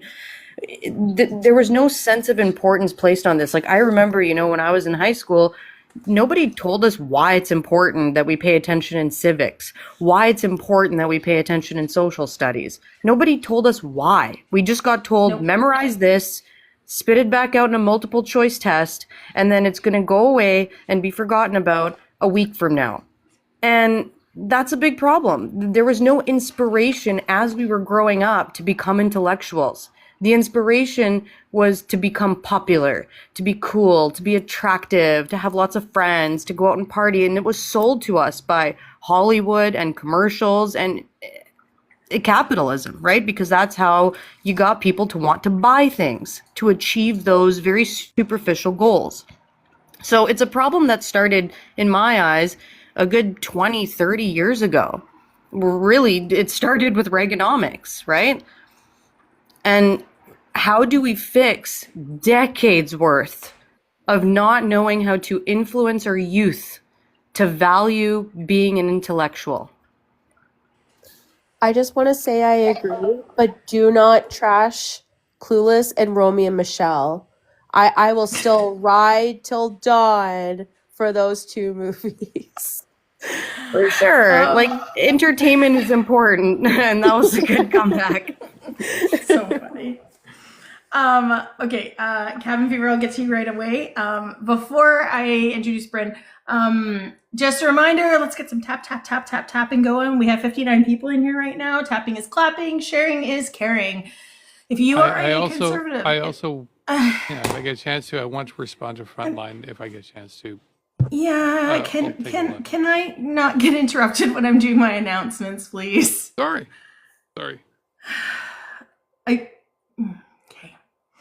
Tapping is clapping, sharing is caring. If you're a conservative, down in the comments, please share this with your friends, because we would like to have a conservative up here to talk to. We had one up here earlier. They decided to leave. So, I think we had a couple of other ones, but they couldn't have a decent conversation. We want to have respectful conversations up here. We do want to talk to people from the other side, and that's where we can get like differentiating, we can find out where each other sits. But we really want to have, respectful conversations.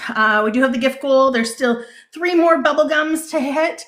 If you want to see the bubble gum pop on my face, there you go.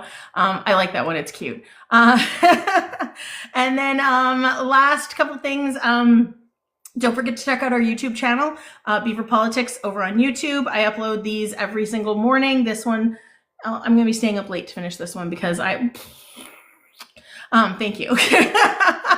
I'm going to be staying up late to finish this one because we went late today, but that's okay. I like the long ones. I like the long lives. Yeah, I know. Our Discord is open to everybody now too. I'm gonna vet people to come in, just make sure you're not like gonna cause any trouble in there or anything. But if you go to our link tree in our bio, the Discord is in there. The link tree also has our YouTube in there as well. And what else? Don't forget to check out next week. We're gonna start doing 6 days a week. So we're gonna have shows Monday through Saturday starting next week. I'm finishing creating a video for that. That'll be promoted on our page probably tomorrow. So, because Progressive Moose is joining the Beavers, but he's staying a moose. So, all right, Bryn, age, province, and political party, please. 44, NDP, Manitoba. Fantastic. All right, I'll come back to you on your response. We're going to go, who did I have next? Joe, then Cabin Fever, and then we'll go Bryn. And then Gab, may I go after as well? Yes. I'm creating my new list. I have like ongoing, guys, this is what I've been doing all night, is ongoing lists. You can't really see all night. I was in front of you, Joe. Sorry? I think I was in front of you. Can I go real quick? I don't know who it was. Yeah, go ahead. Yeah. Thank you. Sorry. Absolutely. Yeah. And I just wanted to add, I think that you guys were really nice to the last conservative that came up to support your point. So it was very respectful conversation while I was here. But yeah, I just wanted to add, Frontline, what you were saying. I think it's also like going beyond education, like, it's preying on emotional response, and like education kind of goes out the window when people get reactive and emotional. And I think that like the politicians and everything, I mean, even these platforms it's nice to be in this live where people are about having a respectful conversation, but we've all seen the hyperbolic, combative spaces, that get rewarded from eyeballs, and like communicating through social media, like, so there being a detachment between people, like looking one another in the eye, like all of these things is dividing us. And I think the emotionality, and I think it just really relates to populism too, that like, we're seeing this globally and we're primed for it. And one of the first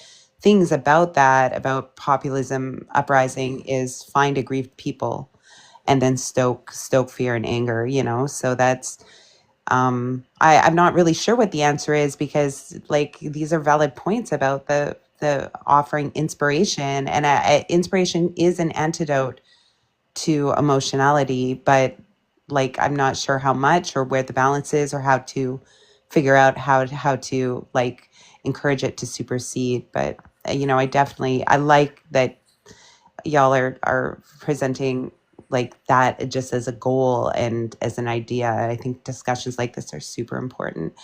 And I'm probably not being very succinct because I'm about to fall asleep, which is why I'm going to go now. But I just really want to thank everybody for this conversation. Yeah, thanks for being here. Appreciate it. Nothing wrong. Have a good night, guys. You too. All right.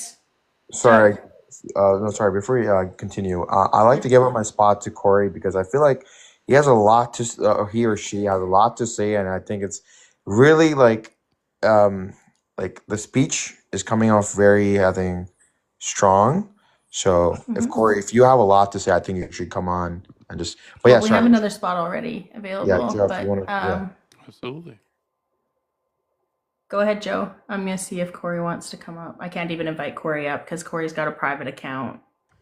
Yeah. I have like 0 followers. Yeah.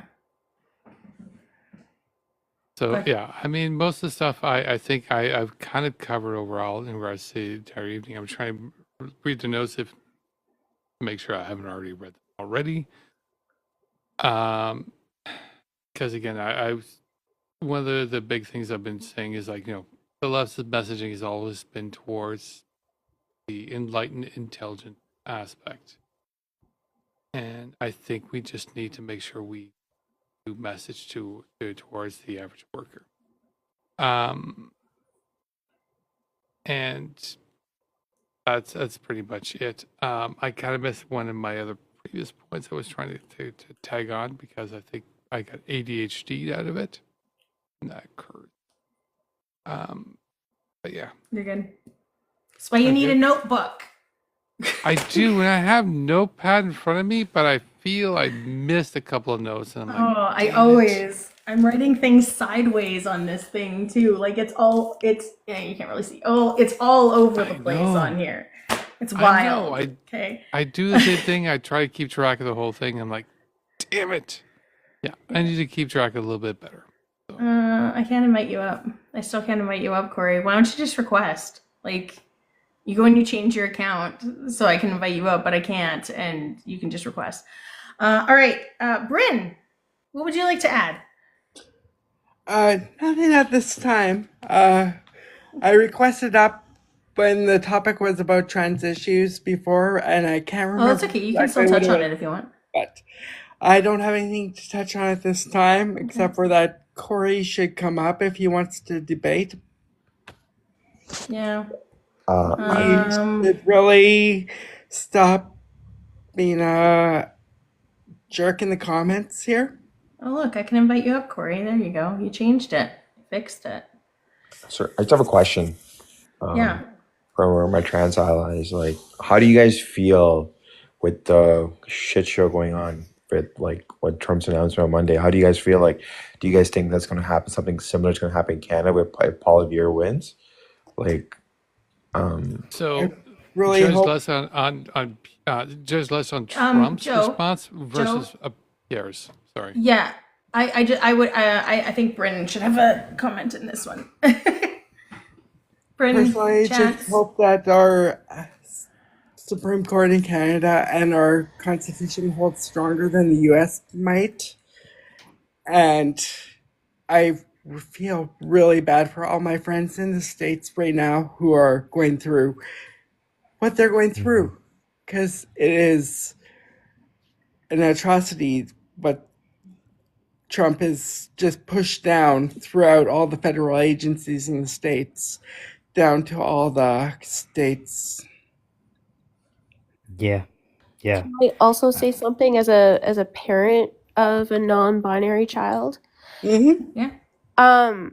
It's very scary because as a parent, especially a parent in Alberta, we're starting to see those changes now. We see the Smith government having the parents be informed first, and in my situation, it's a safe space for my stepchild to tell any of their parents. But I know a lot of children are not like that in that situation right now, especially in rural communities, and Like, I know I might have said something hyperbolic a while ago, saying like it kind of reminds me of V for Vendetta, but I don't really think it's that huge of an exaggeration. Like it it's very scary for me to see, and especially in Canada, especially in Alberta, seeing how our government can just change these policies at the drop of a hat. Like this isn't the community that I want my stepchild to grow up in. I want them to be loved and valued and appreciated and not be bullied for who they are. I mean, to be fair, I don't think anybody has that life.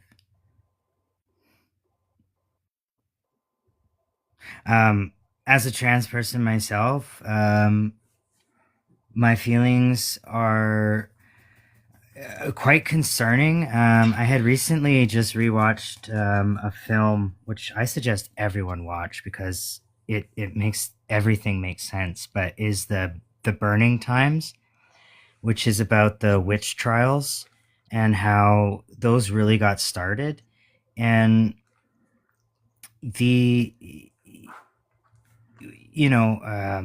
attacking the queer community is just a power move, and it's an easy target. And how do I feel Canada will react to it is I'm really counting on Canada's pride in not being Americans. There's something that we used to have where we were so proud to be the nice ones in the world, or so proud to be the caring ones, or the multicultural ones. And there was a pride about Canada being not what America was. And I'm hoping somewhere that pride is going to get reignited, because Canada has always been just a little bit better. From the Underground Railroad from Canada to, even as terrible as we were, even the way that we are working with Indigenous communities today, like, it's not perfect. It is far, far, far, far from perfect, but compared to the United States, it's so much better. That's what I'm hoping for.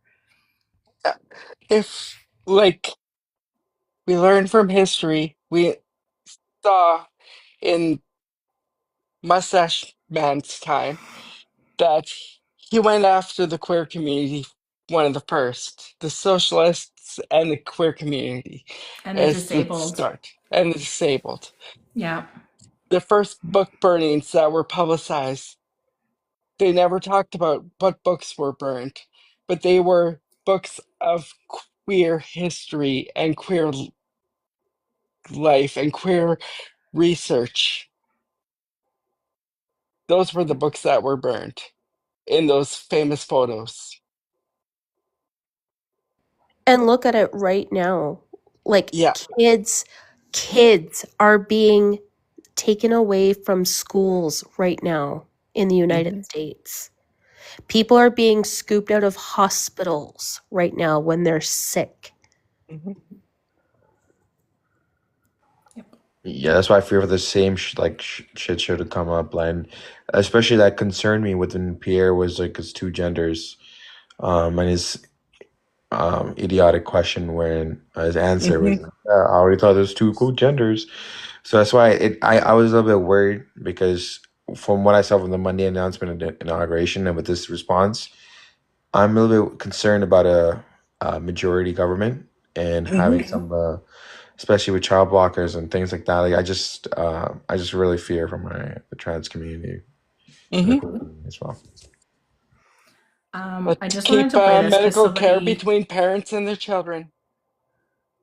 I just wanted to play the. I'm just gonna play the audio of this, but this is because Addicted Bear was talking about the poem, but this is the.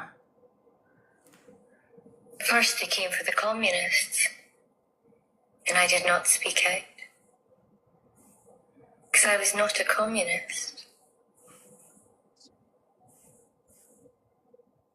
Then they came for the socialists, and I did not speak out, because I was not a socialist. Then they came for the trade unionists, and I did not speak out, because I was not a trade unionist.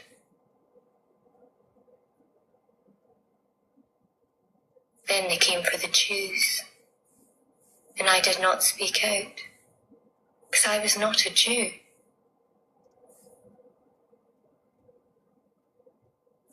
Then they came for me, and there was no one left to speak out for me.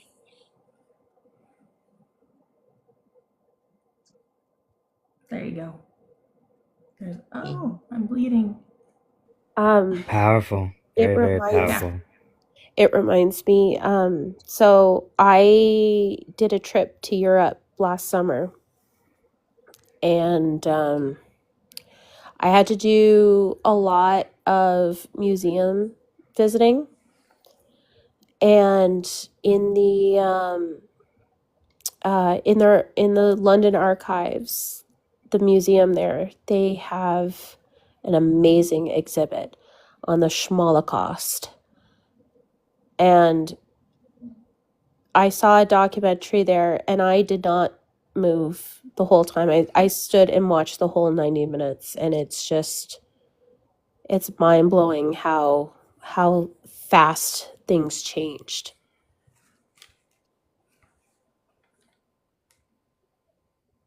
Yep. I had. Oh, go ahead. Do you know what? I'll go right after you, Frontline. I'm next, everybody. Okay, go ahead. Because we were talking about Mustache Man and their Schmolocaust, I wanted to bring up something that I found today in the news that made me sick to my stomach. But do you guys know what's happening in Mississippi right now? I think it's Mississippi. I'm just going to double check here.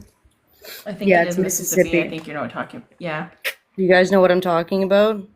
I don't, but I've been sick all day. I don't know if you can even hear it in my voice, but I sound like shit. Yeah, they're trying to pass a bill that would create bounty hunters for immigrants. I did hear about that. That's That's how the RCMP started. like, if that doesn't echo Wow. 1930s Germany, I don't know what does. Well, I mean, I think something people forget about 1930s Germany is the first thing that they did was try to deport the Jewish people.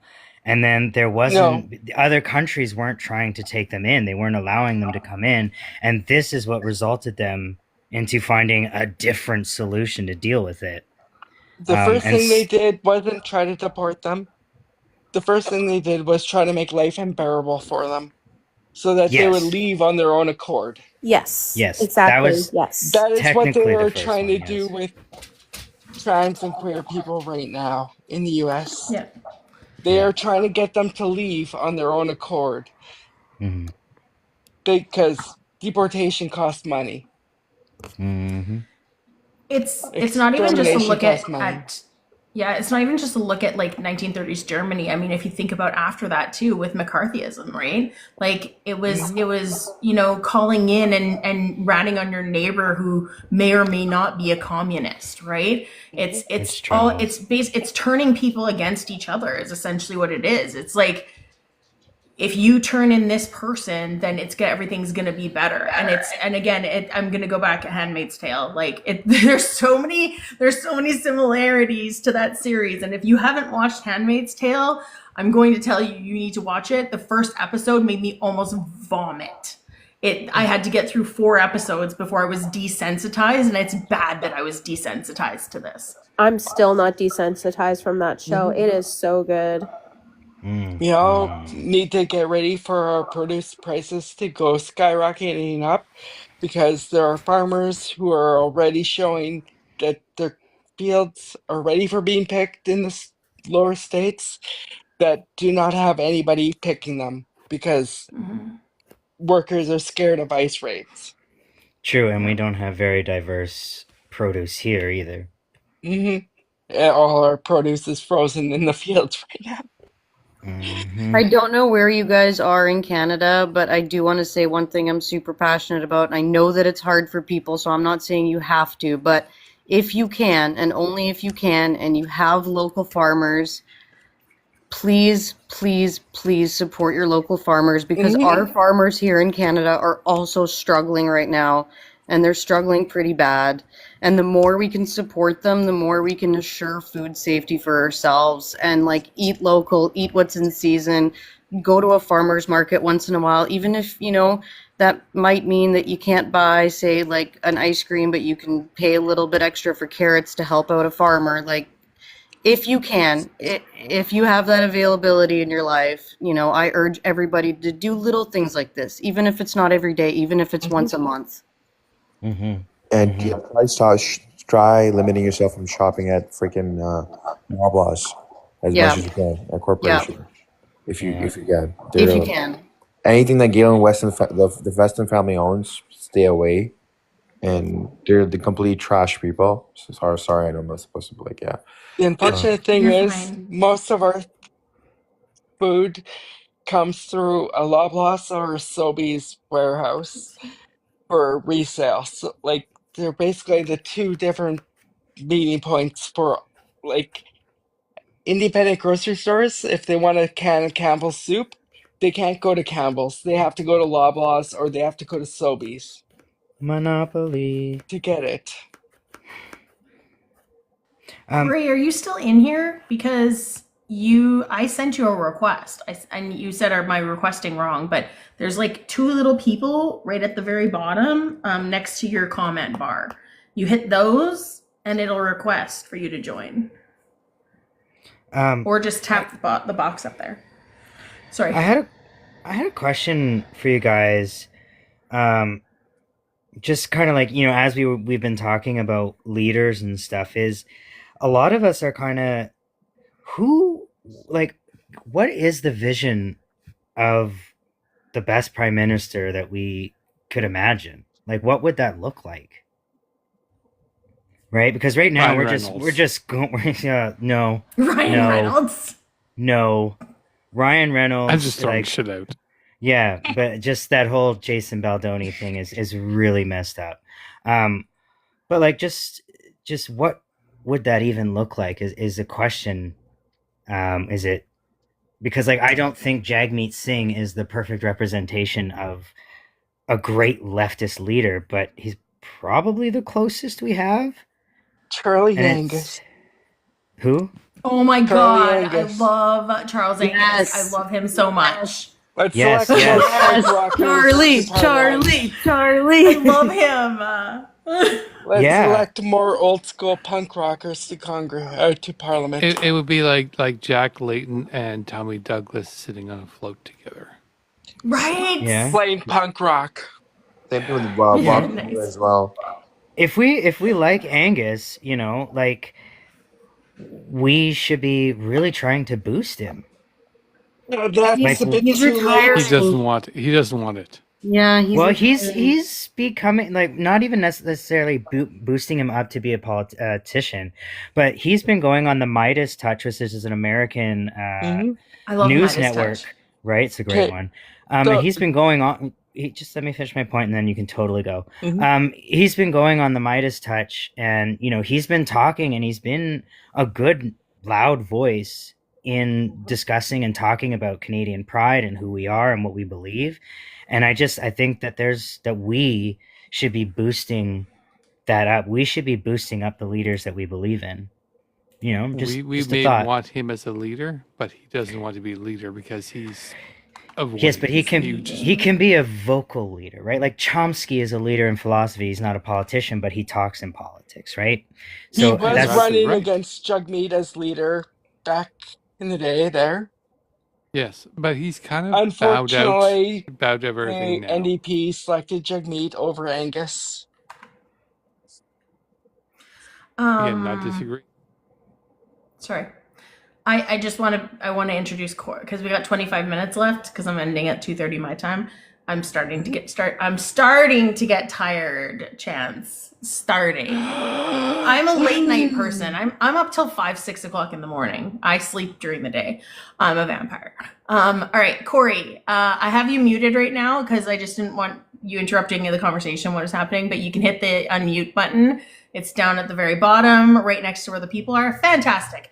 Can I get age, province, and who are you voting for?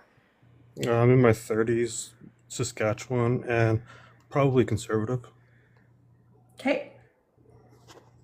All right. You were chirping a lot in the comments. So just a reminder, it's respectful conversation up here. If you've listened to us, we're very respectful. We don't overtalk, anything like that. But yeah, what would you like to add to the conversation? I don't know, what would you guys like to talk about? Like, I wasn't here for any of the other times you had a conservative on the panel, so I don't know what was talked about. You can just I've just heard you guys talk about all your stuff. Okay, what? Yeah, you can just come into the conversation we were just having. Sorry, just to go for So this. far, of all the options for Prime Minister, if you guys are talking about NDP, like Michael Green seems to be your guys' best bet. I don't think. I love him. I don't think I can't remember what you're saying, Angus or whatever. I don't think he would want to do it. I think Michael Green is your guys' best bet. But I'm not an NDP voter, so you can take my opinion on that with a grain of salt. I'm not going to disagree with you as an NDP voter. I would love Michael Green to be up there as You guys a mean leader. Matthew Green? Yeah. Sorry, Matthew. Okay. All right. Okay. So how about this? Can you give me one policy that Polyev is putting in? That's the reason, like, that he's proposing? That would be the reason that you're voting for him? Just one. Just one? Yeah, just so we can touch on that first. I don't want to get a whole long list because then we'll get lost. I like what he's suggesting on border security for not all this stuff that's been happening with Trump, but all the stuff that he's been saying for months. Which stuff? Him saying that he wants to increase the amount of actual border security workers at ports, and then buying the scanners to scan shipping crates, because only 1% of shipping crates get scanned right now, and taking away more of the bureaucracy side and using that money to fund the actual workers so that they can scan the shipping crates to prevent guns, like illegal guns from the United States. Pew-pews. I don't know if Pew-pews. that word's permitted on Pew-pews. TikTok, so sorry. Pew-pews. Pew-pews, sorry. So preventing more illegal pew-pews from the United States, because that's where like 90-something% of our illegal gun pew-pew crime comes from. Sorry, not used to talking TikTok. So it would severely reduce that, along with helping stop all the car theft getting shipped overseas. Hey, what do you mean exactly by removing the bureaucracy? A lot of the money for port control right now is being spent on administrative people and not being spent on hiring actual staff that do the actual like job that we think of as borders, like as port security. And where do you think you get the money from? Do I have numbers on that offhand? No, because I wasn't prepared to talk about these things. But if you would like me to get numbers, I'm sure I could sit there on Google. But where do you think he's going to get the money from when his slogan's "axe the tax"? When he's trying to cut spending, and let's not talk about axe to tax, because your guys' talking point on that is that you guys get more money back from it somehow. So how do we get? So we lose on the math, because the math shows that. No, actually, the math doesn't show that. And remember the part where I said in the chat that I would just get dogpiled on? It's happening now. No, nobody is dogpiling on you at all. I'm trying to respond to three different people talking at once. Two people commenting to you is not dogpiling. Night, Joe. Are we allowed to ask Well, he's you also been questions? saying that he wants to increase the ability for provinces to get their resources out to market easier by enabling resource extracting, like pipelines and that. So all the money from that is going to be more than the zero that we're currently getting from the non-existent pipelines. So a lot of that money can go towards things like the patrols or port security, if you would like some sort of answer like that. But So like the pipeline that the NDP in Alberta put in, or the pipeline that Justin Trudeau bought and put in? The pipeline that Justin Trudeau funded that the Conservatives set up. Yeah, and the but more. other pipeline that the Alberta NDP funded and set up. Yes, but you understand that the federal government has to have input in all these things, and the federal government has been blocking several pipelines from being put Uh, in for the last 9 years, right? the federal government doesn't block pipelines. They Uh, have been. no. There was yes, they have been. Is the court part of the federal government? No, but that's not Okay, what I was talking about. I didn't say the court. because courts were blocking things. Yes, Okay, but all the but environmental restrictions that the government has been putting on things has been making it impossible for business to actually build pipelines, which is why the one pipeline that okay. the Liberals have been funding has been having to spend way more money than they actually want to spend on it if they would have just let it go through naturally. But do you know So why why? should Do you know pipelines be why? able to go through without any kind of environmental review? I didn't say without any sort of environmental considerations. I said if they would just let it go through. Well, if they No, just it's let it go through, there would be no environmental consideration, no indigenous no, one consultation, second. no so many other things. Like, Corey, do you know why they haven't been going through? Like why they aren't allowed to go through those areas?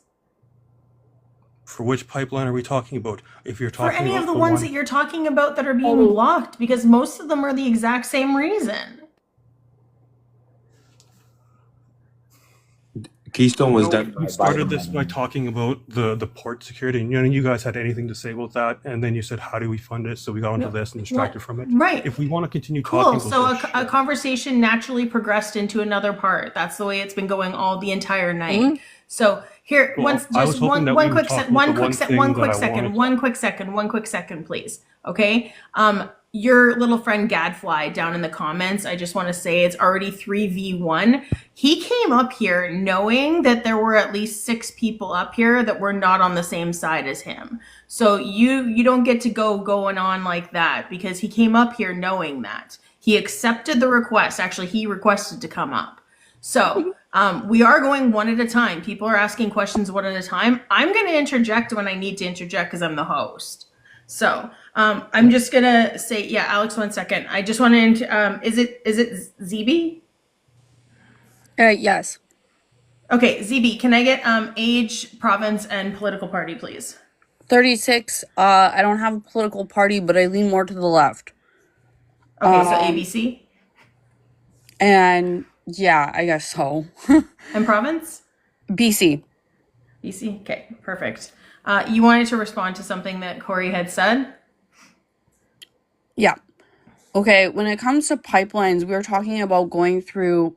BC is the only province that actually recognizes unceded land territory. Everybody else, because we are under the number treaties in Alberta and going east, just so we're clear. Now, in that part, when we talk pipelines, BC is the only province that gets to claim unceded territory because of how, when we were getting treaties, when they came to BC, they came across and said, y'all, we don't care. You guys are not getting treaty. Now, when you might be asking why this is important, when it comes to pipelines being pushed through our territories in BC, we are the ones that are defending the land. And I need this to be really, really emphasized. This is about our water, our clean drinking water.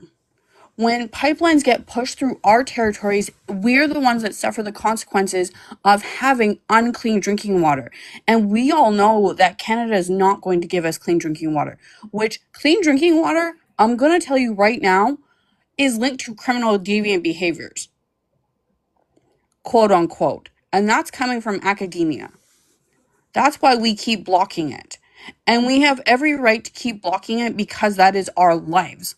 Not just our personal lives, but every generation that follows after. And furthermore, when we're actually getting into like the politics of it, when they say that they have consent of Native nations, they do not. What they do is they send us a piece of paper telling us what they're going to do, which we have to sign, which is not consent. Which is a way that we actually create funding for our nations, because every time the government sends us those pieces of paper, we have to sign that. And it's not like we have an option on opting out of that. The option that we have is being land defenders and going out on the land like what happened with Wet'suwet'en. I'm done mumbling the Alex, whole. no worries, that's okay. And I'm gonna go Alex and then Raven, and then I was Corey, I'll going let to. you reply. I'm actually, is it okay if Corey responds back Yeah. to Zibby? Just because Yeah. if when I ask my question, it might shift the subject a little bit. Okay, sounds good. But then I want Raven to go next then. Fair. Because That's Raven fair. wants to address this for sure. So That's fair.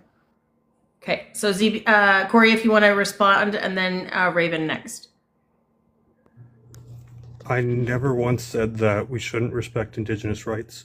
And one of the pipelines that was proposed was between Alberta, Saskatchewan, and Manitoba. And it would go to Manitoba, I think it was to Churchill, and it was going to do processing there and then ship it from Hudson Bay, through the Hudson Bay to Europe. And they had already actually gotten permission before any of the actual, like, we're going to talk to the federal or provincial government or anything like that. They went to all the individual, I'm going to say the word tribes now. Forgive me if that's not the correct technical term, but they went through all the individual tribes along the way through and got all of them to sign off on it. And it was blocked through bureaucratic red tape. All the additional costs and that they already had all the permissions from everybody, and it was blocked by not the people who said okay. So I'm not saying that what you're saying is wrong, and I'm not trying to discredit anything that you're saying. I'm just saying that the federal government gets in the way. If the private businesses want to go and come to you guys and get permission and you guys say no, I'm not opposed to that at all.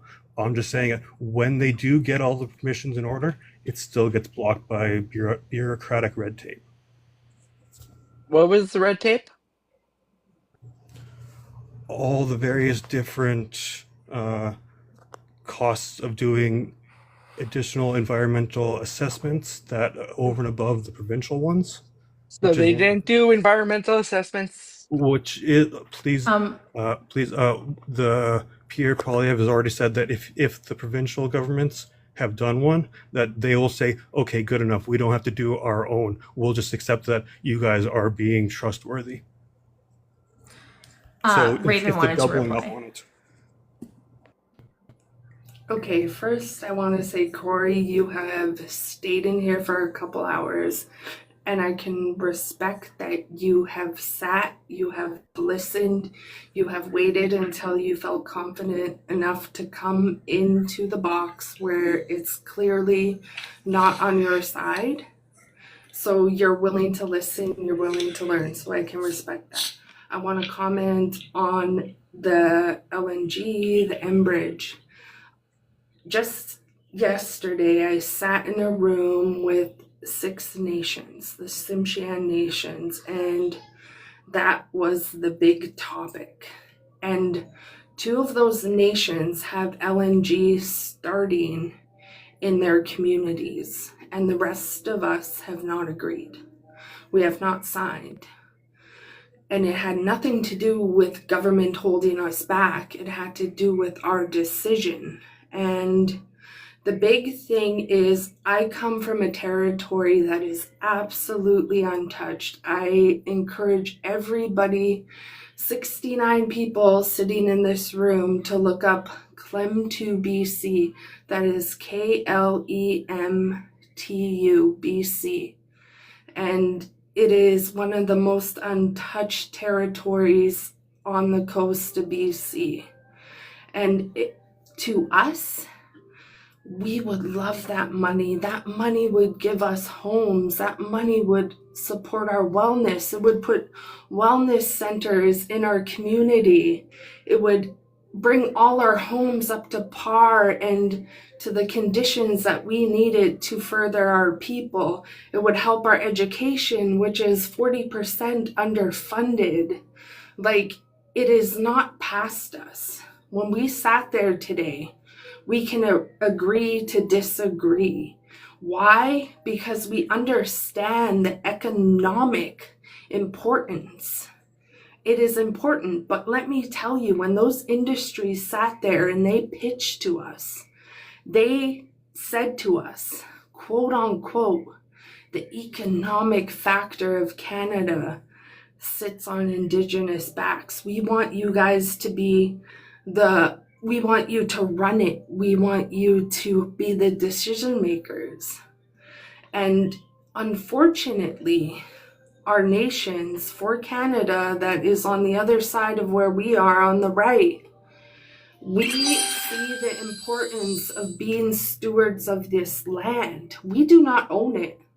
We took responsibility to take care of it, to advocate for it, for people like you, for people like your generations, for my children. And it is very important to understand why we're saying no.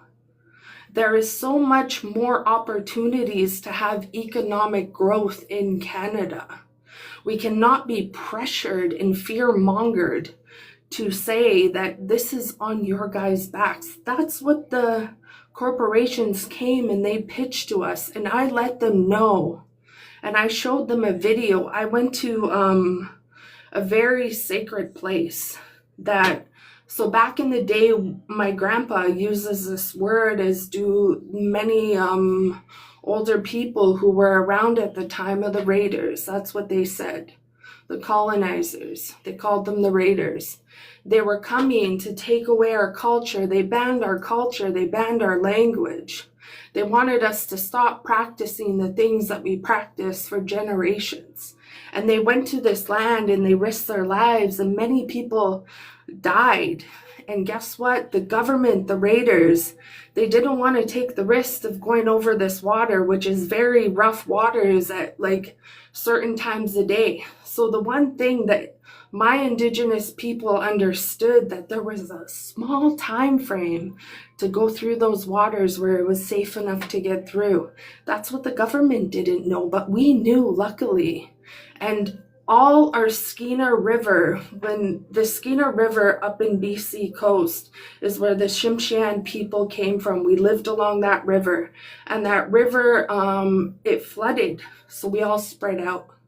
And it went down from the north all the way down to the south to where I'm from. I am the Stardust Tsimshian, my nation, the Southern Tsimshian. And that's where Tsimshian was, from there to there after the Skeena River. And we all traveled there. My grandfather traveled there, his grandparents, and so on, to have meetings, to practice our culture, to feast, and to save what we almost lost. And in the summertime, I am one of the leaders for my community, and I'm so fortunate that I got to be in this position at this time of day, because I got to bring ministers from BC and federal government to a place called Dishju, where we gathered and we protected our culture. And my ancestors, as far as my grandfather, who is still alive right now, never knew it was possible to bring government who is willing and ready to understand why we stand where we stand as Indigenous people, to not accept money. And again, we understand the economic factor around it. But government is not willing to invest in us in a way. Let me tell you right now, for generations, example, we are underfunded in education. We are underfunded in housing. We are underfunded in health. And if you don't choose to believe it, I encourage you to go sit down and understand it. That everybody in Canada who is against Indigenous people and what we say, we don't just get things handed to us. We are still underfunded. And those tax dollars that people say that come to us, it's not tax dollars, it's money in a trust that was put there for promises that have been generationally broken. I come from unceded territory, just like Zibby said, that there was no treaties for us. You know, we had to fight 10 times as hard as those people who had treaties. And like, I say this with my whole being. When I went to Dishju, my whole life changed. I seen the importance of my land, my heritage, my culture, and my language. Sioux is the southern dialect of Tsimshian. And we had one living speaker 8 years ago who did recordings of the language, and that is all we have. We don't have fluent speakers of that language. So we have things that we are currently fighting for to build our people. I come from a nation that is 97% employed. That doesn't mean that we are well off, because let me tell you, my people have addiction so bad that they get paid and go on 3-week binge, and we cannot fire them because they're the people that run our community, so we have to keep them in those positions. So our focus in that area when it comes to LNG, when it comes to oil, when it comes to gas, is that even if we accepted that LNG, we could not run it. Therefore, we would have to bring in non-Indigenous people, and those are the people that would benefit, not my people. And that's what we think about. We think about, it will give back to us in a way, but it will not, it will not progress us. We will not have people who are living. My people don't live to 60. We are dying at a rate that is so ridiculous. When we had a pulp mill, it was not run in a way that was safe. So therefore, that pulp mill polluted our soil. And we had to tear a bunch of houses down. We had to fill the ground with, soil that wasn't contaminated our people. But guess what? Generation of those people in houses, they are dying of cancer, and many of them had. So I understand the economic factor. I'm not oblivious to it, and we are not oblivious to it. And it's hard for us to see those two nations accept money quarterly and seasonally, because we understand why they did. We respect that at the same time, but we see the long run. When we say that we do not want those tankers going up through our water, if an oil spill happened, if a tanker went down in the water there, it would take away what we live off. I come from a remote community where you fly in and you fly out. So guess what we live off? Off harvesting. And we, right now, in this present time, when I said that I know that we are going to have an early election, is that we have marine protected waters that we signed for years ago along the coast. Many nations came together. We signed with the government that we have say over our waters. And guess what's going on right now? Because the government might change, they took that away from us. And we're saying, let's figure this out so we don't have to go to court. But guess what? We might have to go to court for title, because the government, the DFO, they don't want to sit with us and work through that. So we're constantly having to battle these broken promises, these broken systems that use us to their benefit, what benefits them in that time. And when this government is coming to this craziness of a possible early election, I sat in a meeting on Wednesday with Coastal First Nations and DFO and 8 other nations on the coast, fighting with DFO that they have to sit down and agree to what they signed for, or we are going to take Canada to court. This is what Indigenous people continue to go through. And unfortunately, it goes back to the history of, colonism, how Canada started. If we start the conversation there and we bring it all the way up to here, I truly believe that if people are willing to listen and be a part of that conversation, we're going to understand why we are where we are right now. Canada is inherently racist.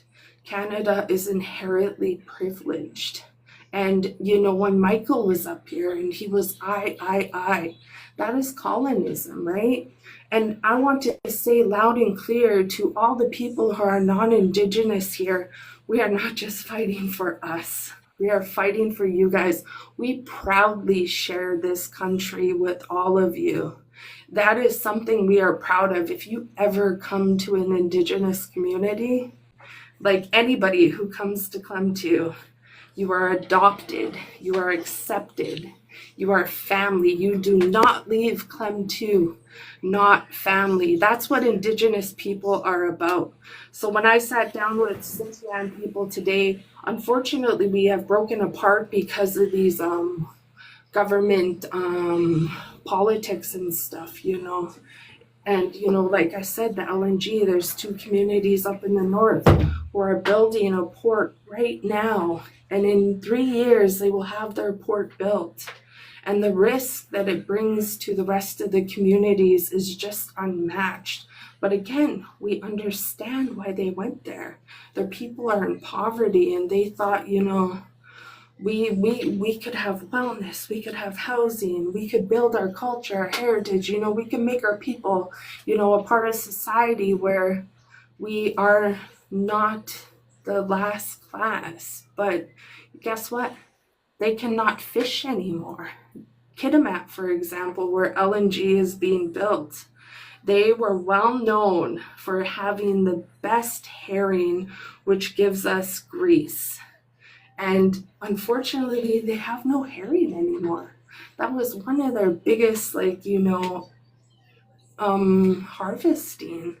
You know, it's been in the progress for a few years now, and it's shown other nations who have sat and waited to see what's going to happen to them that we made the right decision. So again, don't get me wrong, I understand the economical growth, but I also understand my nation, we're willing to struggle and find economic growth in other ways because it doesn't just benefit us, it benefits the rest of Canada. You drive over or you fly over Vancouver Island and you see the extraction that has happened on that island, and it's so sad. My nation, you fly over it and there's nothing more beautiful. So, like, again, Corey, like, I respect that you have sat here, you have listened, you have sat in the comments until you were comfortable enough to come out and have this conversation. My hope always, I could preach to Indigenous people all I want, but what I want to reach is the non-Indigenous people, because we need allies. We need to understand that the big thing for our future as Canadians is to be the part of the future that is going to create, you know, we're not going to be, how do I say it? We're not going to be the part of the world that just allowed people to take and take. Again, it goes back to colonism, and I hope that everybody understood what I was saying. Can I respond, or is it the? Yeah, and then Zibby wanted to talk, and then I'm going to go back to Alex. I'm not discrediting anything you said at all. I completely respect it and completely agree with it. If the business, the oil company or whatever it is, the LNG company comes to you guys and makes a terrible business case for it, and you guys say no, that's business. I completely respect your guys' decision. I'm not here to say you guys are wrong. If they're bad at doing business, they're bad at doing business. That's their own. You're not going to have convince me that the federal government's in doing anything for any of our best interests, because I live in Saskatchewan where the federal government ruins our lives all the time. So I'm right there with you on that. There was a third thing I was going to say. It wasn't anything insulting. It was more in agreements with you. I can't remember what it was though, but I do thank you for explaining all that. And like, I don't think you've said anything wrong, and I don't disagree with your position or your group's position on it. Like, completely agree with it, completely respect it, 100%. There's no disagreement. If they can't make the business case, they can't make the business case. That's their own problem. I'm not saying that there's no confusion. Like, I'm with you on that. Zibby? Okay, I just want to say I love you, Raven. You almost had me crying. um, but the really important thing that I needed to add was that pipelines are inherently linked to MMIW. That is a statistic that we do have out there, that the violence against women goes up when non-native people come into our communities at the rate that they do because of the man camps. That is a stat that y'all can go look up. And oh shit. It's 1 a.m. and I forgot my second point. You're good. Oh, You're good. wait. I know what it is. Okay. When it comes to chief and council, we do actually, within the Indian Act, where if we don't agree to something, that they can remove us from our elected seats. That even if we say no, that they can still push this stuff through our territories. So when, like, we talk about native consent, people think that even if our elected chief and council agree to that there may not actually be consent because it is already written into the act that they'll do it anyway. So I do need you guys to, like, think about that when you guys say elected chief and council said yes. Because it's already written in the act that they can come for their jobs if they don't, like, agree to things that go against the good and economic wealth of Canada. So it's just something to always keep in the back of your mind on whether or not somebody actually agreed to this, or were they actually in fear of losing their jobs. Because, like, especially, there's not a lot of job opportunity out on nations. That's one of the jobs that you can get that actually pays you. Right? These are all things that we need to be considering. Okay. I'm good. Okay. I'm just gonna one quick thing. But hey guys, there's 72 people in here right now, and we are gonna go to 3 o'clock now. 3 o'clock my time, which is Mountain Time, so that's 23 minutes. I really want to hit 150K likes. If we can, like, power tap our way through whenever you're not talking, and if you're sitting there listening, power tap our way through, that'd be fantastic. I really want to hit the 150 likes. 150K. And Anthony down in the chat, come back next week. Because it has nothing to do, yeah, boot my snoot. It has nothing to do with not wanting another person up here, but I've got 23 minutes left, and I don't want to have to deal with new points because we're already trying to address the ones that are in here right now. So, all right, Alex. Alex is next, and then I do have some other things I wanted to add in afterwards. So I am gonna somewhat shift the input, which, by the way, I found Raven and ZB's points to be quite valuable, so thank you for that. And I bring this up and I ask every person that plans on voting conservative this, so this isn't to single anybody out. But I've taken a look at the conservative policies, and I've taken a look at the conservative policies in my province because I'm in Alberta, and I see a lot of removing the rights of the 2S LGBTQIA+. I see barely any policies on Indigenous people and how there can be a form of reconciliation. I see social programs being removed that could harm the unhoused or people with addictions or mental health issues. And for me, it doesn't matter if a political party has the most immaculate budget for economic growth ever, but if they don't have those things in consideration when it comes to basic human rights, like, at the end of the day, basic human rights is trumps money over any other day or any other thing any day of the week.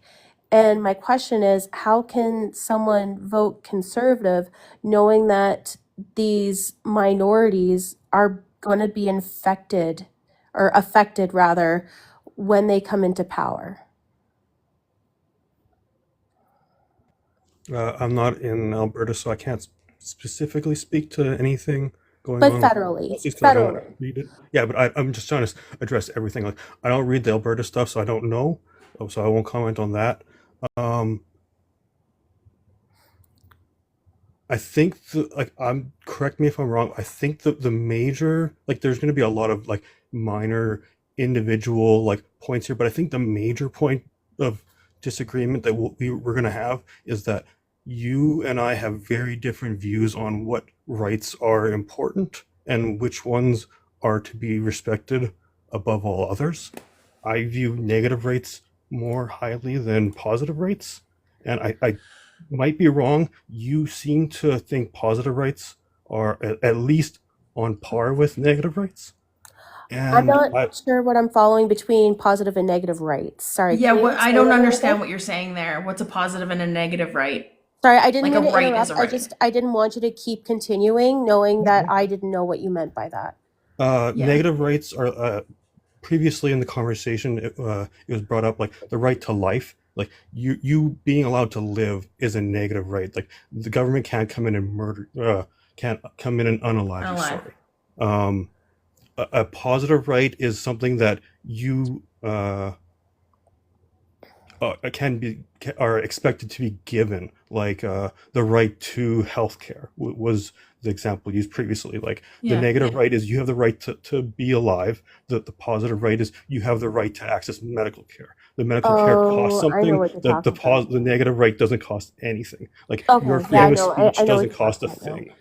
One is a negative, right? Is it like it's there's nothing that can be done. Like it's just an inherent, you exist, you're alive, you have the right to that. Whereas if the government is to give you something, then it's sorry. It's Just because it costs them. It's a negative on the dollar amount. Like it draws from the pot to give money. Is that what you're looking at for a negative? Like it puts them in the negative? No, negative means that you have it inherently. There's nothing that can be Okay, gotcha. Right. given or Okay, taken, like positive. freedom of speech or life. But the positive rights are the ones where you have an entitlement, would be like the word, like the right to having access to healthcare. The healthcare costs money. Your freedom of speech or you living doesn't cost money.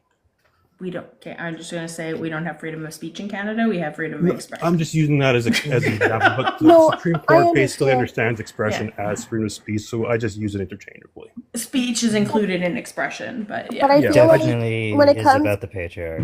when we're trying to differentiate between negative and positive, I feel like we're splitting hairs. I feel like when it comes to 2S LGBTQIA plus or Indigenous issues, or even people with disabilities such as addictions or other forms of disabilities, I would still categorize them as negative, but that's neither here nor there. But my question still stands. I'm just wondering why people would vote on something on more of an economic value that it is diminishing others' personal human rights. Well, I would first say that I'm skeptical on it actually diminishing human rights, and I believe 99% of that is probably just liberal talking points, because the current, which I would agree saying is outdated because it was from 2021, is the latest conservative policy thing, but that was because that was from the last election, and they haven't updated it for the current election because the current election hasn't been called. So I would say that the idea that they're going to take away rights from the 2S LGBTQ plus community, like I'm very skeptical about that. What they have said is, Pierre Poilievre specifically has said that when asked about this directly, is that he's not sure on what he could actually do federally, because a lot of what you guys are talking about in those rights are actually provincial matters. So even if Pierre Poilievre was 100%, and I'm not saying he is, but even if he was 100% against it, your entire the entire question, he still couldn't do a lot about it because the federal government doesn't actually have a lot of power over that. For Indigenous, Yeah, they do. can I just keep before I forget everything? Let him finish. For Indigenous rights, I would have to know what specifically he is going to take away or has been threatening to take away, because the one time that I've heard him talk about an Indigenous policy was giving them some sort of ability to, instead of have to pay a federal tax and then have it be rebated back to them or refunded through CRA, that they would just be able to skip that entirely if they wanted. I would And just want to clarify. I just wanted to say I didn't say anything about taking policies away from the Indigenous, just that he doesn't really have a plan for the Indigenous. It's not that he doesn't have a plan. Let's go back to January 10th. January 10th, he stood in front of millions and billions of people across the world and said, John A. MacDonald, happy birthday. I want to honor the history of Canada, and we need to go back to that. So that's why I said earlier, it's so important to understand how Canada came about, and that those comments speak volumes. Those comments shifted many minds, not just in nations, but in urban communities. It speaks so much about where he stands with Indigenous people. Just Mr. Rustad, who was running for the MLA in BC, he had people in his party. And wait, let me go back to Polyev first, who said that residential school. He said that residential school, he didn't want to acknowledge that. He said that Indigenous people need to work harder, they need to work jobs. And then his party, who was running in Victoria in BC, called us savages. And her apology was not sorry. Matter of fact, it gaslit. And she stayed a part of that party. She gaslit and said, oh no, she didn't say I'm sorry. She just reworded it to gaslight us and still call us savages. So, his party has nothing to do with Indigenous people. He does not stand for us because we do not agree with his view on economic growth, because we don't agree with giving up our land and more of our resources. The further east you go, those nations, unfortunately, whoever was there at that time, they took on, the promises of the federal and provincial governments. And guess what? They sit in a place where their water is so contaminated that there was over 100 and what? Non-drinking? Yes, we're down to 31 right now. But I want to remind you, as February comes up, there's a nation in Ontario that hasn't had clean drinking water for 30 years in February. And to add to that, at the beginning of January, they were in Parliament. 5 nations went to Parliament to stand up against the government to say, no, you will not come to our river and further extract, because we still don't have clean drinking water, because the generations before us agreed to you guys extracting our land, and you're not going to come here and extract. The government said, we don't care. We're going to come and extract more by your rivers because it's economically great for the rest of Canada. And to be okay with that is to say that we are not important. And let's go back to when Canada started. This is why we are where we are.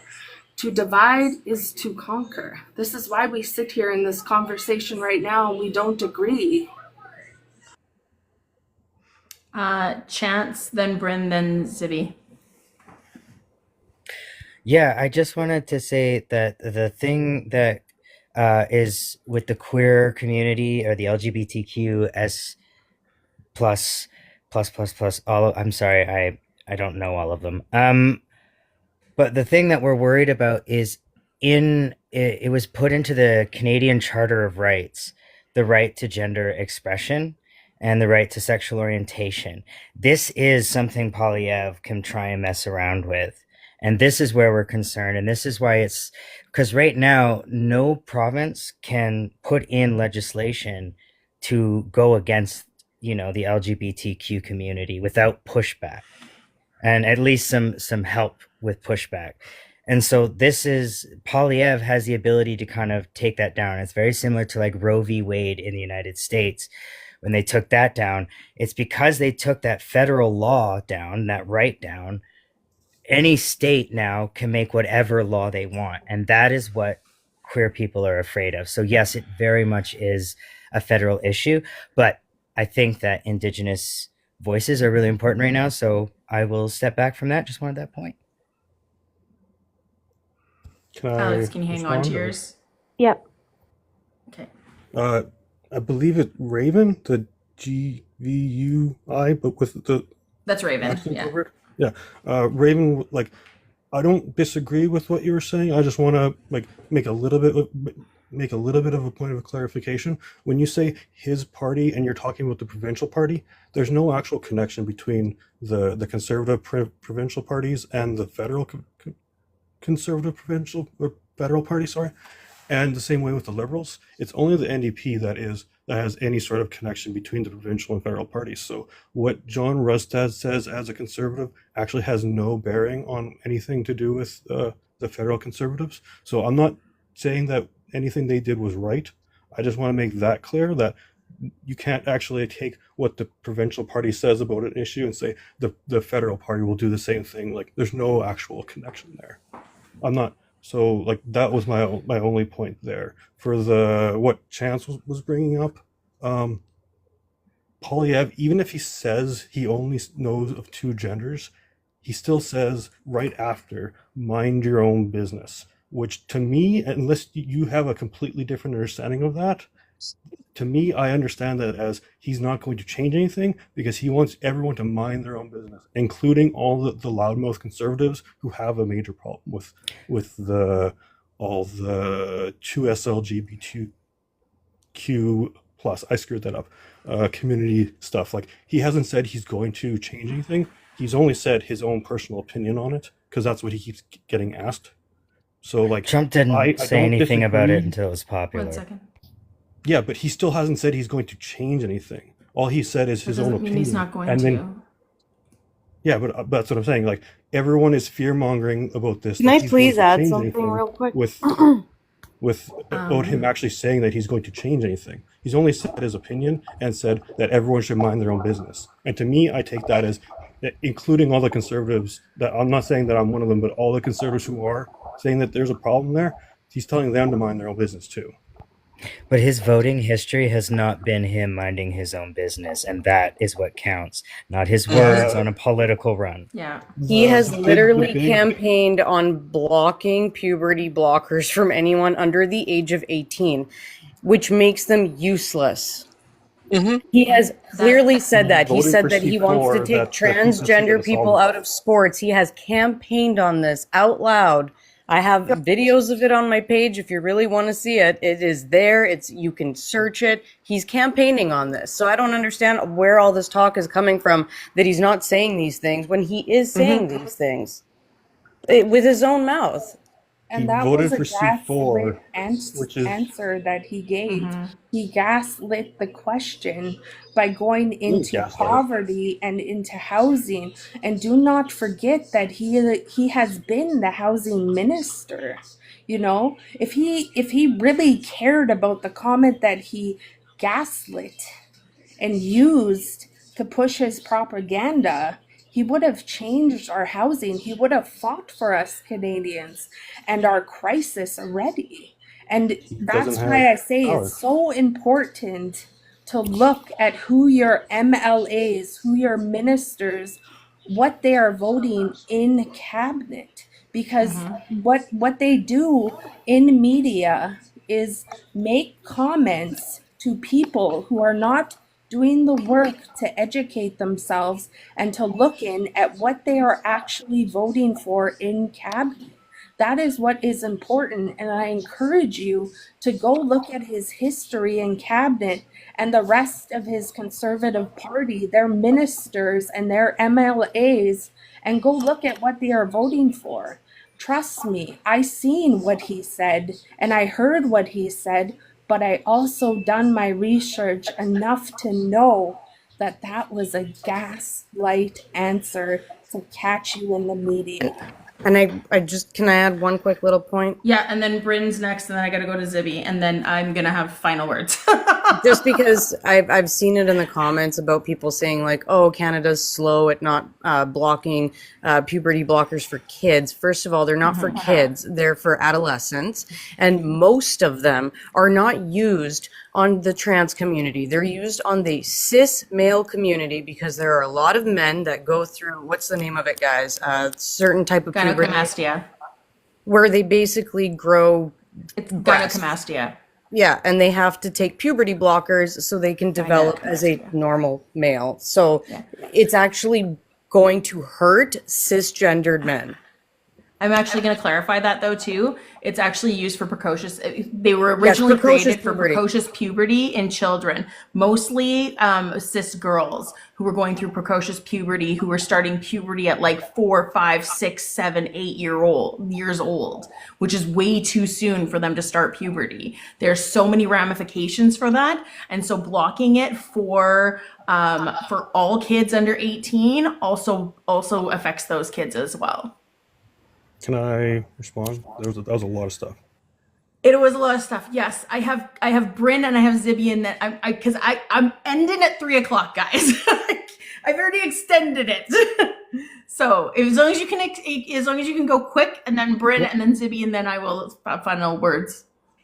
For the last 9 years, the Conservatives haven't been in power, and for the last 2 years, while Pierre Poilievre has been in the leader of the Conservative Party, he hasn't been in power. So him talking about when he was housing minister was 9 years ago, when housing was more affordable. So when you're talking about housing being a problem now, that is not Pierre Poilievre's problem. That's not the Conservatives' problem. That's the Liberals and the NDP problem, specifically the Liberals, because they've been the ones in power the entire time. They've been causing the problem by printing too much money and borrowing too much money, causing all the inflation to happen that caused the housing problem. Not building enough houses and bringing in more people than we can handle. For the other point, I can't, Frontline said it. You guys obviously don't hear a lot of conservatives, so maybe you don't hear what the actual like grassroots people complain about. But like the one thing that I get a lot of from the PPC side of it is they complain about C4 and saying every conservative voted for it. None of them can be trusted. It's all a unit party. You can't vote for conservatives because they're all the same. There's no difference between the conservatives and liberals.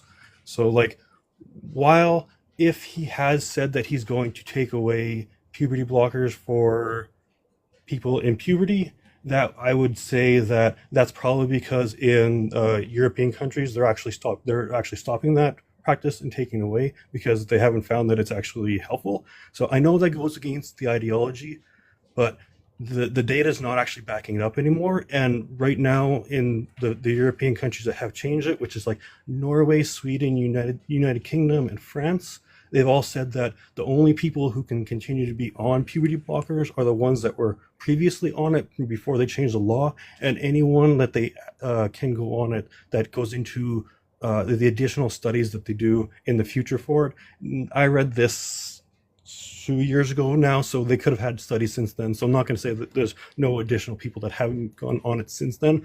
But if that's what he's talking about, then I'm saying that he's probably following the latest science on it, which it's does not go the latest against science. No, it it's is the not. latest science. I know that the Canada hasn't caught up to it, and a lot of American states haven't caught up to it, but European countries are saying otherwise. No, Corey, I'm literally the problem- learning it in school. The Sorry. problem is that it's okay. The problem is that like those places that are actually blocking it as well are also not following the science. They are following rhetoric, and they're following like false studies. They're not looking at the actual science. They're not following the W path, which is what the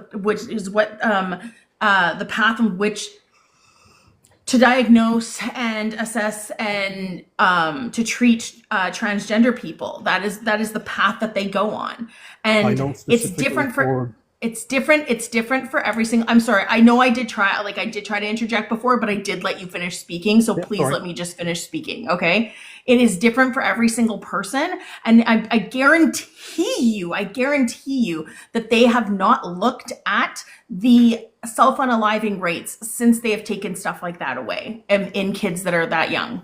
I guarantee you they have not looked at those things, because they will see that the self-unaliving rates have gone up since that has been taken away from them. And I will say too that the science is backing up puberty blockers right now, because I'm literally learning it in my pathology and pharmacology courses right now in university as a student nurse. So With all Okay. due respect, this wasn't just like the political party in the United Kingdom. I know the United Kingdom best, so I'll comment on theirs. This was their entire health, like the National Health Services Hello? there, the NHS. They looked at all of their own internal results from the Tavistock Okay. medical clinic, No, the one that they had. Can I Tavistock. interrupt you There's a there? lot of misconceptions with Tavistock, so we Can can I discuss that finish on my a point? separate. We can Okay. discuss Tavistock on a separate day, because I'm A already at my couple of time right things now, here. and I Can have two I other finish people my who need point to or speak. no? Can I just interject here a bit? So I can't? No? Okay. Norway and Sweden Corey, I've both been have giving you a had lot of time to speak, okay? Other people need to talk that have been yeah, waiting, and you want to interject every single time somebody responds to something. Norway and Sweden have always been more conservative in their approach to transgender healthcare than almost the entirety of the rest of the world. They are stuck in the past and have been for a long time. They're not up to standards that US and Canada are at. The UK has had a waiting list of decades now for trans healthcare for kids. Their whole past review has been rejected by the entire medical community outside of the UK and inside the UK. The cast review was a political hack job that is not worth bringing up at all. The Tavistock Clinic was running a service that was completely outdated, behind the times, and not doing up to the standards of care that we should be doing today for children. All these things are true. So, all your points are moot, because none of your points are taking into account actual best practice of trans healthcare for kids today.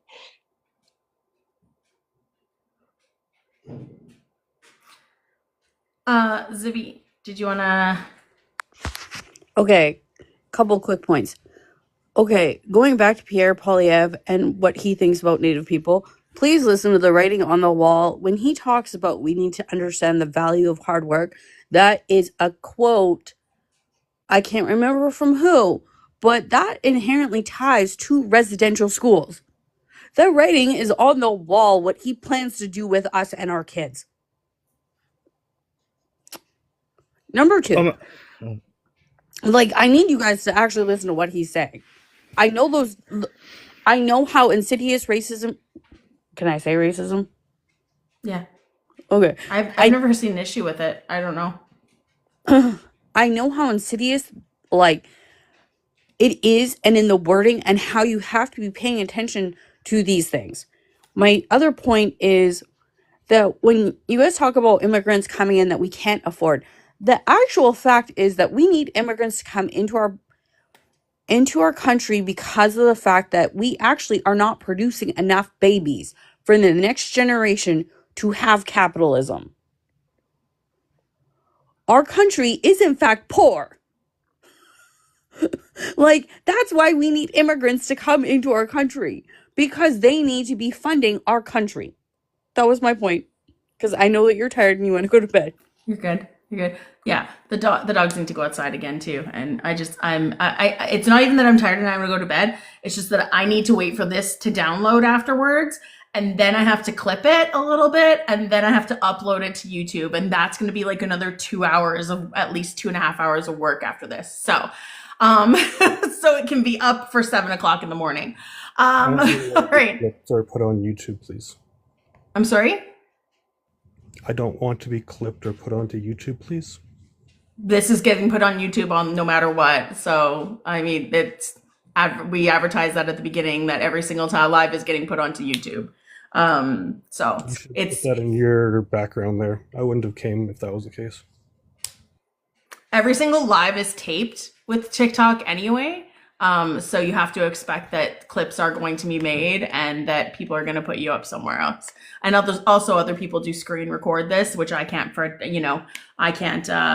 say anything about, but I have advertised a couple times that we do put these on YouTube at least 2 or 3 times during this live. So if you missed that, that is not on me. Anyway, put it in your background thing so we know for the future. No, that's fine. Thanks for telling me how to run the channel. All right.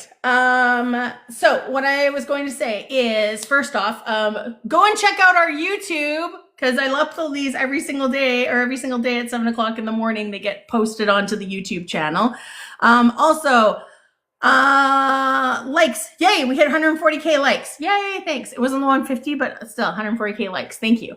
And as well, like I said, don't forget we have 6 nights a week that we're doing it starting next week. So Monday through Saturday, we're going to be doing Mondays is Indigenous Matters with Treaty 6 Birder. Tuesday is News Hour with Frontline Feminist here. Wednesdays is going to be the Mossy Side with Progressive Moose. He is joining our group next week. Thursdays is still going to be our multi-panel, talking about social issues and whatever topics are hot like this week. And then Fridays, obviously, is debates.